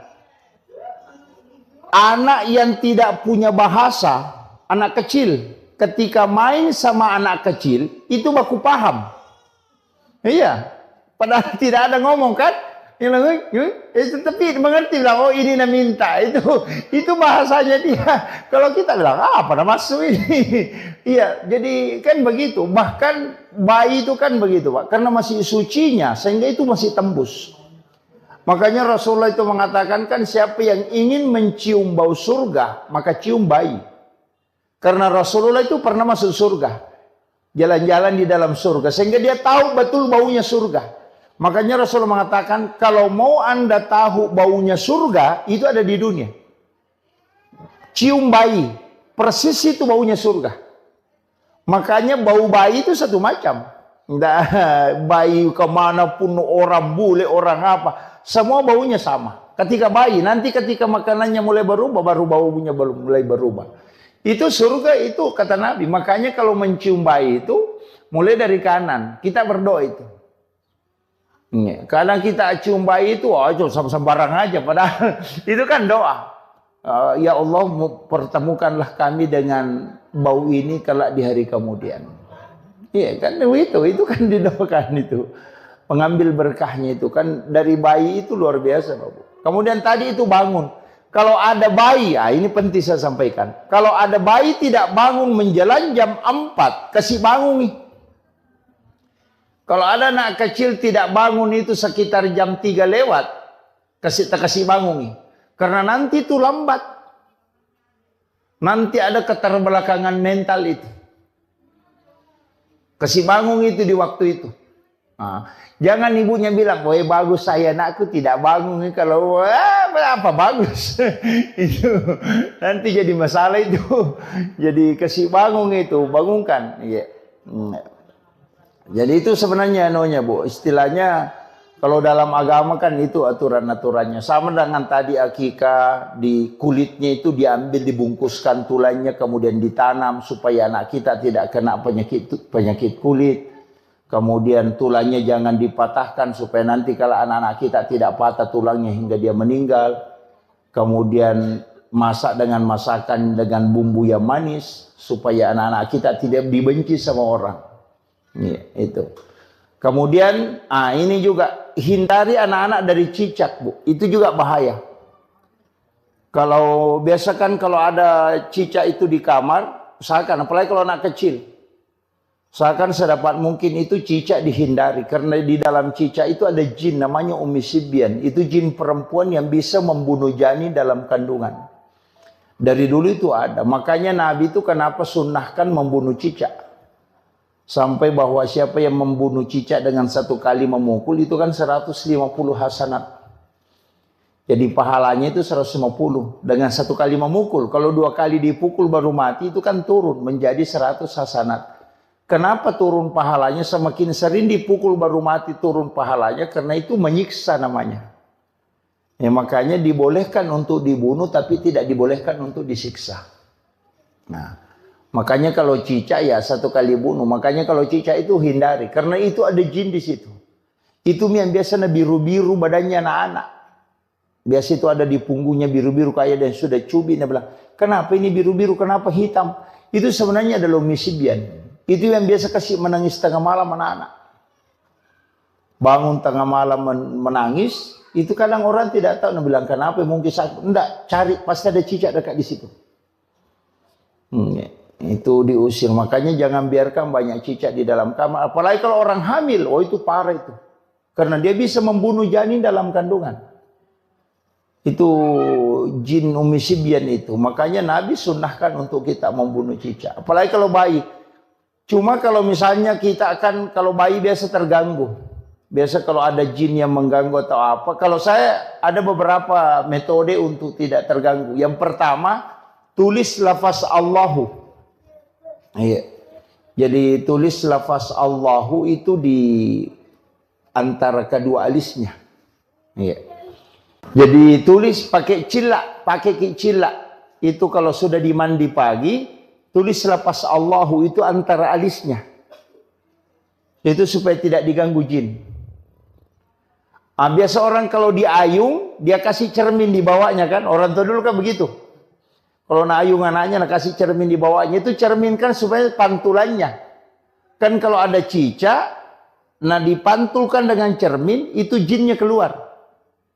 Makanya sebenarnya pakai cermin itu. Kalau mau aman pakai tulis Allahu saja.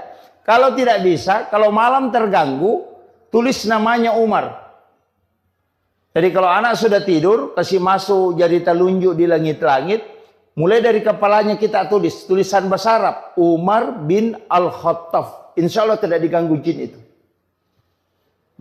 Sama kita, kalau tidur kita ada jin ganggu, kita bilang tidak bisa tidur atau ada kayak ketindisan. Tulis saja nama Umar, mulai dari pusar. Jadi kasih masuk tangan di langit-langit, baru tulis Umar bin Khattab. Tapi tulis bahasa Arab, jangan bahasa Indonesia. Tulis bahasa Arab. Jadi Umar bin Khattab, itu tidak diganggu. Itu ulama-ulama hikmah itu mengajarkan itu. Jadi kalau ditulis namanya Umar, kan biasa orang diganggu itu. Ganggu jin, itu yang dipakai. Kemudian paling bagusnya tirakat itu untuk anak-anak, sedekahkan dan puasakan hari kelahirannya. Itu paling bagus. Jadi kalau setiap hari kelahirannya itu sedekah, niatkan untuk dia. Kemudian kalau mampu puasa, puasakan hari kelahiran. Insya Allah. Jadi kalau ada anak tak mau dijadikan ustaz atau kiai, paling bagus itu tirakatnya begitu. Puasakan hari kelahirannya. Cuma yang tidak usah semua. Kalau 7 anaknya semua hari lahir, puasa setiap hari gitu. Itu. Jadi biar yang salah satunya misalnya, oh ini anak saya mau anukan, puasakan hari kelahirannya. Soalnya kan begitu, tirakatnya ke situ. Orang tua puasakan. Kemudian anak-anak kita kan biasa didoakan. Doakan kalau mau tidur, kalau menangis bacakan ayat kursi, kemudian bisa dipegang tangannya, kemudian baca basmalah. Bisikkan di telinganya itu ayat kursi, itu bisa untuk menghindari supaya tidak diganggu jin. Itu kuncinya. Jadi anak-anak kita kan begitu. Jadi setiap perkembangannya itu pasti istilahnya mengalami kayak demam apa ya itu. Makanya rambut bayi itu harus dicukur habis. Karena itu ada virus.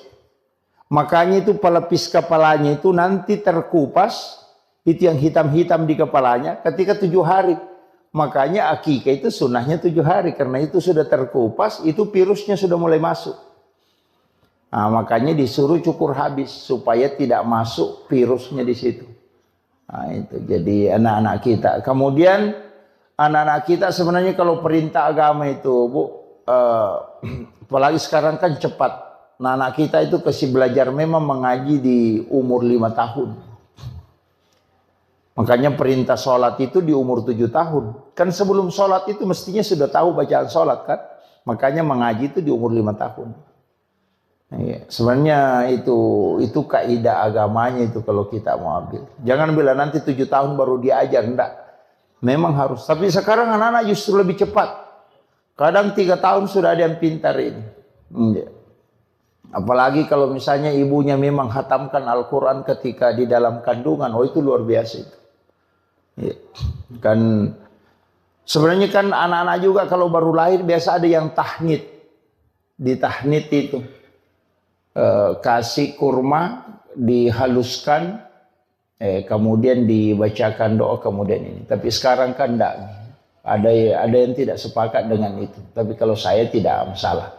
Kemudian yang terakhir ada juga penting saya wasiatkan untuk anak-anak kita. Satu kuncinya sebenarnya begini, Bu. Yang paling lama dipelihara itu anak. Yang paling lama kita punya tanggung jawab itu ke anak. Anak ayam itu 3 bulan itu sudah pisah sama induknya. Kalau anak kita itu sudah punya anak masih dibimbing. Makanya ini penting saya sampaikan bahwa jaga anak kita itu kalau misalnya setiap malam Jumat, Bu, kirimkan suratul Fatihah. Jadi tirakatnya itu istilahnya kalau dalam tarekat itu kirimkan suratul Fatihah setiap malam Jumat. Itu bisa 41 kali. Supaya kita sebut ila ruh wa nafsu wa jasad. Jadi supaya terkoneksi dengan kita. Iya. Apalagi kalau dia di pesantren, sekolah di pesantren, kirimkan itu setiap malam Jumat kirimkan. Kirimkan Fatihah. Iya. Jadi tapi jangan bilang ila arwahi. Katakan ila ruh. Kalau arwah itu orang sudah meninggal. Kalau ila ruh itu untuk orang hidup dan bisa juga untuk orang meninggal. Nah, karena ruh itu kalau arwah itu sudah almarhum atau almarhumah. Tapi kalau pakai ila ruh itu tidak. Itu untuk orang hidup. Sama dengan suami kita. Suami tak kirimkan Fatihah. Supaya kalau mau selingkuh bisa ditahu. Baru ada niat-niat masalahnya itu sudah kita bisa tahu. Kenapa? Karena memang terkoneksi. Karena ruh itu bersilaturahmi. Banyak perempuan itu bisa tahu kekurangan suaminya apanya gara-gara itu begitu terkoneksi. Iya, kirimkan Fatihah, jangan tidak dikirimkan Fatihah. Nabi bilang tidak mati, Ustaz. Nabi buka orang mati dikirimkan. Yang salah itu kalau bilang ila arwahi, wah itu jadi masalah itu. Nanti suaminya marah-marah, belum Pak mati. Nah, itu ila ruh, kita kirimkan itu supaya terkoneksi. Jadi kalau ada masalah itu koneksi itu. Biar kalau HP kan bisa dinapaki orang berbohong. Jadi bukan HP yang berbohong, orangnya yang berbohong. HP itu jujur sekali, apa yang dibilang itu yang dibilang. Kalau yang pegang HP itu yang biasa berbohong. Makanya saya wasiatkan pakai itu, kirimkan. Anak-anak kita kirimkan Fatihah, suami kita kirimkan Fatihah. Baru minta berkahnya supaya terkoneksi. Jadi bisa kita tahu anak kita sekolah di Jakarta atau di Makassar itu bisa koneksi. Iya.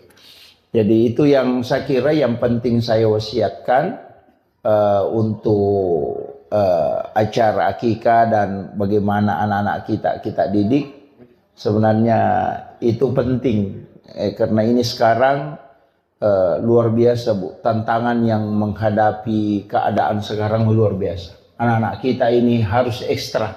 Makanya Nabi memang mengatakan bahwa didiklah anakmu melebihi dari pendidikan, karena dia akan menghadapi masa yang lebih berat dari apa yang kau hadapi. Jadi itu yang penting saya wasiatkan, makanya didik dan harus kita banyak mendoakan. Walaupun sebenarnya ada amalan itu bagus sekali, pas anak itu lahir langsung bawa ke masjid. Jangan melewati satu waktu sholat. Jadi pas lahir bawa ke masjid, simpan di depan mimbar, letakkan di situ, baru sholat sunnah hajat 2 rakaat, baru berdoa kepada Allah supaya diikatkan kalbunya dengan masjid. Jadi nanti anak-anak itu menangis kalau orang ke masjid dan dia tidak ikut. Nah itu. Jadi dan kalau ke masjid itu pasti tenang. Ya, datang tenang itu. Jadi itu yang dianukan. Jadi sambung memang masjid dengan kalbunya ketika anak itu lahir. Bahkan ulama kita mengatakan pas waktu sholat pertama dia dapati. Langsung bawa simpan di depan mimbar, sholat sunnah hajat baru minta kepada Allah supaya dianukan. Bahkan ada mengatakan bisa di mihrab. Saya kira ini yang penting saya wasiatkan untuk kita, mudah-mudahan ada pelajaran yang bisa kita petik, utamanya untuk mendidik anak-anak kita. Dan saya wasiatkan penutup Bu, jangan kurang membaca 100 kali surah Al-Insyirah dalam satu hari. Iya, itu aja yang paling mudah. Jangan kurang membaca 100 kali surah Al-Insyirah, Alam Nasrah. Nggak usah pikirkan apa nanti jabatannya anakku, apa nanti sekolahnya anakku. Nggak usah pikirkan. Selesaikan saja surah Al-Insyirah 100 kali dalam satu hari. Allah akan menempatkan anak-anak kita di tempat yang tinggi. Nggak usah pikirkan ada nanti pekerjaannya di mana nanti. Nggak usah pikirkan itu. Ini saja selesaikan Al-Insyirah 100 kali dalam sehari. Insya Allah anak-anakmu ditempatkan di tempat yang tinggi. Iya. Maka dia guru tadi nanti nak guru bija-bija mutanya rupu mujajian. Yang penting bisa cukup. Dicicil bisa Bu. 20 setiap selesai sholat fardu. Bukan 100 gitu. Cicil aja 20. Jadi surah Al-Insyirah itu Alam Nasrah. Itu dilakukan. Tapi jangan kurang 100. Ke minimal 100. Insya Allah anak-anak kita itu ada saja jalurnya itu. Tidak usah khawatir bilang anu begini-begini. Tidak. Nanti Allah tempatkan khusus. Dia kasih kedudukan khusus.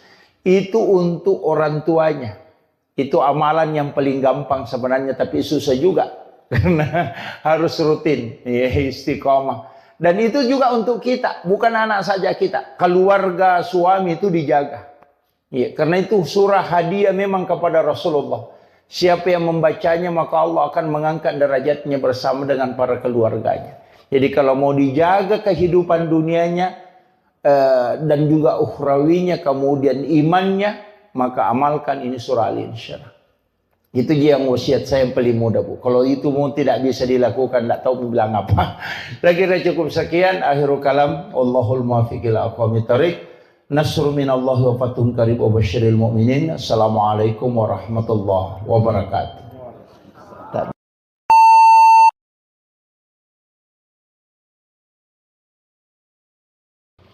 Alhamdulillah.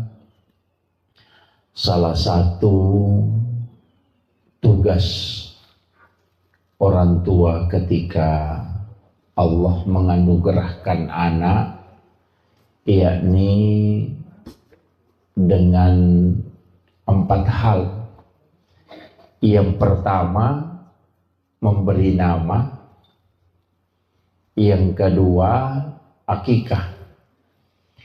Akikah itu sebenarnya 2 tugasnya. Yang pertama adalah menyembelih binatang. Kemudian yang kedua adalah memotong rambut, menggunting rambut. Itu yang akikah. Jadi memang cuma kadang-kala kita kalau menggunting rambut itu tidak secara keseluruhan. Padahal di dalam hadis itu disebutkan jangan engkau sisa walau hanya selembar. Jadi rambut bayi itu dicukur habis. Kemudian sunnahnya itu ditimbang berapa berat rambut itu, kemudian dibelikan emas, kemudian emas itu disedekahkan, yang sunnahnya. Jadi untuk aturan dalam agama itu yang kaidah-kaidahnya itu sebenarnya sempurna betul, utamanya dalam anak, pendidikan anak dan perlakuan terhadap anak yang telah lahir. Jadi mulai pertama dianjurkan untuk diazankan, walaupun nanti ada beberapa pendapat ulama mengatakan hadisnya adalah dhaif. Jadi mengazankan kalau laki-laki itu diazankan kemudian diiqamatkan, kalau perempuan cukup diiqamatkan saja. Kemudian akikah itu diperintahkan di hari ke-7. Sunnah akikah itu hari ke-7. Kalau tidak sempat di hari ke-7, itu ditambah 7 hari. Jadi hari ke-14. Nanti kalau tidak sempat lagi di hari ke-14-nya, ditambah lagi 7 hari. Di hari ke-21-nya. Nah, kalau tidak sempat di 2 hari ke-21, itu sudah tidak ada lagi penetapan waktu. Dicari saja kapan kita ada waktu dan kesempatan. Jadi yang sunnah akikah itu penetapannya 3 hari. 7 hari kelahiran, 14 hari kelahiran, dan 21 hari kelahiran. Cuman ketika anak itu lahir sudah asar, maka tidak dihitung hari itu. Jadi misalnya lahir hari Ahad, sudah sholat asar, itu tidak dihitung hari itu. Jadi kita mulai menghitung hari Senin. Jadi kenapa? Karena bulan itu sudah muncul di situ. Nah, makanya nanti apalagi kalau menjelang maghrib lahir, kayaknya tidak dihitung itu hari untuk hitungan akikahnya, maksud saya. Jadi makanya kalau misalnya Ahad sore, makanya langsung hitung Senin, Selasa, Rabu, Kamis, Jumat, Sabtu, Ahad. Nah, begitu. Tapi kalau dia lahir sebelum duhur, maka dihitung hari itu. Ya, jadi itu begitu cara menghitungnya kalau untuk penetapan hari akikah. Sebenarnya kenapa ada semua rahasia di dalam kitab-kitab hikmah itu, para ulama kita itu sebenarnya sudah menjelaskan beberapa asbab kenapa ada hitungan 7. Anak itu kan sebenarnya 7 bulan kandungan itu kita adakan acara syukuran. Nah, biasa orang mengatakan syukuran 7 bulanan. Kenapa ambil 7 bulan? Kenapa bukan 9 bulannya misalnya? Kemudian 7 hari kelahiran, ambil lagi 7 itu. Nanti di umur 7 tahun disuruh sholat. Itu 7 tahun lagi, bukan 5 tahun. Jadi hitungannya itu kan 7 tahun. Makanya kenapa hitungan 7 itu? Tawaf itu kan juga 7 putaran. Sa'i juga 7.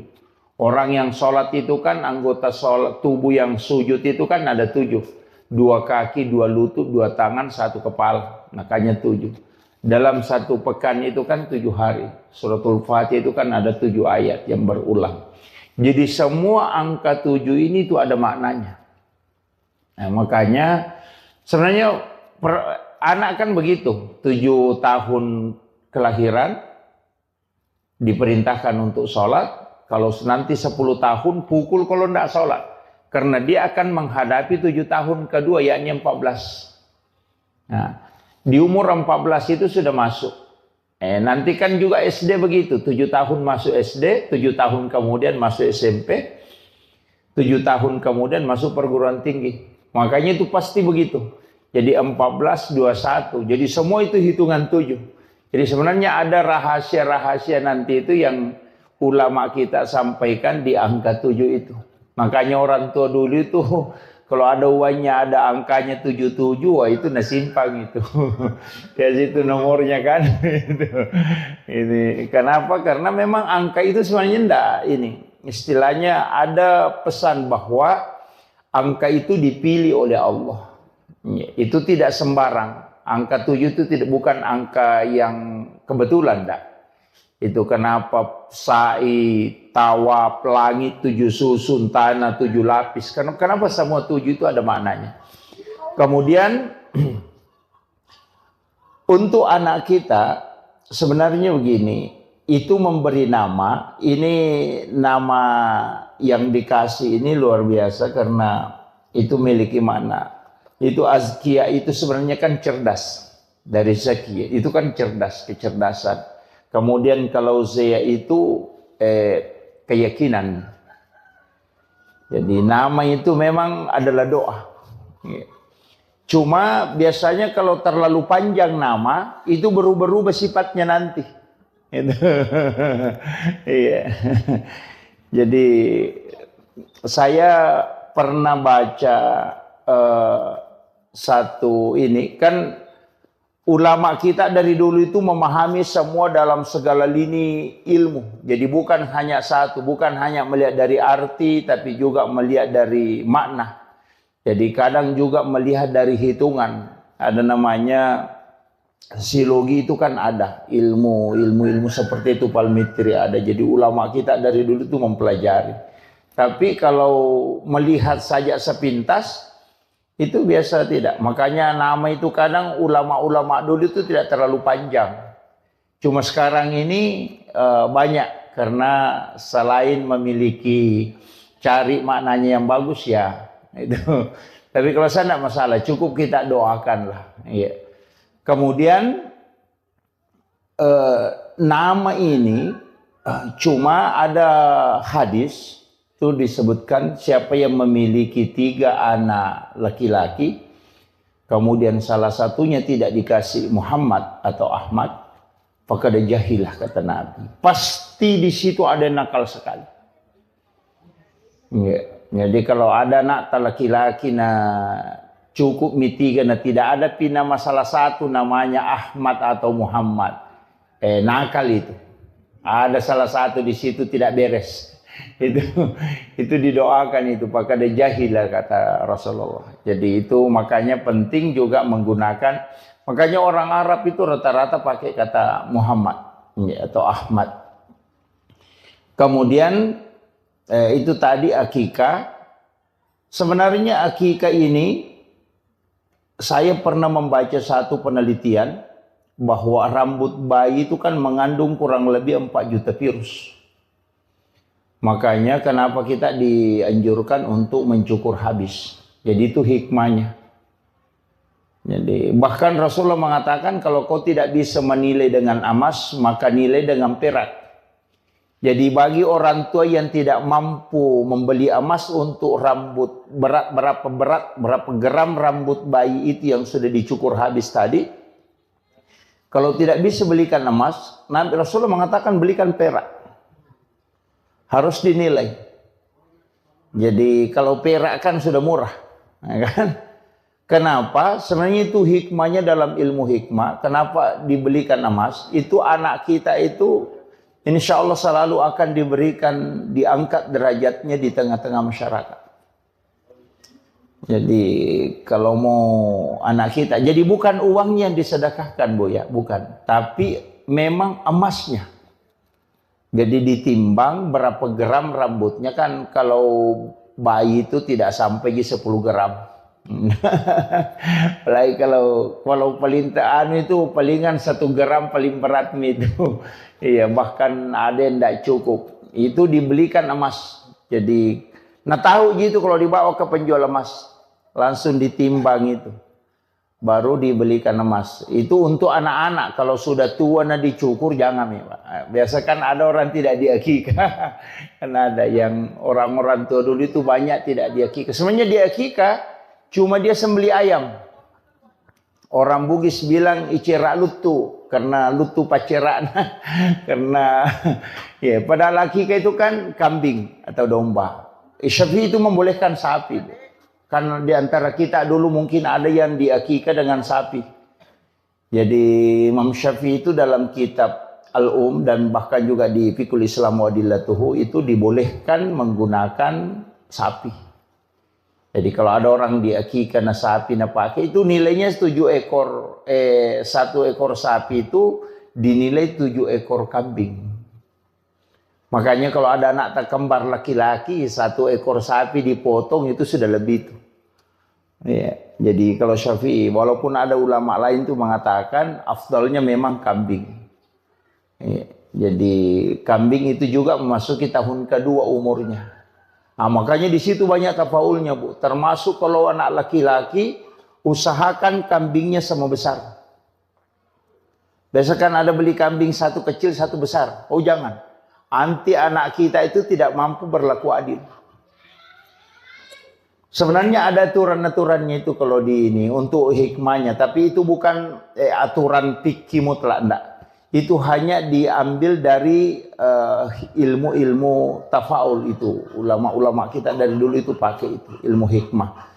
Termasuk kalau wanita, itu kalau di perempuan kita mau akikah, kambing yang kita beli itu diperiksa kaki depannya. Lama dulu itu mengatakan periksa kaki depannya. Karena dari 10 kambing, paling tinggi 3 ekor itu yang sama besar kaki depannya. Jadi cek itu kaki depannya yang sama besar. Itu yang kau jadikan kambing untuk akikah anak perempuan. Karena supaya anakmu bisa berlaku adil kalau nanti ketika dia besar. Nah, kalau laki-laki sama besar kambingnya. Apalagi kalau ada kambing kembar itu bagus sekali. Yang tidak bisa dibedakan besarnya, warnanya itu paling bagus. Tapi itu sunnahnya, Bu ya. Kalau akikah itu untuk laki-laki bisa 1 ekor kambing. Tidak mutlak harus 2. Jadi Rasulullah mengakikah cucunya itu dengan kamshan. Hanya 1 ekor domba. Tidak mutlak bilang harus 2. Cuma sunnahnya 2. Kalau tidak mampu 1 ekor itu sudah sah.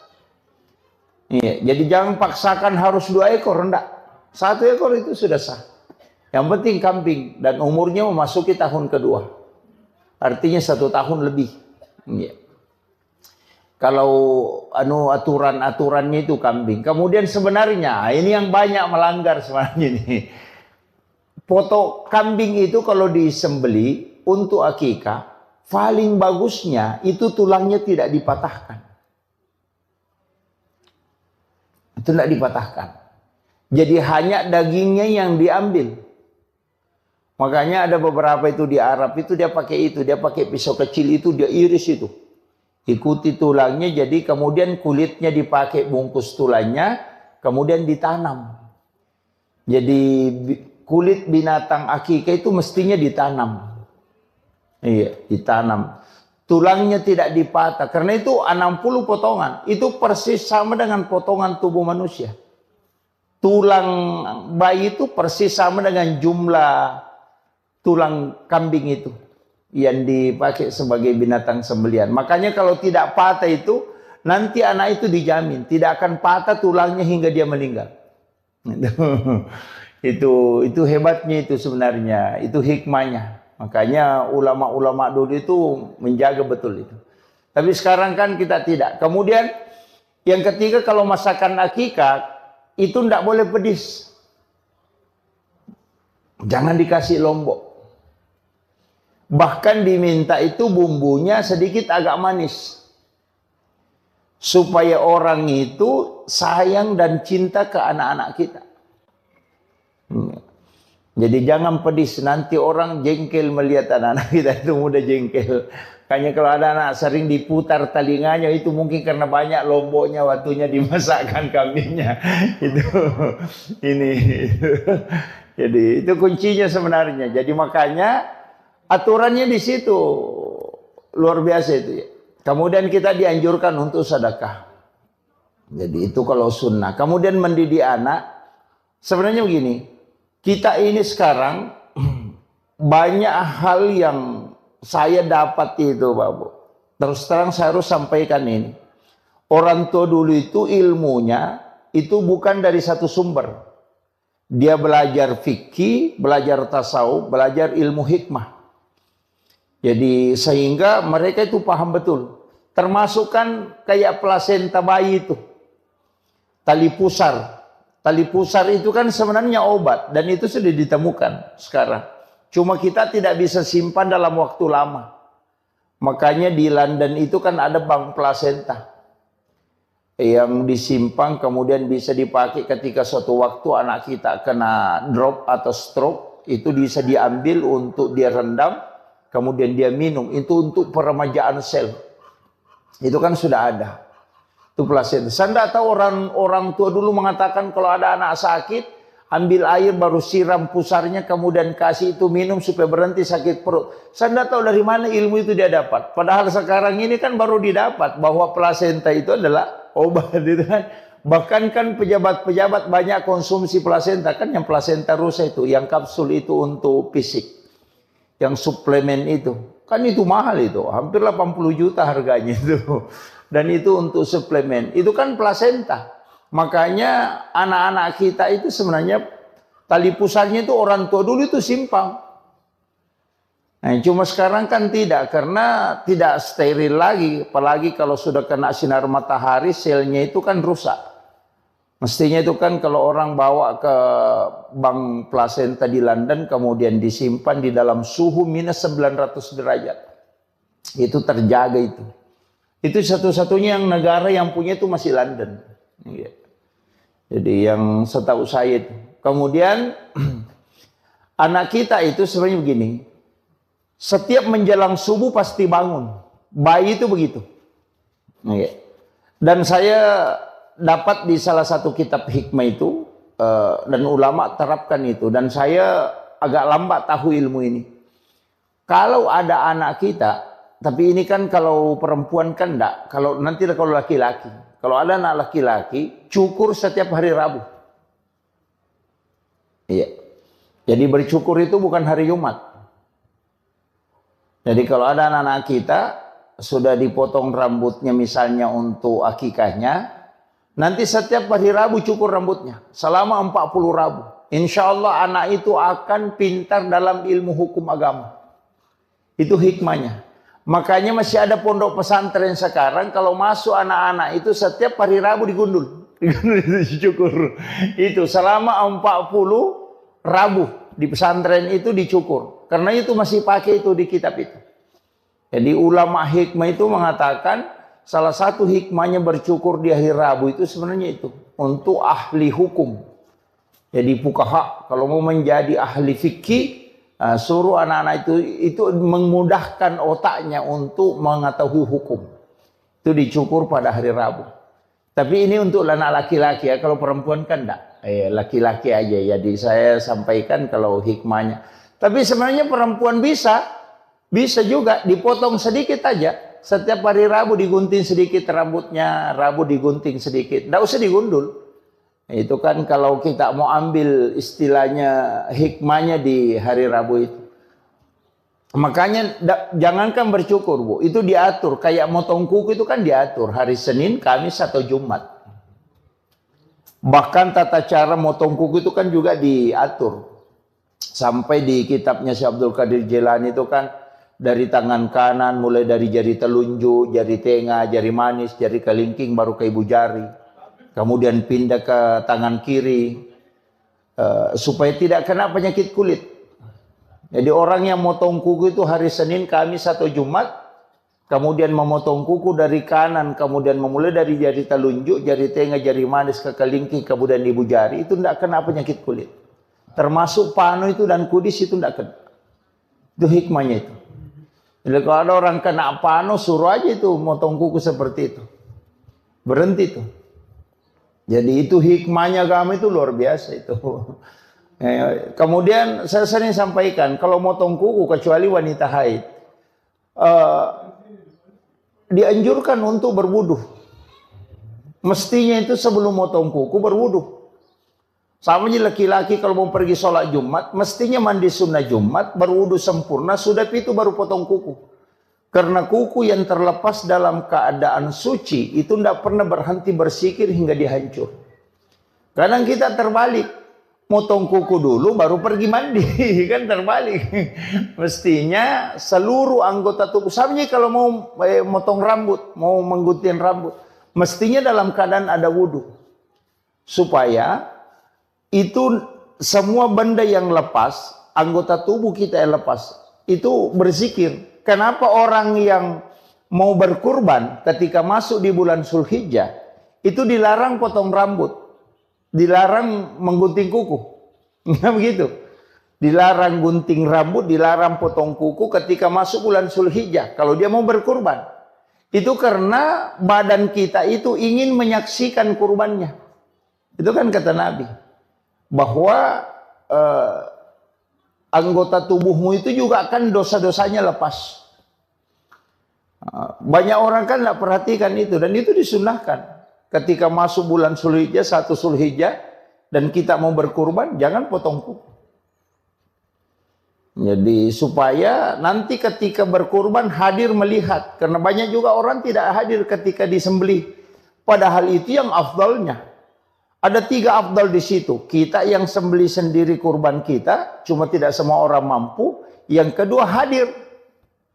Kenapa kita hadir? Karena di situ doa mustajabah. Sebelum darah menetes sampai ke tanah, itu 1 jengkal aja jaraknya, itu pahalanya sudah sampai. Bayangkan itu, Bu.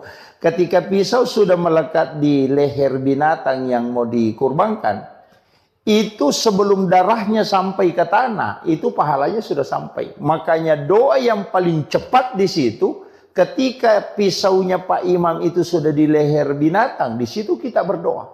Biar tidak dilepaskan, cukup dalam hati. Mudahkan rezekiku, panjangkan umurku untuk bisa berkurban tahun depan. Itu luar biasa itu. Karena itu doa yang paling cepat itu. Kalau sholat kan belum tentu. Itu.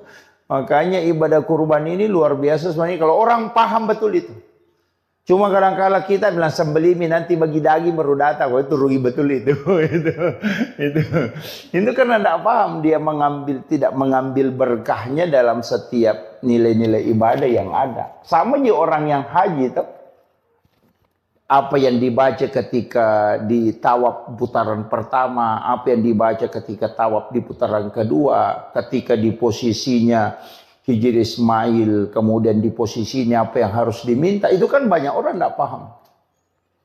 Iya. Kenapa berziarah ke makam Nabi, apa yang harusnya kita sampaikan kepada Rasulullah, itu kan banyak orang tidak tahu itu.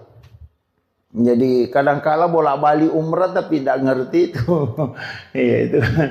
Maka apa yang dibaca ketika melihat Ka'bah, itu kan banyak semua itu doa-doanya. Ini makanya kadang-kala kita ini ibadah. Jadi sebenarnya saya sering sampaikan begini, bahwa ibadah umrah atau ibadah haji itu adalah sholat dalam skala besar. Iya, ini yang kadang orang tidak anukan. Kemudian saya lanjut. Jadi anak-anak kita itu kalau menjelang subuh pasti bangun. Ketika malaikat itu sudah turun, karena bayi itu kan masih bisa melihat itu. Makanya mulai dari jin itu bayi bisa lihat. Cuma sekarang ini kan ada juga masalah. Kayak bayi yang indigo itu kan. Justru sekarang orang kalau ada bayi indigo, diambil kebanggaan. Padahal itu orang tidak beres itu. Mestinya bayi indigo itu dikasih kembali lagi ke perut ibunya. Karena itu belum selesai dia. Karena pandangannya belum ditutup. Itu kan Nabi Sis nanti yang menutup pandangan itu supaya tidak melihat jin. Nah itu. Jadi kalau ada anak bisa melihat jin itu, wah itu belum selesai itu. Kayak kue itu belum adonannya belum beres sudah dimasak. Oh, itu.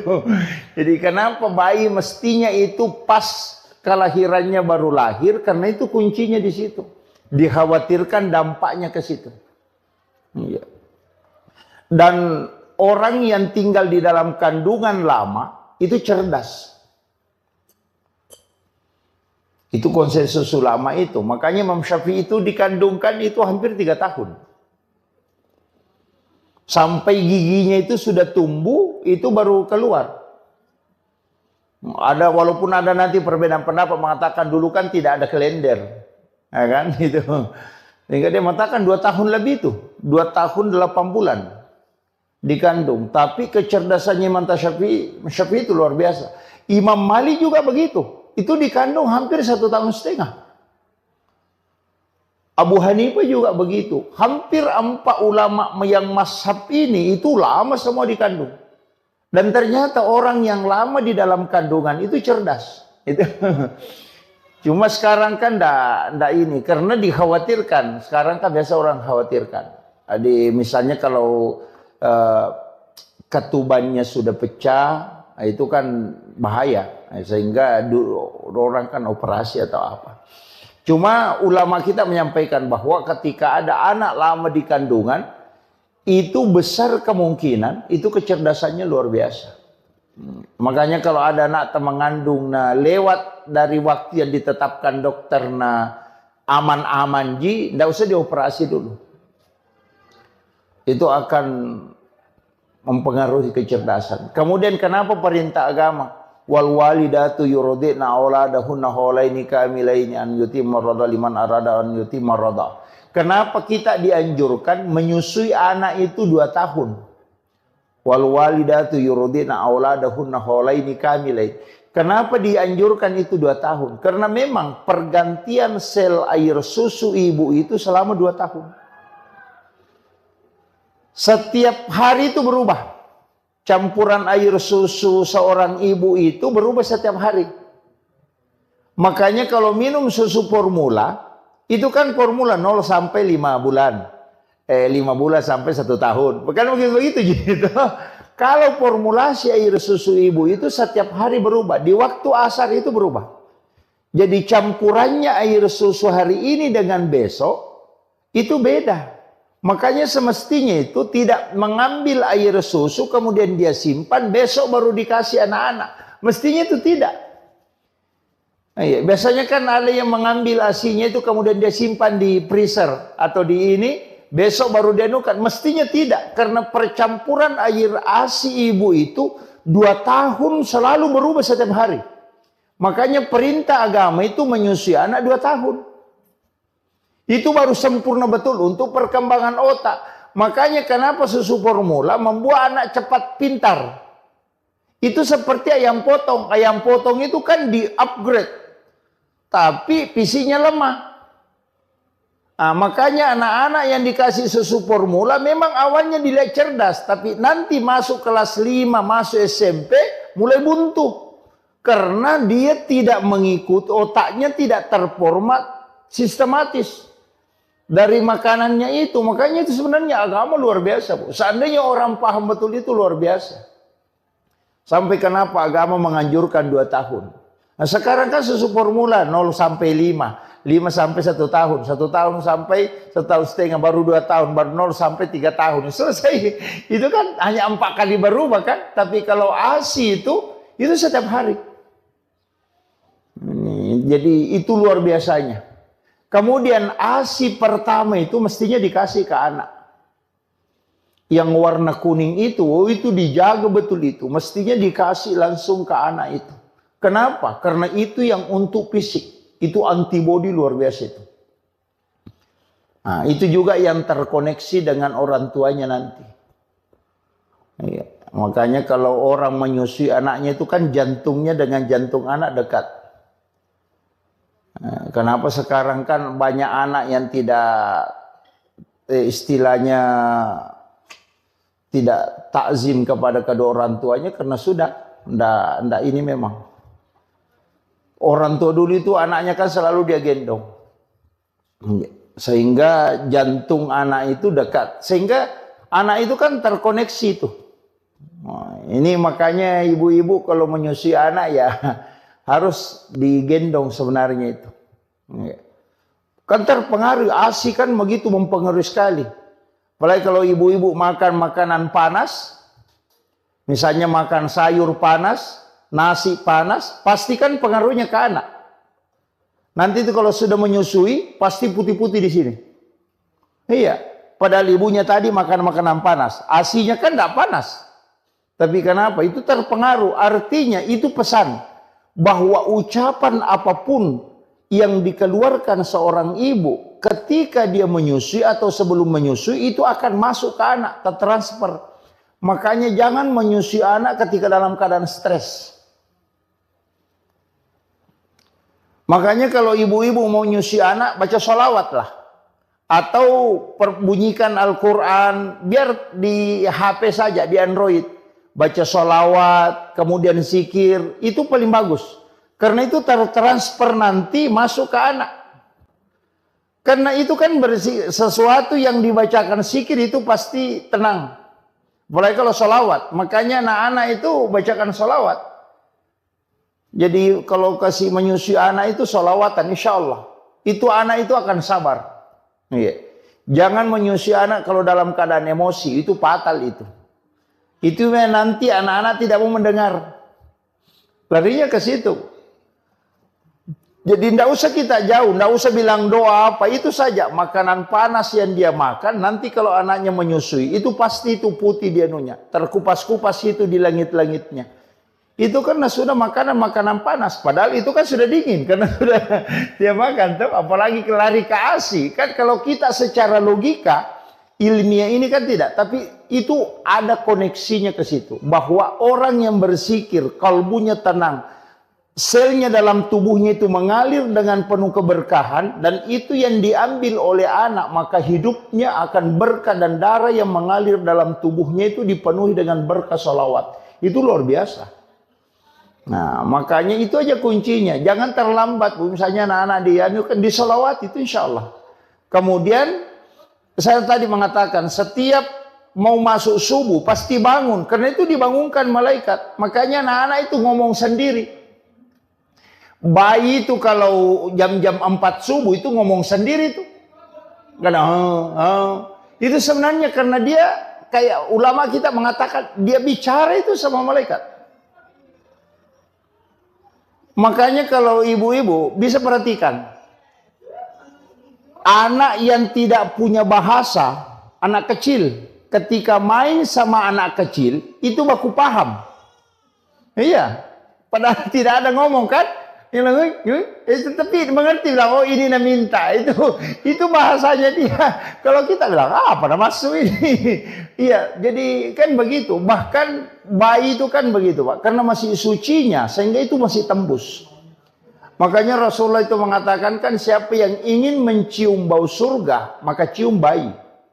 Karena Rasulullah itu pernah masuk surga.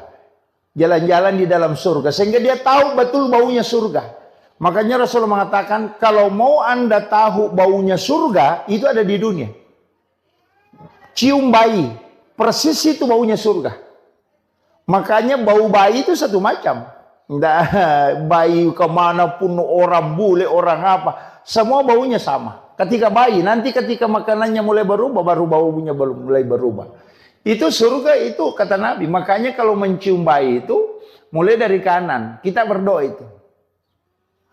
Kadang kita cium bayi itu sembarang aja, padahal itu kan doa. Ya Allah, pertemukanlah kami dengan bau ini kelak di hari kemudian. Iya kan itu kan didoakan itu. Pengambil berkahnya itu kan dari bayi itu luar biasa, Bapak. Kemudian tadi itu bangun. Kalau ada bayi, ini penting saya sampaikan. Kalau ada bayi tidak bangun menjelang jam 4, kasih bangun nih.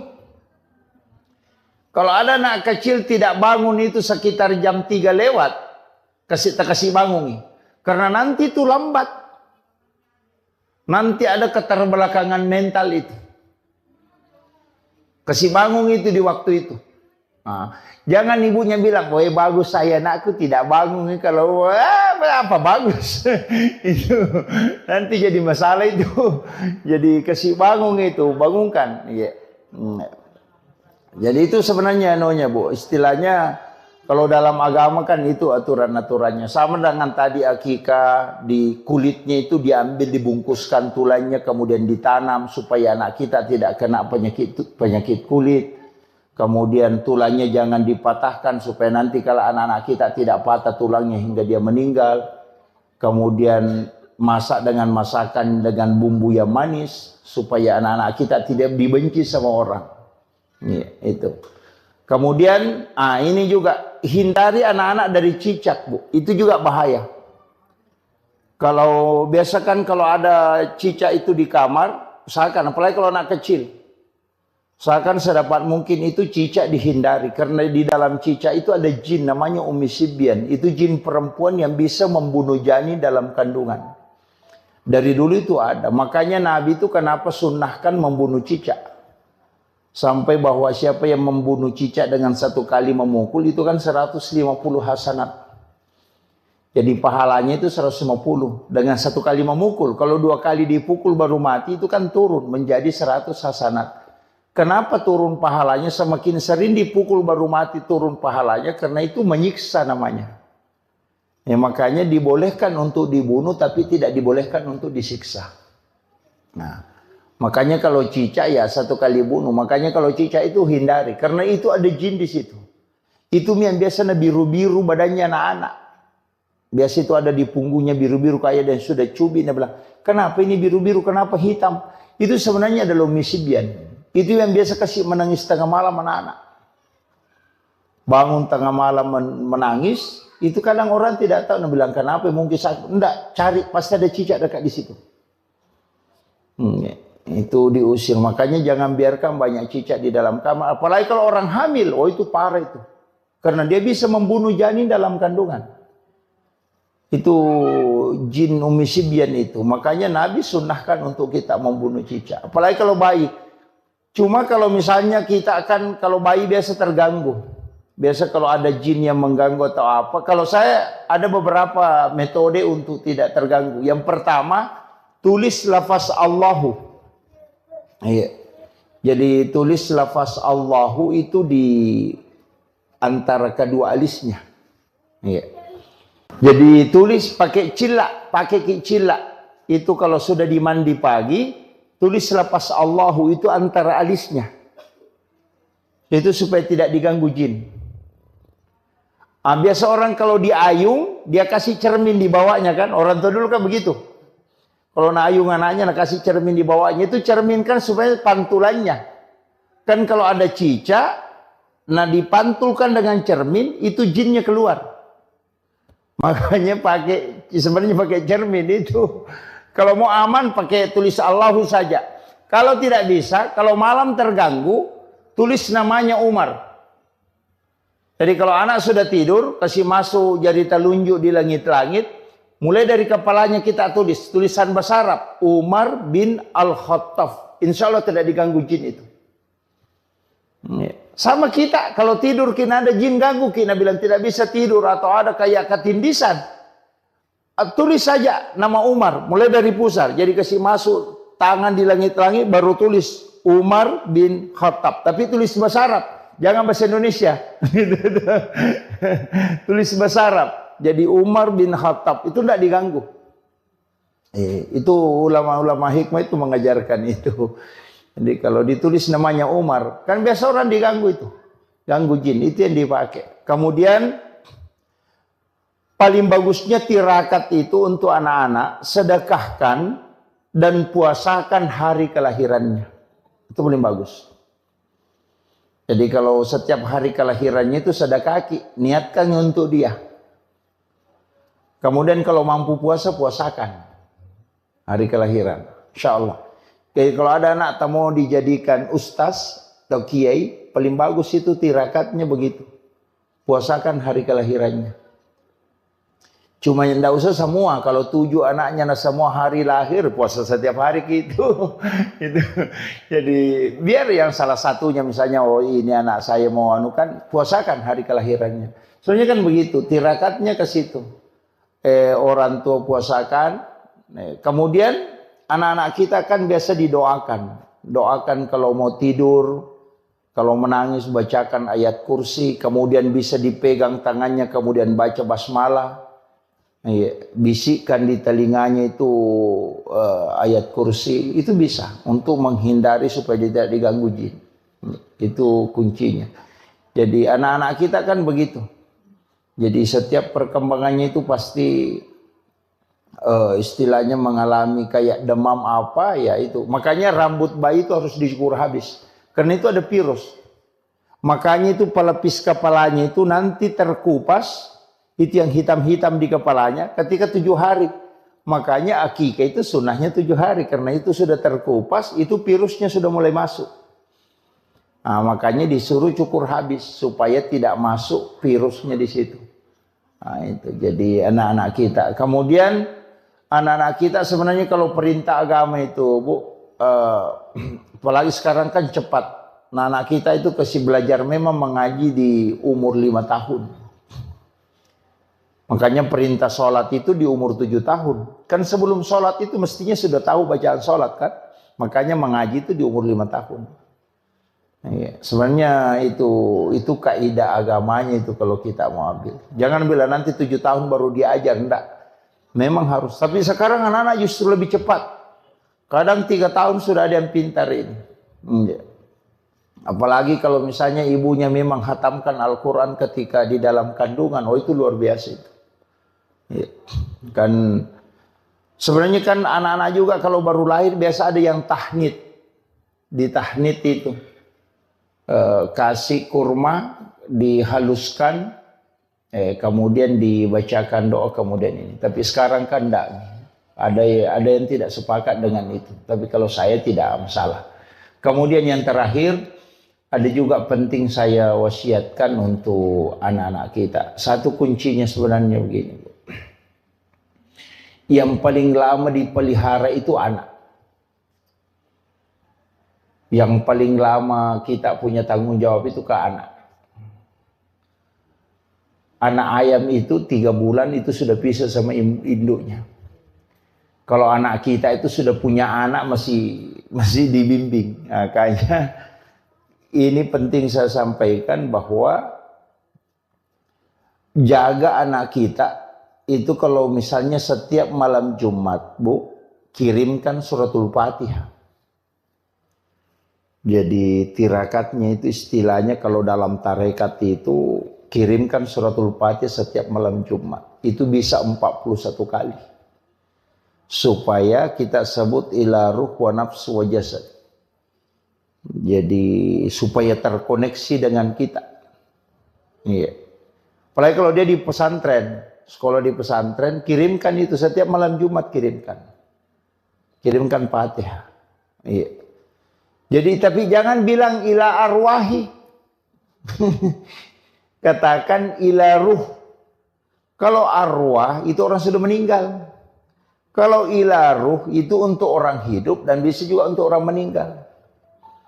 Nah, karena ruh itu kalau arwah itu sudah almarhum atau almarhumah. Tapi kalau pakai ila ruh itu tidak. Itu untuk orang hidup. Sama dengan suami kita. Suami tak kirimkan Fatihah. Supaya kalau mau selingkuh bisa ditahu. Baru ada niat-niat masalahnya itu sudah kita bisa tahu. Kenapa? Karena memang terkoneksi. Karena ruh itu bersilaturahmi. Iya.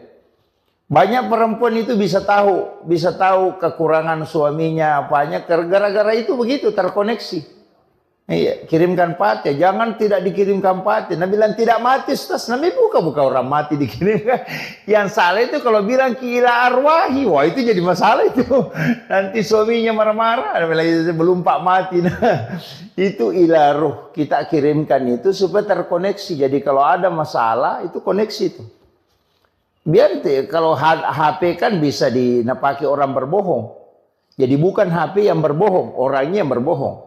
HP itu jujur sekali, apa yang dibilang itu yang dibilang. Kalau yang pegang HP itu yang biasa berbohong. Makanya saya wasiatkan pakai itu, kirimkan anak-anak kita, kirimkan Fatihah, suami kita kirimkan Fatihah, baru minta berkahnya supaya terkoneksi. Jadi bisa kita tahu anak kita sekolah di Jakarta atau di Makassar itu bisa koneksi. Iya. Jadi itu yang saya kira yang penting saya wasiatkan untuk acara akikah dan bagaimana anak-anak kita didik. Sebenarnya itu penting karena ini sekarang luar biasa Bu, tantangan yang menghadapi keadaan sekarang luar biasa. Anak-anak kita ini harus ekstra. Makanya Nabi memang mengatakan bahwa didiklah anakmu melebihi dari pendidikan, karena dia akan menghadapi masa yang lebih berat dari apa yang kau hadapi. Jadi itu yang penting saya wasiatkan, makanya didik dan harus kita banyak mendoakan. Walaupun sebenarnya ada amalan itu bagus sekali, pas anak itu lahir langsung bawa ke masjid. Jangan melewati satu waktu sholat. Jadi pas lahir bawa ke masjid, simpan di depan mimbar, letakkan di situ, baru sholat sunnah hajat 2 rakaat. Baru berdoa kepada Allah supaya diikatkan kalbunya dengan masjid. Jadi nanti anak-anak itu menangis kalau orang ke masjid dan dia tidak ikut. Nah itu. Jadi dan kalau ke masjid itu pasti tenang. Ya, datang tenang itu. Jadi itu yang dianukan. Jadi sambung memang masjid dengan kalbunya ketika anak itu lahir. Bahkan ulama kita mengatakan pas waktu sholat pertama dia dapati. Langsung bawa simpan di depan mimbar. Sholat sunnah hajat baru minta kepada Allah supaya dianukan. Bahkan ada mengatakan bisa di mihrab. Saya kira ini yang penting saya wasiatkan untuk kita. Mudah-mudahan ada pelajaran yang bisa kita petik, namanya untuk mendidik anak-anak kita. Dan saya wasiatkan penutup Bu, jangan kurang membaca 100 kali surah Al-Insyirah dalam satu hari. Iya.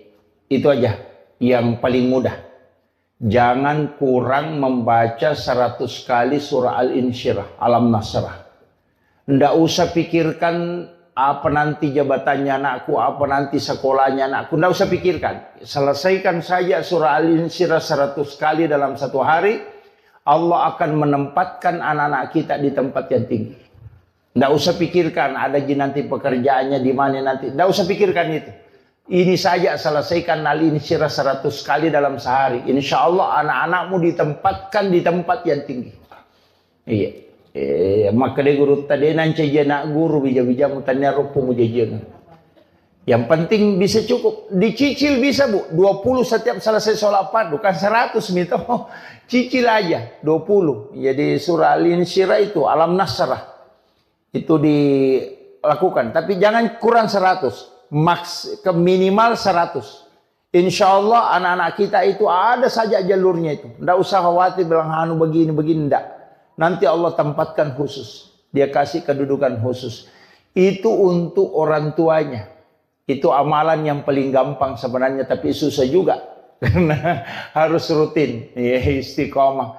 Dan itu juga untuk kita. Bukan anak saja kita. Keluarga suami itu dijaga.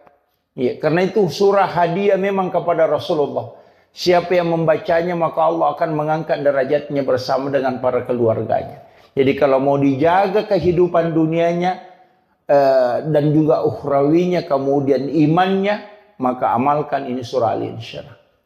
Itu yang wasiat saya yang paling mudah Bu. Kalau itu mau tidak bisa dilakukan, tidak tahu bilang apa. Saya kira cukup sekian. Akhirul kalam. Allahul muwaffiq ila aqwamit thoriq. Nasru minallahi wa fathun qarib wa basyiril mu'minin. Assalamualaikum warahmatullahi wabarakatuh.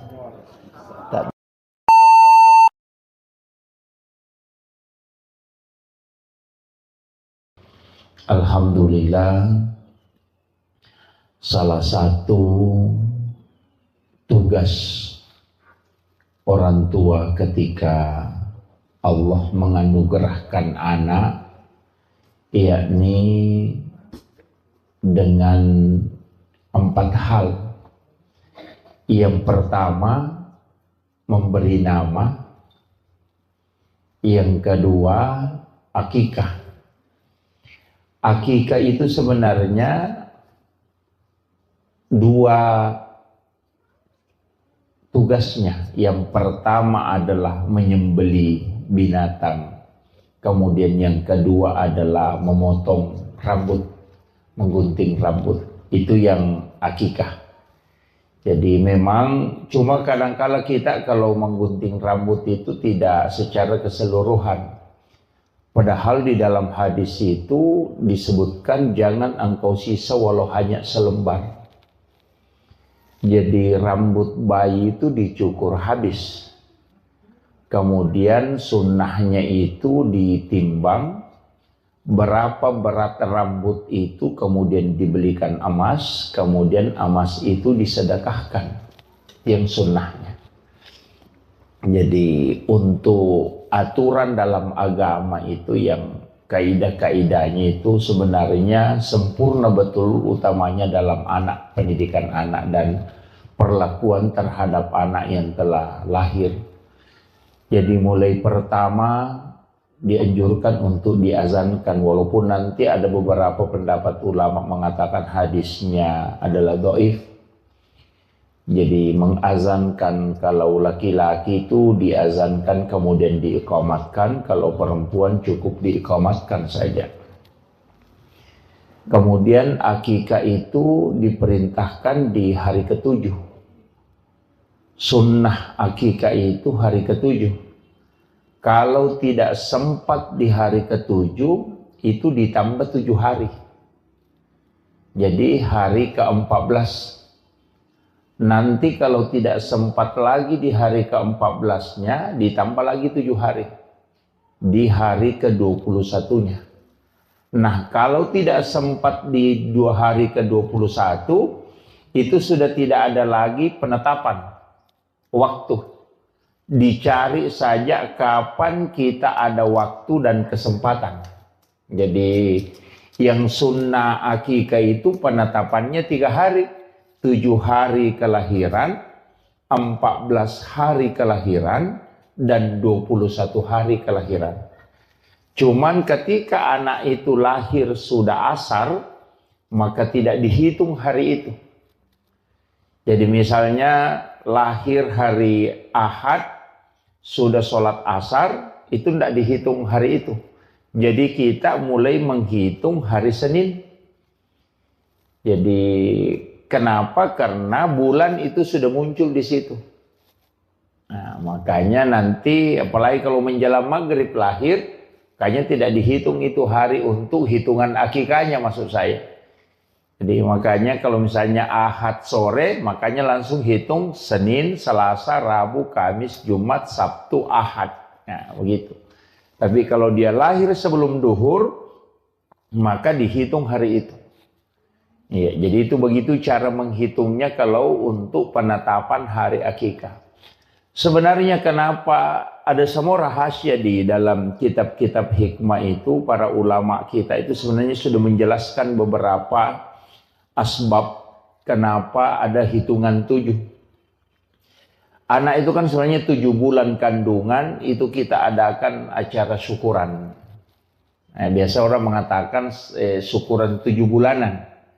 Kenapa ambil 7 bulan? Kenapa bukan 9 bulannya misalnya? Kemudian 7 hari kelahiran, ambil lagi 7 itu. Nanti di umur 7 tahun disuruh sholat. Itu 7 tahun lagi, bukan 5 tahun. Jadi hitungannya itu kan 7 tahun. Makanya kenapa hitungan 7 itu? Tawaf itu kan juga 7 putaran. Sa'i juga 7. Orang yang sholat itu kan anggota sholat tubuh yang sujud itu kan ada 7. 2 kaki, 2 lutut, 2 tangan, 1 kepala. Makanya 7. Dalam 1 pekan itu kan 7 hari. Suratul Fatihah itu kan ada 7 ayat yang berulang. Jadi semua angka 7 ini itu ada maknanya. Nah, makanya sebenarnya anak kan begitu. 7 tahun kelahiran diperintahkan untuk sholat. Kalau nanti 10 tahun pukul kalau tidak sholat.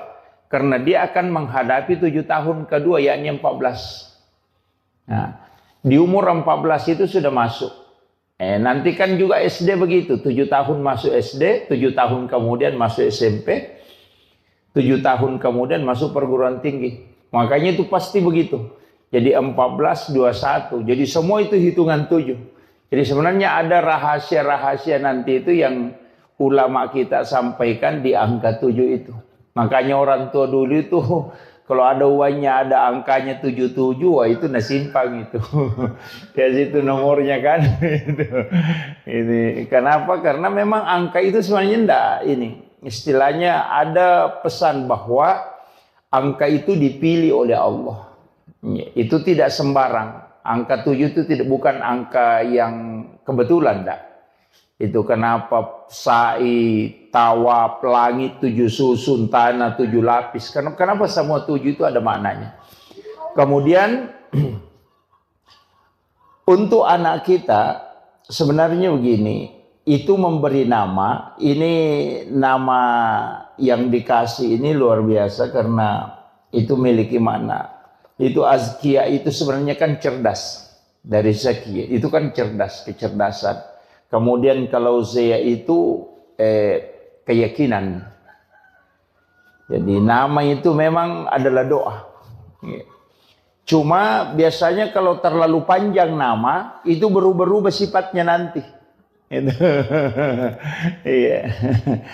Jadi saya pernah baca satu ini kan.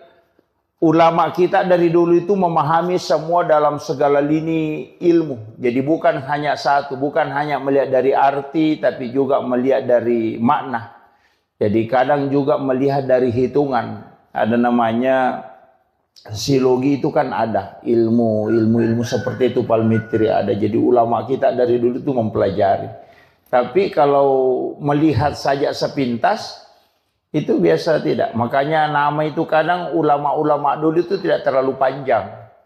Cuma sekarang ini banyak. Karena selain memiliki cari maknanya yang bagus ya. Itu. Tapi kalau saya tidak masalah. Cukup kita doakanlah. Ya. Kemudian nama ini cuma ada hadis. Itu disebutkan siapa yang memiliki 3 anak laki-laki, kemudian salah satunya tidak dikasih Muhammad atau Ahmad, maka ada jahilah kata Nabi. Pasti di situ ada nakal sekali. Ya. Jadi kalau ada anak laki-laki cukup mi 3 tidak ada nama salah satu namanya Ahmad atau Muhammad, nakal itu. Ada salah satu di situ tidak beres.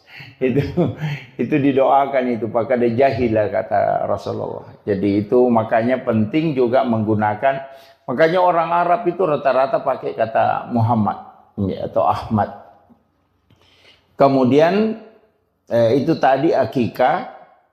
Sebenarnya akikah ini saya pernah membaca satu penelitian bahwa rambut bayi itu kan mengandung kurang lebih 4 juta virus. Makanya kenapa kita dianjurkan untuk mencukur habis. Jadi itu hikmahnya.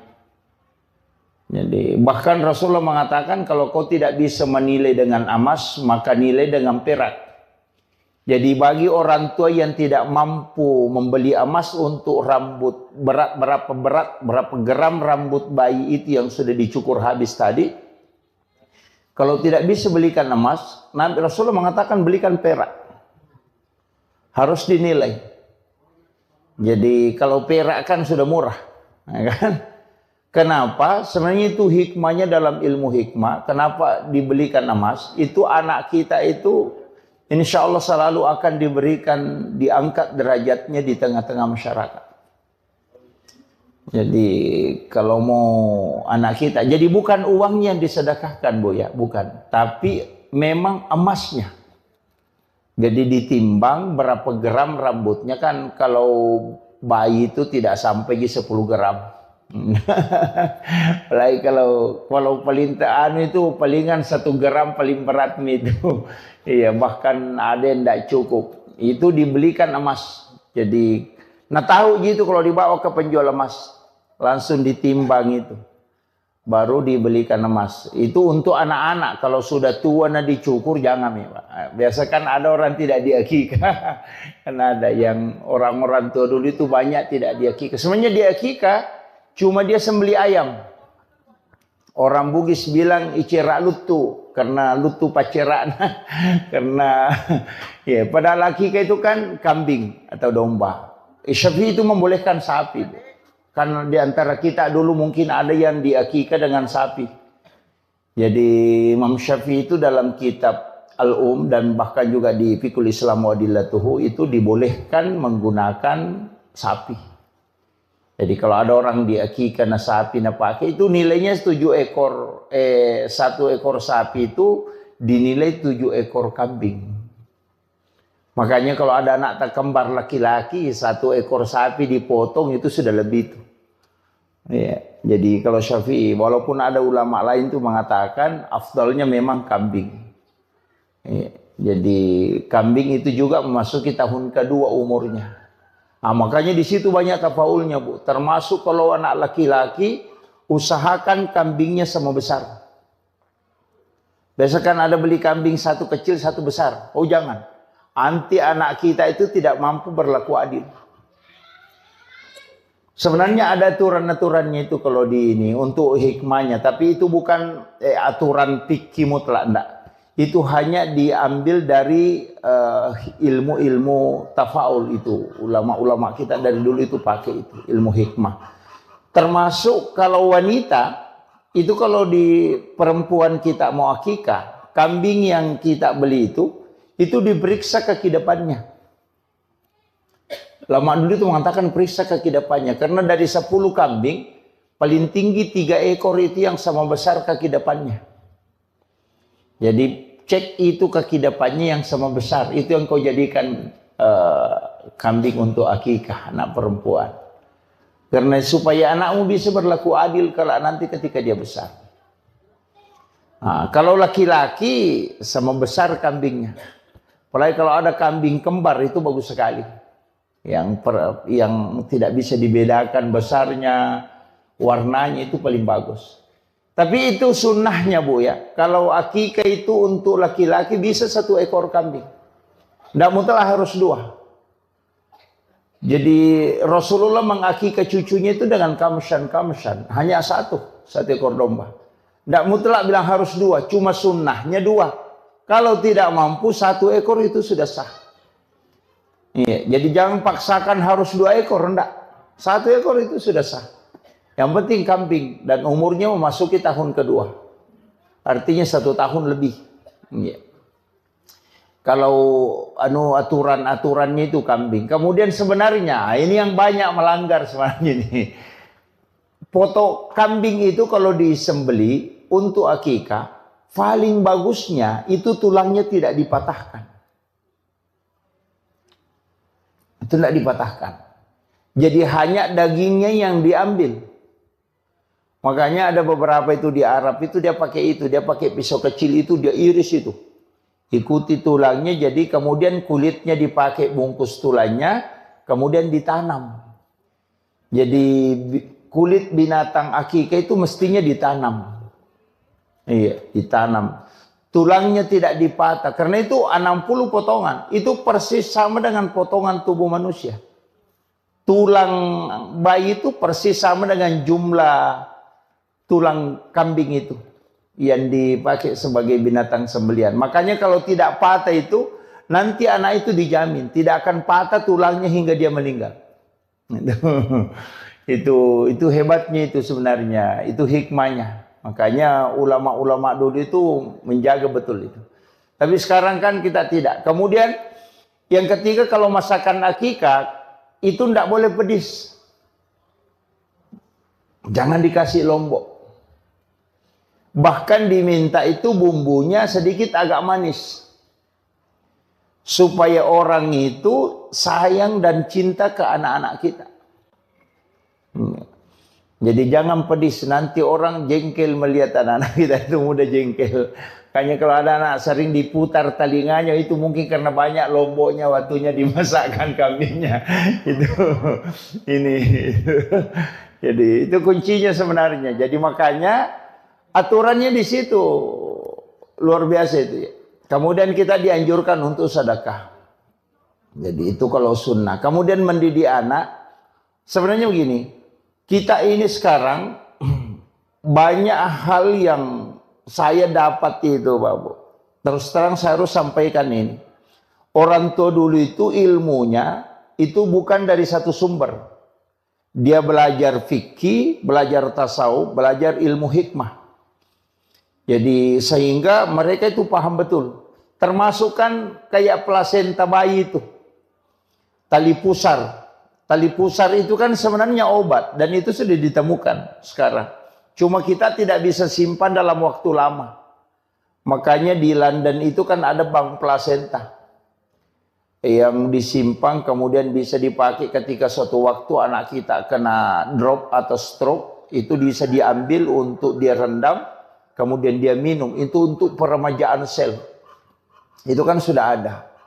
Itu plasenta. Saya tidak tahu orang tua dulu mengatakan kalau ada anak sakit, ambil air baru siram pusarnya, kemudian kasih itu minum supaya berhenti sakit perut. Saya tidak tahu dari mana ilmu itu dia dapat. Padahal sekarang ini kan baru didapat bahwa plasenta itu adalah obat. Gitu kan. Bahkan kan pejabat-pejabat banyak konsumsi plasenta. Kan yang plasenta rusa itu, yang kapsul itu untuk fisik. Yang suplemen itu. Kan itu mahal itu. Hampir 80 juta harganya itu. Dan itu untuk suplemen. Itu kan plasenta. Makanya anak-anak kita itu sebenarnya tali pusarnya itu orang tua dulu itu simpang. Nah, cuma sekarang kan tidak. Karena tidak steril lagi. Apalagi kalau sudah kena sinar matahari, selnya itu kan rusak. Mestinya itu kan kalau orang bawa ke bank plasenta di London, kemudian disimpan di dalam suhu minus 900 derajat. Itu terjaga itu. Itu satu-satunya yang negara yang punya itu masih London. Jadi yang setahu saya itu. Kemudian anak kita itu sebenarnya begini. Setiap menjelang subuh pasti bangun. Bayi itu begitu. Dan saya dapat di salah satu kitab hikmah itu. Dan ulama terapkan itu. Dan saya agak lambat tahu ilmu ini. Kalau ada anak kita. Tapi ini kan kalau perempuan kan enggak. Kalau nanti kalau laki-laki. Kalau ada anak laki-laki, cukur setiap hari Rabu. Iya. Jadi bercukur itu bukan hari Jumat. Jadi kalau ada anak-anak kita, sudah dipotong rambutnya misalnya untuk akikahnya, nanti setiap hari Rabu cukur rambutnya. Selama 40 Rabu. Insya Allah anak itu akan pintar dalam ilmu hukum agama. Itu hikmahnya. Makanya masih ada pondok pesantren sekarang kalau masuk anak-anak itu setiap hari Rabu digundul. Dicukur. Itu selama 40 Rabu di pesantren itu dicukur. Karena itu masih pakai itu di kitab itu. Jadi ulama hikmah itu mengatakan salah satu hikmahnya bercukur di hari Rabu itu sebenarnya itu. Untuk ahli hukum. Jadi fuqaha kalau mau menjadi ahli fikih. Suruh anak-anak itu memudahkan otaknya untuk mengetahui hukum. Itu dicukur pada hari Rabu. Tapi ini untuk anak laki-laki ya. Kalau perempuan kan enggak. Laki-laki aja. Jadi saya sampaikan kalau hikmahnya. Tapi sebenarnya perempuan bisa. Bisa juga dipotong sedikit aja. Setiap hari Rabu digunting sedikit rambutnya. Rabu digunting sedikit. Enggak usah digundul. Itu kan kalau kita mau ambil istilahnya hikmahnya di hari Rabu itu. Makanya jangankan bercukur Bu. Itu diatur. Kayak motong kuku itu kan diatur. Hari Senin, Kamis atau Jumat. Bahkan tata cara motong kuku itu kan juga diatur. Sampai di kitabnya Syekh Abdul Qadir Jilani itu kan. Dari tangan kanan mulai dari jari telunjuk, jari tengah, jari manis, jari kelingking baru ke ibu jari. Kemudian pindah ke tangan kiri supaya tidak kena penyakit kulit. Jadi orang yang motong kuku itu hari Senin, Kamis atau Jumat, kemudian memotong kuku dari kanan, kemudian memulai dari jari telunjuk, jari tengah, jari manis ke kelingking, kemudian ibu jari, itu tidak kena penyakit kulit. Termasuk pano itu dan kudis itu tidak kena. Itu hikmahnya itu. Jadi kalau ada orang kena pano, suruh aja itu motong kuku seperti itu. Berhenti itu. Jadi itu hikmahnya agama itu luar biasa itu. Kemudian saya sering sampaikan, kalau motong kuku kecuali wanita haid, dianjurkan untuk berwudu. Mestinya itu sebelum motong kuku berwudu. Sama aja laki-laki kalau mau pergi sholat Jumat, mestinya mandi sunnah Jumat, berwudu sempurna, sudah itu baru potong kuku. Karena kuku yang terlepas dalam keadaan suci, itu tidak pernah berhenti bersikir hingga dihancur. Kadang kita terbalik, motong kuku dulu baru pergi mandi, kan terbalik. Mestinya seluruh anggota tubuh, sama aja kalau mau motong rambut, mau menggunting rambut, mestinya dalam keadaan ada wudu. Supaya itu semua benda yang lepas, anggota tubuh kita yang lepas, itu berzikir. Kenapa orang yang mau berkurban ketika masuk di bulan Zulhijjah, itu dilarang potong rambut, dilarang menggunting kuku. Nggak begitu. Dilarang gunting rambut, dilarang potong kuku ketika masuk bulan Zulhijjah. Kalau dia mau berkurban. Itu karena badan kita itu ingin menyaksikan kurbannya. Itu kan kata Nabi. Bahwa anggota tubuhmu itu juga akan dosa-dosanya lepas. Banyak orang kan tidak perhatikan itu, dan itu disunahkan. Ketika masuk bulan Zulhijjah, 1 Zulhijjah, dan kita mau berkurban, jangan potong kuku. Jadi supaya nanti ketika berkurban hadir melihat, karena banyak juga orang tidak hadir ketika disembelih. Padahal itu yang afdalnya. Ada 3 afdal di situ. Kita yang sembelih sendiri kurban kita, cuma tidak semua orang mampu. Yang kedua hadir. Kenapa kita hadir? Karena di situ doa mustajabah. Sebelum darah menetes sampai ke tanah, itu 1 jengkal aja jaraknya, itu pahalanya sudah sampai. Bayangkan itu, Bu.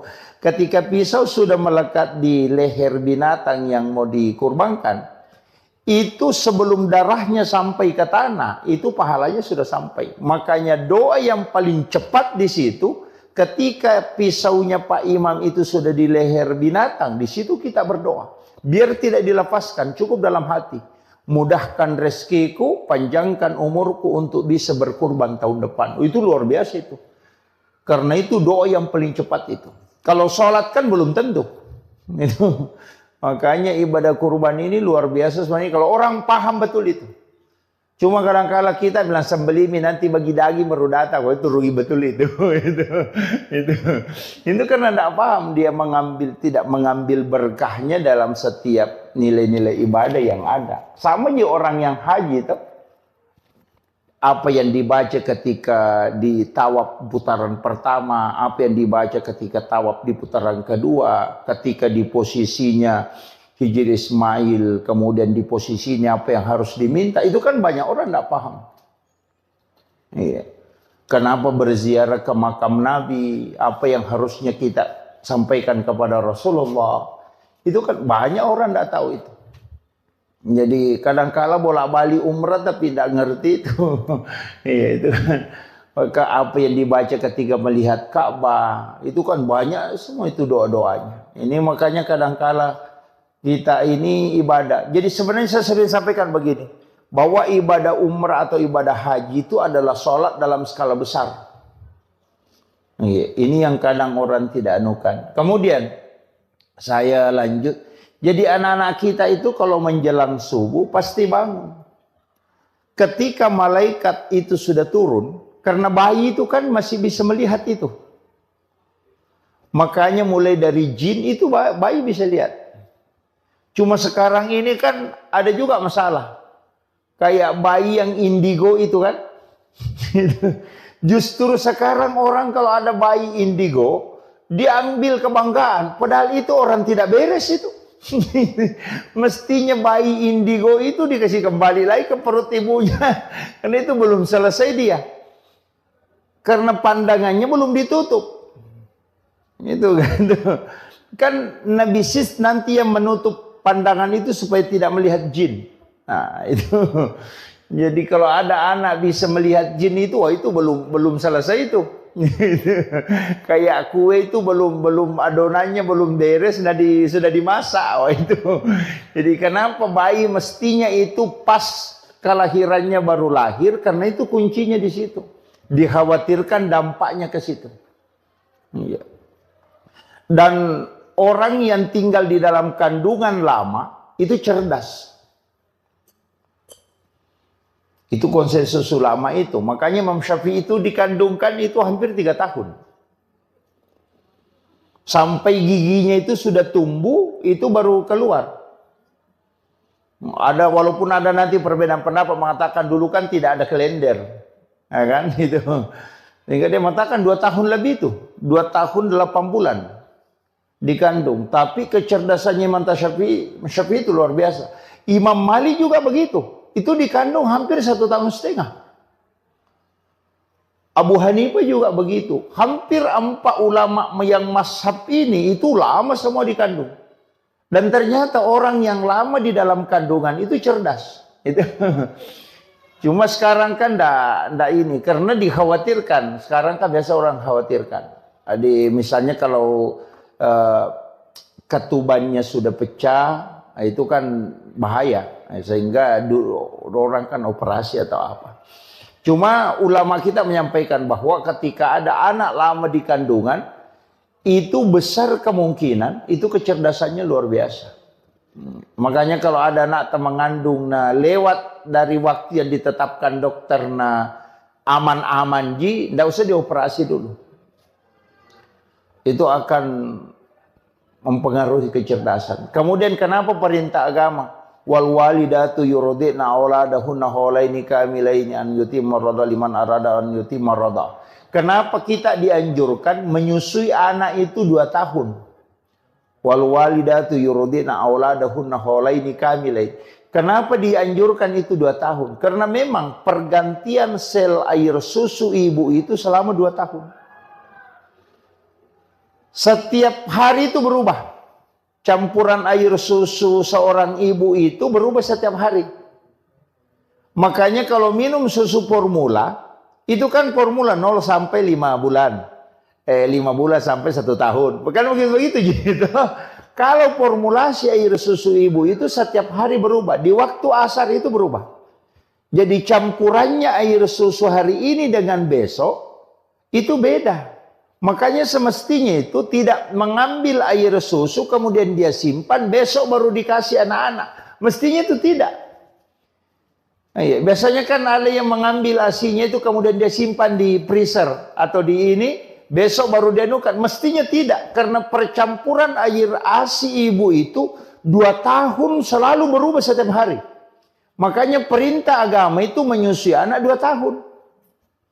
Itu baru sempurna betul untuk perkembangan otak. Makanya kenapa susu formula membuat anak cepat pintar. Itu seperti ayam potong. Ayam potong itu kan di-upgrade. Tapi PC-nya lemah. Makanya anak-anak yang dikasih susu formula memang awalnya dilihat cerdas. Tapi nanti masuk kelas 5, masuk SMP, mulai buntu. Karena dia tidak mengikuti, otaknya tidak terformat sistematis. Dari makanannya itu. Makanya itu sebenarnya agama luar biasa, Bu. Seandainya orang paham betul itu luar biasa. Sampai kenapa agama menganjurkan 2 tahun. Nah sekarang kan susu formula 0 sampai 5. 5 sampai 1 tahun. 1 tahun sampai 1,5 tahun. Baru 2 tahun. Baru 0 sampai 3 tahun. Selesai. Itu kan hanya 4 kali berubah kan. Tapi kalau ASI itu setiap hari. Jadi itu luar biasanya. Kemudian ASI pertama itu mestinya dikasih ke anak. Yang warna kuning itu dijaga betul itu. Mestinya dikasih langsung ke anak itu. Kenapa? Karena itu yang untuk fisik. Itu antibodi luar biasa itu. Nah, itu juga yang terkoneksi dengan orang tuanya nanti. Ya, makanya kalau orang menyusui anaknya itu kan jantungnya dengan jantung anak dekat. Kenapa sekarang kan banyak anak yang tidak istilahnya tidak takzim kepada kedua orang tuanya karena sudah ndak ini memang. Orang tua dulu itu anaknya kan selalu dia gendong. Sehingga jantung anak itu dekat. Sehingga anak itu kan terkoneksi tuh. Nah, ini makanya ibu-ibu kalau menyusui anak ya harus digendong sebenarnya itu. Kan terpengaruh, ASI kan begitu mempengaruhi sekali. Apalagi kalau ibu-ibu makan makanan panas, misalnya makan sayur panas, nasi panas, pasti kan pengaruhnya ke anak. Nanti itu kalau sudah menyusui, pasti putih-putih di sini. Iya, padahal ibunya tadi makan makanan panas, ASI-nya kan tidak panas. Tapi kenapa? Itu terpengaruh. Artinya itu pesan bahwa ucapan apapun yang dikeluarkan seorang ibu ketika dia menyusui atau sebelum menyusui itu akan masuk ke anak, tertransfer. Makanya jangan menyusui anak ketika dalam keadaan stres. Makanya kalau ibu-ibu mau menyusui anak, baca sholawat lah. Atau bunyikan Al-Quran, biar di HP saja, di Android. Baca sholawat, kemudian zikir, itu paling bagus. Karena itu tertransfer nanti masuk ke anak. Karena itu kan sesuatu yang dibacakan zikir itu pasti tenang. Mulai kalau sholawat, makanya anak-anak itu bacakan sholawat. Jadi kalau kasih menyusui anak itu sholawatan, insya Allah. Itu anak itu akan sabar. Iya. Jangan menyusui anak kalau dalam keadaan emosi, itu fatal itu. Itu nanti anak-anak tidak mau mendengar. Larinya ke situ. Jadi tidak usah kita jauh, tidak usah bilang doa apa, itu saja. Makanan panas yang dia makan, nanti kalau anaknya menyusui, itu pasti itu putih dia nunya. Terkupas-kupas itu di langit-langitnya. Itu karena sudah makanan panas. Padahal itu kan sudah dingin, karena sudah dia makan. Tuh. Apalagi lari ke ASI. Kan kalau kita secara logika, ilmiah ini kan tidak. Tapi itu ada koneksinya ke situ. Bahwa orang yang berzikir, kalbunya tenang, selnya dalam tubuhnya itu mengalir dengan penuh keberkahan, dan itu yang diambil oleh anak, maka hidupnya akan berkah, dan darah yang mengalir dalam tubuhnya itu dipenuhi dengan berkah sholawat. Itu luar biasa. Nah, makanya itu aja kuncinya. Jangan terlambat. Misalnya anak-anak di sholawat itu insya Allah. Kemudian saya tadi mengatakan setiap mau masuk subuh pasti bangun, karena itu dibangunkan malaikat. Makanya anak-anak itu ngomong sendiri. Bayi itu kalau jam-jam 4 subuh itu ngomong sendiri tuh. Karena itu sebenarnya karena dia kayak ulama kita mengatakan dia bicara itu sama malaikat. Makanya kalau ibu-ibu bisa perhatikan. Anak yang tidak punya bahasa, anak kecil, ketika main sama anak kecil itu baku paham. Iya. Padahal tidak ada ngomong kan? Tapi mengerti bilang, oh ini minta, itu bahasanya dia. Kalau kita bilang, pada masuk ini. Iya, jadi kan begitu. Bahkan bayi itu kan begitu, Pak. Karena masih sucinya, sehingga itu masih tembus. Makanya Rasulullah itu mengatakan kan, siapa yang ingin mencium bau surga, maka cium bayi. Karena Rasulullah itu pernah masuk surga. Jalan-jalan di dalam surga. Sehingga dia tahu betul baunya surga. Makanya Rasulullah mengatakan, kalau mau Anda tahu baunya surga, itu ada di dunia. Cium bayi, persis itu baunya surga. Makanya bau bayi itu satu macam. Bayi kemanapun, orang bule, orang apa, semua baunya sama. Ketika bayi, nanti ketika makanannya mulai berubah, baru baunya mulai berubah. Itu surga itu kata Nabi. Makanya kalau mencium bayi itu, mulai dari kanan, kita berdoa itu. Kadang kita cium bayi itu sembarang aja, padahal itu kan doa. Ya Allah, pertemukanlah kami dengan bau ini kelak di hari kemudian. Iya kan, itu kan didoakan itu. Pengambil berkahnya itu kan dari bayi itu luar biasa, Bapak. Kemudian tadi itu bangun.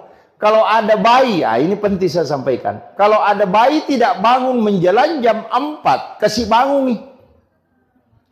Kalau ada anak kecil tidak bangun itu sekitar jam 3 lewat, kasih bangun nih. Karena nanti itu lambat. Nanti ada keterbelakangan mental itu. Kasih bangun itu di waktu itu. Nah, jangan ibunya bilang, wah bagus saya anakku tidak bangun. Kalau apa bagus itu nanti jadi masalah itu. Jadi kasih bangun itu, bangunkan. Ya. Jadi itu sebenarnya Bu, istilahnya kalau dalam agama kan itu aturan-aturannya. Sama dengan tadi akikah, di kulitnya itu diambil, dibungkuskan tulangnya, kemudian ditanam supaya anak kita tidak kena penyakit kulit. Kemudian tulangnya jangan dipatahkan supaya nanti kalau anak-anak kita tidak patah tulangnya hingga dia meninggal.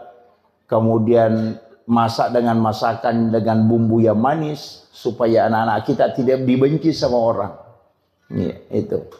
Kemudian ini juga hindari anak-anak dari cicak, Bu. Itu juga bahaya. Kalau biasakan kalau ada cicak itu di kamar, usahakan apalagi kalau anak kecil. Usahakan sedapat mungkin itu cicak dihindari. Karena di dalam cicak itu ada jin namanya Ummi Sibyan. Itu jin perempuan yang bisa membunuh janin dalam kandungan. Dari dulu itu ada. Makanya Nabi itu kenapa sunnahkan membunuh cicak. Sampai bahwa siapa yang membunuh cicak dengan satu kali memukul itu kan 150 hasanat. Jadi pahalanya itu 150 dengan satu kali memukul. Kalau 2 kali dipukul baru mati itu kan turun menjadi 100 hasanat. Kenapa turun pahalanya? Semakin sering dipukul baru mati turun pahalanya, karena itu menyiksa namanya. Ya, makanya dibolehkan untuk dibunuh tapi tidak dibolehkan untuk disiksa. Nah, makanya kalau cicak ya 1 kali bunuh. Makanya kalau cicak itu hindari, karena itu ada jin di situ. Itu yang biasanya biru-biru badannya anak-anak. Biasa itu ada di punggungnya biru-biru kayak dan sudah cubit. Dia bilang, kenapa ini biru-biru? Kenapa hitam? Itu sebenarnya adalah Ummi Sibyan. Itu yang biasa kasih menangis tengah malam anak-anak. Bangun tengah malam menangis. Itu kadang orang tidak tahu. Dia bilang kenapa? Mungkin sakit. Enggak, cari. Pasti ada cicak dekat di situ. Itu diusir. Makanya jangan biarkan banyak cicak di dalam kamar. Apalagi kalau orang hamil. Oh itu parah itu. Karena dia bisa membunuh janin dalam kandungan. Itu jin Ummi Sibyan itu. Makanya Nabi sunnahkan untuk kita membunuh cicak. Apalagi kalau bayi. Cuma kalau misalnya kita akan, kalau bayi biasa terganggu. Biasa kalau ada jin yang mengganggu atau apa. Kalau saya ada beberapa metode untuk tidak terganggu. Yang pertama, tulis lafaz Allahu. Iya. Jadi tulis lafaz Allahu itu di antara kedua alisnya. Iya. Jadi tulis pakai cilak, pakai cilak. Itu kalau sudah dimandi pagi, tulis lafaz Allahu itu antara alisnya. Itu supaya tidak diganggu jin. Biasa orang kalau diayung, dia kasih cermin di bawahnya kan. Orang tua dulu kan begitu. Kalau ayung anaknya, kasih cermin di bawahnya. Itu cermin kan supaya pantulannya. Kan kalau ada cicak, dipantulkan dengan cermin, itu jinnya keluar. Makanya sebenarnya pakai cermin itu. Kalau mau aman pakai tulis Allahu saja. Kalau tidak bisa, kalau malam terganggu, tulis namanya Umar. Jadi kalau anak sudah tidur, kasih masuk jari telunjuk di langit-langit, mulai dari kepalanya kita tulis tulisan bahasa Arab, Umar bin Al-Khattab. Insya Allah tidak diganggu jin itu. Sama kita, kalau tidur kita ada jin ganggu, kita bilang tidak bisa tidur atau ada kayak ketindisan. Tulis saja nama Umar, mulai dari pusar. Jadi kasih masuk tangan di langit-langit, baru tulis Umar bin Khattab. Tapi tulis bahasa Arab, jangan bahasa Indonesia. Tulis bahasa Arab. Jadi Umar bin Khattab, itu tidak diganggu. Itu ulama-ulama hikmah itu mengajarkan itu. Jadi kalau ditulis namanya Umar, kan biasa orang diganggu itu. Ganggu jin, itu yang dipakai. Kemudian paling bagusnya tirakat itu untuk anak-anak, sedekahkan dan puasakan hari kelahirannya. Itu paling bagus. Jadi kalau setiap hari kelahirannya itu sedekah, niatkan untuk dia. Kemudian kalau mampu puasa, puasakan hari kelahiran. Insya Allah. Jadi kalau ada anak tak mau dijadikan ustaz atau kiai, paling bagus itu tirakatnya begitu. Puasakan hari kelahirannya. Cuma tidak usah semua. Kalau 7 anaknya nah semua hari lahir puasa setiap hari gitu. Itu. Jadi biar yang salah satunya misalnya oh ini anak saya mau anu kan puasakan hari kelahirannya. Soalnya kan begitu. Tirakatnya ke situ. Orang tua puasakan. Kemudian anak-anak kita kan biasa didoakan. Doakan kalau mau tidur. Kalau menangis bacakan ayat kursi. Kemudian bisa dipegang tangannya. Kemudian baca basmalah. Bisikkan di telinganya itu ayat kursi. Itu bisa. Untuk menghindari supaya tidak diganggu jin. Itu kuncinya. Jadi anak-anak kita kan begitu. Jadi setiap perkembangannya itu pasti istilahnya mengalami kayak demam apa ya itu. Makanya rambut bayi itu harus dicukur habis. Karena itu ada virus. Makanya itu pelepis kepalanya itu nanti terkupas. Itu yang hitam-hitam di kepalanya ketika 7 hari. Makanya akikah itu sunnahnya 7 hari. Karena itu sudah terkupas, itu virusnya sudah mulai masuk. Nah, makanya disuruh cukur habis supaya tidak masuk virusnya di situ. Nah, itu jadi anak-anak kita. Kemudian anak-anak kita sebenarnya kalau perintah agama itu, Bu, apalagi sekarang kan cepat. Nah, anak kita itu kasih belajar memang mengaji di umur 5 tahun. Makanya perintah sholat itu di umur 7 tahun. Kan sebelum sholat itu mestinya sudah tahu bacaan sholat kan. Makanya mengaji itu di umur 5 tahun. Ya, sebenarnya itu kaidah agamanya itu kalau kita mau ambil. Jangan bila nanti 7 tahun baru diajar, enggak. Memang harus. Tapi sekarang anak-anak justru lebih cepat. Kadang 3 tahun sudah ada yang pintar ini. Ya. Apalagi kalau misalnya ibunya memang hatamkan Al-Quran ketika di dalam kandungan. Oh itu luar biasa itu. Ya. Kan sebenarnya kan anak-anak juga kalau baru lahir biasa ada yang tahnid. Di tahnid itu kasih kurma dihaluskan kemudian dibacakan doa kemudian ini. Tapi sekarang kan enggak. Ada yang tidak sepakat dengan itu. Tapi kalau saya tidak masalah. Kemudian yang terakhir ada juga penting saya wasiatkan untuk anak-anak kita. Satu kuncinya sebenarnya begini, Bu. Yang paling lama dipelihara itu anak.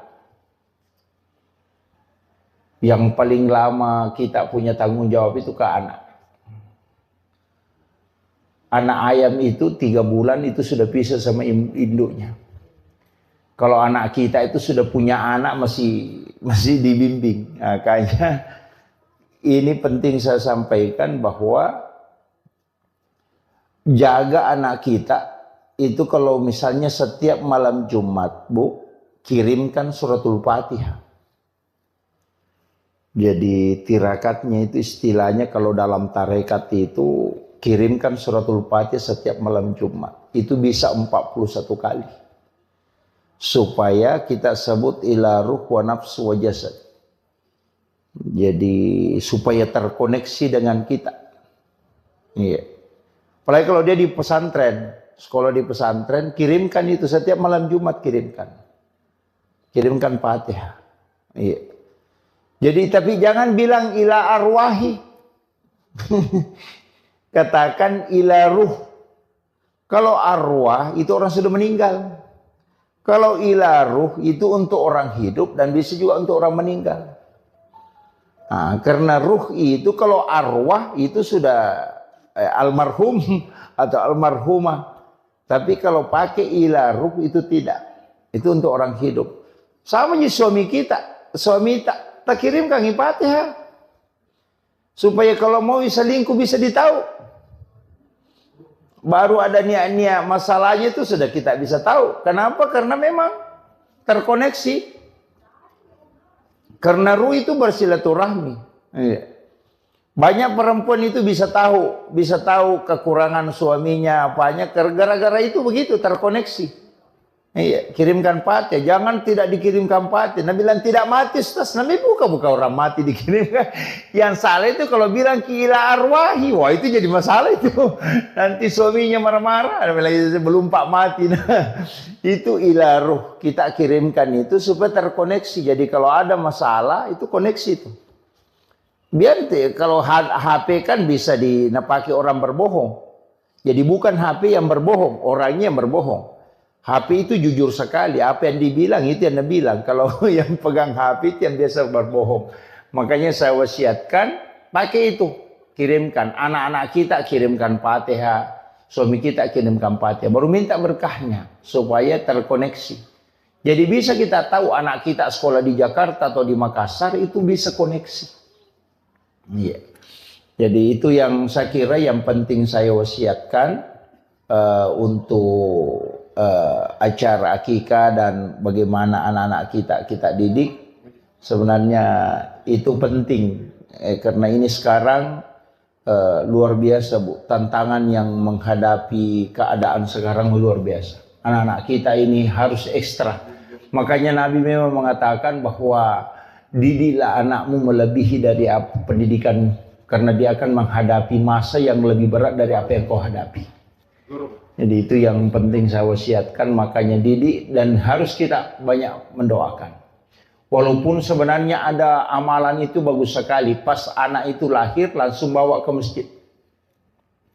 Jangan melewati satu waktu sholat. Jadi pas lahir bawa ke masjid, simpan di depan mimbar, letakkan di situ, baru sholat sunnah hajat 2 rakaat. Baru berdoa kepada Allah supaya diikatkan kalbunya dengan masjid. Jadi nanti anak-anak itu menangis kalau orang ke masjid dan dia tidak ikut. Nah, itu. Jadi dan kalau ke masjid itu pasti tenang. Ya, datang tenang itu. Jadi itu yang dianukan. Jadi sambung memang masjid dengan kalbunya ketika anak itu lahir. Bahkan ulama kita mengatakan pas waktu sholat pertama dia dapati.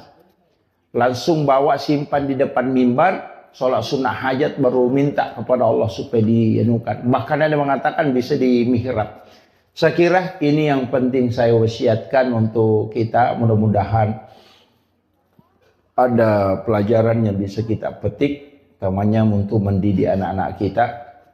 Dan saya wasiatkan penutup Bu, jangan kurang membaca 100 kali surah Al-Insyirah dalam satu hari. Iya. Itu aja yang paling mudah. Jangan kurang membaca 100 kali surah Al-Insyirah, Alam Nasrah.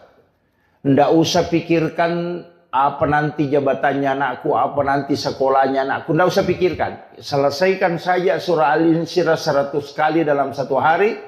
Allah akan menempatkan anak-anak kita di tempat yang tinggi.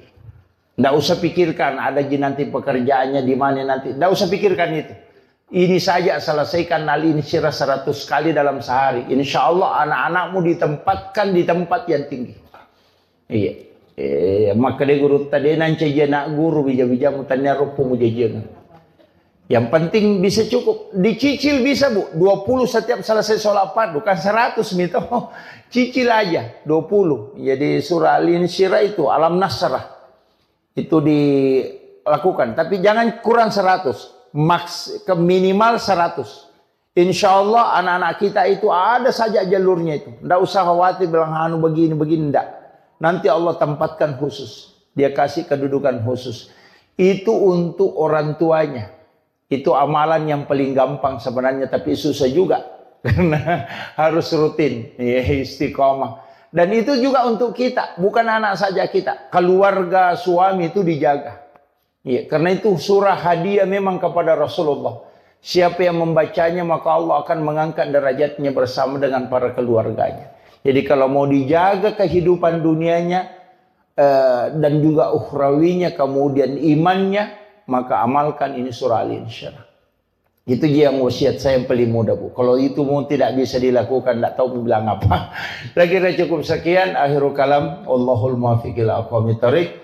Nasrun minallahi wa fathun qarib wa basyiril mu'minin. Assalamualaikum warahmatullahi wabarakatuh.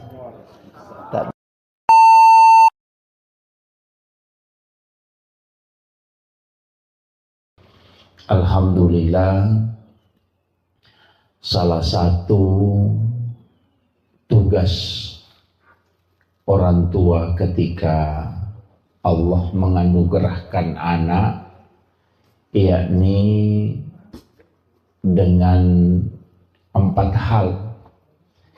Yang pertama, memberi nama. Yang kedua, akikah. Akikah itu sebenarnya dua tugasnya. Yang pertama adalah menyembeli binatang. Kemudian yang kedua adalah memotong rambut, menggunting rambut. Itu yang akikah. Jadi memang cuma kadang-kala kita kalau menggunting rambut itu tidak secara keseluruhan. Padahal di dalam hadis itu disebutkan jangan engkau sisa walau hanya selembar. Jadi rambut bayi itu dicukur habis. Kemudian sunnahnya itu ditimbang berapa berat rambut itu, kemudian dibelikan emas, kemudian emas itu disedekahkan. Yang sunnahnya. Jadi untuk aturan dalam agama itu yang kaidah-kaidahnya itu sebenarnya sempurna betul, utamanya dalam anak, pendidikan anak dan perlakuan terhadap anak yang telah lahir. Jadi mulai pertama dianjurkan untuk diazankan, walaupun nanti ada beberapa pendapat ulama mengatakan hadisnya adalah dhaif. Jadi mengazankan kalau laki-laki itu diazankan kemudian diiqamatkan, kalau perempuan cukup diiqamatkan saja. Kemudian akikah itu diperintahkan di hari ke-7. Sunnah akikah itu hari ke-7. Kalau tidak sempat di hari ke-7 itu ditambah 7 hari. Jadi hari ke-14.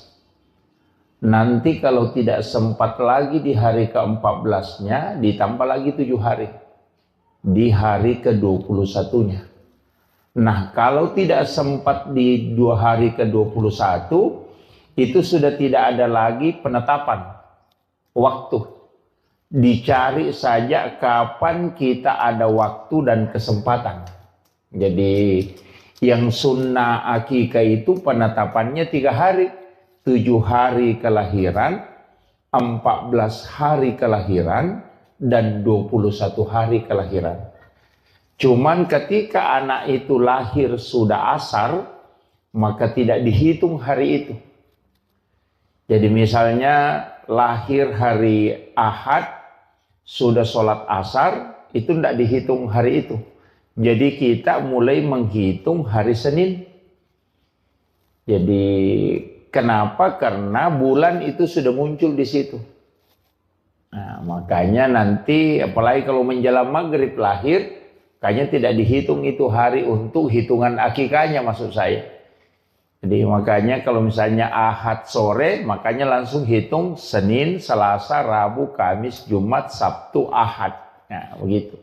Tapi kalau dia lahir sebelum duhur, maka dihitung hari itu. Ya, jadi itu begitu cara menghitungnya kalau untuk penetapan hari akikah. Sebenarnya kenapa ada semua rahasia di dalam kitab-kitab hikmah itu, para ulama kita itu sebenarnya sudah menjelaskan beberapa asbab kenapa ada hitungan 7. Anak itu kan sebenarnya 7 bulan kandungan itu kita adakan acara syukuran. Nah, biasa orang mengatakan syukuran 7 bulanan. Kenapa ambil 7 bulan? Kenapa bukan 9 bulannya misalnya? Kemudian 7 hari kelahiran, ambil lagi 7 itu. Nanti di umur 7 tahun disuruh sholat. Itu 7 tahun lagi, bukan 5 tahun. Jadi hitungannya itu kan 7 tahun. Makanya kenapa hitungan 7 itu? Tawaf itu kan juga 7 putaran. Sa'i juga 7. Orang yang sholat itu kan anggota sholat, tubuh yang sujud itu kan ada 7. 2 kaki, 2 lutut, 2 tangan, 1 kepala. Makanya 7. Dalam 1 pekan itu kan 7 hari. Suratul Fatihah itu kan ada 7 ayat yang berulang. Jadi semua angka 7 ini itu ada maknanya. Nah, makanya sebenarnya anak kan begitu. 7 tahun kelahiran diperintahkan untuk sholat. Kalau nanti 10 tahun pukul kalau tidak sholat. Karena dia akan menghadapi 7 tahun kedua, yakni 14. Nah, di umur 14 itu sudah masuk. Nanti kan juga SD begitu. 7 tahun masuk SD, 7 tahun kemudian masuk SMP. 7 tahun kemudian masuk perguruan tinggi. Makanya itu pasti begitu. Jadi 14, 21. Jadi semua itu hitungan 7. Jadi sebenarnya ada rahasia-rahasia nanti itu yang ulama kita sampaikan di angka 7 itu. Makanya orang tua dulu itu kalau ada uangnya ada angkanya 77, wah itu nasimpang itu. Ya situ nomornya kan. Ini kenapa? Karena memang angka itu sebenarnya enggak ini. Istilahnya ada pesan bahwa angka itu dipilih oleh Allah. Itu tidak sembarang. Angka 7 itu bukan angka yang kebetulan, enggak. Itu kenapa sa'i, tawaf, langit 7 susun, tanah 7 lapis. Kenapa semua 7 itu ada maknanya. Kemudian untuk anak kita sebenarnya begini, itu memberi nama, ini nama yang dikasih ini luar biasa karena itu memiliki makna. Itu azkiya itu sebenarnya kan cerdas. Dari zakiya itu kan cerdas, kecerdasan. Kemudian kalau zaya itu keyakinan. Jadi nama itu memang adalah doa. Cuma biasanya kalau terlalu panjang nama itu berubah-ubah sifatnya nanti. Iya. Jadi saya pernah baca satu ini kan. Ulama kita dari dulu itu memahami semua dalam segala lini ilmu. Jadi bukan hanya satu, bukan hanya melihat dari arti, tapi juga melihat dari makna. Jadi kadang juga melihat dari hitungan. Ada namanya silogi itu kan ada. Ilmu seperti itu palmitri ada. Jadi ulama kita dari dulu itu mempelajari. Tapi kalau melihat saja sepintas, itu biasa tidak. Makanya nama itu kadang ulama-ulama dulu itu tidak terlalu panjang. Cuma sekarang ini banyak. Karena selain memiliki cari maknanya yang bagus ya. Itu.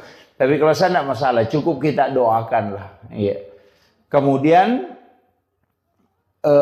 nama ini cuma ada hadis. Itu disebutkan siapa yang memiliki 3 anak laki-laki, kemudian salah satunya tidak dikasih Muhammad atau Ahmad, faqad jahilah kata Nabi. Pasti di situ ada nakal sekali. Ya. Jadi kalau ada anak laki-laki cukup mi 3 tidak ada nama salah satu namanya Ahmad atau Muhammad, nakal itu. Ada salah satu di situ tidak beres. Itu didoakan itu faqad jahilah kata Rasulullah. Jadi itu makanya penting juga menggunakan, makanya orang Arab itu rata-rata pakai kata Muhammad atau Ahmad. Kemudian itu tadi akikah. Sebenarnya akikah ini saya pernah membaca satu penelitian bahwa rambut bayi itu kan mengandung kurang lebih 4 juta virus. Makanya kenapa kita dianjurkan untuk mencukur habis. Jadi itu hikmahnya. Jadi bahkan Rasulullah mengatakan kalau kau tidak bisa menilai dengan emas, maka nilai dengan perak. Jadi bagi orang tua yang tidak mampu membeli emas untuk rambut berapa gram rambut bayi itu yang sudah dicukur habis tadi, kalau tidak bisa belikan emas, Nabi Rasulullah mengatakan belikan perak. Harus dinilai. Jadi kalau perak kan sudah murah, kan? Kenapa? Sebenarnya itu hikmahnya dalam ilmu hikmah. Kenapa dibelikan emas? Itu anak kita itu insya Allah selalu akan diberikan, diangkat derajatnya di tengah-tengah masyarakat. Jadi kalau mau anak kita, jadi bukan uangnya yang disedekahkan Bu ya, bukan. Tapi memang emasnya. Jadi ditimbang berapa gram rambutnya kan kalau bayi itu tidak sampai 10 gram. Apalagi kalau palintaan itu palingan 1 gram paling berat itu. Iya, bahkan ada yang tidak cukup. Itu dibelikan emas. Jadi, tahu gitu kalau dibawa ke penjual emas langsung ditimbang itu. baru dibelikan emas. Itu untuk anak-anak. Kalau sudah tua nah dicukur jangan ya Pak. Biasa kan ada orang tidak diakikah. Karena ada yang orang-orang tua dulu itu banyak tidak diakikah. Sebenarnya diakikah cuma dia sembeli ayam. Orang Bugis bilang icera lutu karena lutu paceran. Karena ya padahal akikah itu kan kambing atau domba. Syafi'i itu membolehkan sapi. Karena di antara kita dulu mungkin ada yang diakikah dengan sapi. Jadi Imam Syafi'i itu dalam kitab Al-Um dan bahkan juga di Fiqhul Islam wa Adillatuhu itu dibolehkan menggunakan sapi. Jadi kalau ada orang diakikah na sapi na pakai itu nilainya 1 ekor sapi itu dinilai 7 ekor kambing. Makanya kalau ada anak tak kembar laki-laki 1 ekor sapi dipotong itu sudah lebih tuh. Ya, jadi kalau Syafi'i walaupun ada ulama lain tuh mengatakan afdalnya memang kambing. Ya, jadi kambing itu juga memasuki tahun kedua umurnya. Nah, makanya di situ banyak tafaulnya Bu. Termasuk kalau anak laki-laki usahakan kambingnya sama besar. Biasa kan ada beli kambing 1 kecil 1 besar. Oh jangan. Anti anak kita itu tidak mampu berlaku adil. Sebenarnya ada aturan-aturannya itu kalau di ini untuk hikmahnya, tapi itu bukan aturan fikih mutlak enggak. Itu hanya diambil dari ilmu-ilmu tafaul itu. Ulama-ulama kita dari dulu itu pakai itu, ilmu hikmah. Termasuk kalau wanita itu kalau di perempuan kita mau akikah, kambing yang kita beli itu diperiksa kaki depannya. Lama dulu itu mengatakan periksa kaki depannya. Karena dari 10 kambing, paling tinggi 3 ekor itu yang sama besar kaki depannya. Jadi cek itu kaki depannya yang sama besar. Itu yang kau jadikan kambing untuk akikah anak perempuan. Karena supaya anakmu bisa berlaku adil kalau nanti ketika dia besar. Nah, kalau laki-laki sama besar kambingnya. Apalagi kalau ada kambing kembar itu bagus sekali. Yang tidak bisa dibedakan besarnya, warnanya itu paling bagus. Tapi itu sunnahnya Bu ya. Kalau akikah itu untuk laki-laki bisa 1 ekor kambing. Tidak mutlak harus 2. Jadi Rasulullah mengakikah cucunya itu dengan kamshan. Hanya 1 ekor domba. Tidak mutlak bilang harus 2. Cuma sunnahnya 2. Kalau tidak mampu 1 ekor itu sudah sah. Iya, jadi jangan paksakan harus 2 ekor, enggak. 1 ekor itu sudah sah. Yang penting kambing dan umurnya memasuki tahun kedua. Artinya 1 tahun lebih. Iya. Kalau aturan-aturannya itu kambing. Kemudian sebenarnya ini yang banyak melanggar sebenarnya ini. Foto kambing itu kalau disembeli untuk akikah, paling bagusnya itu tulangnya tidak dipatahkan. Itu tidak dipatahkan. Jadi hanya dagingnya yang diambil. Makanya ada beberapa itu di Arab itu dia pakai itu. Dia pakai pisau kecil itu dia iris itu. Ikuti tulangnya jadi kemudian kulitnya dipakai bungkus tulangnya. Kemudian ditanam. Jadi kulit binatang akikah itu mestinya ditanam. Iya, ditanam. Tulangnya tidak dipatah. Karena itu 60 potongan. Itu persis sama dengan potongan tubuh manusia. Tulang bayi itu persis sama dengan jumlah tulang kambing itu. Yang dipakai sebagai binatang sembelian. Makanya kalau tidak patah itu, nanti anak itu dijamin. Tidak akan patah tulangnya hingga dia meninggal. Itu hebatnya itu sebenarnya. Itu hikmahnya. Makanya ulama-ulama dulu itu menjaga betul itu. Tapi sekarang kan kita tidak. Kemudian yang ketiga kalau masakan akikah itu tidak boleh pedis. Jangan dikasih lombok. Bahkan diminta itu bumbunya sedikit agak manis. Supaya orang itu sayang dan cinta ke anak-anak kita. Jadi jangan pedis, nanti orang jengkel melihat anak-anak kita itu mudah jengkel. Kayaknya kalau ada anak sering diputar telinganya itu mungkin karena banyak lomboknya waktunya dimasakkan kambingnya. Itu ini. Jadi itu kuncinya sebenarnya. Jadi makanya aturannya di situ luar biasa itu ya. Kemudian kita dianjurkan untuk sedekah. Jadi itu kalau sunnah. Kemudian mendidik anak. Sebenarnya begini. Kita ini sekarang banyak hal yang saya dapat itu Bapak. Terus terang saya harus sampaikan ini. Orang tua dulu itu ilmunya itu bukan dari satu sumber. Dia belajar fikih, belajar tasawuf, belajar ilmu hikmah. Jadi sehingga mereka itu paham betul. Termasuk kan kayak plasenta bayi itu. Tali pusar.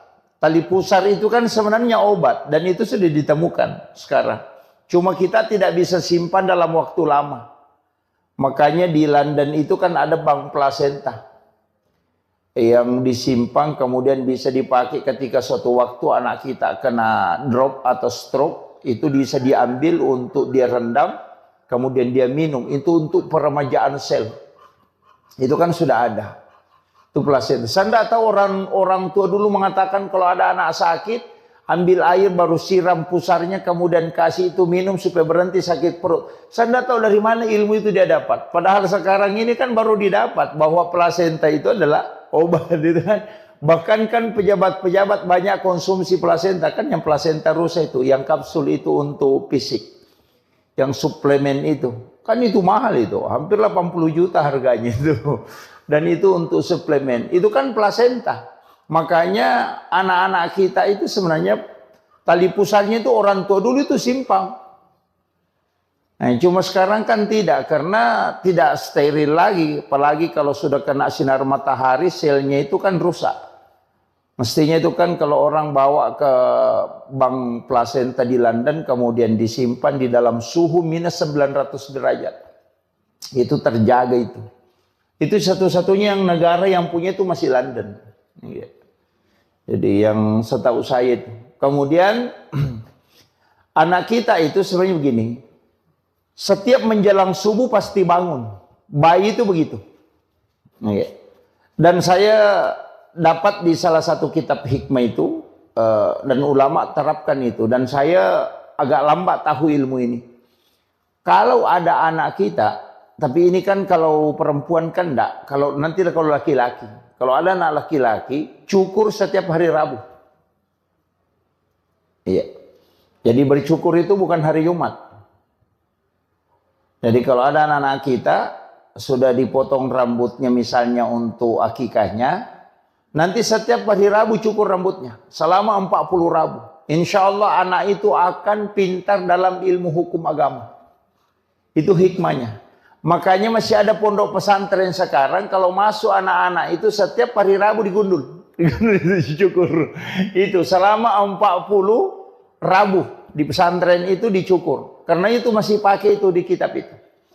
Jadi ulama hikmah itu mengatakan salah satu hikmahnya bercukur di hari Rabu itu sebenarnya itu. Untuk ahli hukum.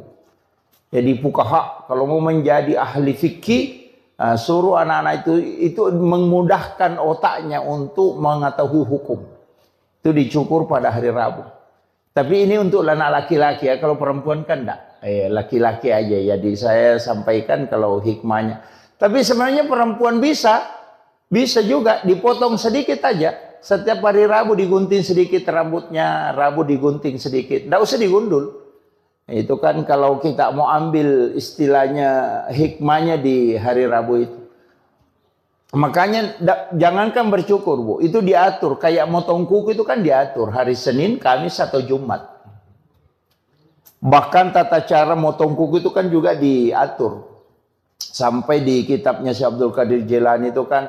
Dari tangan kanan mulai dari jari telunjuk, jari tengah, jari manis, jari kelingking baru ke ibu jari. Kemudian pindah ke tangan kiri supaya tidak kena penyakit kulit. Jadi orang yang motong kuku itu hari Senin, Kamis atau Jumat, kemudian memotong kuku dari kanan, kemudian memulai dari jari telunjuk, jari tengah, jari manis ke kelingking, kemudian ibu jari, itu tidak kena penyakit kulit. Termasuk panu itu dan kudis itu tidak kena. Itu hikmahnya itu. Jadi kalau ada orang kena panu, suruh aja itu motong kuku seperti itu. Berhenti itu. Jadi itu hikmahnya agama itu luar biasa itu. Kemudian saya sering sampaikan, kalau motong kuku kecuali wanita haid, dianjurkan untuk berwudu. Mestinya itu sebelum motong kuku berwudu. Sama aja laki-laki kalau mau pergi sholat Jumat, mestinya mandi sunnah Jumat, berwudu sempurna, sudah itu baru potong kuku. Karena kuku yang terlepas dalam keadaan suci, itu tidak pernah berhenti bersikir hingga dihancur. Kadang kita terbalik, motong kuku dulu baru pergi mandi, kan terbalik. Mestinya seluruh anggota tubuh, sama aja kalau mau motong rambut, mau menggunting rambut, mestinya dalam keadaan ada wudu.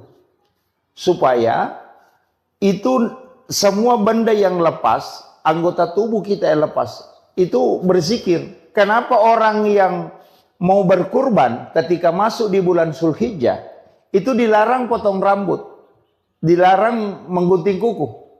Nah begitu.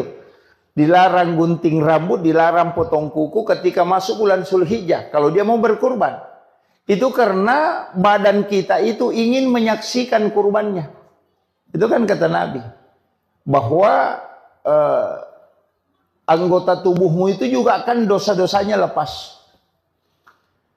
Banyak orang kan tidak perhatikan itu, dan itu disunahkan. Ketika masuk bulan Zulhijjah, 1 Zulhijjah, dan kita mau berkurban, jangan potong kuku. Jadi supaya nanti ketika berkurban hadir melihat, karena banyak juga orang tidak hadir ketika disembelih. Padahal itu yang afdalnya.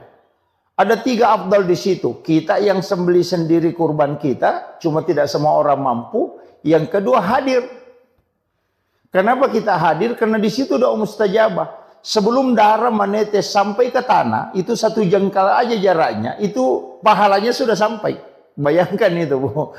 Ketika pisau sudah melekat di leher binatang yang mau dikurbankan, itu sebelum darahnya sampai ke tanah, itu pahalanya sudah sampai. Makanya doa yang paling cepat di situ, ketika pisaunya Pak Imam itu sudah di leher binatang, di situ kita berdoa. Biar tidak dilepaskan, cukup dalam hati. Mudahkan rezekiku, panjangkan umurku untuk bisa berkurban tahun depan. Itu luar biasa itu. Karena itu doa yang paling cepat itu. Kalau sholat kan belum tentu. Itu. Makanya ibadah kurban ini luar biasa sebenarnya kalau orang paham betul itu. Cuma kadang-kala kita bilang sembelih nanti bagi daging baru datang, itu rugi betul itu. Itu karena tidak paham, dia tidak mengambil berkahnya dalam setiap nilai-nilai ibadah yang ada. Sama aja orang yang haji itu. Apa yang dibaca ketika di tawaf putaran pertama, apa yang dibaca ketika tawaf di putaran kedua, ketika di posisinya Hijri Ismail, kemudian di posisinya apa yang harus diminta, itu kan banyak orang tidak paham. Iya. Kenapa berziarah ke makam Nabi, apa yang harusnya kita sampaikan kepada Rasulullah, itu kan banyak orang tidak tahu itu. Jadi kadang-kala bolak-balik umrah tapi tidak ngerti itu. Iya itu kan. Maka apa yang dibaca ketika melihat Ka'bah, itu kan banyak semua itu doa-doanya. Ini makanya kadang-kala kita ini ibadah. Jadi sebenarnya saya sering sampaikan begini, bahwa ibadah umrah atau ibadah haji itu adalah sholat dalam skala besar. Iya, ini yang kadang orang tidak anukan. Kemudian saya lanjut. Jadi anak-anak kita itu kalau menjelang subuh pasti bangun. Ketika malaikat itu sudah turun, karena bayi itu kan masih bisa melihat itu. Makanya mulai dari jin itu bayi bisa lihat. Cuma sekarang ini kan ada juga masalah. Kayak bayi yang indigo itu kan. Justru sekarang orang kalau ada bayi indigo, diambil kebanggaan. Padahal itu orang tidak beres itu. Mestinya bayi indigo itu dikasih kembali lagi ke perut ibunya. Karena itu belum selesai dia. Karena pandangannya belum ditutup. Itu kan.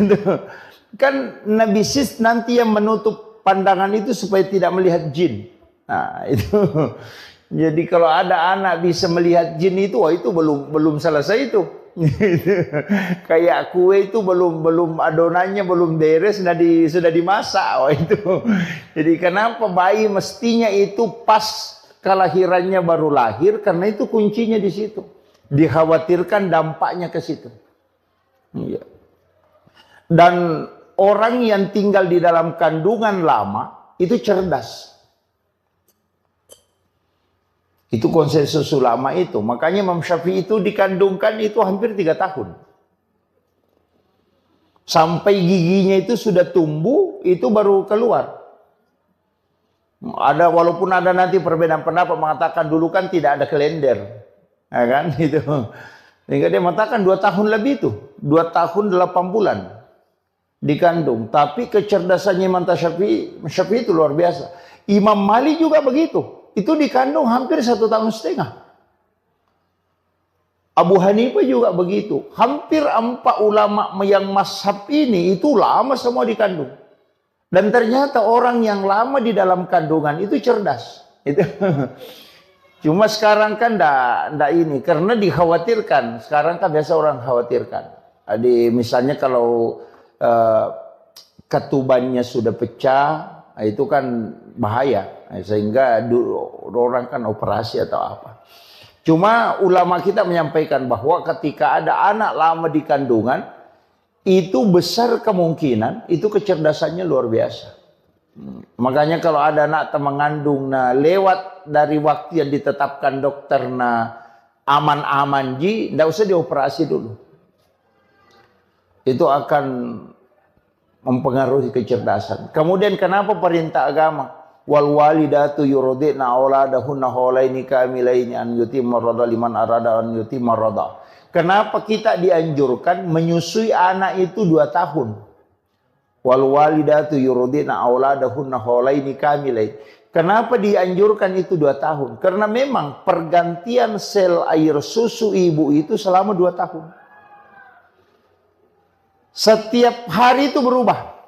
Campuran air susu seorang ibu itu berubah setiap hari.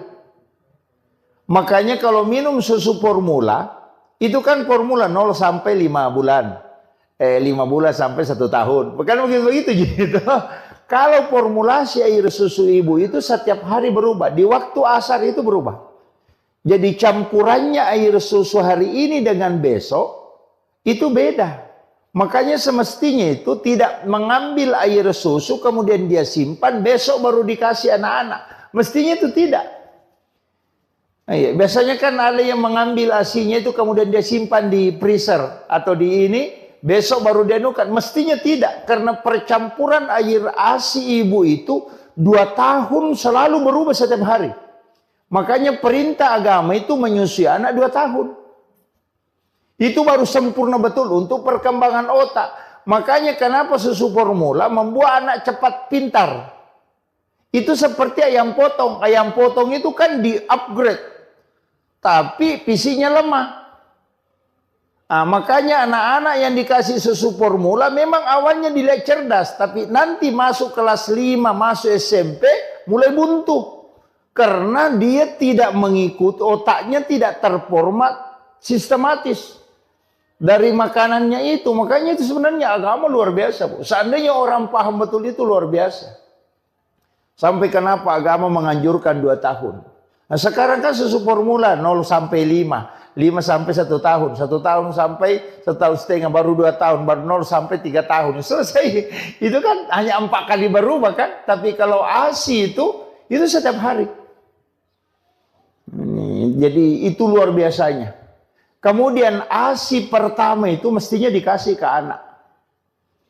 Yang warna kuning itu dijaga betul itu. Mestinya dikasih langsung ke anak itu. Kenapa? Karena itu yang untuk fisik. Itu antibodi luar biasa itu. Nah, itu juga yang terkoneksi dengan orang tuanya nanti.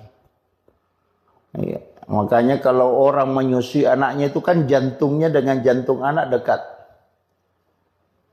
Kenapa sekarang kan banyak anak yang tidak istilahnya tidak takzim kepada kedua orang tuanya karena sudah ndak ini memang. Orang tua dulu itu anaknya kan selalu dia gendong. Sehingga jantung anak itu dekat. Sehingga anak itu kan terkoneksi itu. Nah, ini makanya ibu-ibu kalau menyusui anak ya harus digendong sebenarnya itu. Kan terpengaruh, ASI kan begitu mempengaruhi sekali. Apalagi kalau ibu-ibu makan makanan panas, misalnya makan sayur panas, nasi panas, pastikan pengaruhnya ke anak. Nanti itu kalau sudah menyusui, pasti putih-putih di sini. Iya, padahal ibunya tadi makan makanan panas, ASI-nya kan tidak panas. Tapi kenapa? Itu terpengaruh. Artinya itu pesan bahwa ucapan apapun yang dikeluarkan seorang ibu ketika dia menyusui atau sebelum menyusui itu akan masuk ke anak, tertransfer. Makanya jangan menyusui anak ketika dalam keadaan stres. Makanya kalau ibu-ibu mau nyusui anak, baca sholawat lah. Atau bunyikan Al-Quran, biar di HP saja, di Android. Baca sholawat, kemudian zikir, itu paling bagus. Karena itu tertransfer nanti masuk ke anak. Karena itu kan sesuatu yang dibacakan zikir itu pasti tenang. Mulai kalau sholawat, makanya anak-anak itu bacakan sholawat. Jadi kalau kasih menyusui anak itu sholawatan, insya Allah. Itu anak itu akan sabar. Iya. Jangan menyusui anak kalau dalam keadaan emosi, itu fatal itu. Itu nanti anak-anak tidak mau mendengar. Larinya ke situ. Jadi tidak usah kita jauh, tidak usah bilang doa apa, itu saja. Makanan panas yang dia makan, nanti kalau anaknya menyusui, itu pasti itu putih dia nunya. Terkupas-kupas itu di langit-langitnya. Itu karena sudah makanan panas. Padahal itu kan sudah dingin, karena sudah dia makan. Tuh. Apalagi lari ke ASI. Kan kalau kita secara logika, ilmiah ini kan tidak, tapi itu ada koneksinya ke situ. Bahwa orang yang berzikir, kalbunya tenang, selnya dalam tubuhnya itu mengalir dengan penuh keberkahan, dan itu yang diambil oleh anak, maka hidupnya akan berkah dan darah yang mengalir dalam tubuhnya itu dipenuhi dengan berkah sholawat. Itu luar biasa. Nah, makanya itu aja kuncinya. Jangan terlambat. Misalnya anak-anak dia di sholawat itu insya Allah. Kemudian saya tadi mengatakan setiap mau masuk subuh pasti bangun. Karena itu dibangunkan malaikat. Makanya anak-anak itu ngomong sendiri. Bayi itu kalau jam-jam 4 subuh itu ngomong sendiri tuh. Karena itu sebenarnya karena dia kayak ulama kita mengatakan dia bicara itu sama malaikat. Makanya kalau ibu-ibu bisa perhatikan. Anak yang tidak punya bahasa, anak kecil, ketika main sama anak kecil, itu baku paham.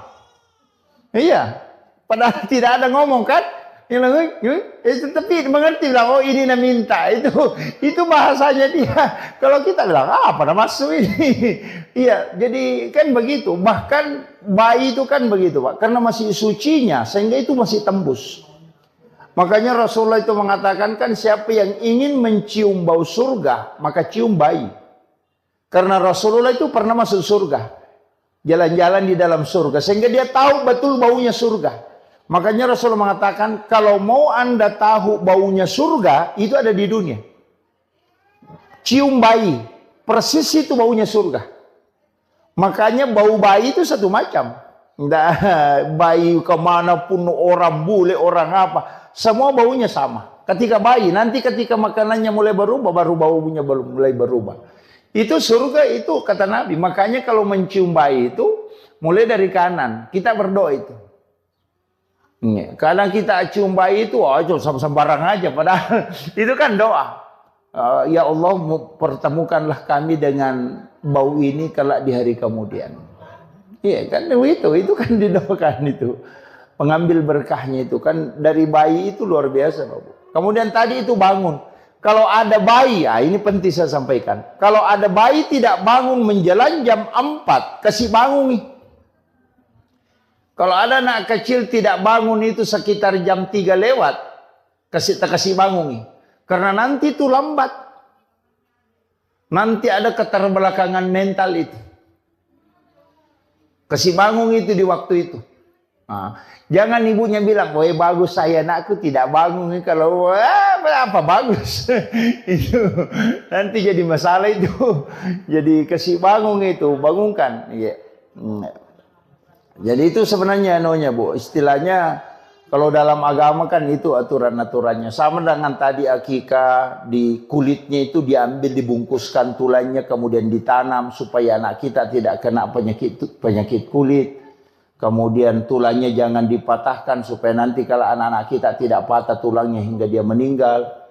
Kemudian masak dengan masakan dengan bumbu yang manis supaya anak-anak kita tidak dibenci sama orang. Ya, itu.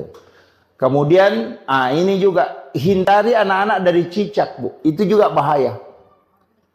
Kalau biasakan kalau ada cicak itu di kamar, usahakan, apalagi kalau anak kecil, usahakan sedapat mungkin itu cicak dihindari. Karena di dalam cicak itu ada jin namanya Ummi Sibyan. Itu jin perempuan yang bisa membunuh janin dalam kandungan. Dari dulu itu ada. Makanya Nabi itu kenapa sunnahkan membunuh cicak. Sampai bahwa siapa yang membunuh cicak dengan satu kali memukul itu kan 150 hasanat. Jadi pahalanya itu 150 dengan satu kali memukul. Kalau 2 kali dipukul baru mati itu kan turun menjadi 100 hasanat. Kenapa turun pahalanya? Semakin sering dipukul baru mati turun pahalanya karena itu menyiksa namanya. Ya, makanya dibolehkan untuk dibunuh tapi tidak dibolehkan untuk disiksa. Nah, makanya kalau cicak ya 1 kali bunuh. Makanya kalau cicak itu hindari. Karena itu ada jin di situ. Itu yang biasanya biru-biru badannya anak-anak. Biasa itu ada di punggungnya biru-biru kayak dan sudah cubit. Dia bilang, kenapa ini biru-biru? Kenapa hitam? Itu sebenarnya adalah Ummi Sibyan. Itu yang biasa kasih menangis tengah malam anak-anak. Bangun tengah malam menangis. Itu kadang orang tidak tahu. Dia bilang, kenapa? Mungkin sakit. Enggak, cari. Pasti ada cicak dekat di situ. Itu diusir. Makanya jangan biarkan banyak cicak di dalam kamar. Apalagi kalau orang hamil. Oh itu parah itu. Karena dia bisa membunuh janin dalam kandungan. Itu jin Ummi Sibyan itu. Makanya Nabi sunnahkan untuk kita membunuh cicak. Apalagi kalau bayi. Cuma kalau misalnya kita akan, kalau bayi biasa terganggu. Biasa kalau ada jin yang mengganggu atau apa. Kalau saya ada beberapa metode untuk tidak terganggu. Yang pertama, tulis lafaz Allahu. Iya.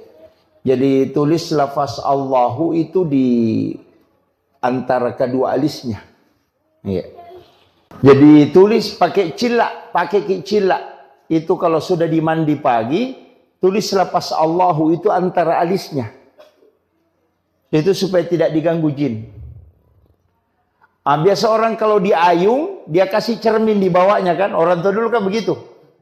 Kalau ayung anaknya, kasih cermin di bawahnya. Itu cermin kan supaya pantulannya. Kan kalau ada cicak, nah dipantulkan dengan cermin, itu jinnya keluar. Makanya sebenarnya pakai cermin itu. Kalau mau aman, pakai tulis Allahu saja. Kalau tidak bisa, kalau malam terganggu, tulis namanya Umar. Jadi kalau anak sudah tidur, kasih masuk jari telunjuk di langit-langit, mulai dari kepalanya kita tulis, tulisan bahasa Arab, Umar bin Al-Khattab. Insya Allah tidak diganggu jin itu. Sama kita, kalau tidur kita ada jin ganggu, kita bilang tidak bisa tidur, atau ada kayak ketindisan. Tulis saja nama Umar, mulai dari pusar. Jadi kasih masuk tangan di langit-langit, baru tulis Umar bin Khattab. Tapi tulis bahasa Arab. Jangan bahasa Indonesia. Tulis bahasa Arab. Jadi Umar bin Khattab. Itu tidak diganggu. Itu ulama-ulama hikmah itu mengajarkan itu. Jadi kalau ditulis namanya Umar. Kan biasa orang diganggu itu. Ganggu jin. Itu yang dipakai. Kemudian paling bagusnya tirakat itu untuk anak-anak. Sedekahkan dan puasakan hari kelahirannya. Itu paling bagus. Jadi kalau setiap hari kelahirannya itu sedekah, niatkan untuk dia.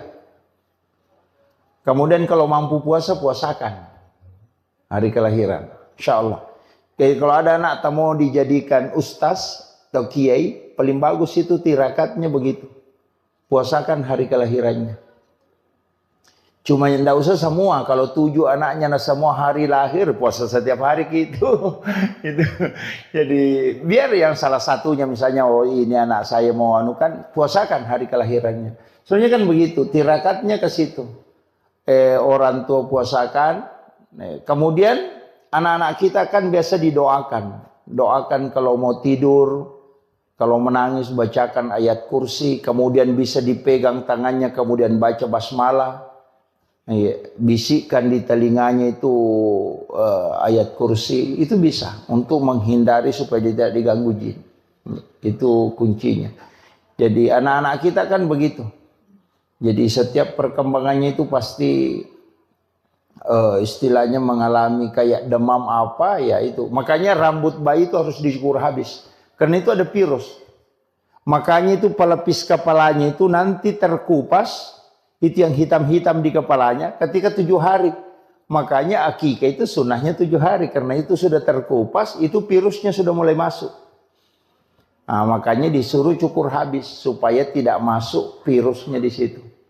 Nah, itu jadi anak-anak kita. Kemudian anak-anak kita sebenarnya kalau perintah agama itu, Bu, apalagi sekarang kan cepat. Nah, anak kita itu kasih belajar memang mengaji di umur 5 tahun. Makanya perintah sholat itu di umur 7 tahun. Kan sebelum sholat itu mestinya sudah tahu bacaan sholat kan. Makanya mengaji itu di umur 5 tahun. Ya, sebenarnya itu kaidah agamanya itu kalau kita mau ambil. Jangan bila nanti 7 tahun baru diajar, enggak. Memang harus. Tapi sekarang anak-anak justru lebih cepat. Kadang 3 tahun sudah ada yang pintar ini. Apalagi kalau misalnya ibunya memang khatamkan Al-Quran ketika di dalam kandungan. Oh, itu luar biasa itu. Ya. Kan sebenarnya kan anak-anak juga kalau baru lahir biasa ada yang tahnid. Di tahnid itu kasih kurma, dihaluskan, kemudian dibacakan doa kemudian ini. Tapi sekarang kan enggak. Ada yang tidak sepakat dengan itu. Tapi kalau saya tidak masalah. Kemudian yang terakhir, ada juga penting saya wasiatkan untuk anak-anak kita. Satu kuncinya sebenarnya begini. Yang paling lama dipelihara itu anak. Yang paling lama kita punya tanggung jawab itu ke anak. Anak ayam itu 3 bulan itu sudah pisah sama induknya. Kalau anak kita itu sudah punya anak masih dibimbing. Nah, kayaknya ini penting saya sampaikan bahwa jaga anak kita itu kalau misalnya setiap malam Jumat, Bu, kirimkan suratul Fatihah. Jadi tirakatnya itu istilahnya kalau dalam tarekat itu kirimkan suratul Fatihah setiap malam Jumat. Itu bisa 41 kali. Supaya kita sebut ila ruh wa nafsu wa jasad. Jadi supaya terkoneksi dengan kita. Iya. Apalagi kalau dia di pesantren, sekolah di pesantren, kirimkan itu setiap malam Jumat kirimkan. Kirimkan Fatihah. Iya. Jadi tapi jangan bilang ila arwahi. Katakan ila ruh. Kalau arwah itu orang sudah meninggal. Kalau ila ruh itu untuk orang hidup dan bisa juga untuk orang meninggal. Nah, karena ruh itu kalau arwah itu sudah almarhum atau almarhumah. Tapi kalau pakai ila ruh itu tidak. Itu untuk orang hidup. Sama dengan suami kita. Suami tak kirimkan Fatihah. Supaya kalau mau selingkuh bisa ditahu. Baru ada niat-niat masalahnya itu sudah kita bisa tahu. Kenapa? Karena memang terkoneksi. Karena ruh itu bersilaturahmi. Banyak perempuan itu bisa tahu kekurangan suaminya apanya. Gara-gara itu begitu terkoneksi. Kirimkan Fatihah, jangan tidak dikirimkan Fatihah. Nabi bilang tidak mati, Ustaz. Nabi buka orang mati dikirimkan. Yang salah itu kalau bilang ila arwahi, wah itu jadi masalah itu. Nanti suaminya marah-marah, belum pak mati. Nah, itu ila ruh kita kirimkan itu supaya terkoneksi. Jadi kalau ada masalah itu koneksi itu. Biar kalau HP kan bisa dipakai orang berbohong. Jadi bukan HP yang berbohong, orangnya yang berbohong. HP itu jujur sekali, apa yang dibilang itu yang dibilang. Kalau yang pegang HP itu yang biasa berbohong. Makanya saya wasiatkan pakai itu, kirimkan anak-anak kita, kirimkan Fatihah, suami kita kirimkan Fatihah, baru minta berkahnya supaya terkoneksi. Jadi bisa kita tahu anak kita sekolah di Jakarta atau di Makassar itu bisa koneksi. Iya. Jadi itu yang saya kira yang penting saya wasiatkan untuk acara akikah dan bagaimana anak-anak kita didik. Sebenarnya itu penting karena ini sekarang luar biasa Bu, tantangan yang menghadapi keadaan sekarang luar biasa. Anak-anak kita ini harus ekstra. Makanya Nabi memang mengatakan bahwa didiklah anakmu melebihi dari pendidikan, karena dia akan menghadapi masa yang lebih berat dari apa yang kau hadapi. Jadi itu yang penting saya wasiatkan, makanya didik dan harus kita banyak mendoakan. Walaupun sebenarnya ada amalan itu bagus sekali, pas anak itu lahir langsung bawa ke masjid. Jangan melewati satu waktu sholat. Jadi pas lahir bawa ke masjid, simpan di depan mimbar, letakkan di situ, baru sholat sunnah hajat 2 rakaat, baru berdoa kepada Allah supaya diikatkan kalbunya dengan masjid. Jadi nanti anak-anak itu menangis kalau orang ke masjid dan dia tidak ikut. Nah itu. Jadi dan kalau ke masjid itu pasti tenang. Ya, datang tenang itu. Jadi itu yang dianukan. Jadi sambung memang masjid dengan kalbunya ketika anak itu lahir. Bahkan ulama kita mengatakan pas waktu sholat pertama dia dapati. Langsung bawa simpan di depan mimbar, sholat sunnah hajat baru minta kepada Allah supaya dianukan. Bahkan ada mengatakan bisa di mihrab. Saya kira ini yang penting saya wasiatkan untuk kita, mudah-mudahan ada pelajaran yang bisa kita petik, namanya untuk mendidik anak-anak kita. Dan saya wasiatkan penutup Bu, jangan kurang membaca 100 kali surah Al-Insyirah dalam satu hari. Iya, itu aja yang paling mudah.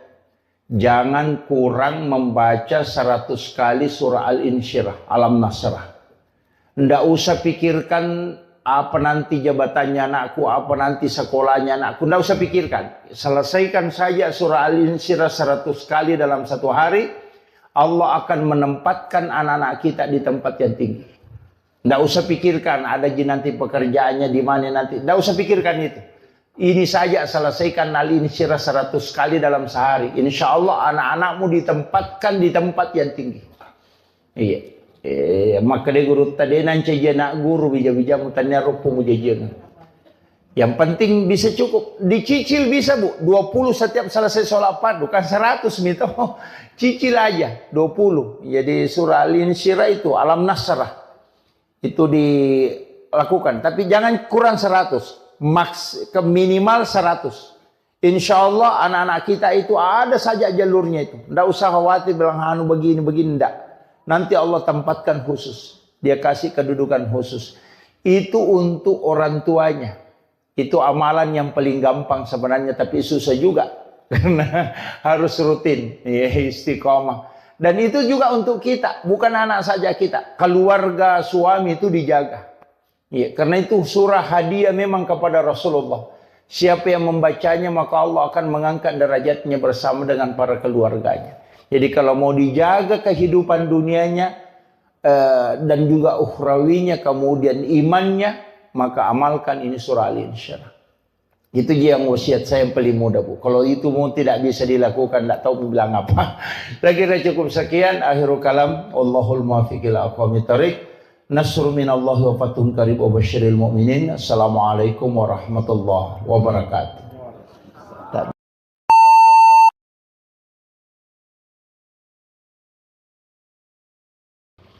Alhamdulillah, salah satu tugas orang tua ketika Allah menganugerahkan anak, yakni dengan 4 hal.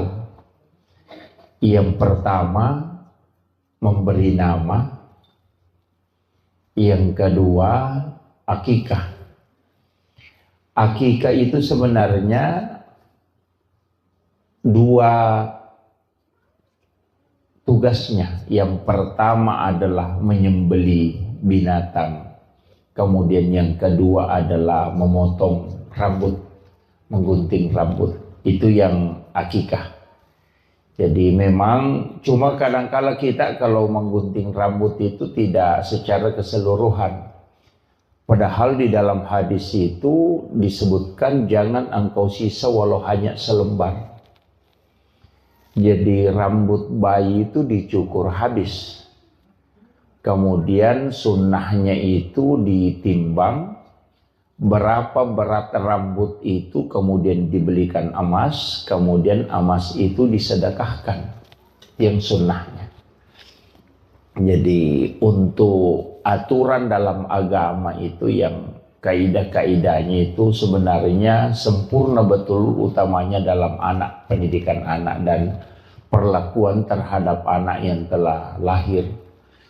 Jadi mulai pertama dianjurkan untuk diazankan, walaupun nanti ada beberapa pendapat ulama mengatakan hadisnya adalah dhaif.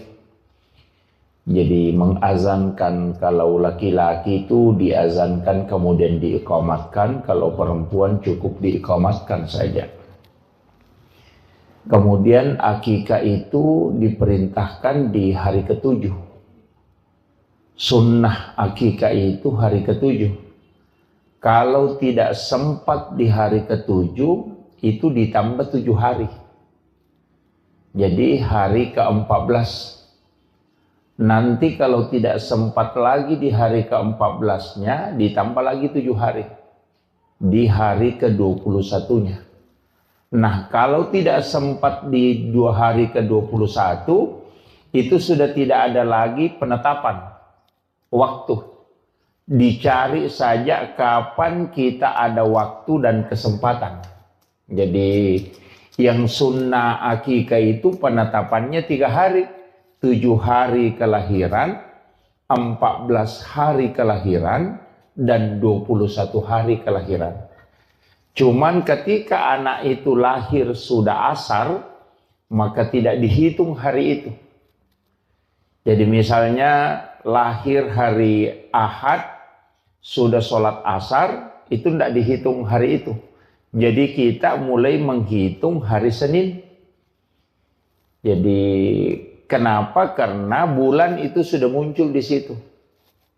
Nah, makanya nanti apalagi kalau menjelang maghrib lahir, kayaknya tidak dihitung itu hari untuk hitungan akikahnya, maksud saya. Jadi makanya kalau misalnya Ahad sore, makanya langsung hitung Senin, Selasa, Rabu, Kamis, Jumat, Sabtu, Ahad. Nah, begitu.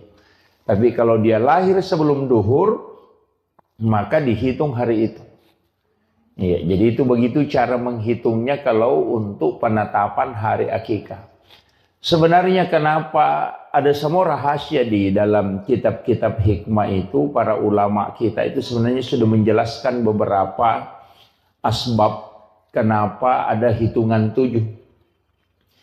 Anak itu kan sebenarnya 7 bulan kandungan itu kita adakan acara syukuran. Nah, biasa orang mengatakan syukuran 7 bulanan. Kenapa ambil 7 bulan? Kenapa bukan 9 bulannya misalnya? Kemudian 7 hari kelahiran, ambil lagi 7 itu. Nanti di umur 7 tahun disuruh sholat. Itu 7 tahun lagi, bukan 5 tahun. Jadi hitungannya itu kan 7 tahun. Makanya kenapa hitungan 7 itu? Tawaf itu kan juga 7 putaran. Sa'i juga 7. Orang yang sholat itu kan anggota sholat, tubuh yang sujud itu kan ada 7. 2 kaki, 2 lutut, 2 tangan, 1 kepala. Makanya 7. Dalam 1 pekan itu kan 7 hari. Suratul Fatihah itu kan ada 7 ayat yang berulang. Jadi semua angka 7 ini itu ada maknanya. Nah, makanya sebenarnya anak kan begitu. 7 tahun kelahiran diperintahkan untuk sholat. Kalau nanti 10 tahun pukul kalau tidak sholat. Karena dia akan menghadapi 7 tahun kedua, yakni 14. Nah, di umur 14 itu sudah masuk. Nanti kan juga SD begitu, 7 tahun masuk SD, 7 tahun kemudian masuk SMP, 7 tahun kemudian masuk perguruan tinggi. Makanya itu pasti begitu. Jadi 14, 21, jadi semua itu hitungan 7. Jadi sebenarnya ada rahasia-rahasia nanti itu yang ulama kita sampaikan di angka 7 itu. Makanya orang tua dulu itu Kalau ada uangnya ada angkanya 77, wah itu nasimpang itu. Ya situ nomornya kan. Ini kenapa? Karena memang angka itu sebenarnya enggak ini. Istilahnya ada pesan bahwa angka itu dipilih oleh Allah. Itu tidak sembarang. Angka 7 itu bukan angka yang kebetulan, enggak. Itu kenapa sa'i, tawaf, langit 7 susun, tanah 7 lapis. Kenapa semua 7 itu ada maknanya. Kemudian untuk anak kita sebenarnya begini, itu memberi nama, ini nama yang dikasih ini luar biasa karena itu memiliki makna. Itu azkiya itu sebenarnya kan cerdas. Dari zakiya itu kan cerdas, kecerdasan. Kemudian kalau zaya itu keyakinan. Jadi nama itu memang adalah doa. Cuma biasanya kalau terlalu panjang nama itu berubah-ubah sifatnya nanti. Iya. Jadi saya pernah baca satu ini kan. Ulama kita dari dulu itu memahami semua dalam segala lini ilmu. Jadi bukan hanya satu, bukan hanya melihat dari arti, tapi juga melihat dari makna. Jadi kadang juga melihat dari hitungan. Ada namanya silogi itu kan ada. Ilmu seperti itu palmitri ada. Jadi ulama kita dari dulu itu mempelajari. Tapi kalau melihat saja sepintas, itu biasa tidak. Makanya nama itu kadang ulama-ulama dulu itu tidak terlalu panjang. Cuma sekarang ini banyak. Karena selain memiliki cari maknanya yang bagus ya. Itu. Tapi kalau saya tidak masalah. Cukup kita doakan lah. Ya. Kemudian nama ini cuma ada hadis. Itu disebutkan siapa yang memiliki 3 anak laki-laki, kemudian salah satunya tidak dikasih Muhammad atau Ahmad, faqad jahilah kata Nabi. Pasti di situ ada nakal sekali. Ya. Jadi kalau ada anak laki-laki cukup mitiga tidak ada nama salah satu namanya Ahmad atau Muhammad, nakal itu. Ada salah satu di situ tidak beres.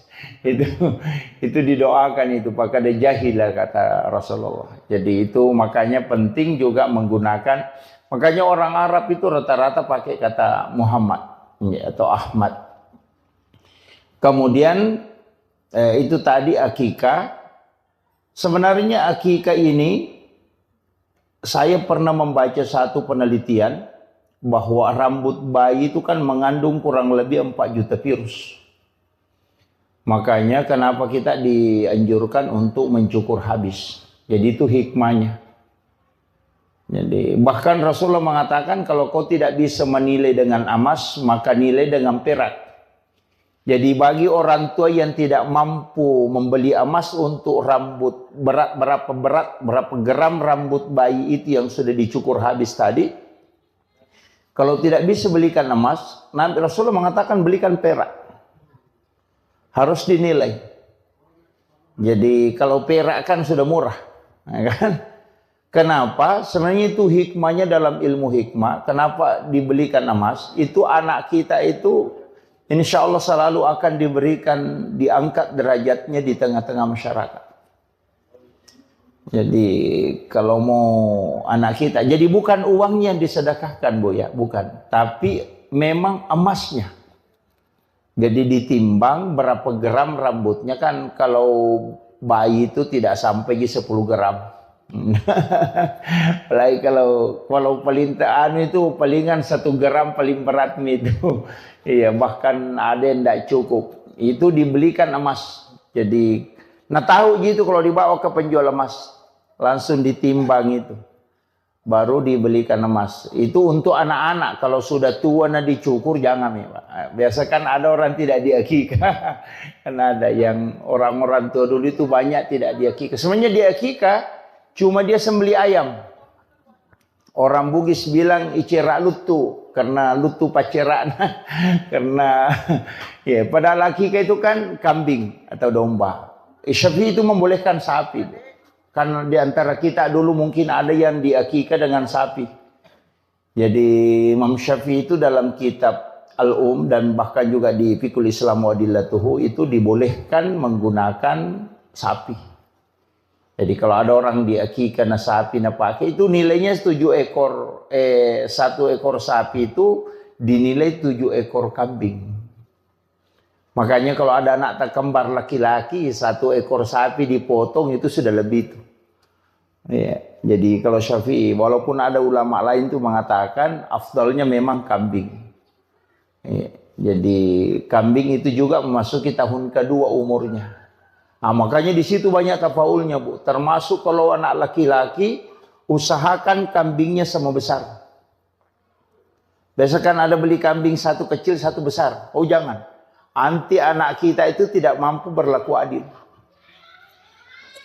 Sebenarnya ada aturan-aturannya itu kalau di ini untuk hikmahnya, tapi itu bukan aturan fikih mutlak, enggak. Itu hanya diambil dari ilmu-ilmu tafaul itu. Ulama-ulama kita dari dulu itu pakai itu, ilmu hikmah.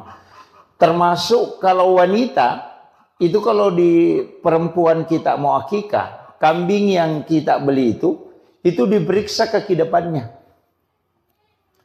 Lama dulu itu mengatakan periksa kaki depannya. Karena dari 10 kambing, paling tinggi 3 ekor itu yang sama besar kaki depannya. Jadi cek itu kaki depannya yang sama besar. Itu yang kau jadikan kambing untuk akikah anak perempuan. Karena supaya anakmu bisa berlaku adil kalau nanti ketika dia besar. Nah, kalau laki-laki sama besar kambingnya. Apalagi kalau ada kambing kembar itu bagus sekali. Yang tidak bisa dibedakan besarnya, warnanya itu paling bagus. Tapi itu sunnahnya, Bu ya. Kalau akikah itu untuk laki-laki bisa 1 ekor kambing. Tidak mutlak harus 2. Jadi Rasulullah mengakikah cucunya itu dengan kamshan. Hanya 1 ekor domba. Tidak mutlak bilang harus 2. Cuma sunnahnya 2. Kalau tidak mampu 1 ekor itu sudah sah. Iya, jadi jangan paksakan harus 2 ekor, enggak. 1 ekor itu sudah sah. Yang penting kambing dan umurnya memasuki tahun kedua. Artinya 1 tahun lebih. Iya. Kalau aturan-aturannya itu kambing. Kemudian sebenarnya ini yang banyak melanggar sebenarnya nih. Foto kambing itu kalau disembeli untuk akikah, paling bagusnya itu tulangnya tidak dipatahkan. Itu tidak dipatahkan. Jadi hanya dagingnya yang diambil. Makanya ada beberapa itu di Arab itu dia pakai itu. Dia pakai pisau kecil itu, dia iris itu. Ikuti tulangnya, jadi kemudian kulitnya dipakai bungkus tulangnya, kemudian ditanam. Jadi kulit binatang akikah itu mestinya ditanam. Iya, ditanam. Tulangnya tidak dipatah. Karena itu 60 potongan. Itu persis sama dengan potongan tubuh manusia. Tulang bayi itu persis sama dengan jumlah tulang kambing itu yang dipakai sebagai binatang sembelihan. Makanya kalau tidak patah itu, nanti anak itu dijamin tidak akan patah tulangnya hingga dia meninggal. Itu hebatnya itu sebenarnya. Itu hikmahnya. Makanya ulama-ulama dulu itu menjaga betul itu. Tapi sekarang kan kita tidak. Kemudian yang ketiga, kalau masakan akikah itu tidak boleh pedis. Jangan dikasih lombok. Bahkan diminta itu bumbunya sedikit agak manis. Supaya orang itu sayang dan cinta ke anak-anak kita. Jadi jangan pedis, nanti orang jengkel melihat anak-anak kita itu mudah jengkel. Kayaknya kalau ada anak sering diputar telinganya itu mungkin karena banyak lomboknya waktunya dimasakkan kambingnya. Jadi itu kuncinya sebenarnya. Jadi makanya aturannya di situ luar biasa itu ya. Kemudian kita dianjurkan untuk sedekah. Jadi itu kalau sunnah. Kemudian mendidik anak, sebenarnya begini. Kita ini sekarang banyak hal yang saya dapat itu, Bapak. Terus terang saya harus sampaikan ini. Orang tua dulu itu ilmunya itu bukan dari satu sumber. Dia belajar fikih, belajar tasawuf, belajar ilmu hikmah. Jadi sehingga mereka itu paham betul. Termasuk kan kayak plasenta bayi itu. Tali pusar. Tali pusar itu kan sebenarnya obat. Dan itu sudah ditemukan sekarang. Cuma kita tidak bisa simpan dalam waktu lama. Makanya di London itu kan ada bank plasenta. Yang disimpan kemudian bisa dipakai ketika suatu waktu anak kita kena drop atau stroke. Itu bisa diambil untuk dia rendam.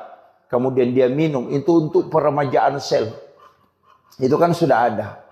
Itu plasenta. Saya tidak tahu orang tua dulu mengatakan kalau ada anak sakit, ambil air baru siram pusarnya, kemudian kasih itu minum supaya berhenti sakit perut. Saya tidak tahu dari mana ilmu itu dia dapat. Padahal sekarang ini kan baru didapat bahwa plasenta itu adalah obat. Gitu kan. Bahkan kan pejabat-pejabat banyak konsumsi plasenta. Kan yang plasenta rusa itu, yang kapsul itu untuk fisik. Yang suplemen itu. Kan itu mahal itu, hampir 80 juta harganya itu. Dan itu untuk suplemen. Itu kan plasenta. Makanya anak-anak kita itu sebenarnya tali pusarnya itu orang tua dulu itu simpang. Nah, cuma sekarang kan tidak, karena tidak steril lagi. Apalagi kalau sudah kena sinar matahari, selnya itu kan rusak. Mestinya itu kan kalau orang bawa ke bank plasenta di London, kemudian disimpan di dalam suhu minus 900 derajat. Itu terjaga itu. Itu satu-satunya yang negara yang punya itu masih London. Jadi yang setahu saya itu. Kemudian anak kita itu sebenarnya begini. Setiap menjelang subuh pasti bangun. Bayi itu begitu. Dan saya dapat di salah satu kitab hikmah itu. Dan ulama terapkan itu. Dan saya agak lambat tahu ilmu ini. Kalau ada anak kita, tapi ini kan kalau perempuan kan enggak. Kalau nanti kalau laki-laki. Kalau ada anak laki-laki, cukur setiap hari Rabu. Iya. Jadi bercukur itu bukan hari Jumat. Jadi kalau ada anak-anak kita, sudah dipotong rambutnya misalnya untuk akikahnya, nanti setiap hari Rabu cukur rambutnya. Selama 40 Rabu. Insya Allah anak itu akan pintar dalam ilmu hukum agama. Itu hikmahnya. Makanya masih ada pondok pesantren sekarang, kalau masuk anak-anak itu setiap hari Rabu digundul. Dicukur. Itu selama 40 Rabu di pesantren itu dicukur. Karena itu masih pakai itu di kitab itu. Jadi ulama hikmah itu mengatakan salah satu hikmahnya bercukur di hari Rabu itu sebenarnya itu. Untuk ahli hukum. Jadi fuqaha kalau mau menjadi ahli fikih, suruh anak-anak itu memudahkan otaknya untuk mengetahui hukum. Itu dicukur pada hari Rabu. Tapi ini untuk anak laki-laki ya, kalau perempuan kan enggak. Laki-laki aja. Jadi saya sampaikan kalau hikmahnya.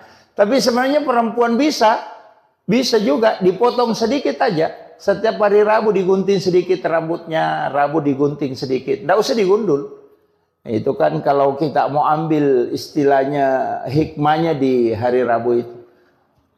Makanya jangankan bercukur Bu, itu diatur. Kayak motong kuku itu kan diatur hari Senin, Kamis atau Jumat.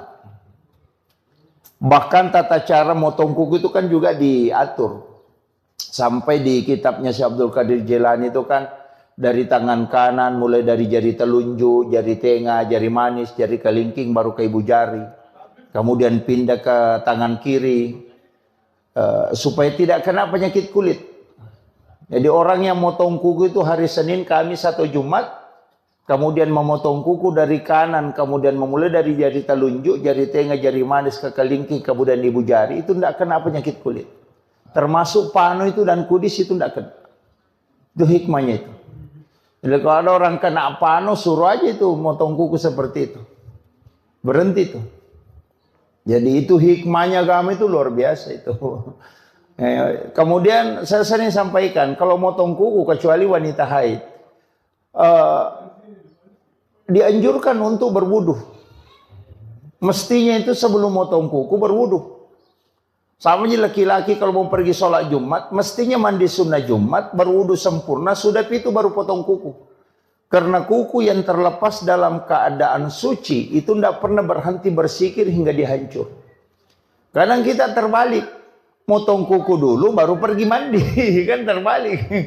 Mestinya seluruh anggota tubuh. Sama kalau mau motong rambut, mau menggunting rambut, mestinya dalam keadaan ada wudhu. Supaya itu semua benda yang lepas, anggota tubuh kita yang lepas, itu berzikir. Kenapa orang yang mau berkurban ketika masuk di bulan Zulhijjah itu dilarang potong rambut, dilarang menggunting kuku? Nah, begitu. Dilarang gunting rambut, dilarang potong kuku ketika masuk bulan Zulhijjah kalau dia mau berkurban. Itu karena badan kita itu ingin menyaksikan kurbannya. Itu kan kata Nabi, bahwa anggota tubuhmu itu juga akan dosa-dosanya lepas. Banyak orang kan tidak perhatikan itu, dan itu disunahkan. Ketika masuk bulan Zulhijjah, 1 Zulhijjah, dan kita mau berkurban, jangan potong kuku. Jadi supaya nanti ketika berkurban hadir melihat. Karena banyak juga orang tidak hadir ketika disembelih. Padahal itu yang afdalnya. Ada 3 afdal di situ. Kita yang sembelih sendiri kurban kita, cuma tidak semua orang mampu. Yang kedua hadir. Kenapa kita hadir? Karena di situ doa mustajabah. Sebelum darah menetes sampai ke tanah, itu 1 jengkal aja jaraknya, itu pahalanya sudah sampai. Bayangkan itu, Bu. Ketika pisau sudah melekat di leher binatang yang mau dikurbankan, itu sebelum darahnya sampai ke tanah, itu pahalanya sudah sampai. Makanya doa yang paling cepat di situ, ketika pisaunya Pak Imam itu sudah di leher binatang, di situ kita berdoa. Biar tidak dilepaskan, cukup dalam hati. Mudahkan rezekiku, panjangkan umurku untuk bisa berkurban tahun depan. Itu luar biasa itu. Karena itu doa yang paling cepat itu. Kalau sholat kan belum tentu. Itu. Makanya ibadah kurban ini luar biasa sebenarnya kalau orang paham betul itu. Cuma kadang-kala kita bilang sembelih nanti bagi daging baru datang. Oh, itu rugi betul itu. Itu karena tidak paham, dia tidak mengambil berkahnya dalam setiap nilai-nilai ibadah yang ada. Sama aja orang yang haji itu. Apa yang dibaca ketika di tawaf putaran pertama, apa yang dibaca ketika tawaf di putaran kedua, ketika di posisinya Hijri Ismail, kemudian di posisinya apa yang harus diminta, itu kan banyak orang tidak paham. Iya. Kenapa berziarah ke makam Nabi, apa yang harusnya kita sampaikan kepada Rasulullah, itu kan banyak orang tidak tahu itu. Jadi kadang-kala bolak-balik umrah tapi tidak ngerti itu. Iya itu kan. Maka apa yang dibaca ketika melihat Ka'bah itu kan banyak semua itu doa-doanya. Ini makanya kadang-kala kita ini ibadah. Jadi sebenarnya saya sering sampaikan begini, bahwa ibadah umrah atau ibadah haji itu adalah sholat dalam skala besar. Iya, ini yang kadang orang tidak anukan. Kemudian saya lanjut. Jadi anak-anak kita itu kalau menjelang subuh pasti bangun. Ketika malaikat itu sudah turun, karena bayi itu kan masih bisa melihat itu. Makanya mulai dari jin itu bayi bisa lihat. Cuma sekarang ini kan ada juga masalah. Kayak bayi yang indigo itu kan. Justru sekarang orang kalau ada bayi indigo, diambil kebanggaan. Padahal itu orang tidak beres itu. Mestinya bayi indigo itu dikasih kembali lagi ke perut ibunya. Karena itu belum selesai dia. Karena pandangannya belum ditutup. Itu kan. Kan Nabi Sis nanti yang menutup pandangan itu supaya tidak melihat jin. Nah itu. Jadi kalau ada anak bisa melihat jin itu, wah itu belum selesai itu. Kayak kue itu belum adonannya belum beres, sudah dimasak. Wah itu. Jadi kenapa bayi mestinya itu pas kelahirannya baru lahir, karena itu kuncinya di situ. Dikhawatirkan dampaknya ke situ. Iya. Dan orang yang tinggal di dalam kandungan lama itu cerdas. Itu konsensus ulama itu. Makanya Imam Syafi'i itu dikandungkan itu hampir 3 tahun. Sampai giginya itu sudah tumbuh, itu baru keluar. Walaupun ada nanti perbedaan pendapat mengatakan dulu kan tidak ada kalender. Ya kan? Itu. Sehingga dia mengatakan 2 tahun lebih itu, 2 tahun 8 bulan dikandung. Tapi kecerdasannya Imam Syafi'i itu luar biasa.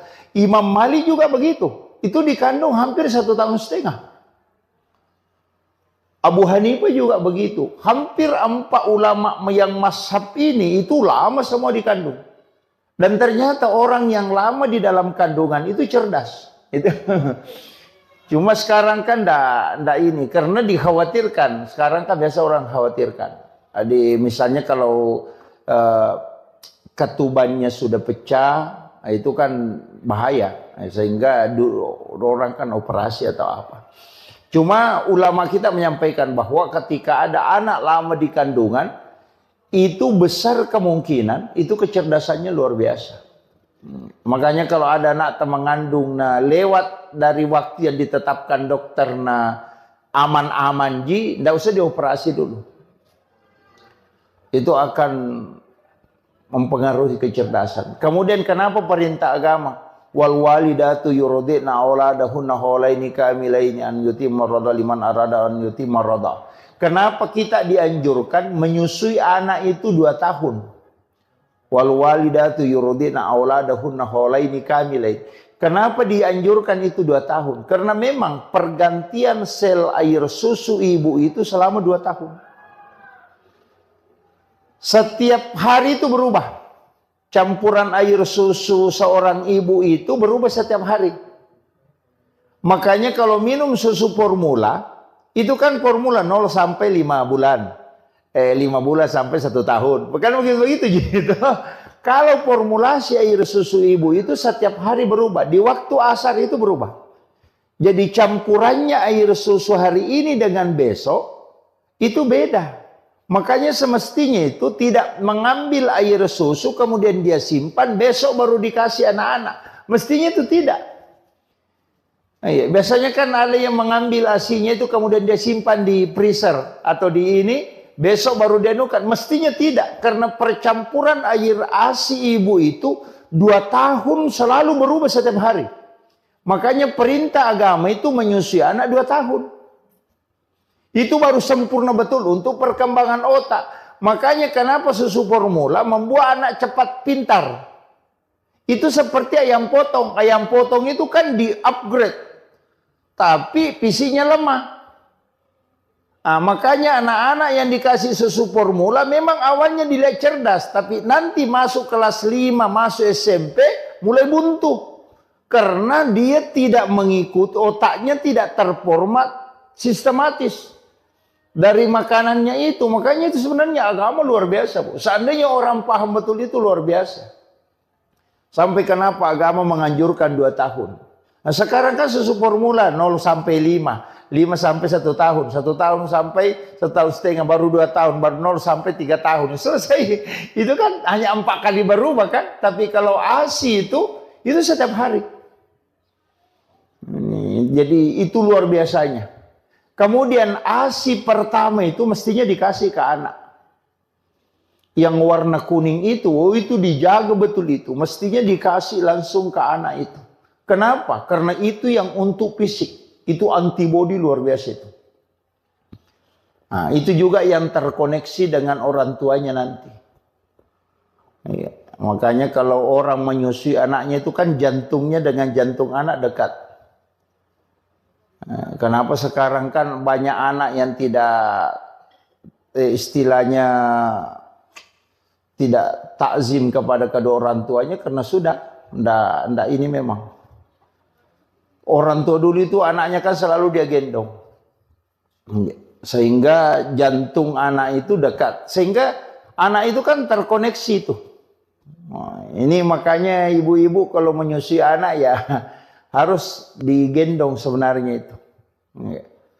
Kan terpengaruh, ASI kan begitu mempengaruhi sekali. Apalagi kalau ibu-ibu makan makanan panas, misalnya makan sayur panas, nasi panas, pasti kan pengaruhnya ke anak.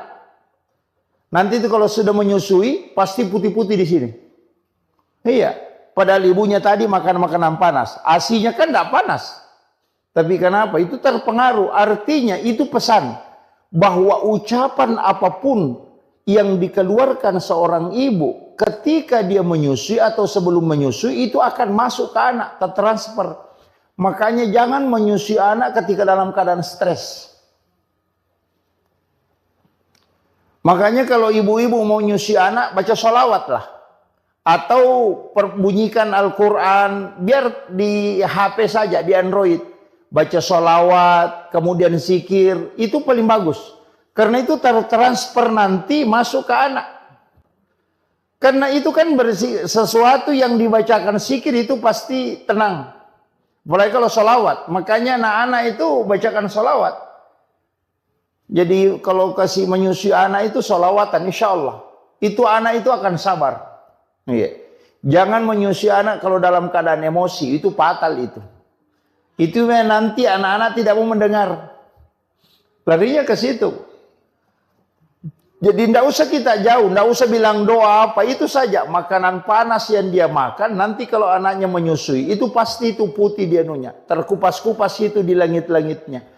Itu karena sudah makanan panas. Padahal itu kan sudah dingin, karena sudah dia makan. Tuh. Apalagi lari ke ASI. Kan kalau kita secara logika, ilmiah ini kan tidak. Tapi itu ada koneksinya ke situ. Bahwa orang yang berzikir, kalbunya tenang, selnya dalam tubuhnya itu mengalir dengan penuh keberkahan, dan itu yang diambil oleh anak, maka hidupnya akan berkah, dan darah yang mengalir dalam tubuhnya itu dipenuhi dengan berkah sholawat. Itu luar biasa. Nah, makanya itu aja kuncinya. Jangan terlambat. Misalnya anak-anak dia di sholawat itu insya Allah. Kemudian saya tadi mengatakan setiap mau masuk subuh pasti bangun, karena itu dibangunkan malaikat. Makanya anak-anak itu ngomong sendiri. Bayi itu kalau jam-jam 4 subuh itu ngomong sendiri tuh. Karena itu sebenarnya karena dia kayak ulama kita mengatakan dia bicara itu sama malaikat. Makanya kalau ibu-ibu bisa perhatikan, anak yang tidak punya bahasa, anak kecil, ketika main sama anak kecil itu baku paham. Iya, padahal tidak ada ngomong kan? Tapi mengerti bilang, oh ini nak minta, itu bahasanya dia. Kalau kita bilang, pada masuk ini.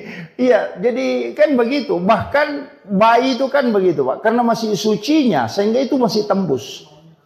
Makanya Rasulullah itu mengatakan kan, siapa yang ingin mencium bau surga, maka cium bayi.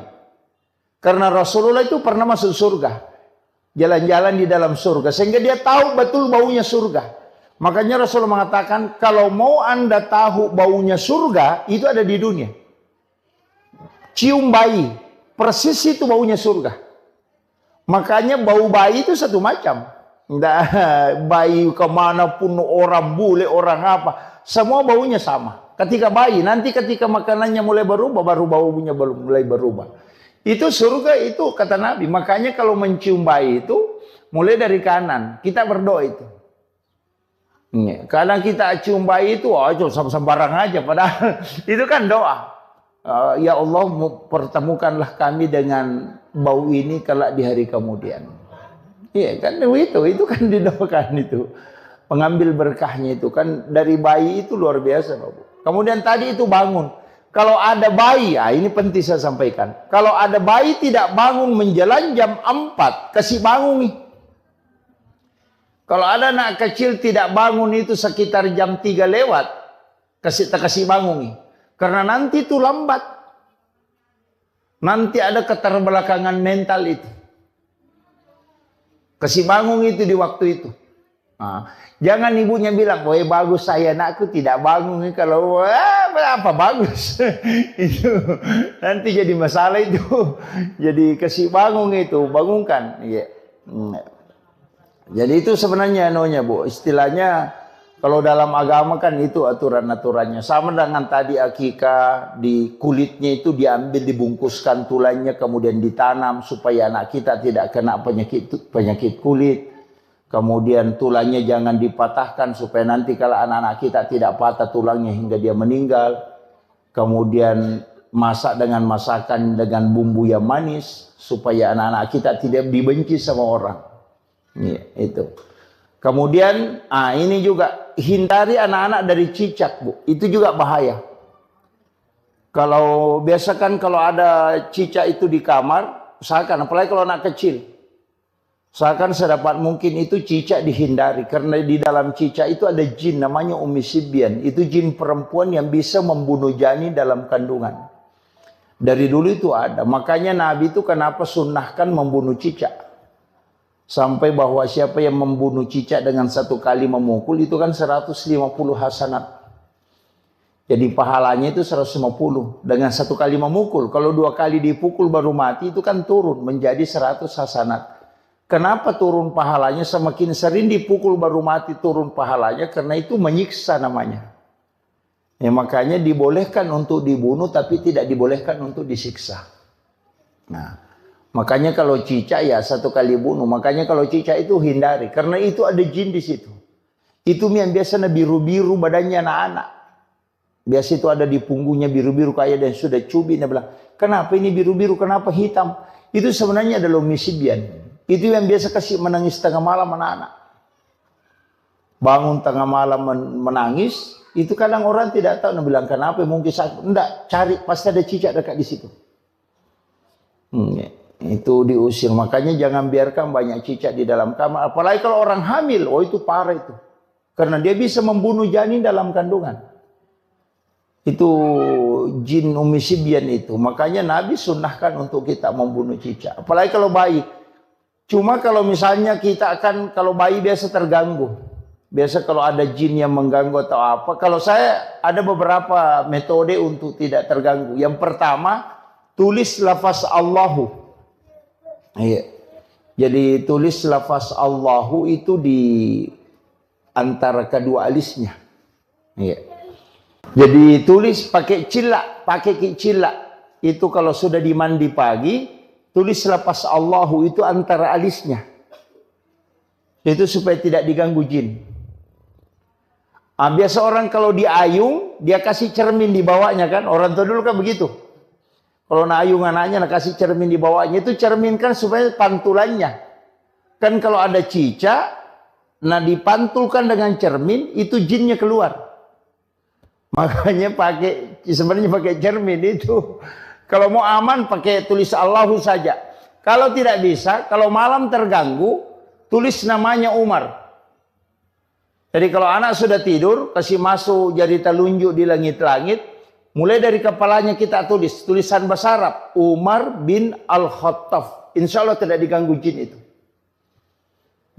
Sama kita, kalau tidur kita ada jin ganggu, kita bilang tidak bisa tidur atau ada kayak ketindisan.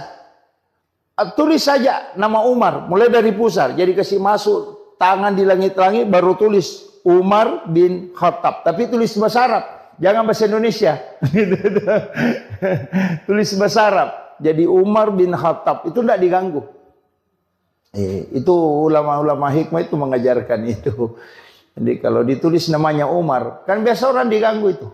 Ganggu jin, itu yang dipakai. Kemudian, paling bagusnya tirakat itu untuk anak-anak, sedekahkan dan puasakan hari kelahirannya.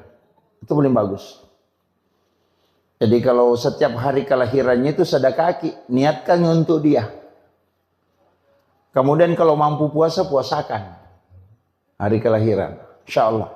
Jadi kalau ada anak tak mau dijadikan ustaz atau kiai, paling bagus itu tirakatnya begitu. Puasakan hari kelahirannya. Cuma yang tidak usah semua. Kalau 7 anaknya semua hari lahir, puasa setiap hari gitu. Gitu. Jadi biar yang salah satunya misalnya, oh ini anak saya mau anukan, puasakan hari kelahirannya. Soalnya kan begitu, tirakatnya ke situ. Orang tua puasakan. Kemudian anak-anak kita kan biasa didoakan. Doakan kalau mau tidur, kalau menangis bacakan ayat kursi, kemudian bisa dipegang tangannya, kemudian baca basmalah. Bisikkan di telinganya itu ayat kursi, itu bisa untuk menghindari supaya tidak diganggu jin. Itu kuncinya. Jadi anak-anak kita kan begitu. Jadi setiap perkembangannya itu pasti istilahnya mengalami kayak demam apa ya itu. Makanya rambut bayi itu harus dicukur habis. Karena itu ada virus. Makanya itu pelepis kepalanya itu nanti terkupas. Itu yang hitam-hitam di kepalanya ketika 7 hari. Makanya akikah itu sunnahnya 7 hari. Karena itu sudah terkupas, itu virusnya sudah mulai masuk. Nah, makanya disuruh cukur habis supaya tidak masuk virusnya di situ. Nah, itu jadi anak-anak kita. Kemudian anak-anak kita sebenarnya kalau perintah agama itu, Bu, apalagi sekarang kan cepat. Nah, anak kita itu kasih belajar memang mengaji di umur 5 tahun. Makanya perintah sholat itu di umur 7 tahun. Kan sebelum sholat itu mestinya sudah tahu bacaan sholat kan. Makanya mengaji itu di umur 5 tahun. Ya, sebenarnya itu kaidah agamanya itu kalau kita mau ambil. Jangan bilang nanti 7 tahun baru diajar, enggak. Memang harus. Tapi sekarang anak-anak justru lebih cepat. Kadang 3 tahun sudah ada yang pintar ini. Ya. Apalagi kalau misalnya ibunya memang hatamkan Al-Quran ketika di dalam kandungan. Oh, itu luar biasa itu. Ya. Kan sebenarnya kan anak-anak juga kalau baru lahir biasa ada yang tahnid. Di tahnid itu. Kasih kurma, dihaluskan, kemudian dibacakan doa kemudian ini. Tapi sekarang kan enggak.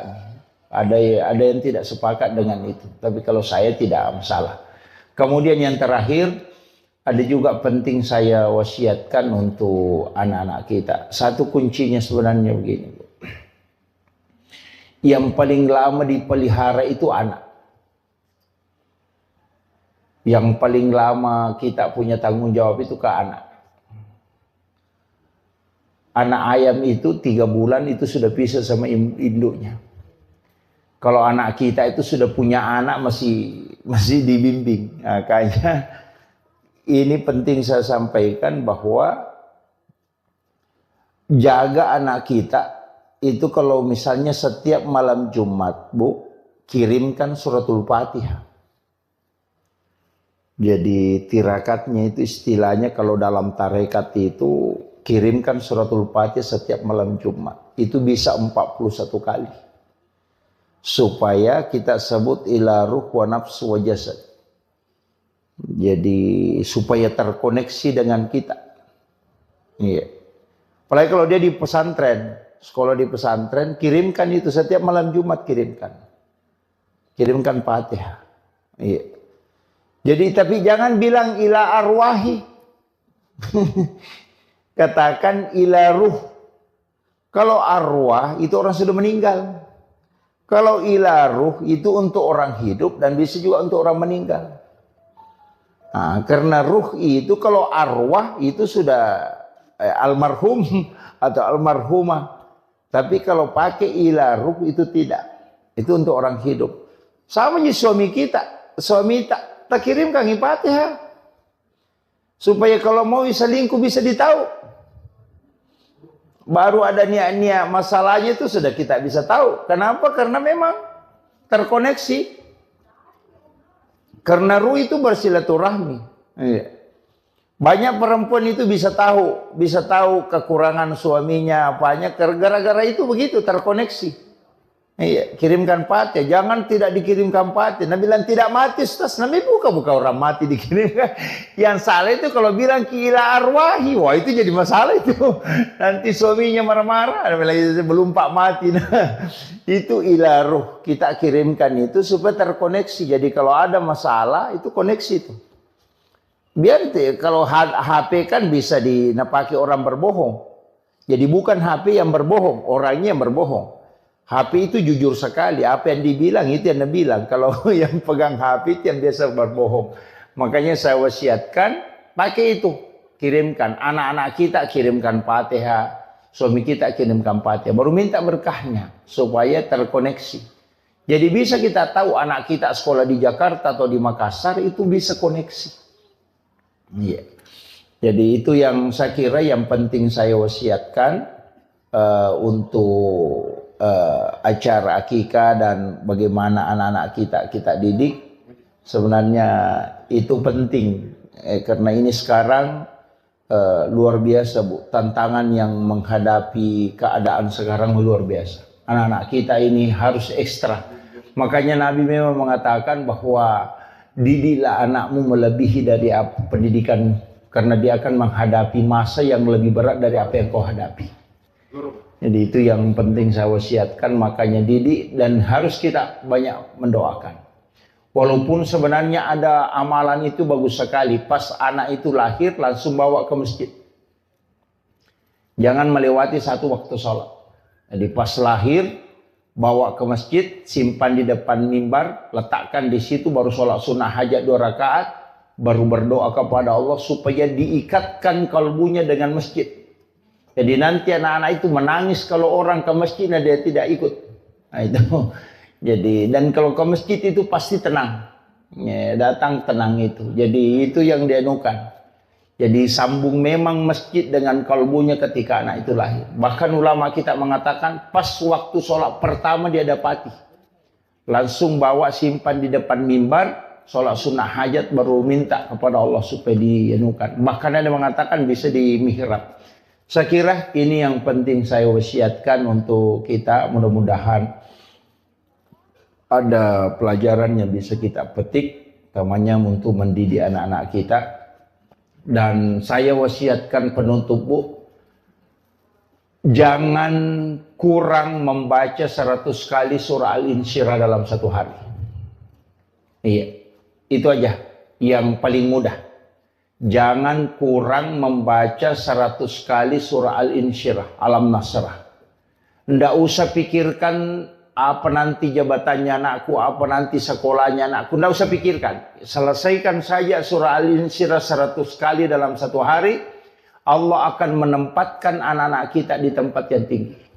Nggak usah pikirkan ada nanti pekerjaannya di mana nanti. Nggak usah pikirkan itu. Ini saja selesaikan Al-Insyirah 100 kali dalam sehari. Insya Allah anak-anakmu ditempatkan di tempat yang tinggi. Iya. Maka dia guru tadi nanti nak guru bija-bija mutanya rupu mujajangan. Yang penting bisa cukup. Dicicil bisa, Bu. 20 setiap selesai sholat fardu. Bukan 100 mito. Cicil aja 20. Jadi surah Al-Insyirah itu Alam Nasrah. Itu dilakukan. Tapi jangan kurang 100. Maks ke minimal 100. Insya Allah anak-anak kita itu ada saja jalurnya itu. Tidak usah khawatir bilang anu begini-begini, tidak. Nanti Allah tempatkan khusus. Dia kasih kedudukan khusus. Itu untuk orang tuanya. Itu amalan yang paling gampang sebenarnya, tapi susah juga. Karena harus rutin, ya, istiqomah. Dan itu juga untuk kita, bukan anak saja kita. Keluarga, suami itu dijaga. Ya, karena itu surah hadiah memang kepada Rasulullah. Siapa yang membacanya maka Allah akan mengangkat derajatnya bersama dengan para keluarganya.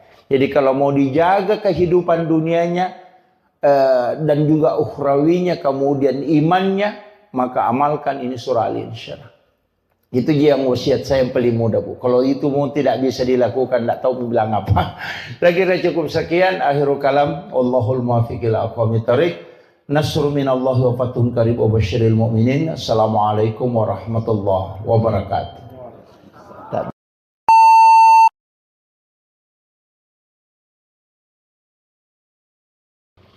Alhamdulillah, salah satu tugas orang tua ketika Allah menganugerahkan anak, yakni dengan 4 hal.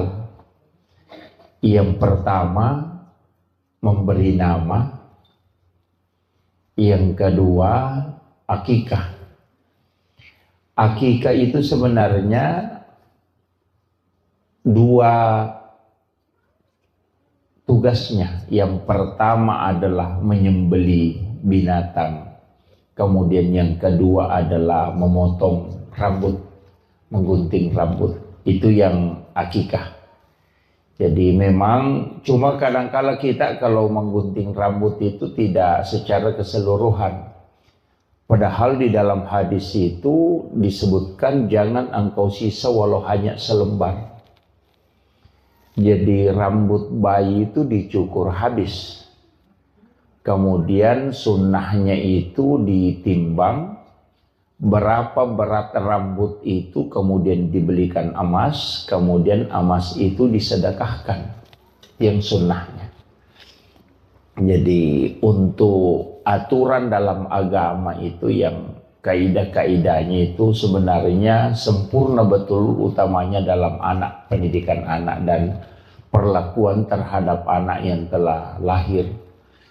Jadi mulai pertama dianjurkan untuk diazankan, walaupun nanti ada beberapa pendapat ulama mengatakan hadisnya adalah dhaif.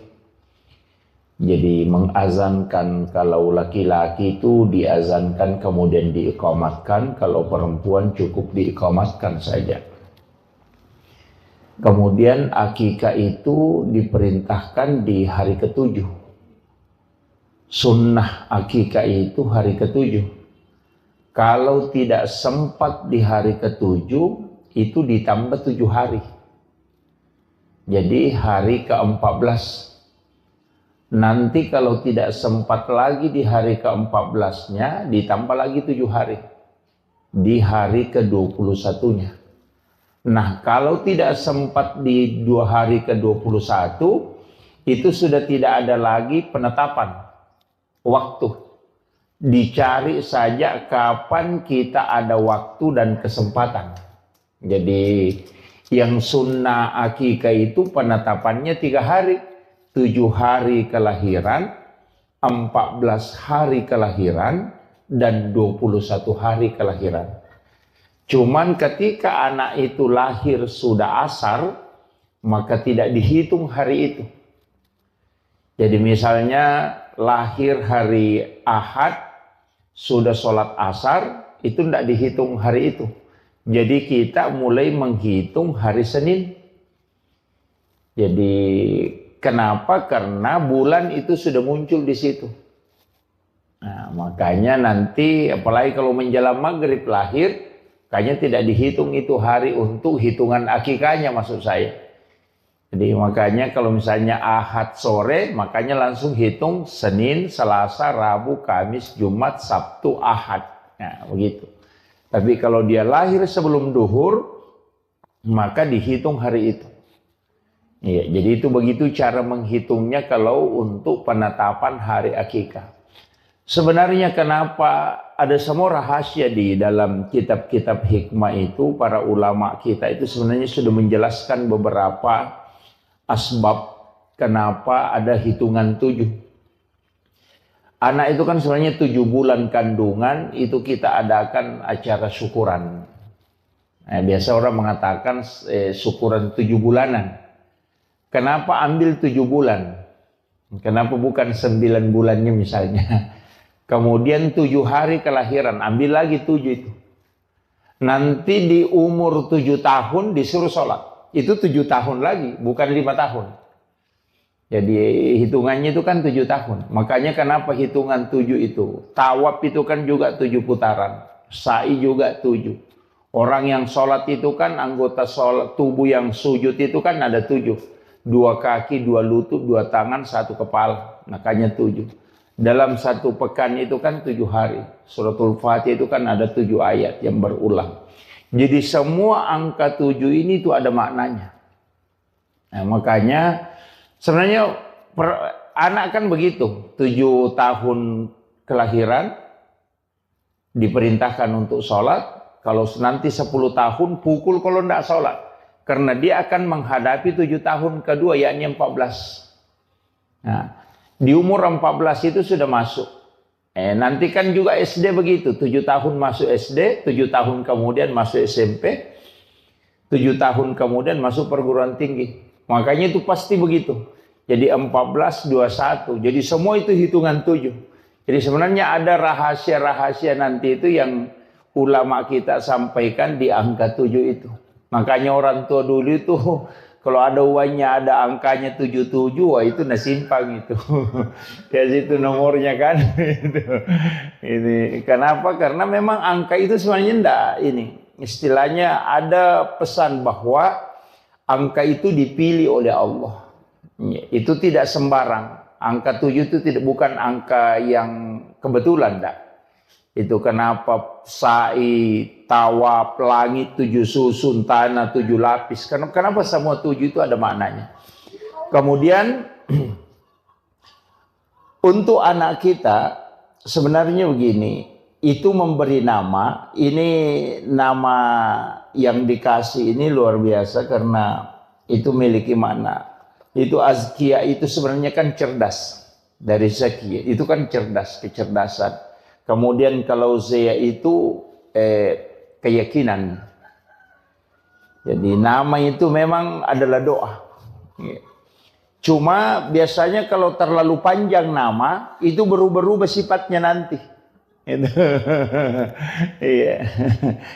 Jadi saya pernah baca satu ini kan, ulama kita dari dulu itu memahami semua dalam segala lini ilmu. Jadi bukan hanya satu, bukan hanya melihat dari arti, tapi juga melihat dari makna. Jadi kadang juga melihat dari hitungan.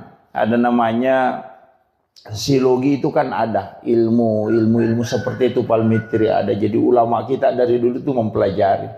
Tapi kalau melihat saja sepintas itu biasa tidak. Makanya nama itu kadang ulama-ulama dulu itu tidak terlalu panjang.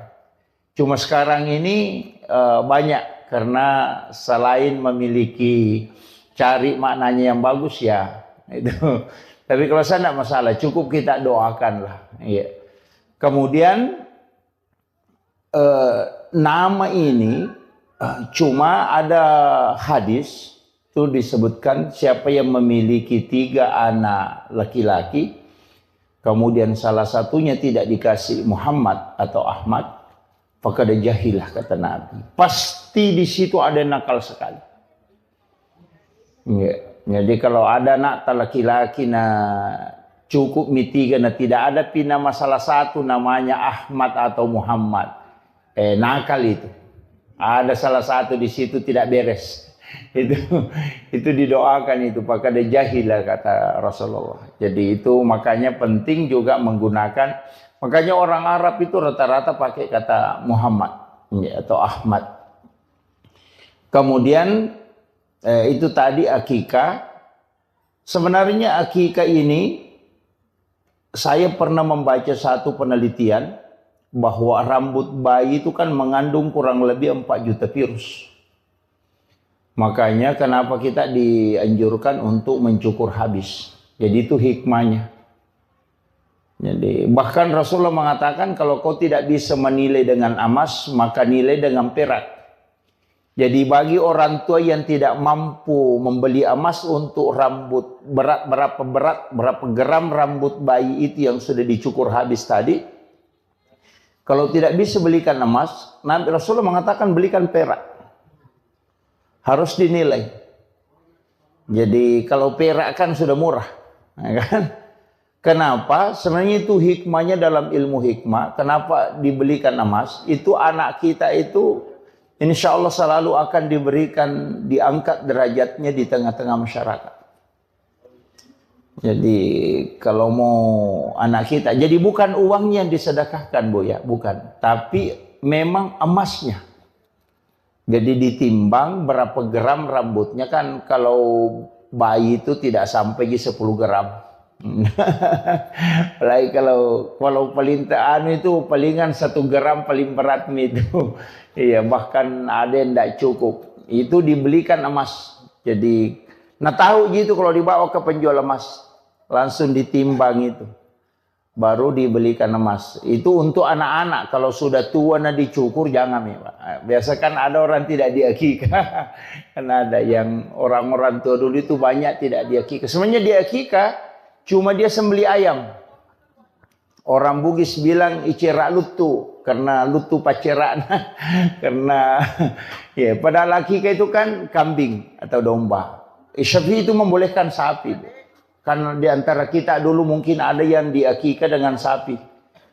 Jadi Imam Syafi'i itu dalam kitab Al-Um dan bahkan juga di Fiqhul Islam wa Adillatuhu itu dibolehkan menggunakan sapi. Jadi kalau ada orang diakikah sapi pakai, itu nilainya 1 ekor sapi itu dinilai 7 ekor kambing. Makanya kalau ada anak tak kembar laki-laki, 1 ekor sapi dipotong itu sudah lebih itu. Ya, jadi kalau Syafi'i, walaupun ada ulama lain itu mengatakan afdalnya memang kambing. Ya, Jadi kambing itu juga memasuki tahun kedua umurnya. Nah, makanya di situ banyak tafaulnya, Bu. Termasuk kalau anak laki-laki, usahakan kambingnya sama besar. Biasa kan ada beli kambing satu kecil, satu besar. Oh jangan. Nanti anak kita itu tidak mampu berlaku adil. Sebenarnya ada aturan-aturannya itu kalau di ini untuk hikmahnya. Tapi itu bukan aturan fikih mutlak, enggak. Itu hanya diambil dari ilmu-ilmu tafaul itu. Ulama-ulama kita dari dulu itu pakai itu, ilmu hikmah. Termasuk kalau wanita, itu kalau di perempuan kita mau akikah, kambing yang kita beli itu diperiksa kaki depannya. Lama dulu itu mengatakan periksa kaki depannya. Karena dari 10 kambing, paling tinggi 3 ekor itu yang sama besar kaki depannya. Jadi cek itu kaki depannya yang sama besar. Itu yang kau jadikan kambing untuk akikah anak perempuan. Karena supaya anakmu bisa berlaku adil kalau nanti ketika dia besar. Nah, kalau laki-laki sama besar kambingnya. Apalagi kalau ada kambing kembar itu bagus sekali. Yang tidak bisa dibedakan besarnya, warnanya itu paling bagus. Tapi itu sunnahnya, Bu ya. Kalau akikah itu untuk laki-laki bisa 1 ekor kambing. Tidak mutlak harus 2. Jadi Rasulullah mengakikah cucunya itu dengan kamshan. Hanya 1 ekor domba. Tidak mutlak bilang harus 2. Cuma sunnahnya 2. Kalau tidak mampu 1 ekor itu sudah sah. Iya, jadi jangan paksakan harus 2 ekor, enggak. 1 ekor itu sudah sah. Yang penting kambing dan umurnya memasuki tahun kedua. Artinya 1 tahun lebih. Iya. Kalau aturan-aturannya itu kambing. Kemudian sebenarnya ini yang banyak melanggar sebenarnya ini. Foto kambing itu kalau disembeli untuk akikah, paling bagusnya itu tulangnya tidak dipatahkan. Itu tidak dipatahkan. Jadi hanya dagingnya yang diambil. Makanya ada beberapa itu di Arab itu dia pakai pisau kecil itu dia iris itu. Ikuti tulangnya, jadi kemudian kulitnya dipakai bungkus tulangnya, kemudian ditanam. Jadi kulit binatang akikah itu mestinya ditanam. Iya, ditanam. Tulangnya tidak dipatah, karena itu 60 potongan. Itu persis sama dengan potongan tubuh manusia. Tulang bayi itu persis sama dengan jumlah tulang kambing itu yang dipakai sebagai binatang sembelihan. Makanya kalau tidak patah itu, nanti anak itu dijamin tidak akan patah tulangnya hingga dia meninggal. Itu hebatnya itu sebenarnya, itu hikmahnya. Makanya ulama-ulama dulu itu menjaga betul itu. Tapi sekarang kan kita tidak. Kemudian yang ketiga, kalau masakan akikah itu tidak boleh pedis. Jangan dikasih lombok. Bahkan diminta itu bumbunya sedikit agak manis. Supaya orang itu sayang dan cinta ke anak-anak kita. Jadi jangan pedis, nanti orang jengkel melihat anak-anak kita itu mudah jengkel. Kayaknya kalau ada anak sering diputar telinganya itu mungkin karena banyak lomboknya waktunya dimasakkan kambingnya. Jadi itu kuncinya sebenarnya. Jadi makanya aturannya di situ luar biasa itu ya. Kemudian kita dianjurkan untuk sedekah. Jadi itu kalau sunnah. Kemudian mendidik anak. Sebenarnya begini. Kita ini sekarang banyak hal yang saya dapat itu, Bapak. Terus terang saya harus sampaikan ini. Orang tua dulu itu ilmunya itu bukan dari satu sumber. Dia belajar fikih, belajar tasawuf, belajar ilmu hikmah. Jadi sehingga mereka itu paham betul. Termasuk kan kayak plasenta bayi itu. Tali pusar. Tali pusar itu kan sebenarnya obat. Dan itu sudah ditemukan sekarang. Cuma kita tidak bisa simpan dalam waktu lama. Makanya di London itu kan ada bank plasenta. Yang disimpan kemudian bisa dipakai ketika suatu waktu anak kita kena drop atau stroke. Itu bisa diambil untuk dia rendam. Kemudian dia minum. Itu untuk peremajaan sel. Itu kan sudah ada. Itu plasenta. Saya tidak tahu orang tua dulu mengatakan kalau ada anak sakit, ambil air baru siram pusarnya, kemudian kasih itu minum supaya berhenti sakit perut. Saya tidak tahu dari mana ilmu itu dia dapat. Padahal sekarang ini kan baru didapat bahwa plasenta itu adalah obat, gitu kan. Bahkan kan pejabat-pejabat banyak konsumsi plasenta, kan yang plasenta rusa itu, yang kapsul itu untuk fisik, yang suplemen itu. Kan itu mahal itu, hampir 80 juta harganya itu. Dan itu untuk suplemen, itu kan plasenta. Makanya anak-anak kita itu sebenarnya tali pusarnya itu orang tua dulu itu simpang. Nah, cuma sekarang kan tidak, karena tidak steril lagi. Apalagi kalau sudah kena sinar matahari, selnya itu kan rusak. Mestinya itu kan kalau orang bawa ke bank plasenta di London, kemudian disimpan di dalam suhu minus 900 derajat. Itu terjaga itu. Itu satu-satunya yang negara yang punya itu masih London. Jadi yang setahu saya itu. Kemudian anak kita itu sebenarnya begini. Setiap menjelang subuh pasti bangun. Bayi itu begitu. Dan saya dapat di salah satu kitab hikmah itu.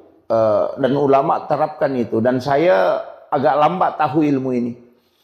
Kalau ada anak kita, tapi ini kan kalau perempuan kan enggak. Kalau nanti kalau laki-laki. Kalau ada anak laki-laki, cukur setiap hari Rabu. Iya. Jadi bercukur itu bukan hari Jumat. Jadi kalau ada anak-anak kita, sudah dipotong rambutnya misalnya untuk akikahnya, nanti setiap hari Rabu cukur rambutnya. Selama 40 Rabu. Insya Allah anak itu akan pintar dalam ilmu hukum agama. Itu hikmahnya. Makanya masih ada pondok pesantren sekarang, kalau masuk anak-anak itu setiap hari Rabu digundul. Dicukur. Itu selama 40 Rabu di pesantren itu dicukur. Karena itu masih pakai itu di kitab itu. Jadi ulama hikmah itu mengatakan salah satu hikmahnya bercukur di hari Rabu itu sebenarnya itu. Untuk ahli hukum. Jadi fuqaha kalau mau menjadi ahli fikih, suruh anak-anak itu memudahkan otaknya untuk mengetahui hukum. Itu dicukur pada hari Rabu.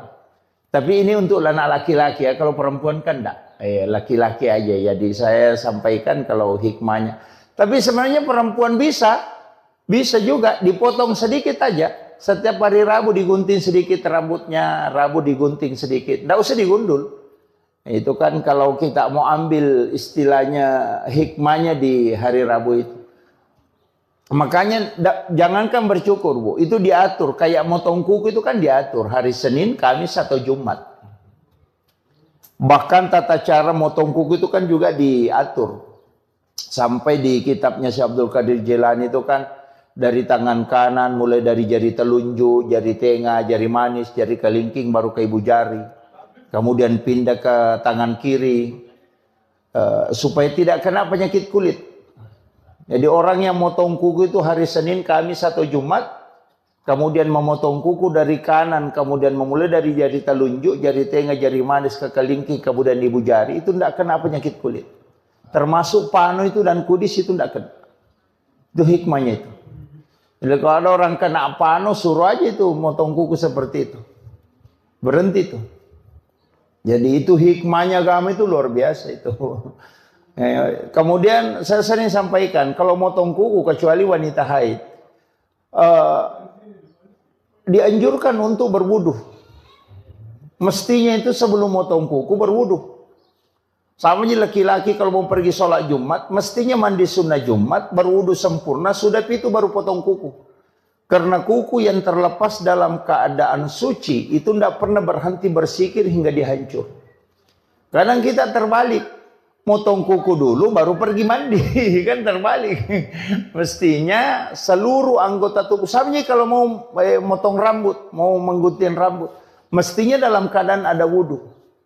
Supaya itu semua benda yang lepas, anggota tubuh kita yang lepas, itu berzikir. Kenapa orang yang mau berkurban ketika masuk di bulan Zulhijjah itu dilarang potong rambut, dilarang menggunting kuku, nggak begitu?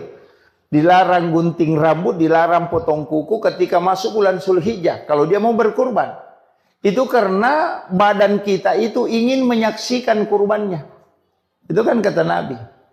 Bahwa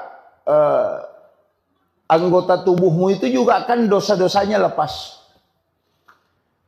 Banyak orang kan tidak perhatikan itu. Dan itu disunahkan. Ketika masuk bulan Zulhijjah, 1 Zulhijjah, dan kita mau berkurban, jangan potong kuku. Jadi supaya nanti ketika berkurban hadir melihat. Karena banyak juga orang tidak hadir ketika disembelih. Padahal itu yang afdalnya. Ada 3 afdal di situ. Kita yang sembelih sendiri kurban kita, cuma tidak semua orang mampu. Yang kedua hadir. Kenapa kita hadir? Karena di situ doa mustajabah. Sebelum darah menetes sampai ke tanah, itu 1 jengkal aja jaraknya, itu pahalanya sudah sampai. Bayangkan itu, Bu. Ketika pisau sudah melekat di leher binatang yang mau dikurbankan, itu sebelum darahnya sampai ke tanah, itu pahalanya sudah sampai. Makanya doa yang paling cepat di situ, ketika pisaunya Pak Imam itu sudah di leher binatang, di situ kita berdoa. Biar tidak dilepaskan, cukup dalam hati. Mudahkan rezekiku, panjangkan umurku untuk bisa berkurban tahun depan. Itu luar biasa itu. Karena itu doa yang paling cepat itu. Kalau sholat kan belum tentu. Itu. Makanya ibadah kurban ini luar biasa sebenarnya. Kalau orang paham betul itu. Cuma kadang-kala kita bilang sembelih nanti bagi daging baru datang. Oh, itu rugi betul itu. Itu karena tidak paham. Dia tidak mengambil berkahnya dalam setiap nilai-nilai ibadah yang ada. Sama aja orang yang haji itu. Apa yang dibaca ketika di tawaf putaran pertama, apa yang dibaca ketika tawaf di putaran kedua, ketika di posisinya Hijri Ismail, kemudian di posisinya apa yang harus diminta, itu kan banyak orang tidak paham. Iya. Kenapa berziarah ke makam Nabi, apa yang harusnya kita sampaikan kepada Rasulullah, itu kan banyak orang tidak tahu itu. Jadi kadang-kala bolak-balik umrah tapi tidak ngerti itu. Iya itu kan. Maka apa yang dibaca ketika melihat Ka'bah itu kan banyak semua itu doa-doanya. Ini makanya kadang-kala kita ini ibadah. Jadi sebenarnya saya sering sampaikan begini, bahwa ibadah umrah atau ibadah haji itu adalah sholat dalam skala besar. Iya, ini yang kadang orang tidak anukan. Kemudian saya lanjut. Jadi anak-anak kita itu kalau menjelang subuh pasti bangun. Ketika malaikat itu sudah turun, karena bayi itu kan masih bisa melihat itu. Makanya mulai dari jin itu bayi bisa lihat. Cuma sekarang ini kan ada juga masalah. Kayak bayi yang indigo itu kan. Justru sekarang orang kalau ada bayi indigo, diambil kebanggaan. Padahal itu orang tidak beres itu. Mestinya bayi indigo itu dikasih kembali lagi ke perut ibunya. Karena itu belum selesai dia. Karena pandangannya belum ditutup. Itu kan. Kan Nabi Sis nanti yang menutup pandangan itu supaya tidak melihat jin. Nah itu. Jadi kalau ada anak bisa melihat jin itu, wah itu belum selesai itu. Kayak kue itu belum adonannya belum beres sudah dimasak. Wah itu. Jadi kenapa bayi mestinya itu pas kelahirannya baru lahir, karena itu kuncinya di situ. Dikhawatirkan dampaknya ke situ. Iya. Dan orang yang tinggal di dalam kandungan lama itu cerdas. Itu konsensus ulama itu. Makanya Imam Syafi'i itu dikandungkan itu hampir 3 tahun. Sampai giginya itu sudah tumbuh, itu baru keluar. Walaupun ada nanti perbedaan pendapat mengatakan dulu kan tidak ada kalender. Ya kan? Itu. Sehingga dia mengatakan 2 tahun lebih itu. 2 tahun 8 bulan dikandung. Tapi kecerdasannya Imam Syafi'i itu luar biasa. Imam Malik juga begitu. Itu dikandung hampir 1,5 tahun. Abu Hanifah juga begitu. Hampir 4 ulama yang mazhab ini itu lama semua dikandung. Dan ternyata orang yang lama di dalam kandungan itu cerdas. Itu. Cuma sekarang kan ndak ini. Karena dikhawatirkan. Sekarang kan biasa orang khawatirkan. Misalnya kalau ketubannya sudah pecah, itu kan bahaya. Sehingga orang kan operasi atau apa. Cuma ulama kita menyampaikan bahwa ketika ada anak lama di kandungan, itu besar kemungkinan itu kecerdasannya luar biasa. Makanya kalau ada anak mengandung lewat dari waktu yang ditetapkan dokter aman-aman ji, tidak usah dioperasi dulu. Itu akan mempengaruhi kecerdasan. Kemudian kenapa perintah agama? Wal walidatu yurdi'na auladahunna haulaini kamilaini an yutimma radha liman arada an yutimma radha. Kenapa kita dianjurkan menyusui anak itu 2 tahun?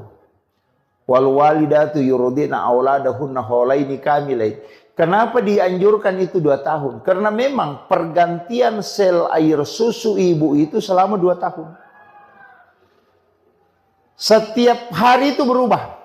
Campuran air susu seorang ibu itu berubah setiap hari. Makanya kalau minum susu formula, itu kan formula 0 sampai 5 bulan. 5 bulan sampai 1 tahun. Bukan begitu gitu. Kalau formulasi air susu ibu itu setiap hari berubah. Di waktu asar itu berubah. Jadi campurannya air susu hari ini dengan besok itu beda. Makanya semestinya itu tidak mengambil air susu kemudian dia simpan besok baru dikasih anak-anak. Mestinya itu tidak.